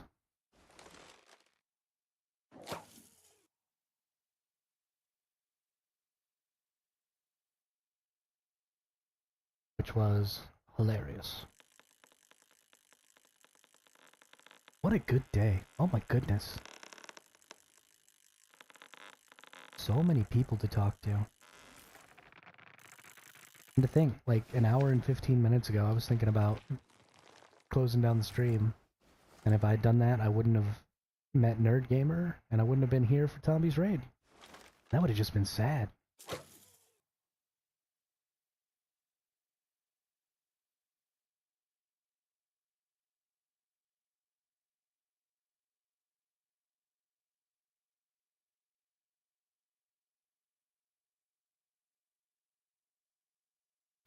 I'll let that fish go. Did it on purpose. What are you talking about?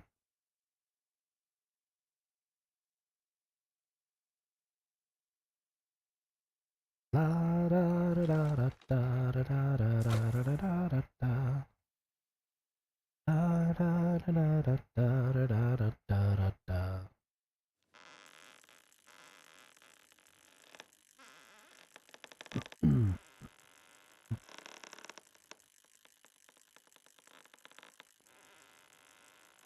Johnny Lever.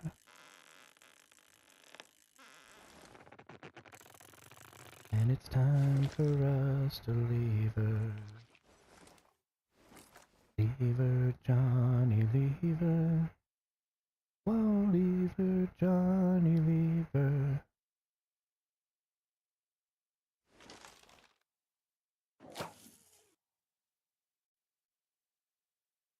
La da da da da da da da da. And it's time for us to leave her.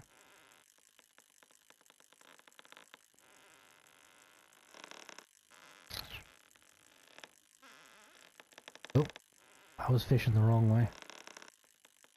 I would really like, and I've said this a couple of times, but I'm going to say it again. I would really like the option to use A and D to move the rod to the left and right to fight the fish instead of having to move my mouse, because I would like to watch the fish as it takes off, and you have to counter pull. So if it goes over to the left, I can't watch it anymore, which I think would be really fun, because you can, you can see what kind of fish you're fighting, and to be able to watch it swim around and try and escape and ultimately come back in would improve the experience, other than having to look away at just nothing. Like, that's much less fun. Only a minor problem, not really a huge issue, but definitely something I would like to see.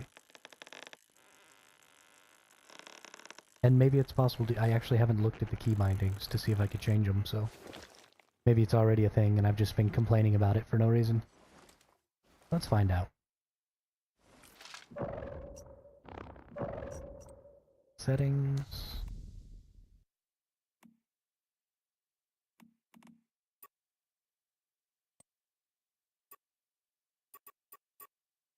Control. Keyboard. Here we go. Basic controls. Common functions. System interface. Combat. Hotbar. Chat. Story. None of those are what we're looking for.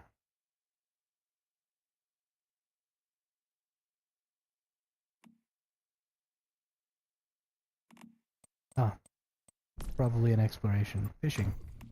There we go. What are F and G? Oh, our pick up or throw away. So let's look at... You can sit.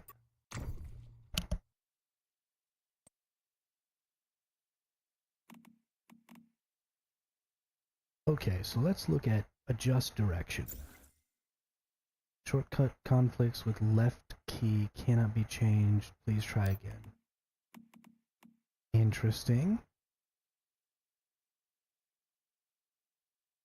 So it has to be... It's not going to let me put two keys in there, I don't think, so that I can do left and right.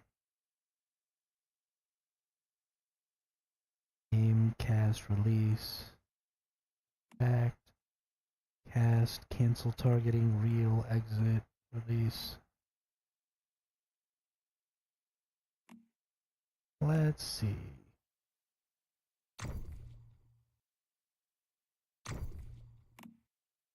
Well, that didn't really work. Let me put Q on there. Can I use the scroll wheel? No.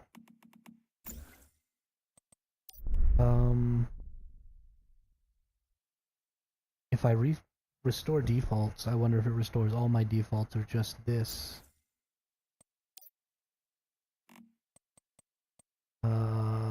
That's unfortunate. Because I had changed my chat, voice chat. Yeah, it reset that. Okay. Okay, well, it looks like there's not really much I can do about changing that as of right now. But perhaps in the future, that will be fixed or changed. I guess it's not broken, it's probably intentional, but I would like to see it different.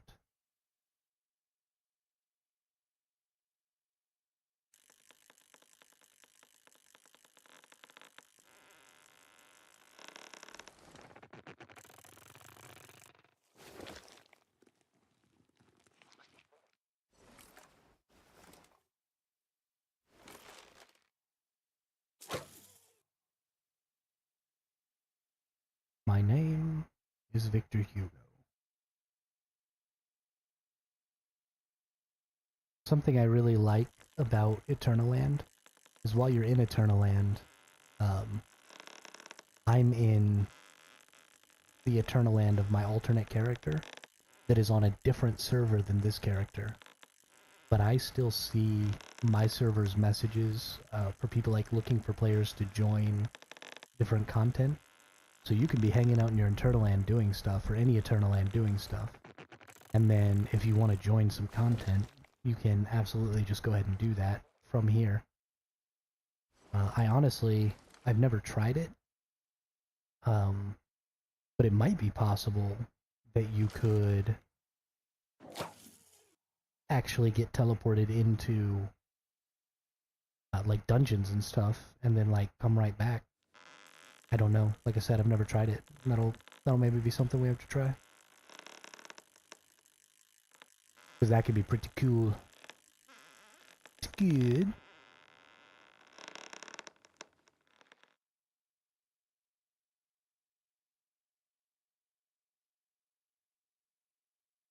Let's go click this button. Still looking for friends in the NA creator community. I've been going and checking out streams and stuff, just trying to find when some of the NA creators actually get online. Because I apparently am really out of the ordinary in the NA creator community in that I was up online at 8 o'clock this morning.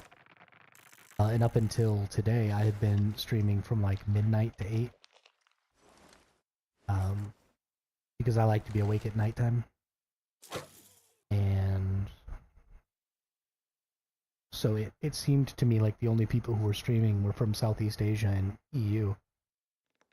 But apparently that was just because of my ridiculous timing.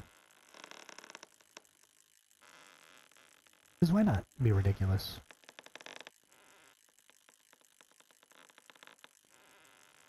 Come on. Come on, fishy. Don't you do it to me. Stupid big head carp. How many of those do I have now? Oh, I got a bunch of them. Got a bunch of them. This person.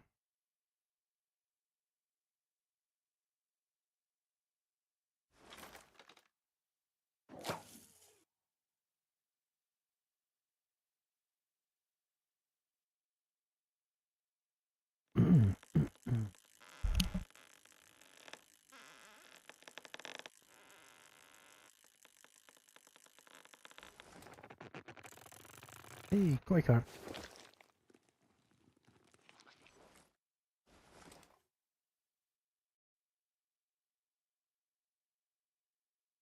I like koi carp.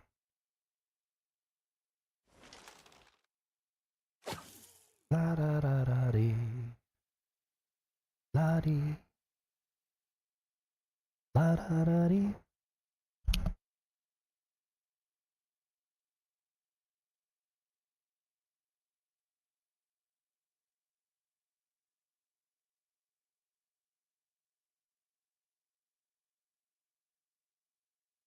Yeah, tea. I'm actually gonna go put this tea in the freezer. Make it all cold. Because it's hot as balls.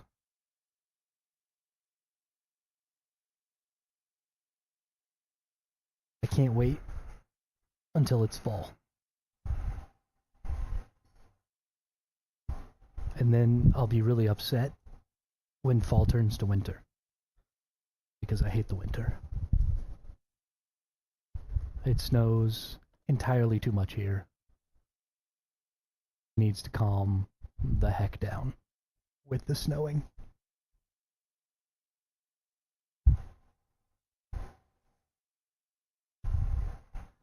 There is entirely too much precipitation where I live now. I grew up in a desert, and I thought that I would like the rain, and I thought that I would like the snow. And you know what? Both of those things are stupid. And I hate them. And now I live in a place where all it does is rain and snow. And it's stupid. So one of these days I'm moving. Because it stresses me out. Pretty much just in a constant state of assuming that my roof is about to cave in from the weight of the snow, or the big hail, or whatever horrible thing happens to be going on that day.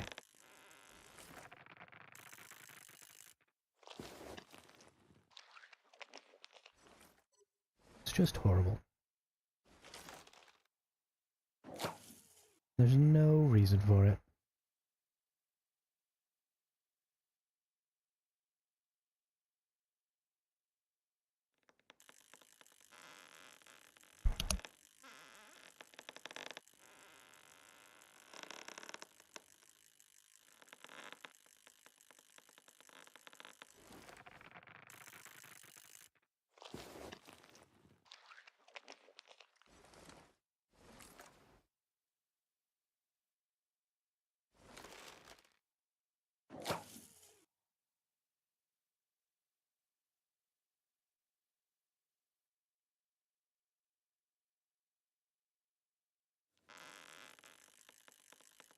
Gotta bite catching fishies. Another thing that's really cool about Eternaland is it's very apparent to me now, because I have a couple hundred of basically every kind of fish, that your Eternaland backpack is infinite. Nope. Go to the backpack. I just have all of the fishes. Just days and days of fish. And I've been fishing all of these for that tournament. But, yeah, it's pretty apparent that there's no end to this backpack.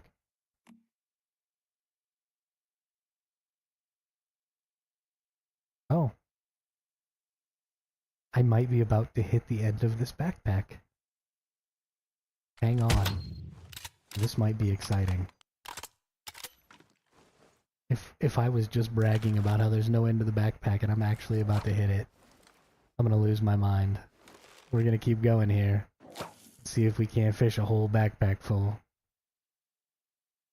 That would be hilarious. Gotta get a fishy. Here, fishy, fishy, fishy, fishy, fishy. I wanna catch a fishy.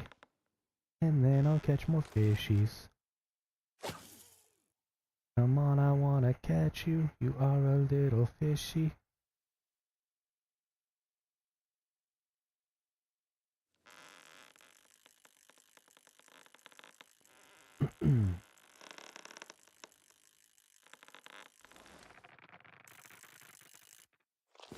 Big head carp.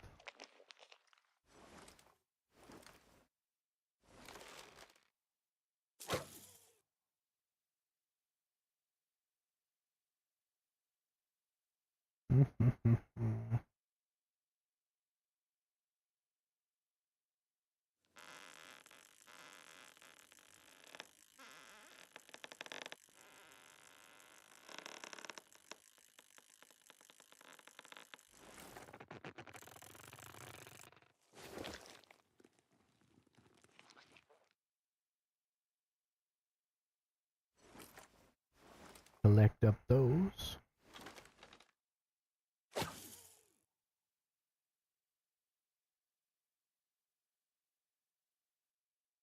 Fishy, fishy, fishy, fishy.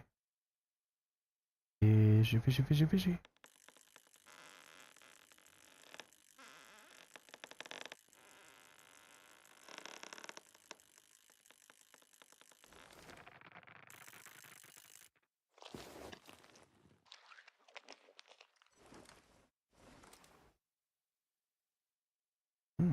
Wow.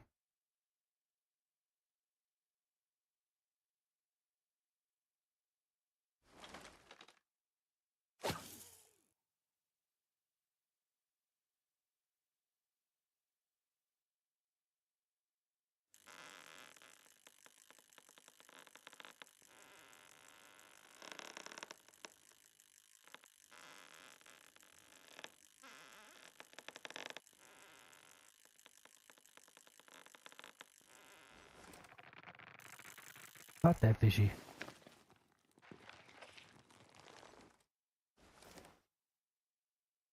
Catching all them fishies.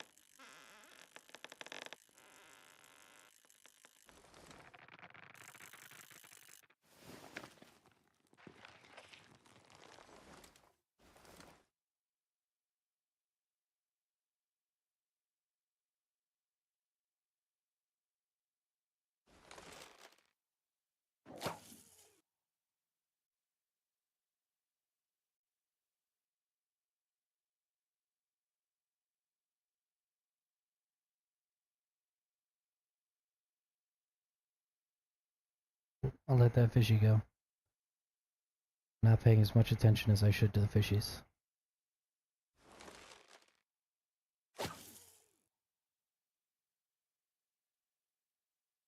I'm sorry, fishies.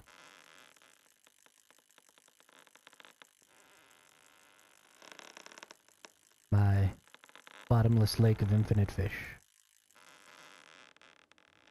My personal bottomless lake of infinite fish.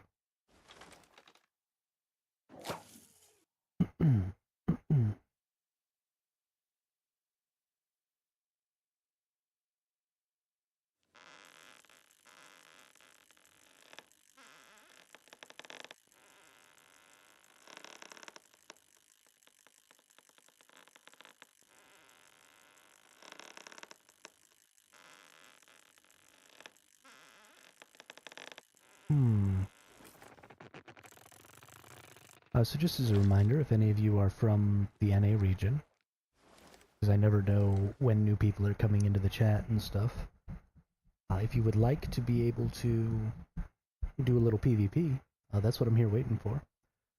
So just use the PvP island code in the description, punch that in the game, and it'll teleport you right here. Doesn't matter what server you're on, any PvP or PvE server. And you can teleport right over here, and we can fight on this island that I've been building out. Hopefully, if somebody comes and we get a little fighting going on, maybe more people decide to join in. I'd really like to stress test the island and see how many people we can get in here before it says no more people. I imagine that number is probably somewhere between 15 and 20. But it could be more than that. I mean, it'd be great if we could get, like 50 people in here. That'd be awesome. We could have one heck of a good time.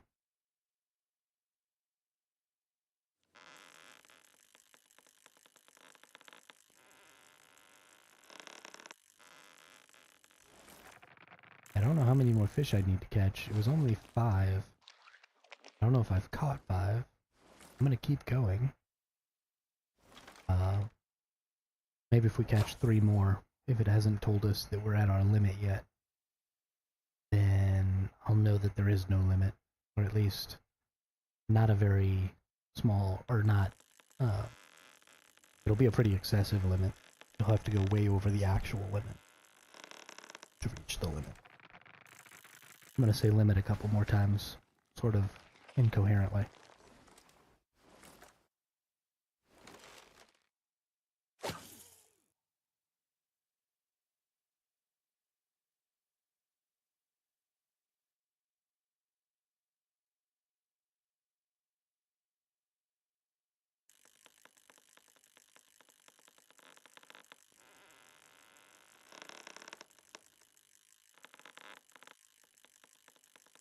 Stop running away, fishy. Come here.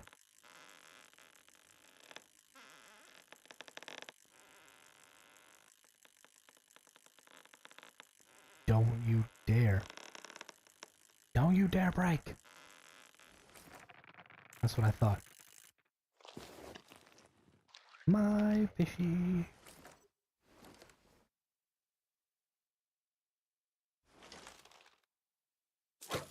Just a couple more. Just a couple more. Just a couple more. We check if we've hit the limit.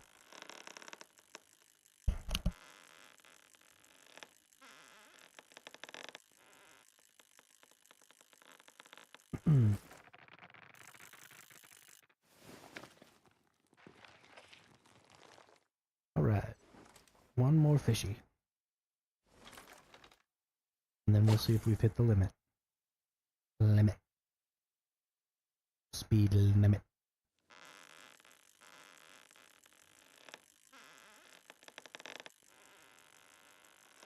Long way. Oopsie. No, bye-bye fishy. We've gone through so much bait today, like hundreds of bait, almost 1,000 bait.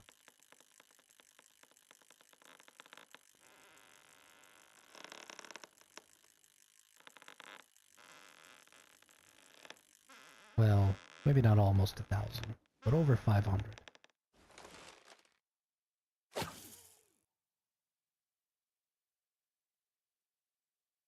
That's a lot.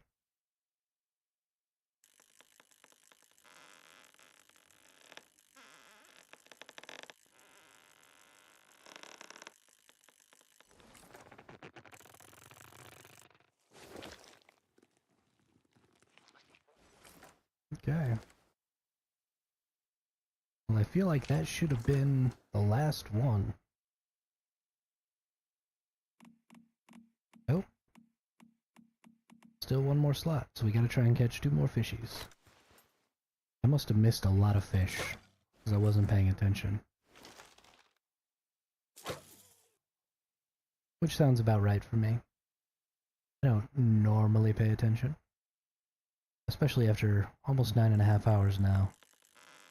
My brain is cooked.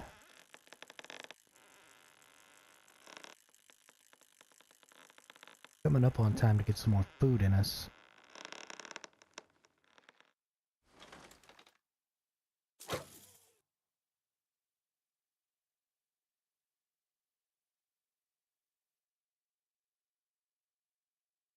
Maybe get a hot dog, roll it up in some tortillas.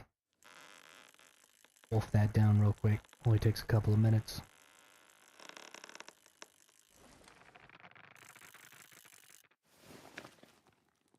I've had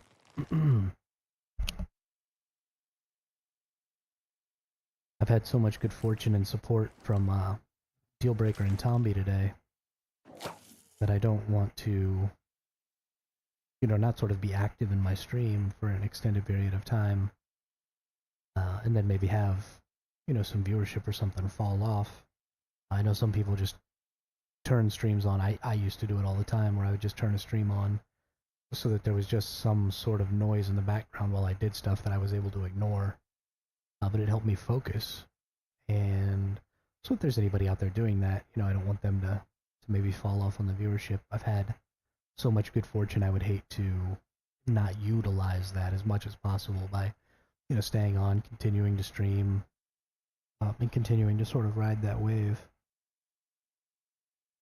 So, gotta think of something real fast to eat, Make it real quick, stuff it in my face, come back and sit down.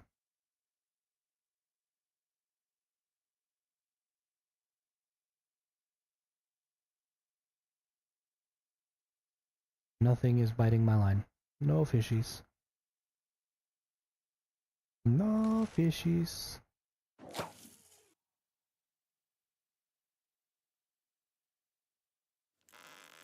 Alright. Fishy, fishy, fishy, fishy. Fishy, fishy, fishy, fishy.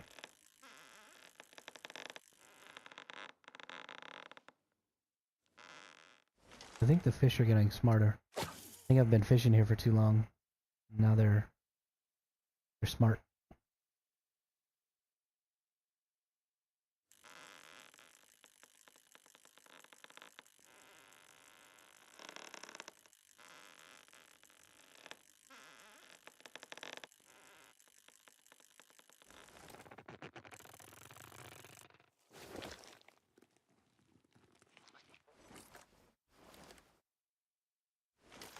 Okay, that's one. I think one more. So it'll either tell us that we're all full or it'll let us get more backpack space. We're about to find out.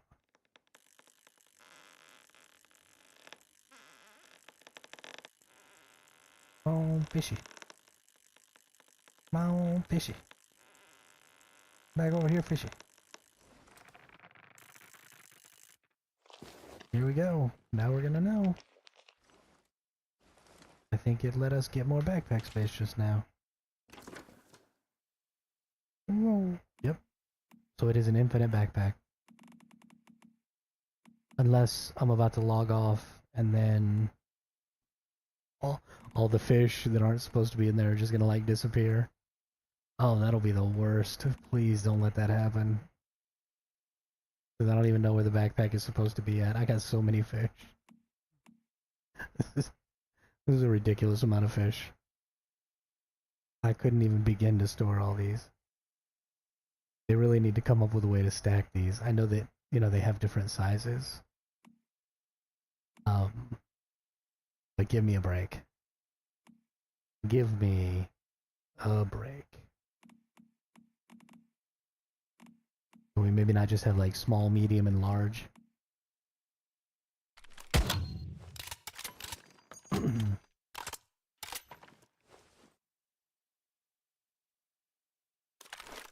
I got my fishing pole again. I gotta go get more bait. I got some cooking up here. For some of you who maybe haven't been around for some of my explanations, stuff that you make here in Eternal Land doesn't lose durability. You can craft all your blueprints here, you just can't calibrate them. So you can try out builds and stuff in here on uncalibrated gear, and you can fight with it as much as you want. You just need astral sand to make it, and then no durability loss. But the same thing is true of your foods. Your foods don't spoil, and you can craft all your food with astral sand. You obviously can't take this stuff out into the regular season, but for fighting here in Eternal Land PvP, right, I can be using shattered breads and all kinds of stuff, and it costs like 15,000 astral sand to make a shattered bread. But wait a minute. Oh, that Stardust energy drink costs 3,000. Okay, yeah, shattered breads take 15. But all this stuff you can make, tons and tons of it. These fish that I've been catching are also not going to spoil, so I'm going to keep them, depending on how many fish get found during that first tournament, then I'll have more fish to use during the next tournament. Can I please? Okay. Poo-poo on you too.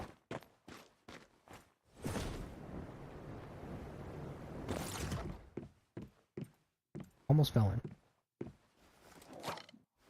Do you remember at what stage you gain access to a turn? You have to be level 20, gamer. The easiest way to get there, because I've had to do it 3 times now to get different characters to Eternal Land so I can have more Eternal Lands. The easiest way to do it is to beat the commissions. If you do week 1 and week 2 of commissions, you'll be level 20. Should only take a couple, I don't know, like 20 or 30 minutes.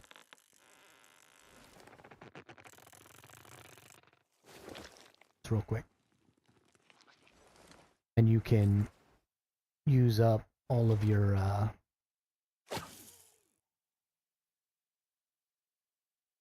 whatchamacallits, all your resets. You get a certain amount of commission resets for the character. So if you get some that are hard, go ahead and reset those for some easier ones. Should be real quick. I can't believe that dedication. Just come here and check this out. I mean, I think it's really cool, but... No, you just have to be level 20. It doesn't matter where you're at in the game as long as you're level 20.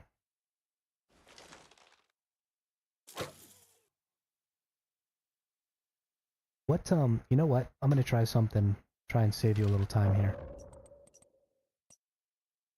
What if I friend you? I'm gonna log on to the character that owns this Eternal Land. What's your in-game name on the character you just made?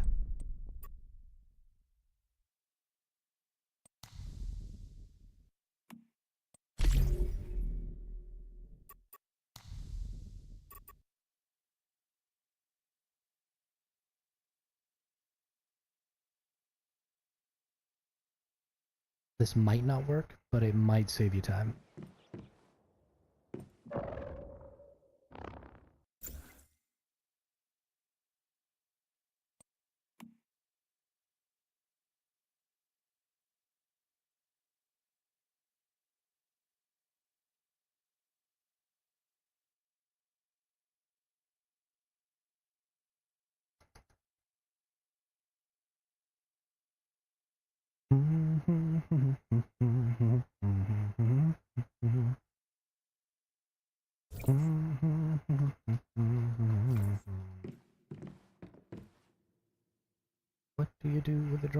sailor? What do you do with a drunken sailor?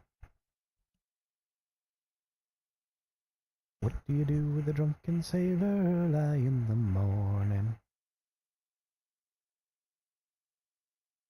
Hey, hey, and up she rises. Way, hey, and up she rises. Way, hey, and up she rises early in the morning.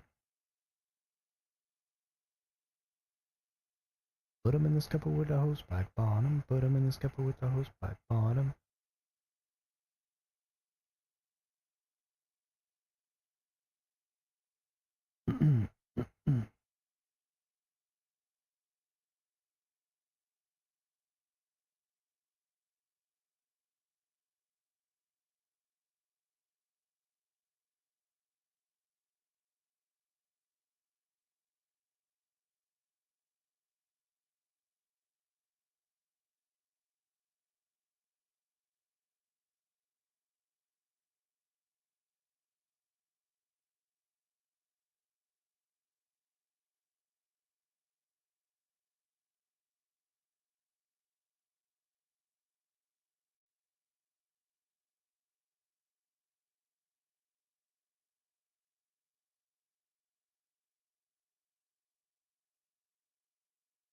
Gamer.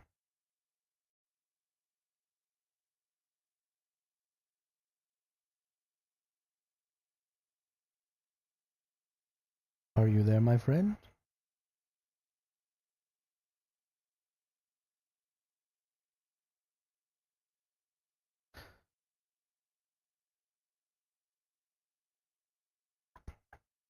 He probably has me muted so he can play. Womp womp. Okay, well, I'll go back to my other character. Back to the fishy fishy.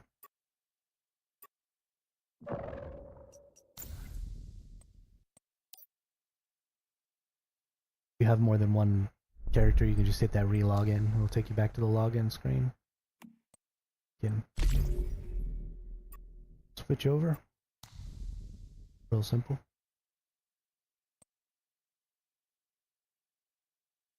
I like to log straight into my Eternal Land.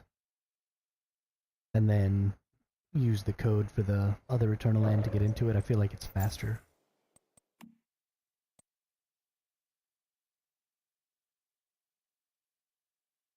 Oh. Okay, yeah, you just have to be level 20. You don't have to be at any specific point in the game.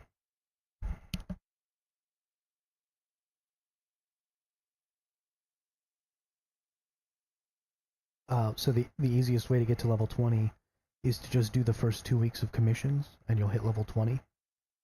But I want to try something that maybe will prevent you from having to do that. I'm going to get on the character who owns that Eternal Land, and then I'm going to friend you. So go ahead and put your in-game name for the character you just made in the chat. And let me friend you, or you can just friend this character, Survival Hermit. And see if maybe you can just join from that friending. Instead of having to do all that work.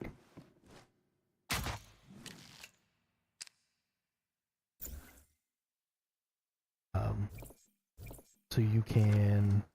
There's my name. Capital S, capital H. Survival Hermit.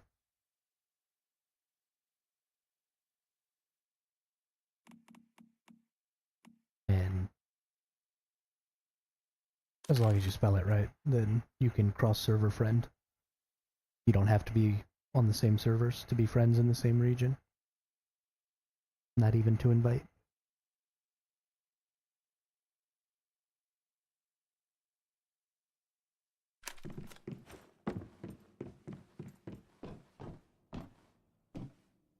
Yay, there you go.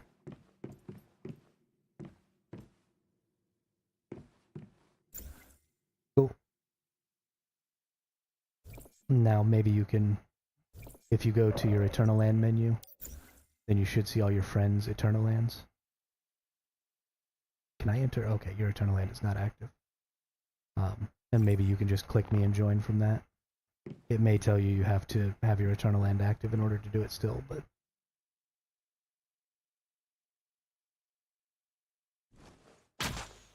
Which would be dumb, and I would be mad about.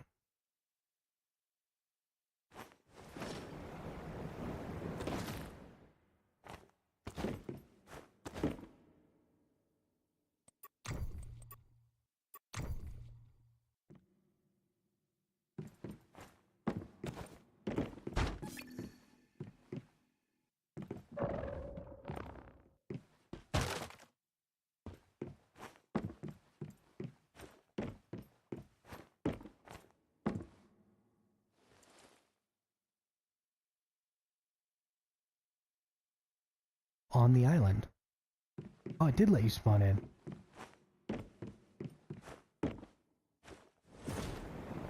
Did it bring you over to the, like, the normal start area? Nice. Okay. Well, at least there's that. We know that we can just invite anybody through the friend thing. That does still mean you're level 7. And so you wouldn't really be able to PvP, but...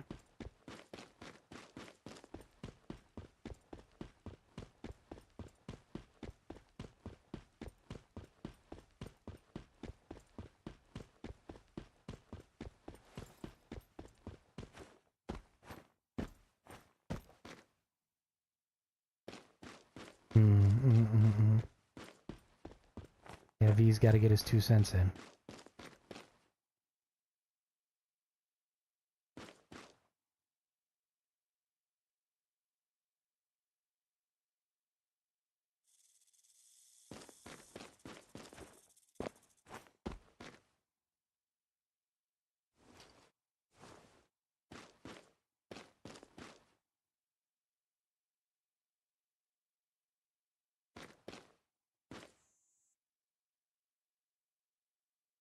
Way hey and up she rises, way hey and up she rises, way hey and up she rises early in the morning.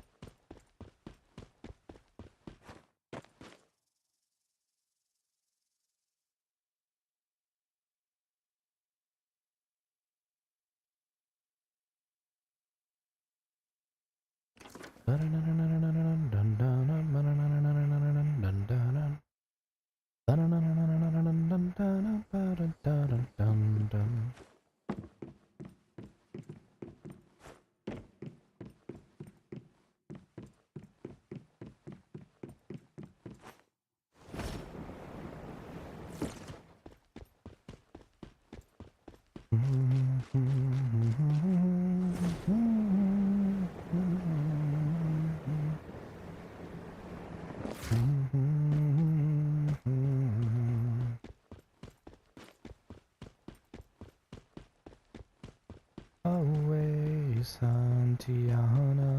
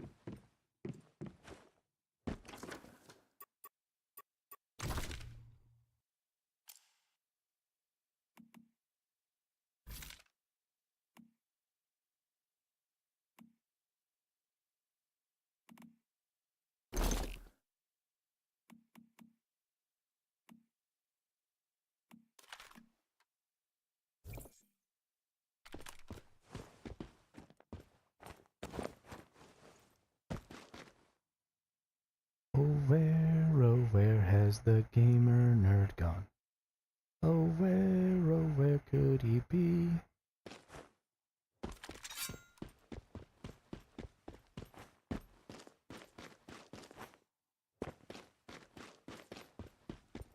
Oh, is that where you are right now?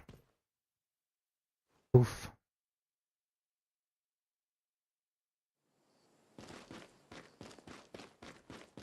Teleporto. Yeah, I'm pretty proud of it. I thought the Tetris block idea was pretty lit.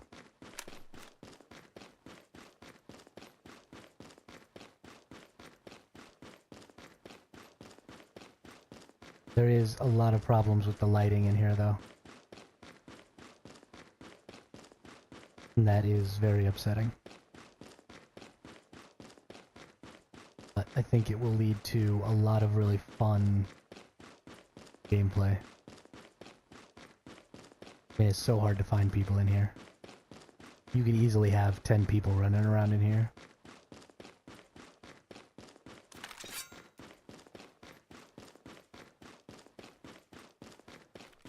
There he is.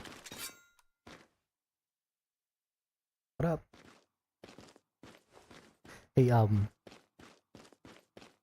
because we found out that it's pretty easy to get people from other regions in here, do me a favor, put on just your base gear that you normally get when you start, so you get like all this white stuff on, and then tell me how many hit points you have.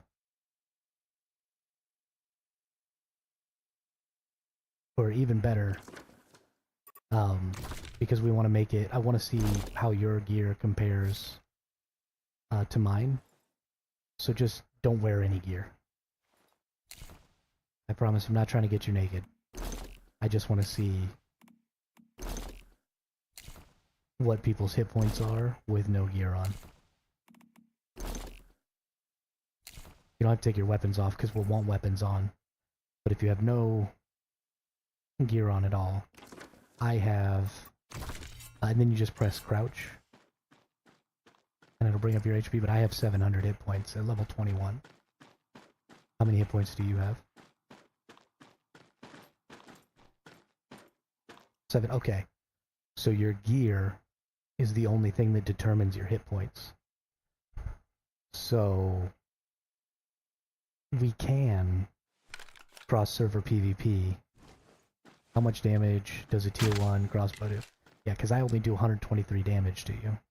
So if we only used tier 1 equipment, and everybody ran around without gear on, and everybody would be on a level playing field, whether they were level 50 or level 7. So I mean, it's not like an ideal situation, because you don't get to use mods and different stuff like that on your gear to try out builds.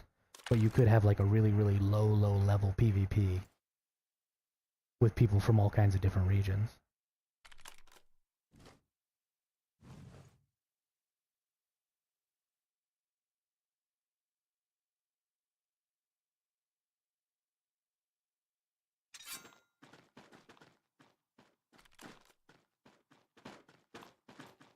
Yeah, I mean, it's absolutely not ideal, but it is a semi-solution. You shooting my lights? Why would you shoot my lights? What a butt face. You have any idea how hard it is to get up there and change those light bulbs? Jeez, man.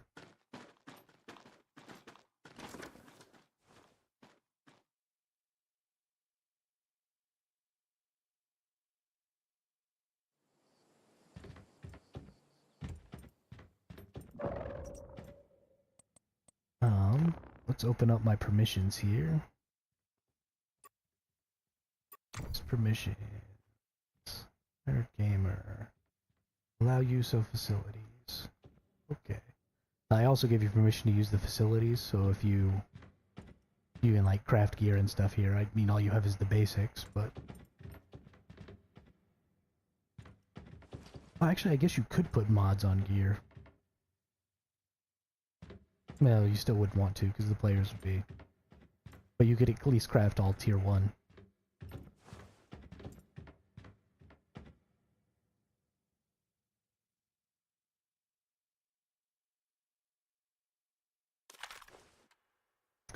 It's pretty limiting, but... it'd be okay.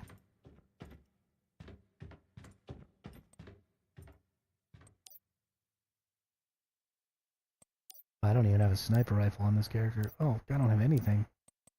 All I have is the pistol and the shotgun. So it'd just be pistols only. All the time. Oh, I accidentally crafted tier 3. Craft tier 1. It's so cheap, though. Now you can craft body armor. You've only got the basic body armor. You craft all that stuff up real quick. You can craft tier 5? Can you equip it? If you can equip a tier 5, try and equip a tier 5 real quick.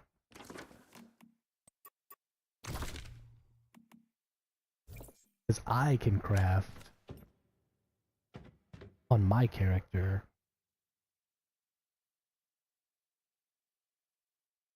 I have the blueprints for a lot of stuff.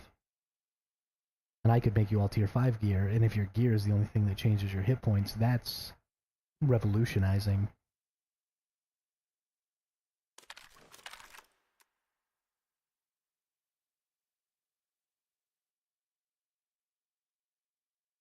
No, I need the level requirement. Dang. That sucks.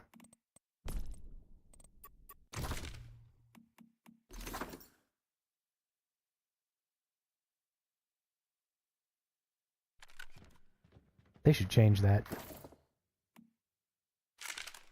Because I would happily sit here and craft gear. If people wanted to come PvP in here, I'd craft gear all day.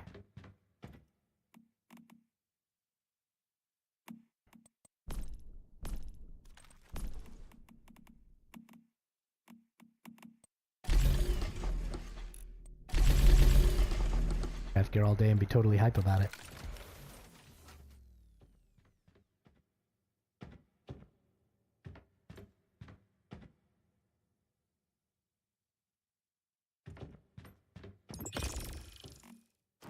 Of course, there honestly is something fun about just really basic. I mean, if everybody's running around with a crossbow and a pistol, and I mean, you still have the really basic blueprints, so you could craft, you know, you've got your basic hat helmet, you've got your basic chest armor. I don't know how many more armor pieces I have than you, but all I've got is the rustic pants and the chest armor are the only ones that I have that aren't what you start with.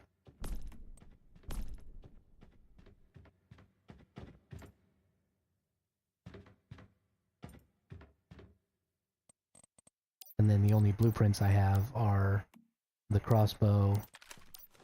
I've got the baseball bat. And then I've got the shotgun. I think you have to go at least that far to open up commissions. So everybody should have the shotgun and the pistol and the crossbow.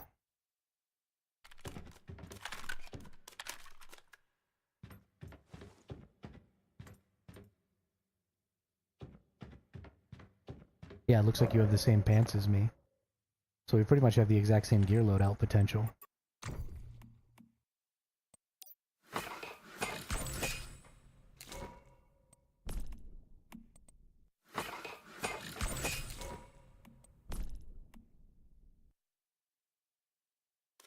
Yeah, I didn't even do the first monolith.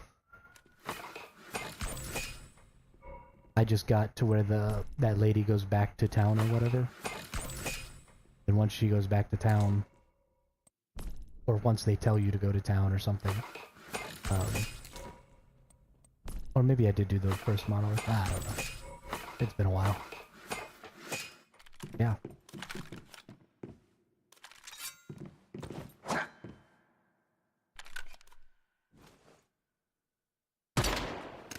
Ah.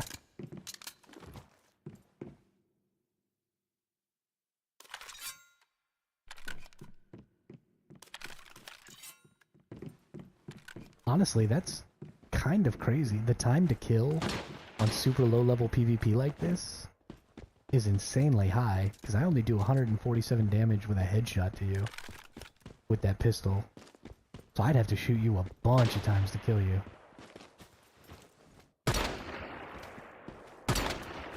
Yeah, that was 80 and 66. I mean, I could be here all day shooting you.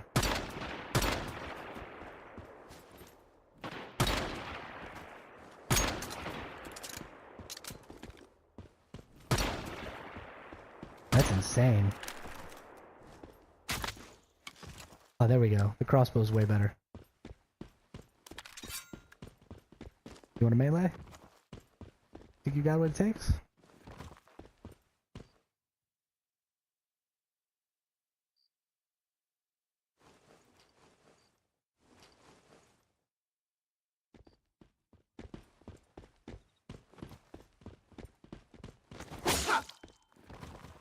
Owie.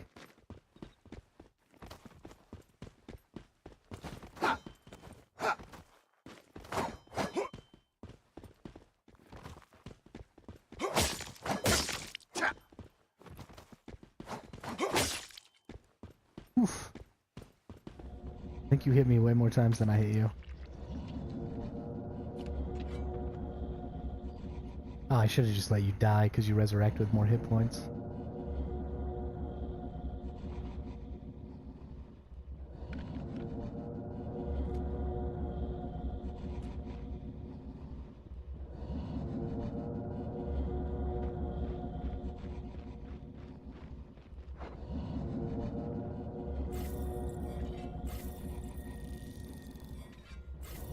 I'm just gonna give up because I come back with full health. And so that's the other thing is in your own Eternal Land you can set respawn points. And when you set those respawn points they actually follow you to other Eternal Lands. So you can respawn at those respawn points. Even though they don't appear in the other Eternal Lands, you still get to use them there, which is kind of weird, but I dig it.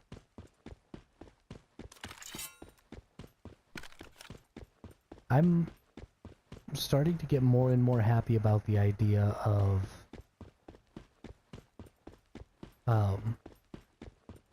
being able to play with just super basic gear.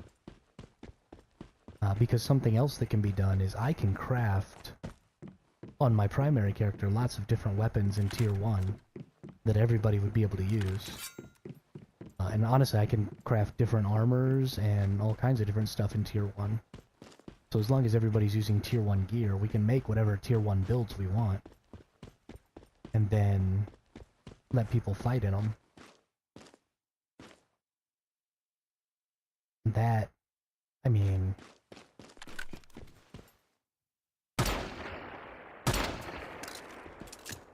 honestly just really opens up the potential.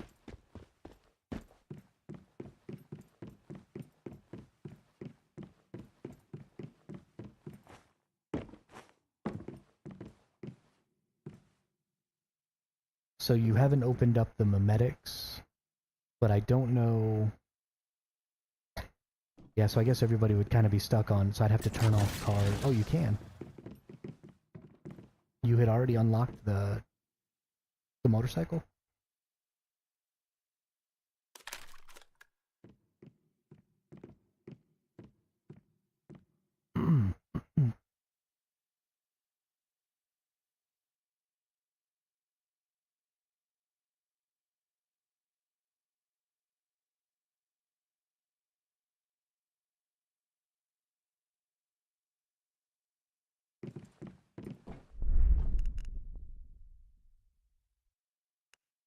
I never unlocked the motorcycle even.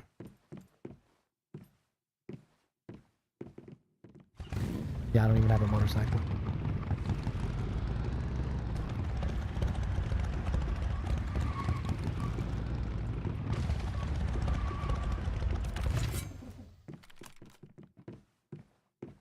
That's crazy.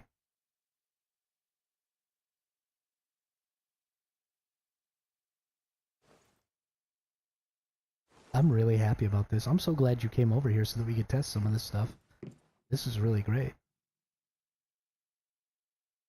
I'm gonna go get on my other character and see if I can like drop you some tier 1 gear.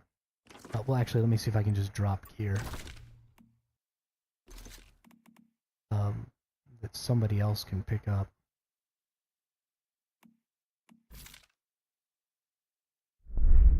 No.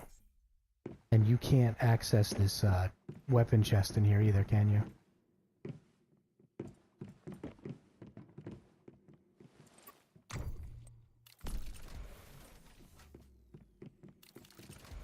Let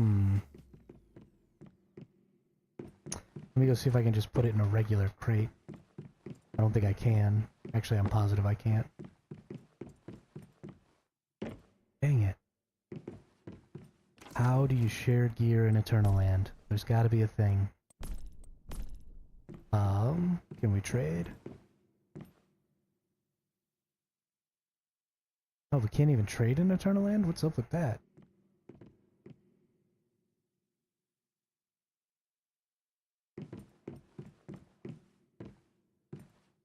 Let's see.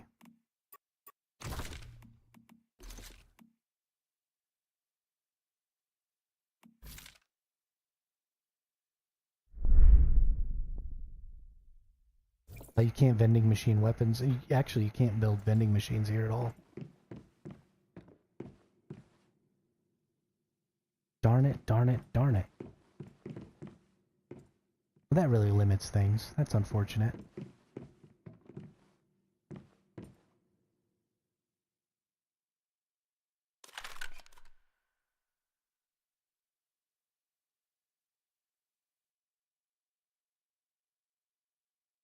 Maybe I can't build it on this character. But you do have things like weapon racks.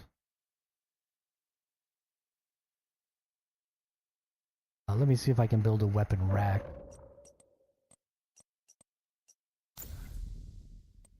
And you can access it.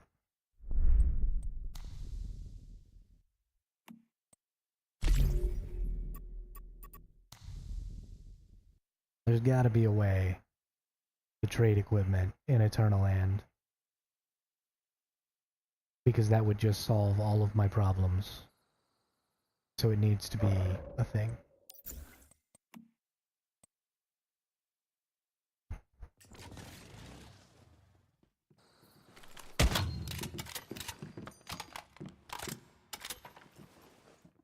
Let's build a weapon rack.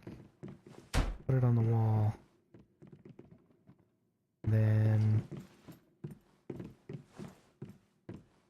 store retrieval weapon, open weapon rack.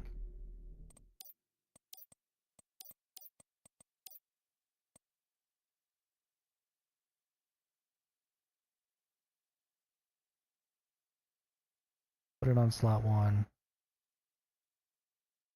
Oh, that's equipped. Okay, well let me go make a tier 1 weapon.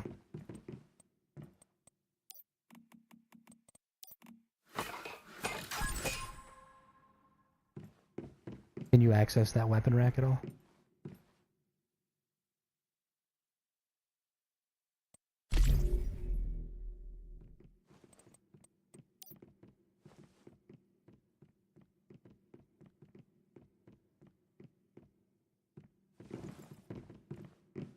I had to do it from a little bit away from it, but...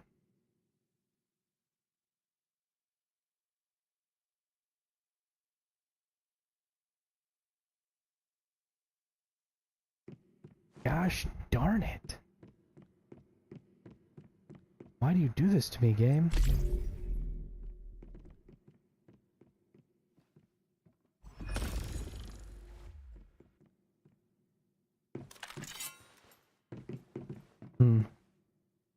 Well, then I guess we're just stuck with the basics.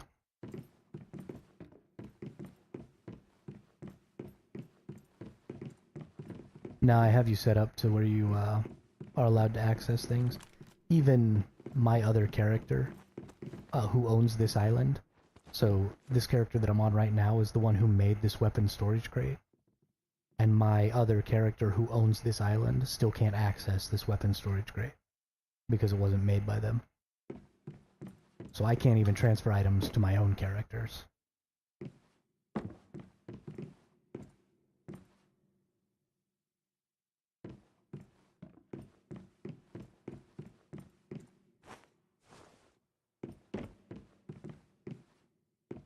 Which is stupid.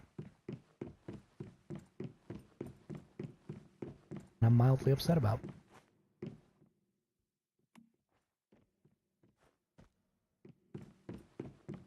But it's good information to know. That could be a tournament that I have or something that's just all tier 1 base gear. Everybody's rocking the exact same loadout. PvP.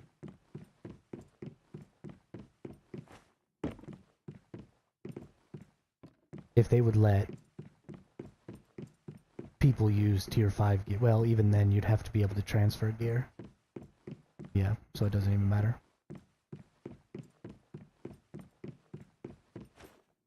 It's interesting. It's not quite what I want it to be.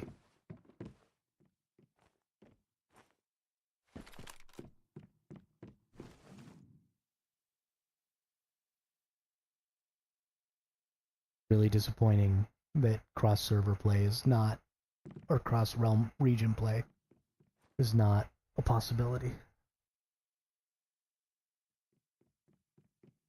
I mean, I understand why it's not, but it's still disappointing.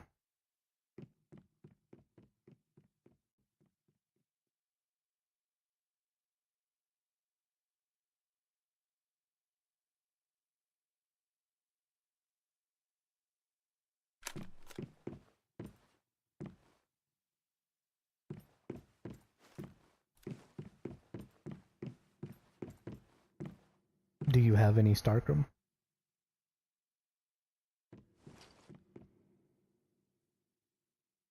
Make a couple wishes, maybe get lucky and get a legendary. Just murk some people.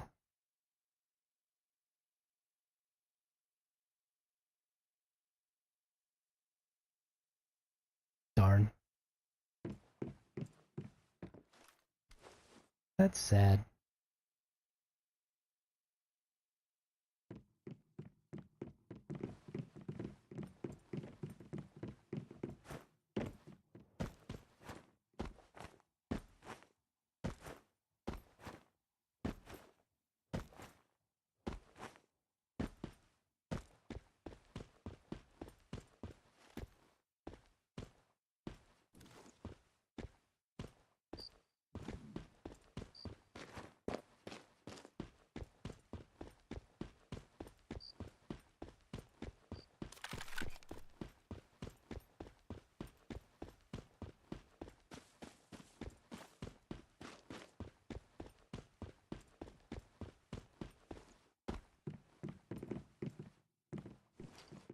I'm gonna go make a tier 1 set real quick.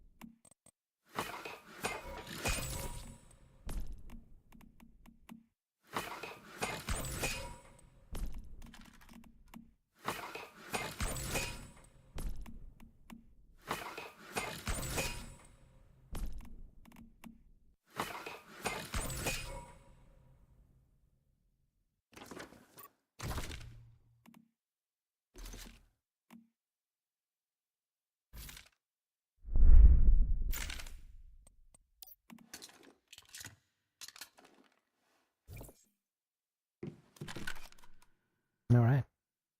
Let's make sure I still have the right number of hit points here real quick. Are you at 1720 with your gear?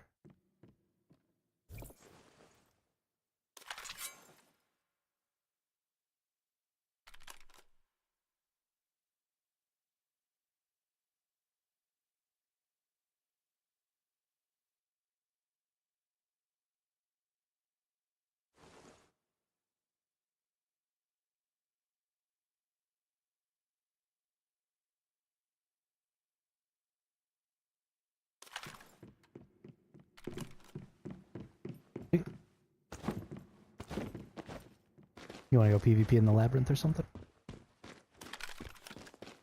It's a little bit big for just 2 people, but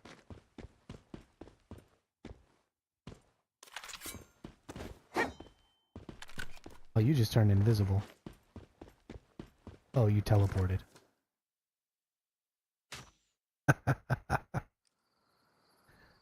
Okay.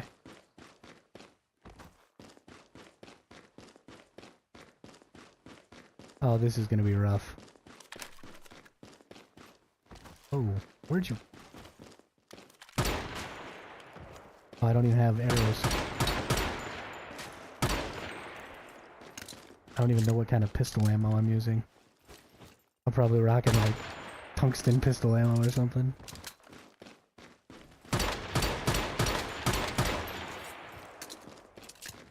Oh my god, that time to kill is insane.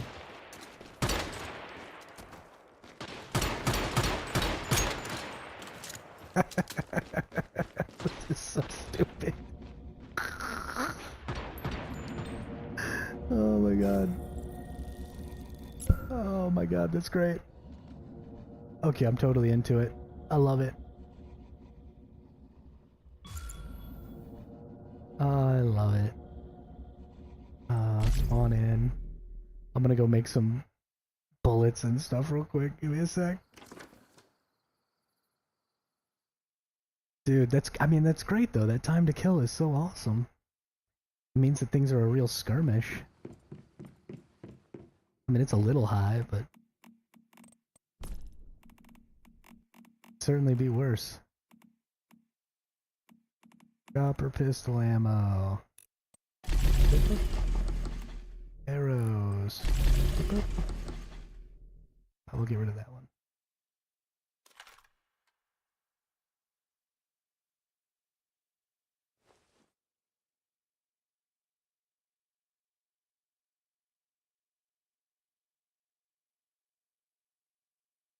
Yeah, no, I mean, it'd be great. It'd be really great to have a bunch of people in here. Alright, I'm coming back. I got pistol ammo.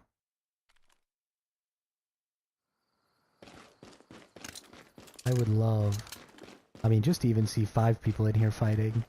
Especially because it's all free-for-all.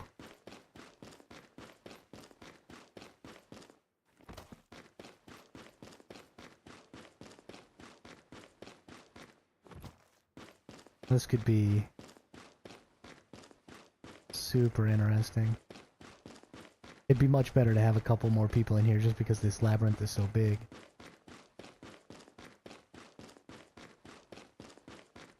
I accidentally put a really long path in here. You can see all the way across here.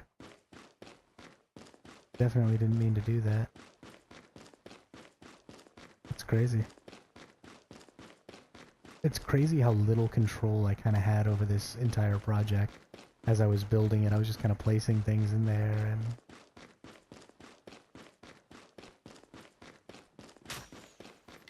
Oh, there he is.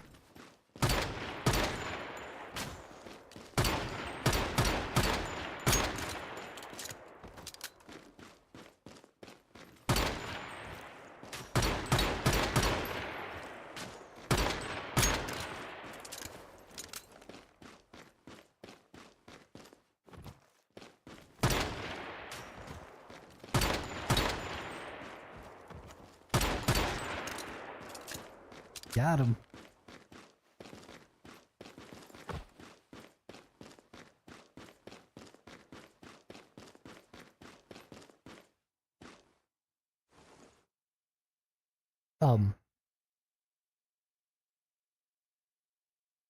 Are you coming back? I want to try something real quick. Because I haven't had anybody else in here to test this on. I want to see if the drones and stuff will actually attack. Because, like, turrets, you can build turrets in here, but they don't attack anybody. And I'm curious if the drones and the temporary turrets will. Hey, it did. Let me get you up real quick. Can I kill my turret? I don't think I can. I'm pretty sure it's just gonna kill you again.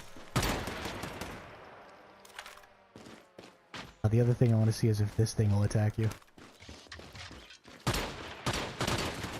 It does. Okay. I'll run away so I can't hurt you anymore. Sorry. I really needed to test that though. I'll go throw 3 of these out somewhere else. And then I'll just wait for the drone to die. I'll put them outside so they don't shoot you. So the permanent turrets don't shoot, but the temporary ones will.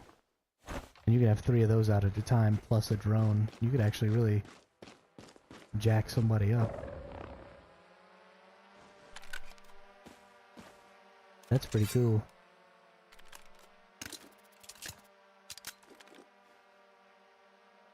That's actually really cool. I'm really excited about that. So many cool things.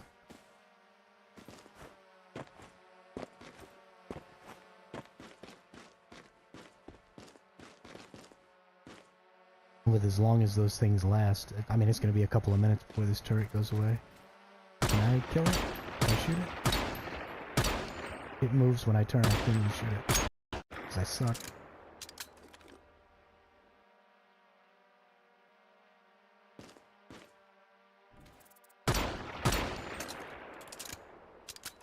They need to have a desummon option.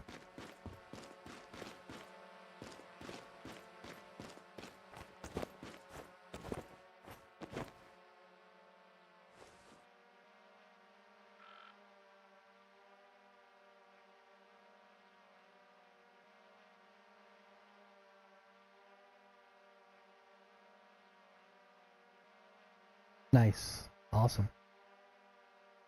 Then we can shit talk.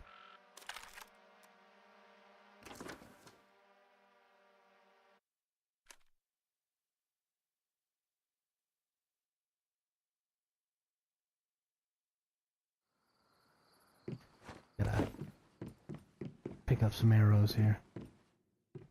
Are any of them done? Pick up those bullets. Cancel them.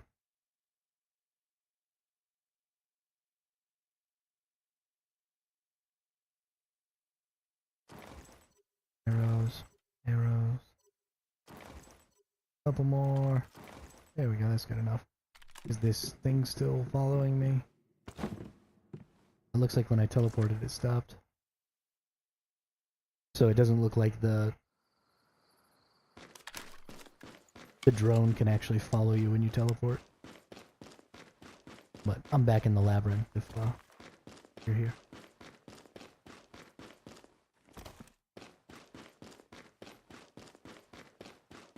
This is really cool. So for anybody who's just getting joined in, if you're an NA player, then you can just join with your regular character. But if you're a player from any other region, you can still come PvP in my PvP Eternaland. You just need to make a character in NA and get it through the tutorial real quick so that I can friend you. And then once I friend you, you can teleport right in here. And even on a level 50 character, the hit points are still standardized. And your hit points are all based off of your gear. So I can equip, and everybody else can equip tier 1 gear. And we'll use the same blueprints that you would have access to, which are just the pistol, that base shotgun, and the crossbow. And then we can PvP.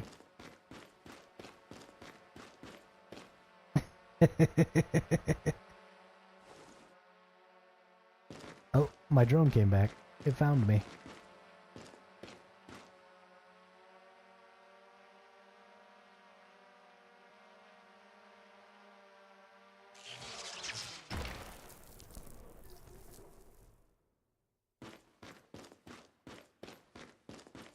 But,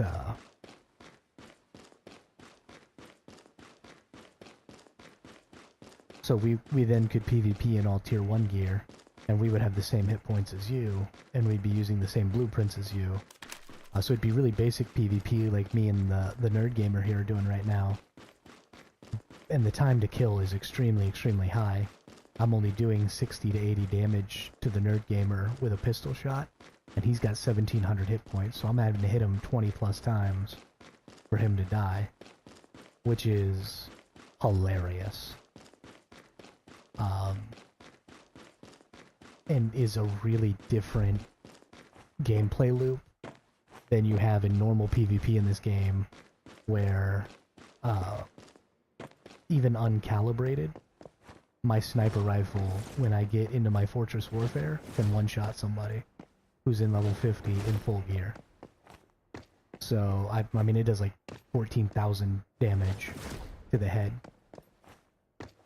And that's uncalibrated without a calibration blueprint. And just the mods and stuff on my armor and my weapon.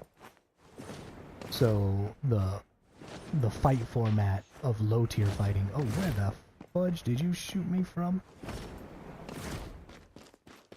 You little shit swizzler.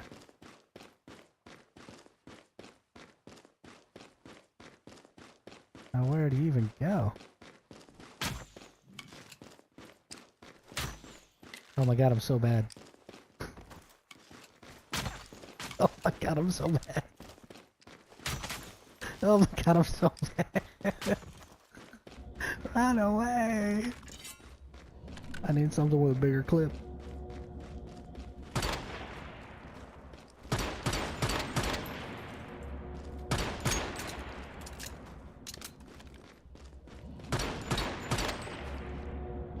Stop hitting me. No! I can't believe you plinked me while I was running around up on the ceiling. That's hilarious. This is great fun. Oh my gosh.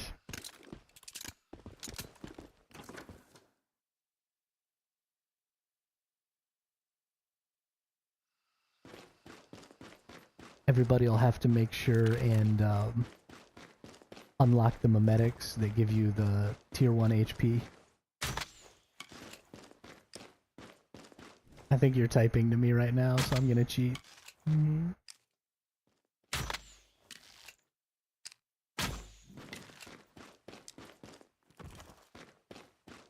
Now we'll be on an even playing field, because, you know, you're gonna be at full health and I'm gonna be at full health. So that's why I did that.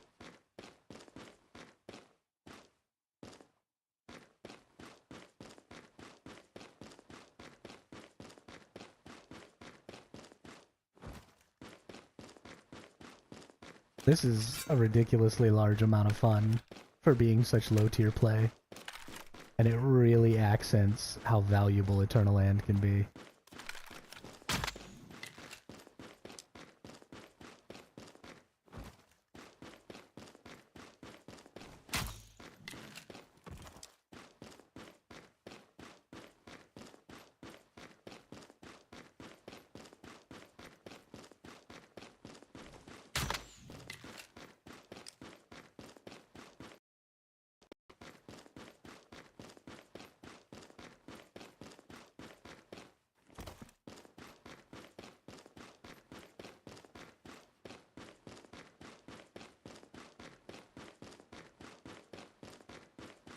I'm being sneaky sneaky.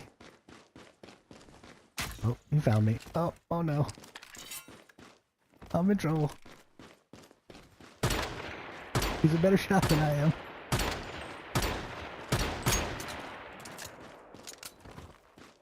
Fire 7 bullets.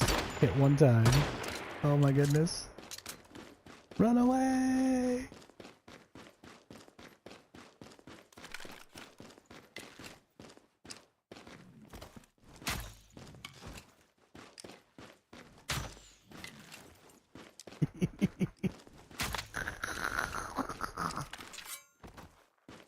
This is such a ridiculous way to fight. Oh my god. It's like a wet noodle contest.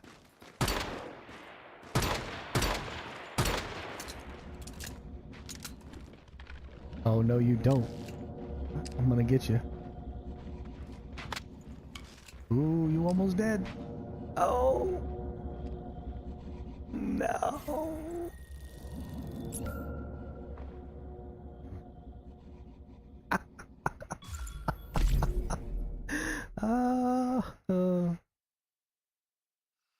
Oh my goodness. This is the greatest day of my life. I'm having so much fun. Here, where you at? I'll kill you real quick so we go back to full health. No.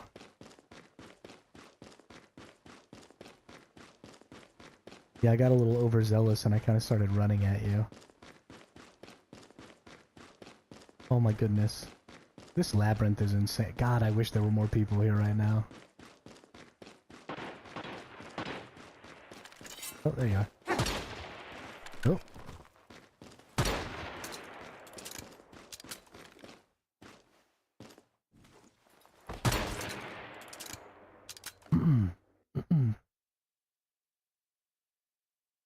Man, I tell you what, if they ever make it so that you can trade gear in here, tier 1 fights are gonna become, like, the biggest thing. But this could honestly be a tournament all in itself.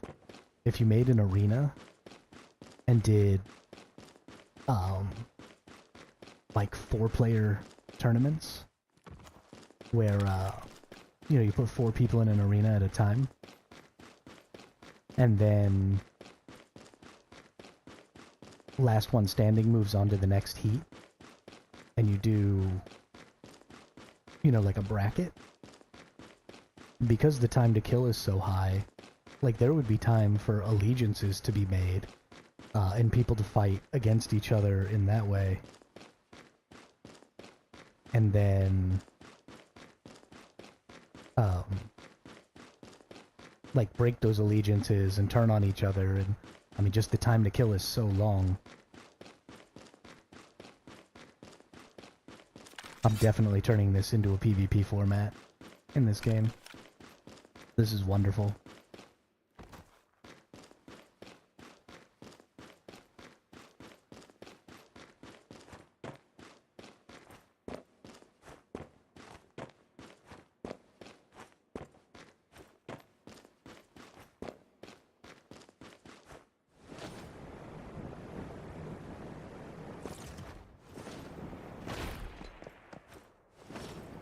Don't you shoot at me.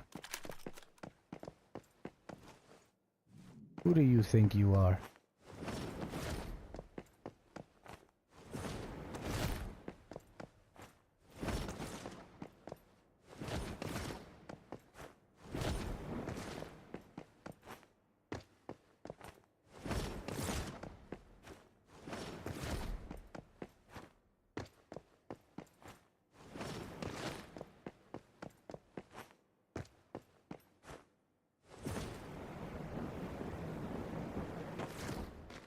I also wish that you could shoot your pistol while you were gliding.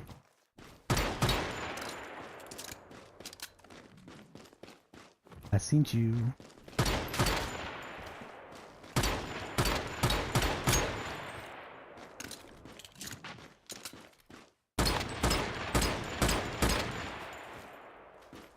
Man, that thing does a lot of damage compared to this pistol.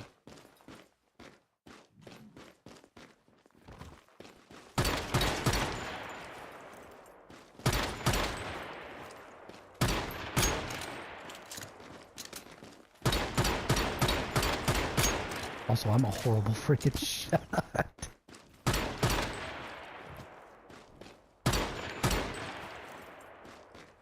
Oh, I backed myself into a corner there. Oh my god. Run away!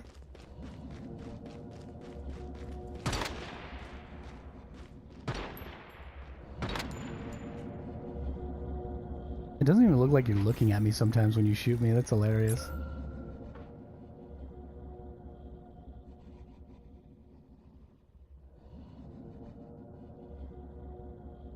This is a stupid amount of fun.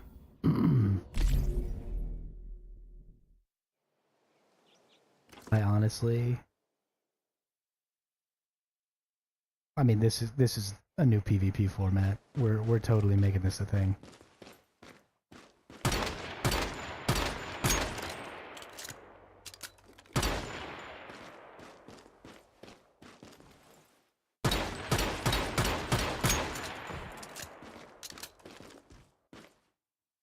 There's just no reason. And it makes cross-region play so much easier.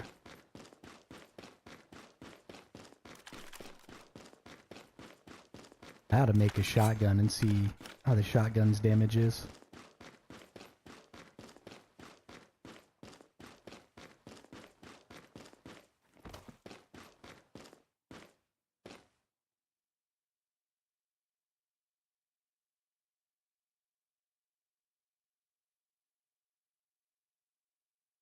I mean, you could do like 1 life tournaments and put, 20 people in a heat and put them on the whole island.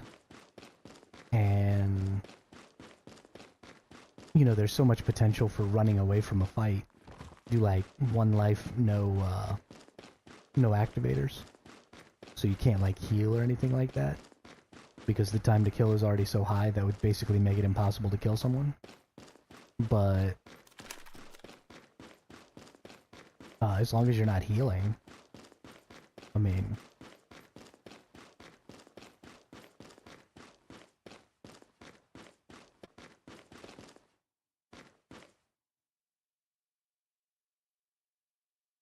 yeah. Yeah, well that's the problem is the regular crates you can use. If I give you permissions to use like the item benches, you can use the regular crates, but you can't put weapons in the regular crates. So, like, I could make grenades for everybody, and everybody could use grenades, and I could make bullets for everybody, so everybody could use... and I guess, actually, that's how we could make time to kill take less. Let me see if I have better pistol ammo.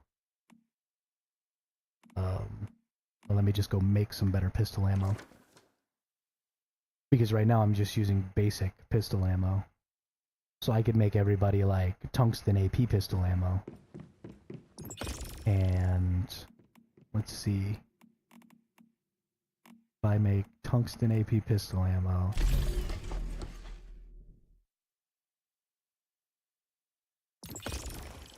Oops. And equip that.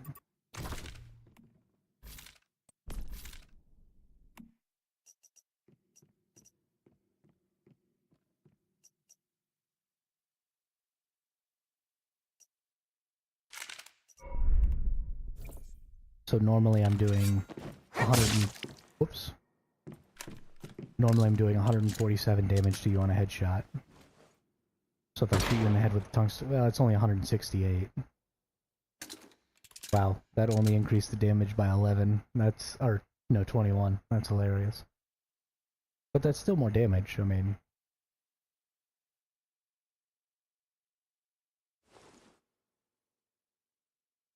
And let's see what kind of, tier grenades and stuff do I have.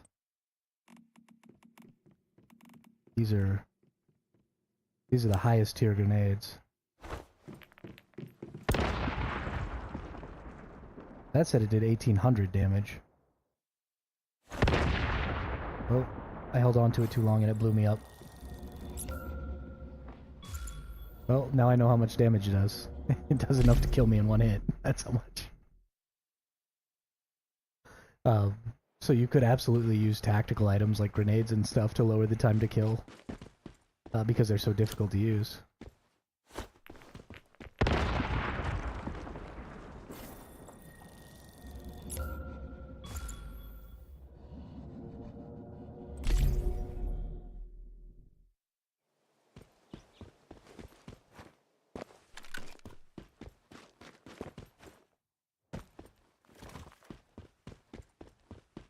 That's freaking funny. And I could make an infinite amount of those and put them in a crate.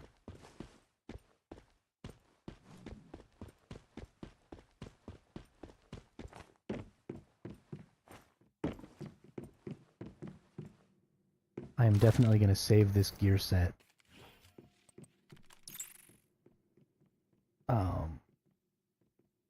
Call it Tier 1 PvP.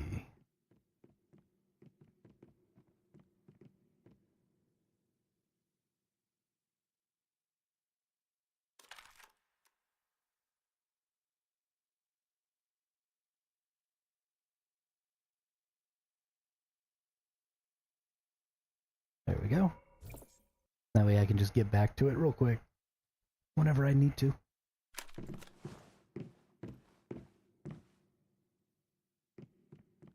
because of the time to kill on this too, you know, if you were playing in teams, you kind of have friendly fire on because you can't actually team up in here. But you would have time for people to say like, hey, hey, it's me. And, you know, not just totally get murked by your teammate.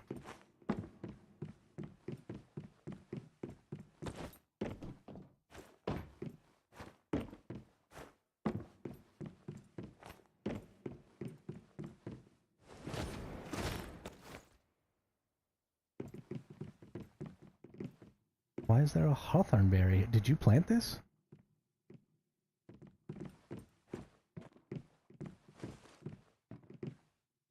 I think somebody planted hawthorn berries in my...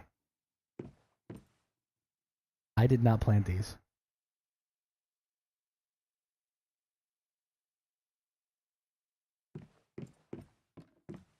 What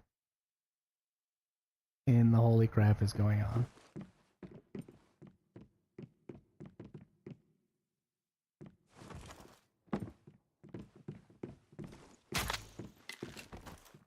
Marked.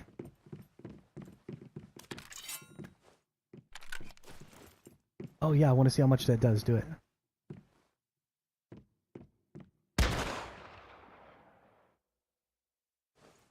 That wasn't really that much. Oh, that was pretty good. Yeah, shotguns are definitely the strongest.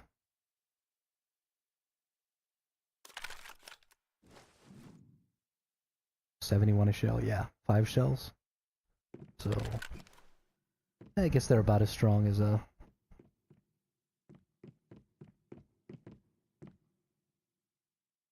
About as strong as a headshot from a crossbow. It's pretty good.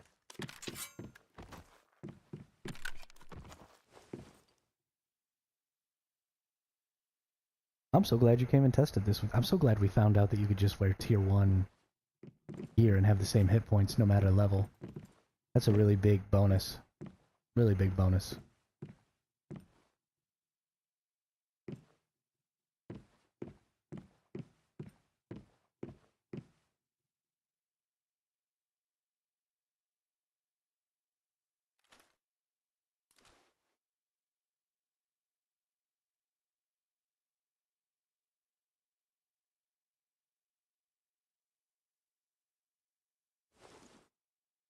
So good to have other people to test stuff with sometimes. Yeah, no, it really could. Especially because it means that cross-region play is possible. The regions being completely isolated from each other was kind of a big deal. And I don't know exactly where you live and exactly where the data centers are.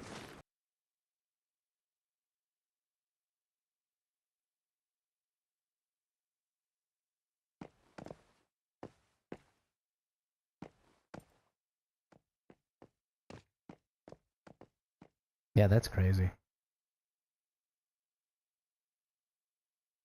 I mean, it wouldn't be like super duper competitive. I'm sure you have more than 100 milliseconds worth of ping.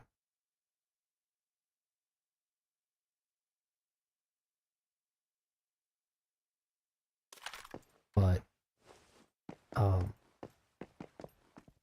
you know, just for some casual mess around PvP with random people from all over the world, it'd be totally worth it. Yeah. That's not really, I mean, I've got 33, but I mean, 116 is not the worst ping that's ever existed.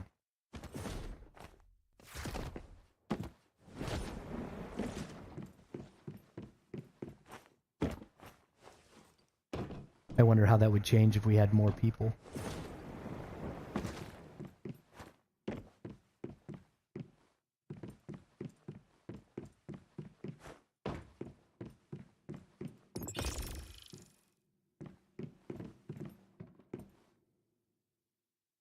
I would really love to max out a zone just to see how many people we could stack in here.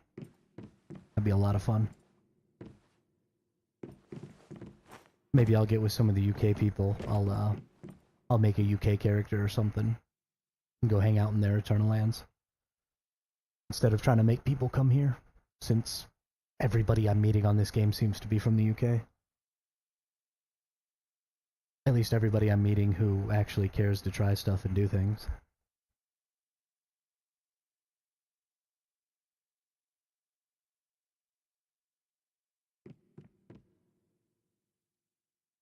Really, really cool. So anybody who's just kind of coming in, we found out, me and the Nerd Gamer just now, that your HP pool is completely dependent on your gear, not your level.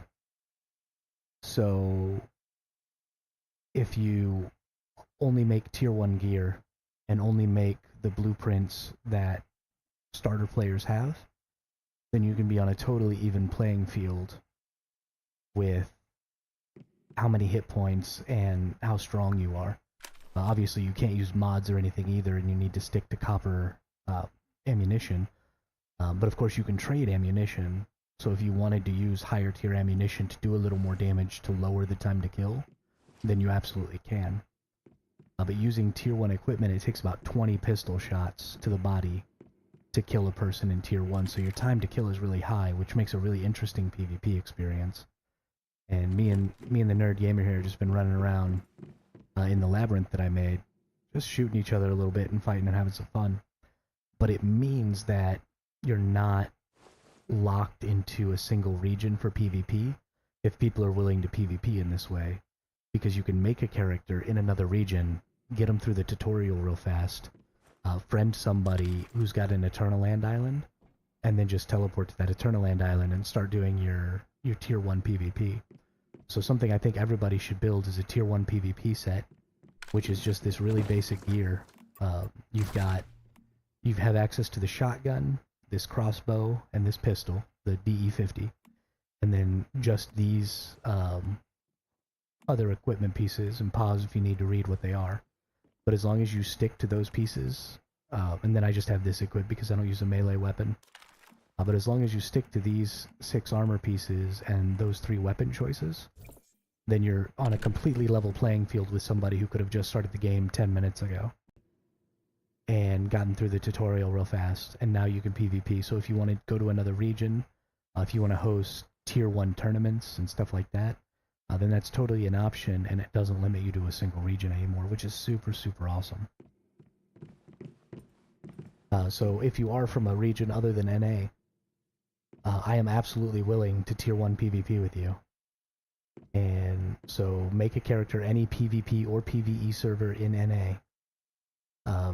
And then friend, the name is Survival Hermit, all one word, capitalize the S, capitalize the H. And any friends that I see adding me, I'll go ahead and add you. And then you can use my PvP island code to come to this island and tier 1 PvP with anybody who's willing. And I'm going to keep building this place out and, you know, changing it up and mutating it every week. So absolutely, we want as many people as we can get in here in any way that we can get them.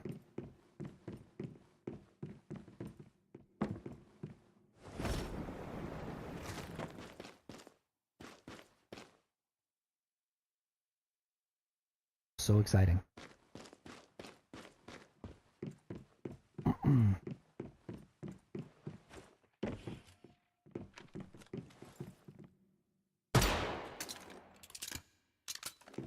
Oh, he vanished. Must have gone to the labyrinth.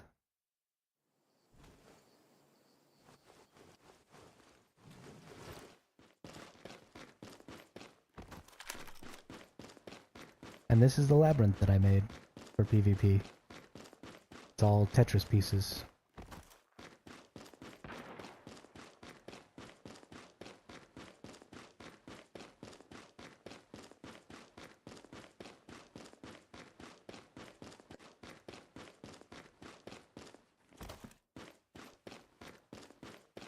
Oh no, I'm out of stam.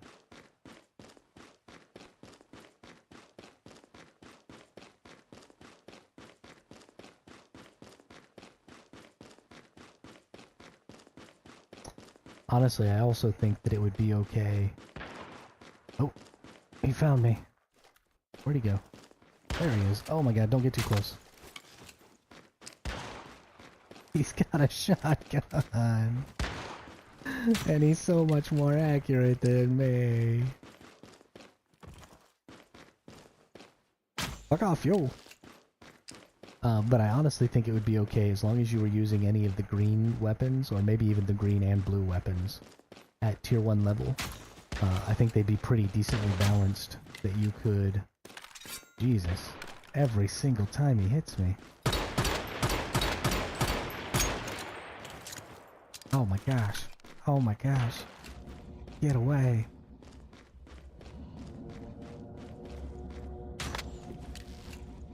Oh, no, I ran into a wall. No. I'm gonna die. Got that headshot. That's what's up. What you gonna do about it?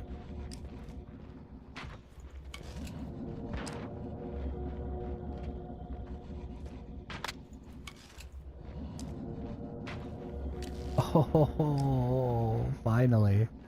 I finally won a round. I'm the king of everything. But as long as you're using the green and blue blueprints, I think the weapons are pretty evenly matched, so you could probably get away with using some different kinds of weapons if you ended up with a little Starkrum. Or if, you know, you have a level 50 character or something like that that you're playing with some lower levels, and you wanted to switch up the weapon choices a little bit, you could probably get away with it. It'd be a little unfair, but I wouldn't see too terribly much problem with it. I'd probably still fight you if you were using an AR or something. So, this is just such a great way to bridge that gap between disparate communities. And I'm having a ridiculously fun time. I mean, you got to see how long that fight was. And I got 2 headshots on him during that fight. Which is cray-cray, considering how bad I am at headshots.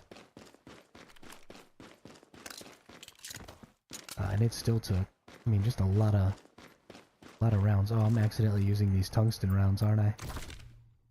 Whoopsie. Oh, and I have an accessory on? A shattering ice accessory. That's really useless, thank you.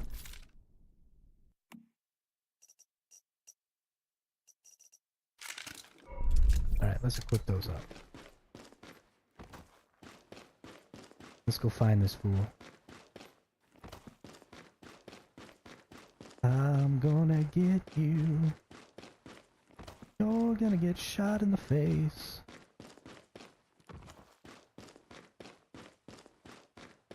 I gotta quit dive rolling while I'm just running around. I'm wasting my stam.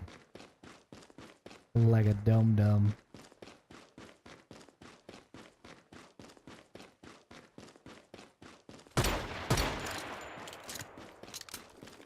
Oh, there he is. Oh, there he is. Oh, Nelly. I can't hit shit.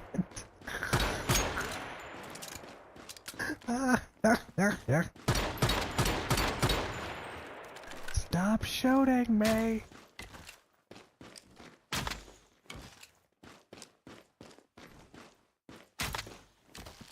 Oh, I thought I was gonna get him there and dodge.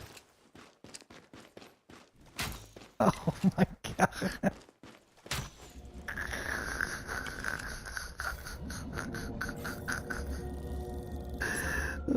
Playing against me must be just such a bummer for you.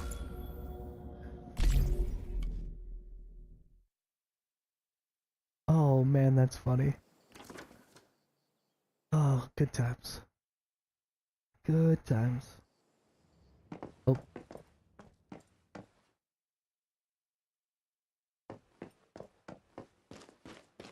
I accidentally ended up inside one of the structures. I'm gonna have to move this time-space canvas because you can just end up inside one of the things.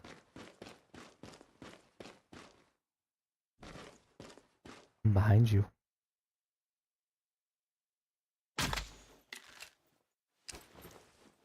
To be honest, I used the crossbow for my first 6 hours of playing. I'm used to... Oh, okay. Okay. I get it. You're a cheater. That's fine.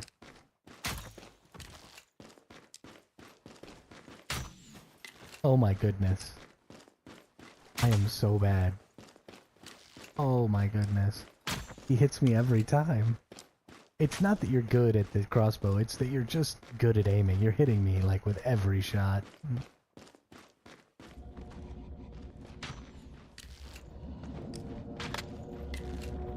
Oh, I got you in the head on that one. I don't know how that happened, but it happened.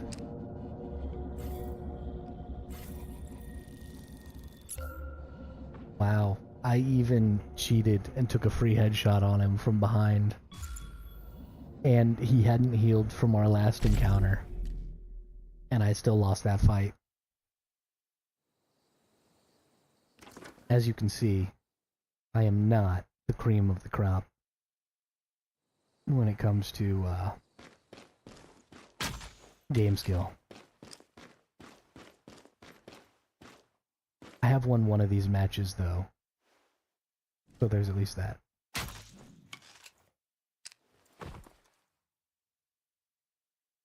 I am very comfortable with the fact that I'm very average at shooter games.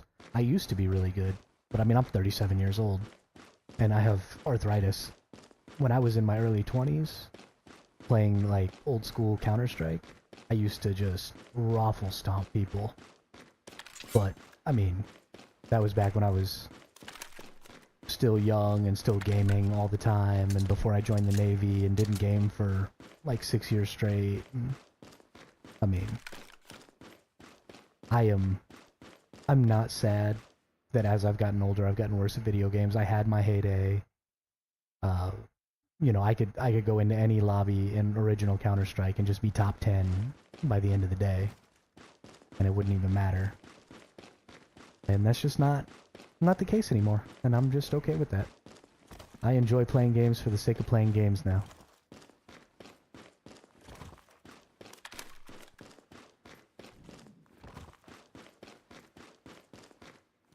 Where'd he go? He was right here. There he is. Run away from me? Gotcha.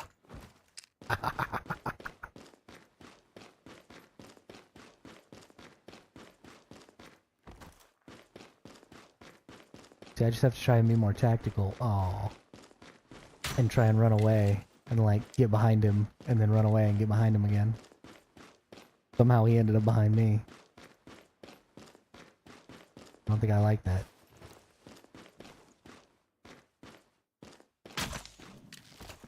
And I miss. A lot.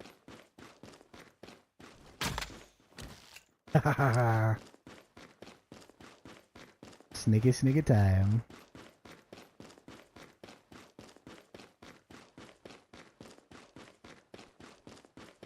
I think I'm chasing my tail.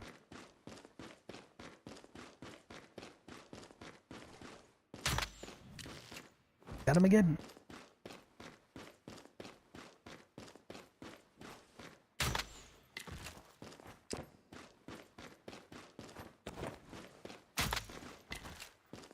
Dude, I'm getting nothing but headshots. Oh my gosh, you're just like walking into my crosshairs. This is great. Don't have to aim when the other dude's aiming for you.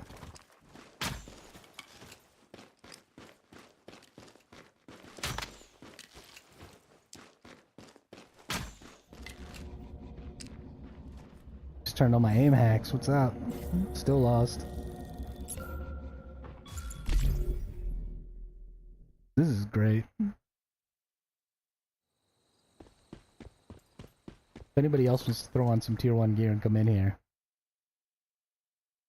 island code's in the description. And if you're not an NA player, make an NA character and I will friend you. All you have to do is beat the tutorial. This would be so much more fun if it wasn't just the nerd gamer beating on me. He could beat on some of you also, that'd be great. Yeah, it really doesn't take any time to get through the tutorial. And then we just play in tier 1 gear, and even though I'm a level 50 character, our healths are equalized. because your gear is what determines your health. So I'm still at the same 1700 hit points that the nerd gamer has. And we're just running around in really basic gear. It's a really big skill challenge. If you're not able to hit targets, you will lose these fights. Because, you're using a crossbow, a shotgun, or a 7-shot pistol. And you're doing somewhere between a 20th and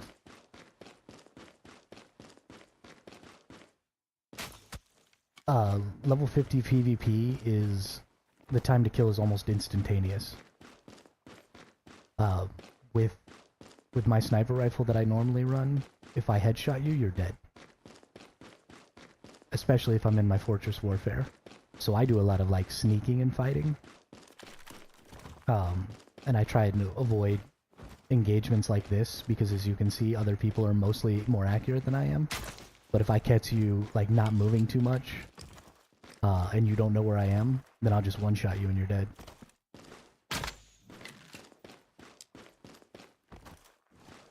And then people with ARs, they have so many mods and stuff and accessories that reduce their, that increase their stability and reduce their recoil, that they'll just empty a clip in you in like half a second.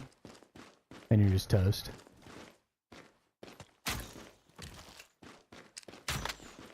Look at this. Every shot is on target. That's ridiculous. You need to calm your little ass down.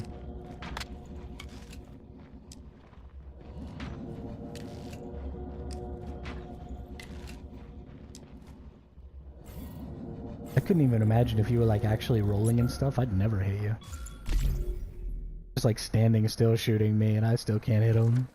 Just murking me. This is awesome. I really love playing against people who are good.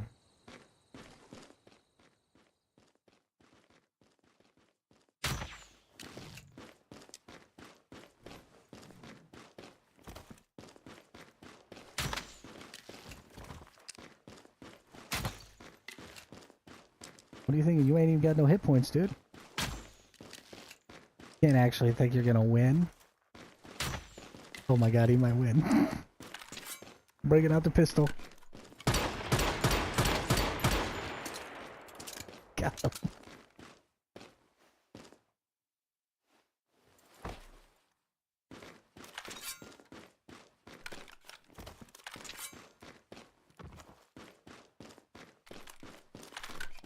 This is what I need. I need more opportunities on target. Gotta use that pistol. Pretty sure that's the way I won that first time.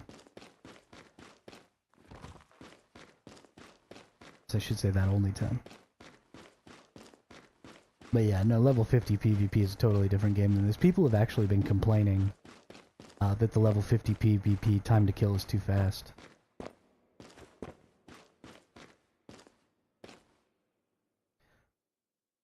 Oh, your crossbow broke?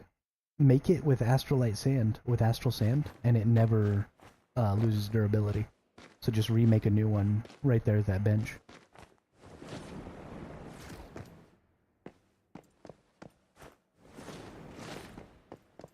If you need Astral Sand, I can come and like drop some Shattered Breads. And you can get 15,000 from those. Should keep you in copper ammo for pretty much ever.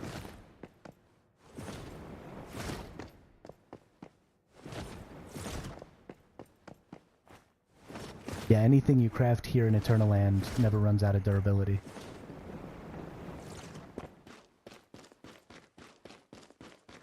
Die as many times as you want.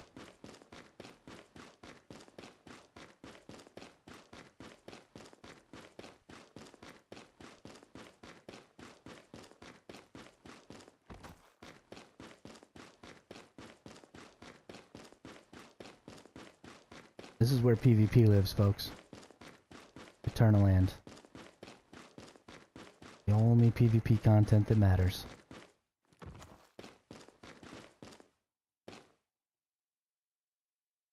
Or throwing daggers. This stupid heart emoji thing is in the way. Throwing dagger, yeah, I think throwing daggers are tier 1. I think you get access to them. Well, I mean, if you have access to them, then they're tier 1. Because your character's brand new. So anything you can make, I would say fits the...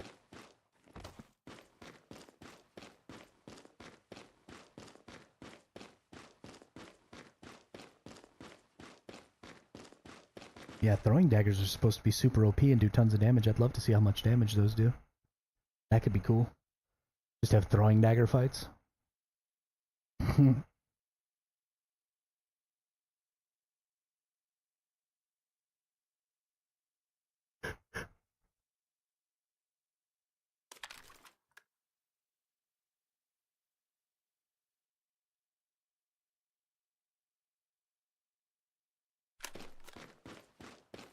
Did you make some? Hit me with one.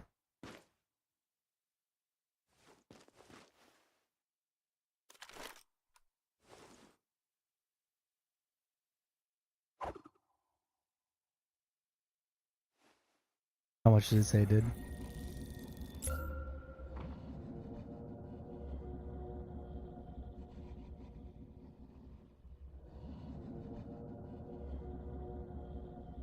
Oh my god. Yeah, so that's super fast time to kill. That's crazy. So I mean, then if you wanted to have a better time to kill, then I guess you just use throwing daggers. I'm gonna make some real quick. They throwing dagger each other.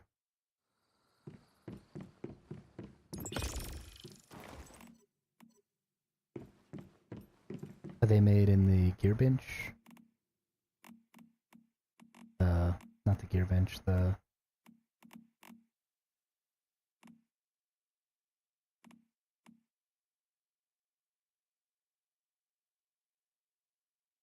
Oh, interesting. Interesting. Yeah, I've never even used one before.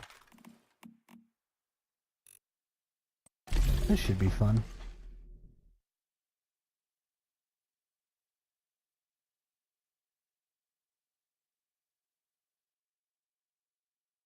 They take a little while to make. Alright, I'll grab these two and we'll keep making 99 more.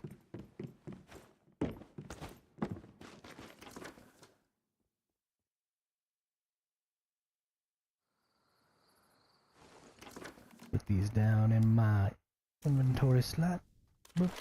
Alright.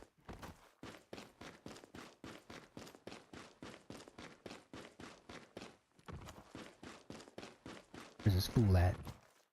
We'll get him. You don't even know how OP I am with some throwing daggers.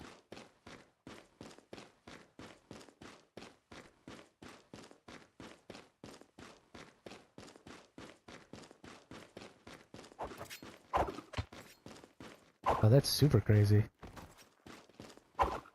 Oh, they never run out of durability, so you can throw these infinitely, you only need one. Okay, okay.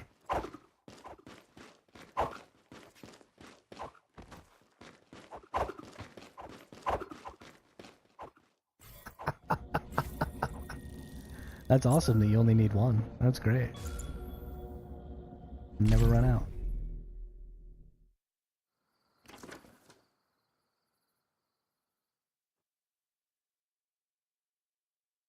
Yeah, I saw that they kind of threw faster than I thought.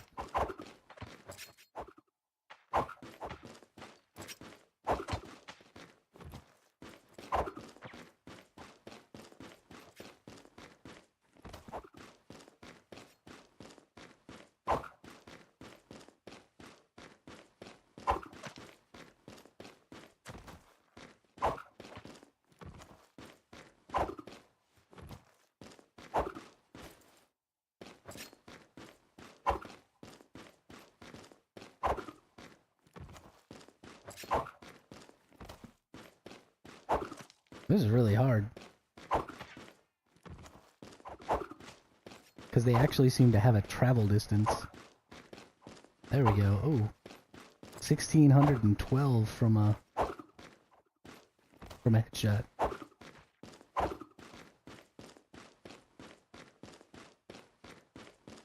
King Kong ain't got shit on me.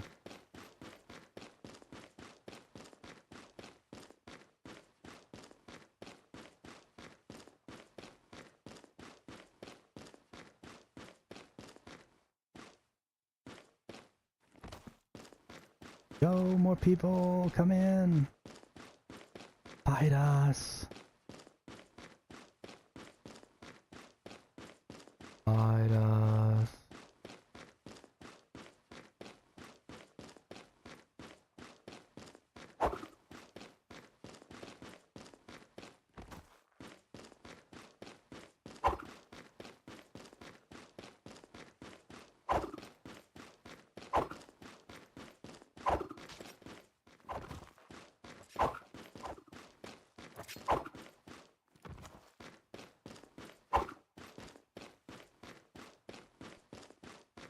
I've only got you on these because you don't move. I see you letting me win.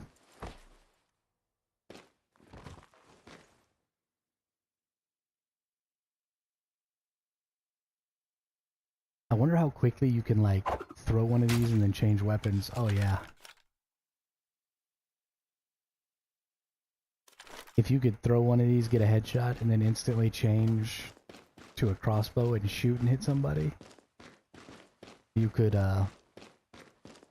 basically give them.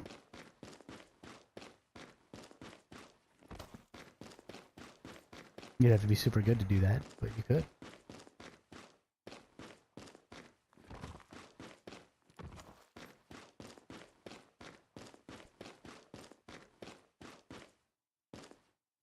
Oh, you know what? I forgot about my tea in the freezer for like an hour and a half. I better go get that real quick.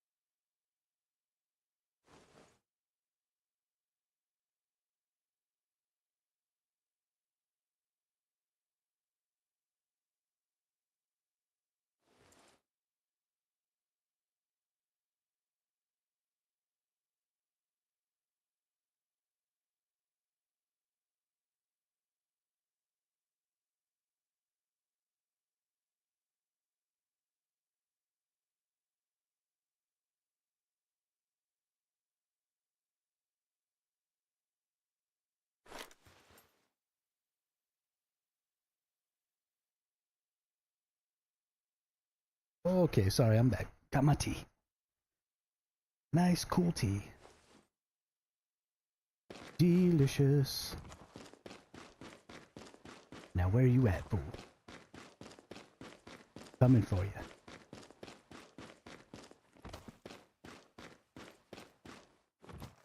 Gonna get shanked.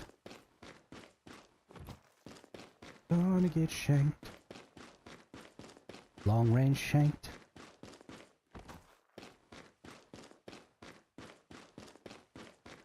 Do do do do do do do do do.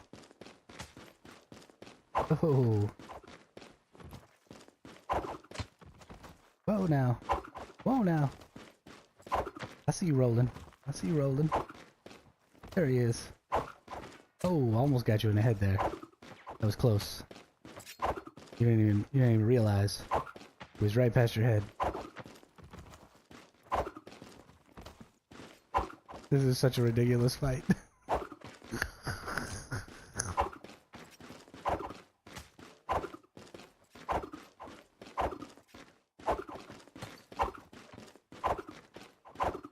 Gotcha.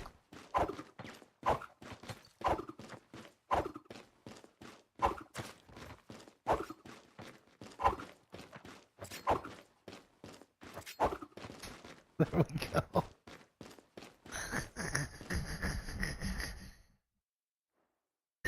Oh my god. Oh, I see that the number of viewers has changed. So I'm assuming that there's a new person in here. And if there is, even if you're not in the NA server, you can absolutely come join us here for some PvP. If you look down in the description, there's a PvP island code, and you can use that. Just make a new character in the NA servers. We're playing in all tier 1 gear right now, so all you have to do is beat the tutorial, and then I'll friend you, and you can come to my island, and we're just tier 1 PvPing and having a great time. Or if you are in the NA server, just bring your regular character over using that island code, and make yourself a set of tier 1 gear, and join us. We are having a baller time in this underground labyrinth that I made. And honestly, the labyrinth would be way more interesting to PvP in if we had some more people. It's just a little too big for just 2 of us. But I think if there were 5 or 6 folks running around, this would be a really, really great spot to PvP.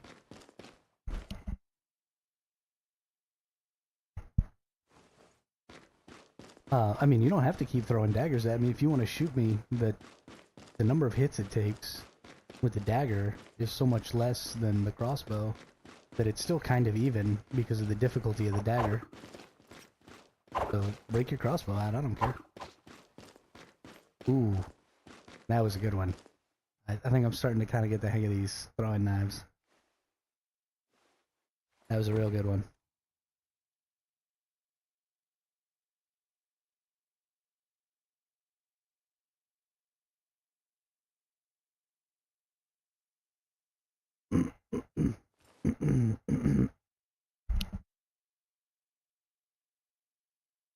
There you go. That's how you do it. I mean, that's the only way to get better is to do it, right?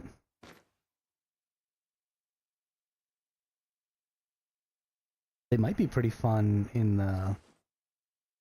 the actual game.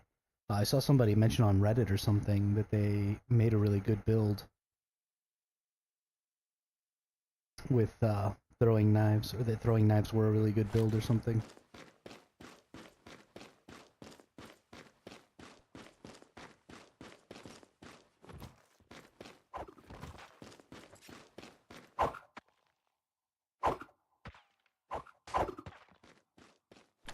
I think they're not very accurate. I don't think they hit where you throw them necessarily. Well, maybe they do.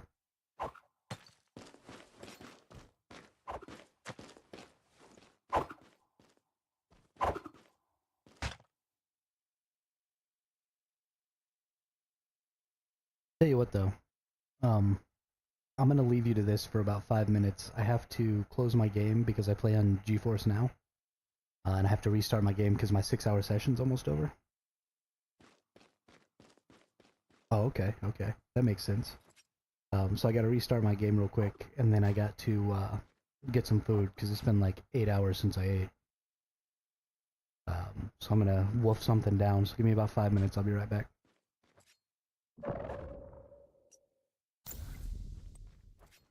And I gotta turn you all off so you can't see my screen while I restart my game. No information for you.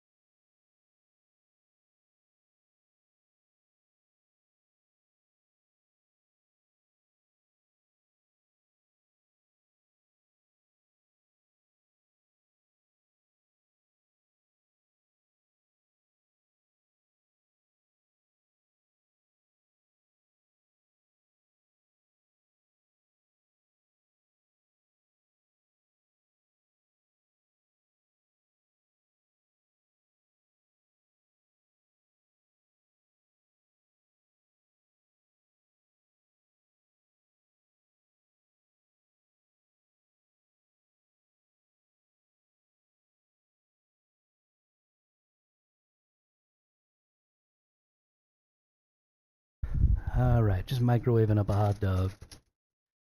Gonna throw some cheese on there. I have a gluten thing where I can't really eat like normal bread, so I don't put my hot dogs in buns. I grew up in southern New Mexico, where everything gets eaten on tortillas. So I put my hot dogs on corn tortillas and roll them up like tacos, and it's flippin' delicious. I think everything that anybody ever consumes should be on a corn tortilla. They are the greatest food in the world. And I don't know why anybody would eat anything else, ever.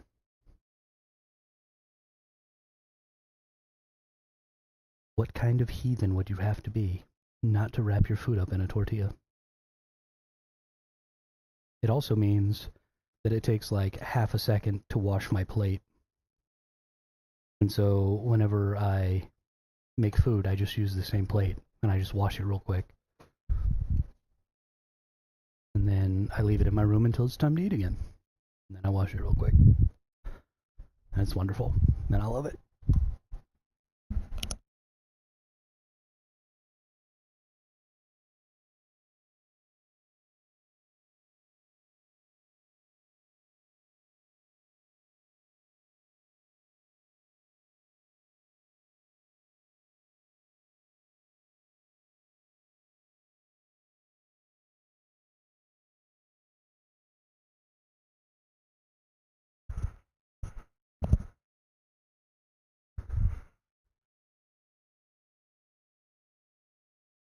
Yeah, I would eat flour tortillas, and I grew up eating flour tortillas. It wasn't until I was well into my 20s that I started having a problem with gluten, at least one that was identifiable to me. And we grew up, corn tortillas with little refried beans and some cheese and some ketchup. That was like super snack time.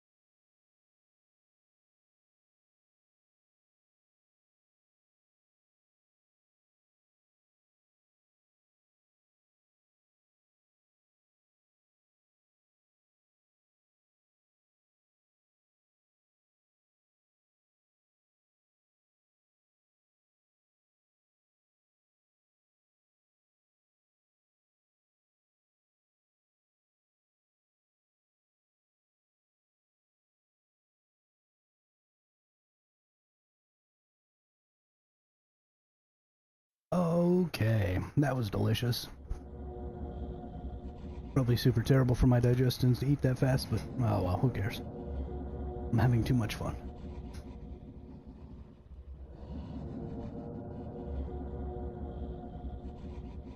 Been streaming almost 12 hours today. What is up? Just freaking getting it, dude. Getting it.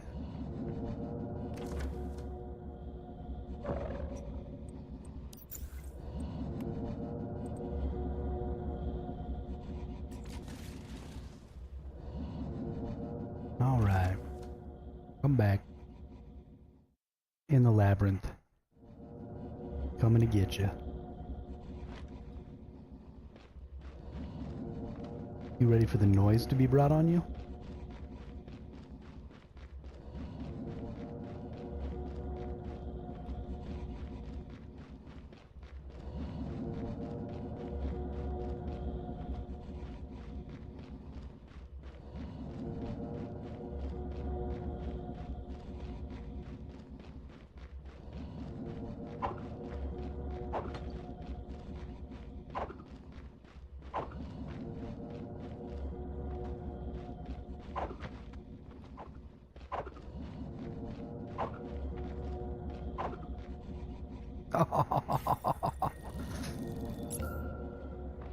Porque why?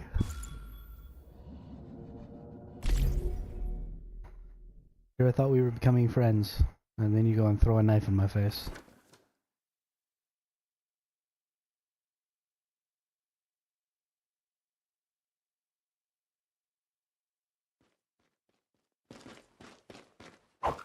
So uncool.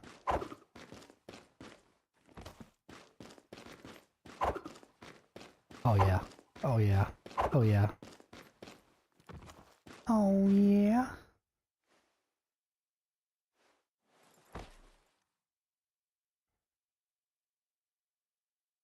Yeah, I really shouldn't stream this long, because it could lead to burnout. But, I mean, we're having so many views. We're having such a high average view rate. I'm having so much fun PvPing. Just the whole experience is such a good time that I refuse to stop. And I want some more people to come and PvP, because I really want to test the limits of this.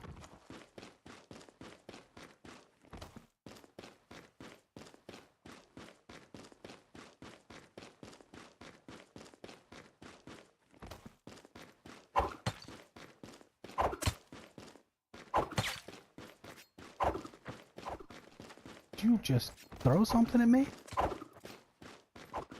You must be out of your damn mind.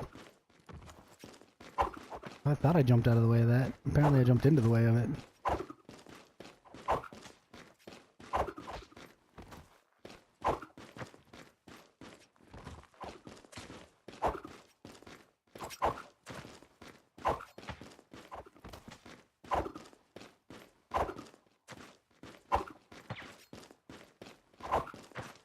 Sometimes they make a crazy noise when they hit. That's funny. They make like a pew.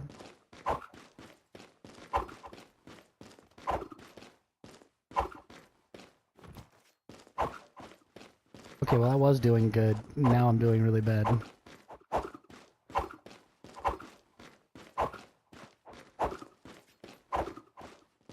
Spam!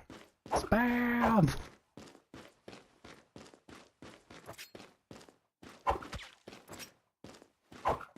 Oh, if you hold it, it goes into like a zoom in mode. I bet you it makes it more accurate.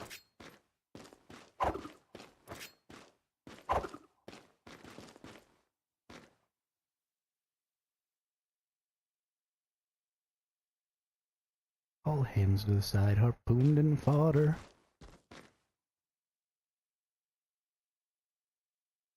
Then she dived down low.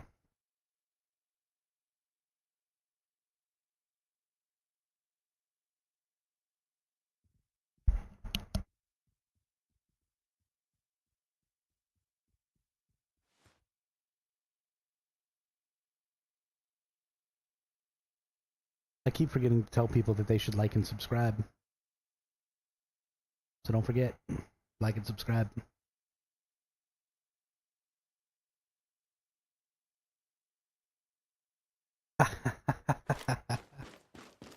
Which one did you respawn inside of? Oh, how'd you get out? Oh, you just teleported again. Oh, okay. That's really smart. I wouldn't have thought of that. In fact, the 2 times I got stuck, I didn't think of that.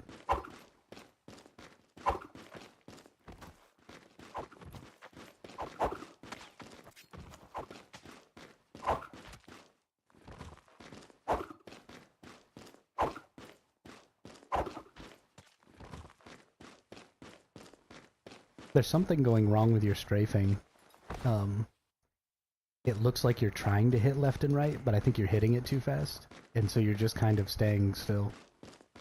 And it's kind of funny.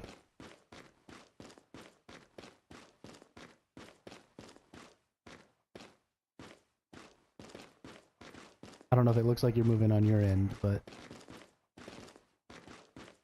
yeah, I'm starting to get the hang of these pretty good. It's because you actually have to lead people.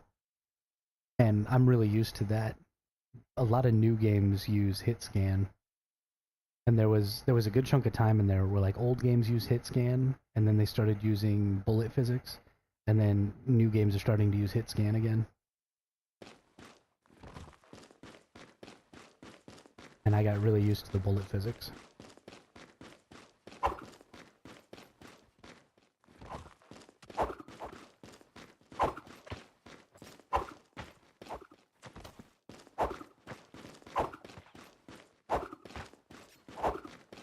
And also because there was something wrong with your strafing, and you were kind of just standing still. Oh. Oh. Those were some good shots. You getting it. You getting it.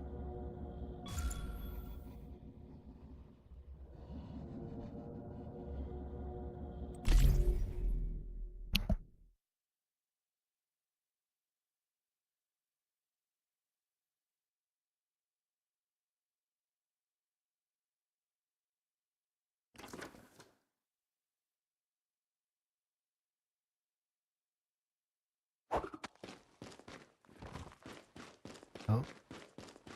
Did you go run around this time? I'm gonna find you. Whoops.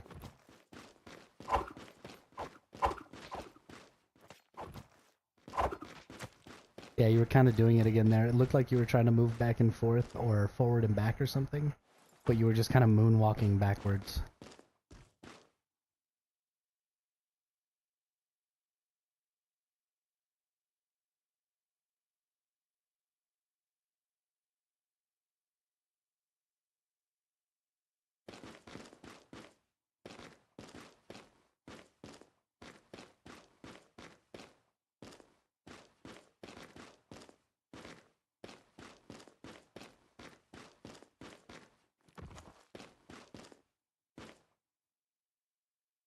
Yeah, absolutely. I can wait.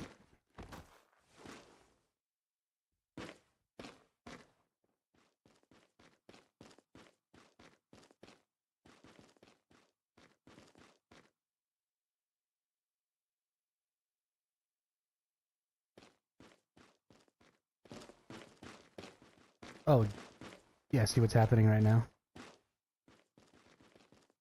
Like, whatever you're doing is just kind of standing there. And it probably looks like you're doing, like, this. Yeah, it probably looks like you're doing this. But in practice, you're not moving back and forth nearly as much.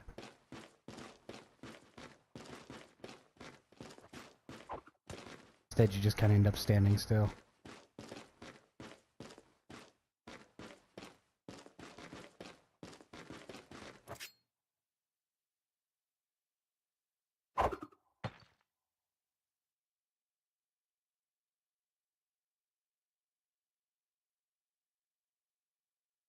Might have something to do with the latency. Or it might just be that the game's code is a little janky.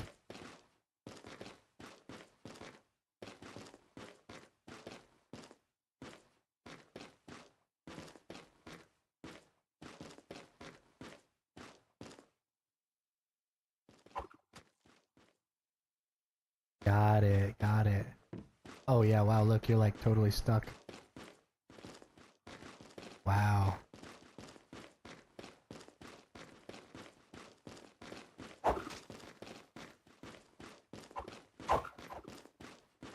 Yeah, see, mine still lets me kind of move.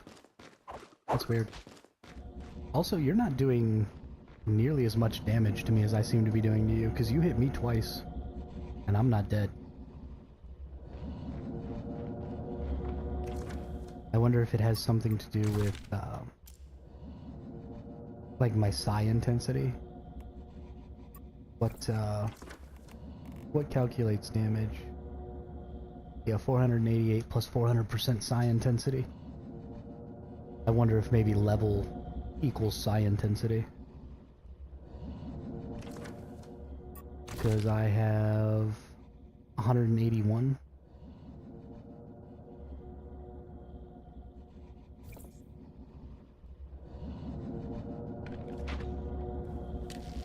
Yeah, okay, so things like this I do significantly more damage than you on because that stuff is based on level.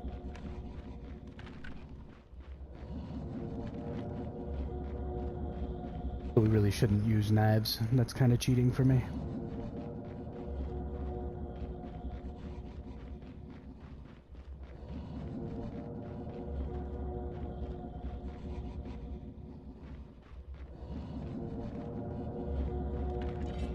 Unless you want to, because you want to keep practicing, which is fine. But I only have to hit you twice, and you have to hit me 3 times. And that's kind of funny.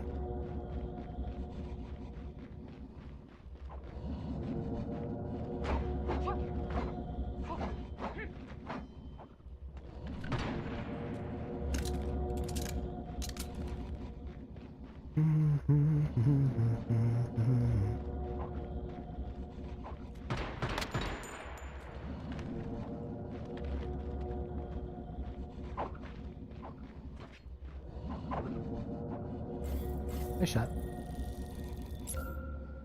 Nice shot though.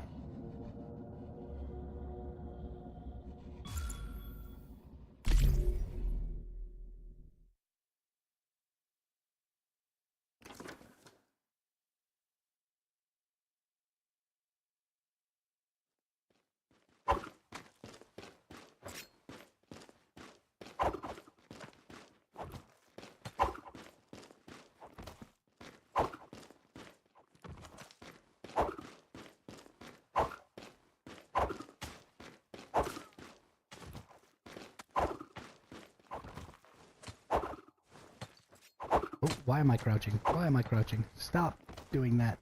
Oh my god. Oh my god.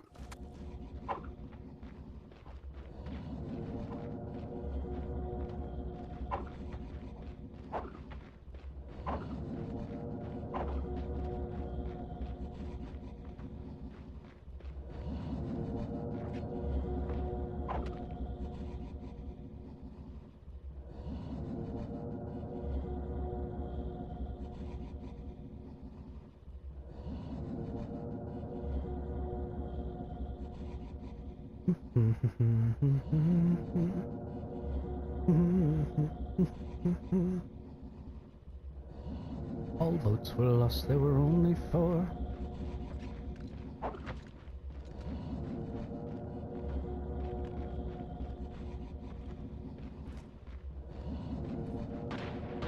Oh, I accidentally hit caps lock and put myself on the wrong side. Ooh, nice shot.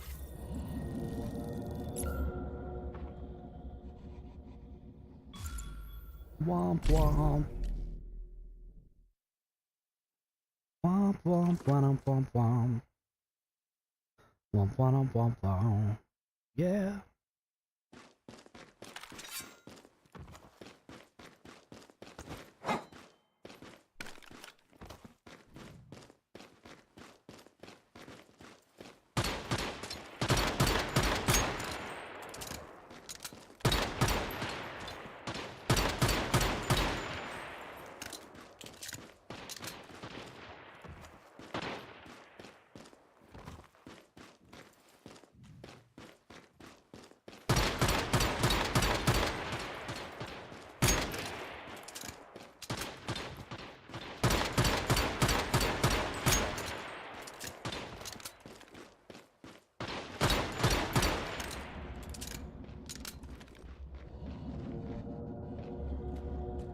No, I don't think I have 330 hit points left. And you were already 330 hit points down. I think you actually won that one. Yeah, good game to you too. Yeah, I only got 225 left, so technically I think you won.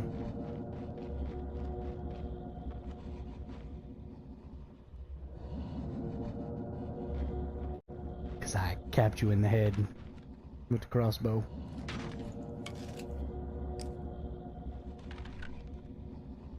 But I don't care. I'm counting it.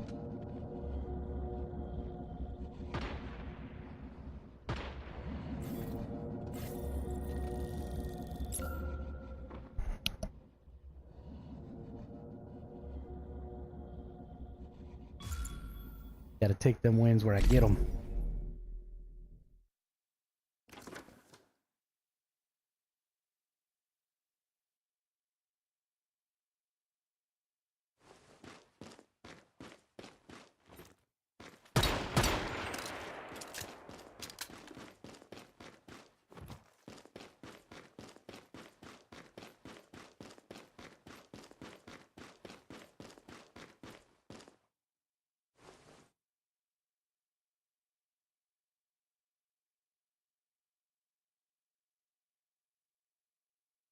Absolutely. Um, especially like old school Counter-Strike games, because this game has kind of an old school Counter-Strike feel. I definitely think that that would work. Absolutely. That's just another one of those ideas that somebody needs to make, though. Like, um, my one island just isn't big enough to do every possible idea there is for different places to PvP. And so, you know, other builders and stuff kind of taking the cue and moving on and building some of those things themselves, because that's, I mean, that's a whole island right there. It would easily take, you get 9,000 structures. So if you wanted to build 5, like, random CS maps, uh, then that would be like a whole island in itself. And that's kind of the other thing too, though, is this is Eternal Land, so this stuff is permanent. So if you build, you know, one map a month, then over the course of the next 5 months, you now have 5 maps, uh, all on one island that people can go play on. So it doesn't have to like happen overnight. I mean, mine's not even happening overnight. It's taken me 10 or 12 straight hours of building to build just what exists in here now. And, you know, it'll take at least probably 10 or 12 hours a week to change a single biome if I want to have, you know, even higher quality biomes every week as I change them. I'm just trying to get stuff down right now. So these are all pretty low quality. So I mean, I'm planning on spending at least 12 hours every week building a new biome for this map alone, which leaves, I mean, literally no time, unless I just want to be building my whole time, to do anything else. So I'm really looking forward to other creators and other people making more maps, because I'd love to go somewhere else and do some PvP stuff on something else. I mean, especially since I built all this stuff, I kind of know it. And so I feel like I have a little bit of an unfair advantage in a PvP scenario. And so I'd rather go somewhere I don't know and go PvP with some other people who don't know, and, you know, sort of be on this same playing field. Be surprised a little bit. But I'll totally make a character on the EU servers and come hang out and do some tier 1 PvP in your zone. Heck yeah. That'd be lit.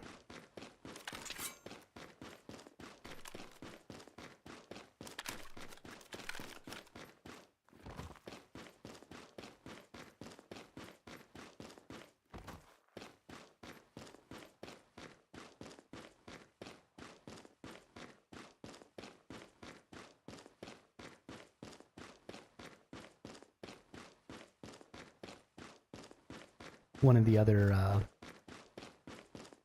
creators that I talked to, Old Man and Recliner is his YouTube. He built like an arena instead of this labyrinth in his cave, and he put all glass walls around it so you can like watch people PvP in it. I thought that was a pretty cool idea. There's all kinds of fun stuff you could do with that. If you had the glass walls in this one, you could put like a glass ceiling on top of this and let people watch from above that you couldn't shoot because there was a glass ceiling. That'd be kind of cool. Be a lot more pieces, and it would end up taking up a pretty significant amount of the, Where did you go? It never takes this long to find you.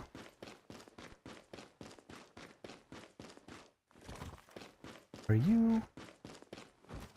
No. Oh, there he is. I heard him. He was hiding. Oh, you were doing a little exploring back here in the corner, huh?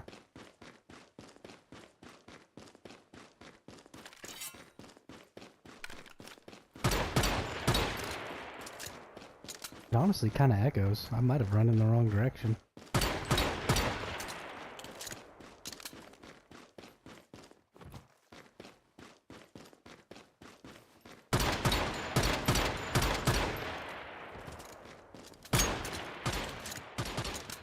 Ooh.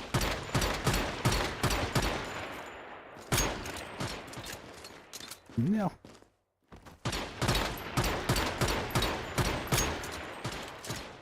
That was bad.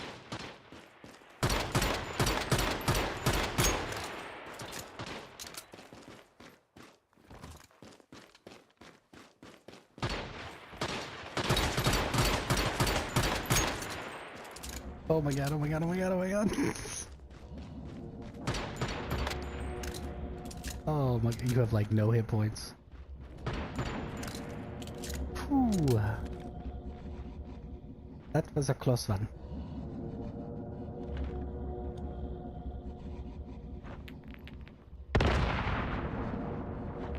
Hello? Can I die? Thank you.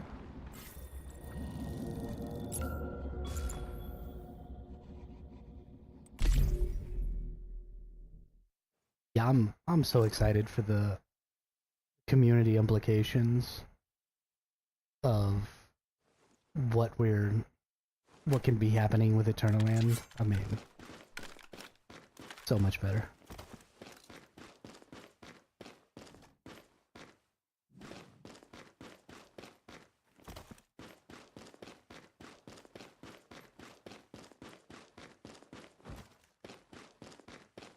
Fuck, I just saw you.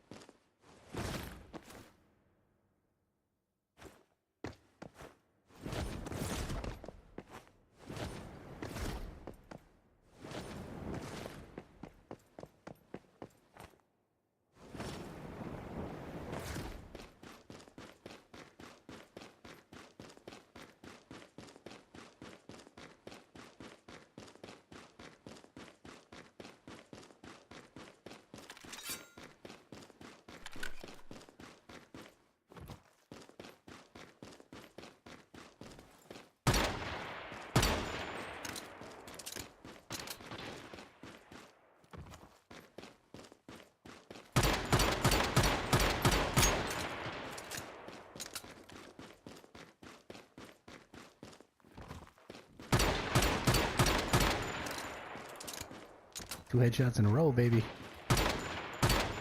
Woo!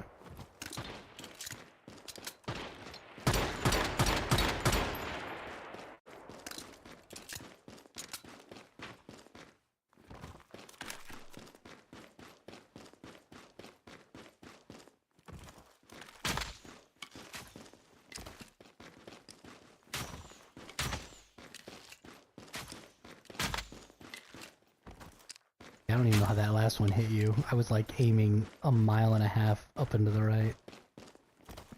I believe you hit me while I was rolling.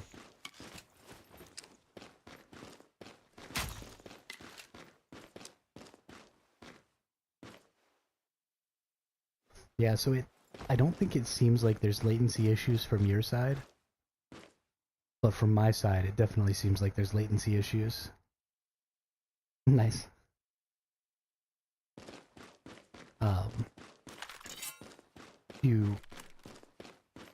Your inputs seem to be faster than this game at that latency is willing to accept or something.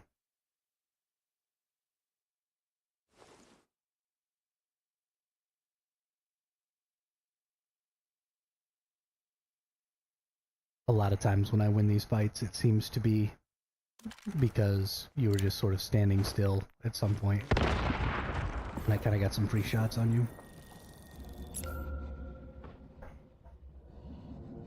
Which I'm not complaining about. I love wins. I'm into it.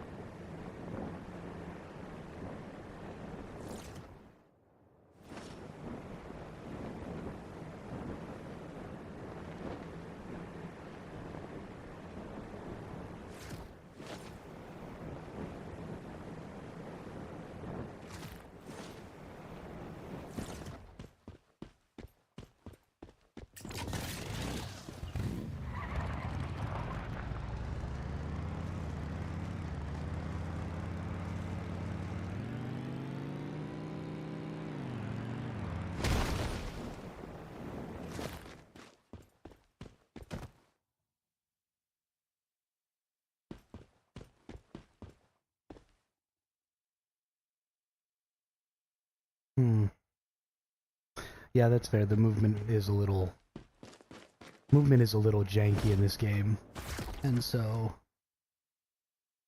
there is certainly a learning curve. I didn't realize you only had 15 hours in the game. That's crazy.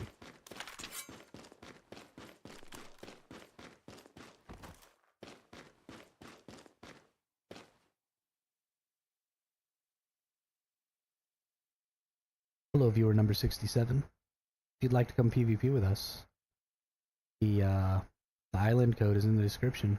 Come on over. We're tier 1 PvPing because the Nerd Gamer is a UK player, and he actually made a brand new character so that he could come over here and took it through the tutorial. Took him about 10 minutes or so. So if you're a UK player or you know, a player from any other region, sorry, EU, not UK, but any other region, you can actually make a character here on the NA servers and then become my friend. And that will allow you to just teleport into my Eternal Land without actually having to open up your own. So absolutely, come do that if you'd like. We'd love to have more people to PvP with. And Tier 1 PvP actually has a really awesome time to kill. It's really high. So you have to fight for like a really long time in order to get somebody down. And it kind of creates an interesting PvP dynamic.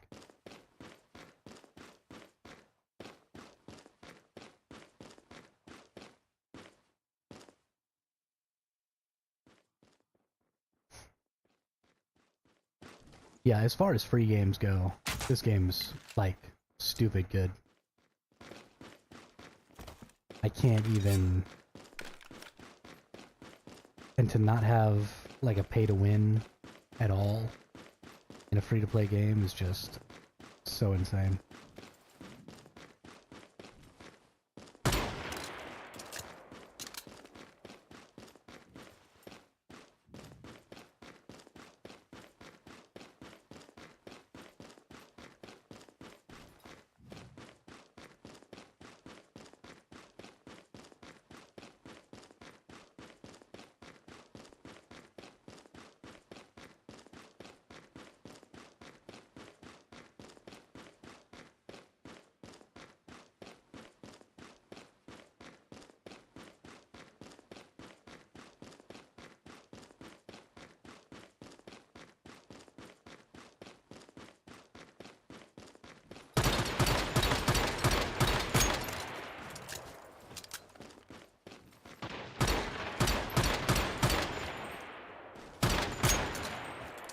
Something else is if you roll while you're reloading, you keep reloading.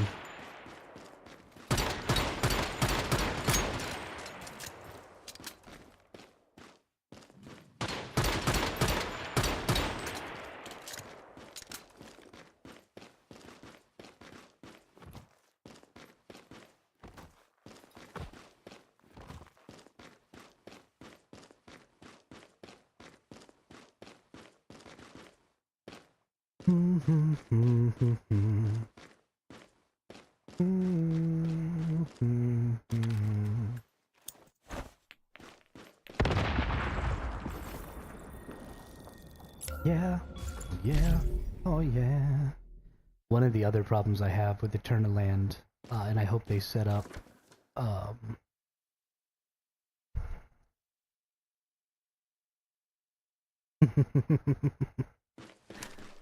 I hope they set up an option so that you can make structures destructible. Because right now you can't destroy structures, and I think it'd be really fun to have like some actual raid wars where people build castles and, you know, fill them up with turrets and stuff like that, and then you actually go and raid each other. But because you can't destroy structures in the Eternal Land, it makes that kind of impossible. I'd really like to see them have a toggleable structure HP or something like that that allowed you to do that. Because that's a huge deal for building PvP games. And if you can't destroy somebody else's structures, then what's even the point?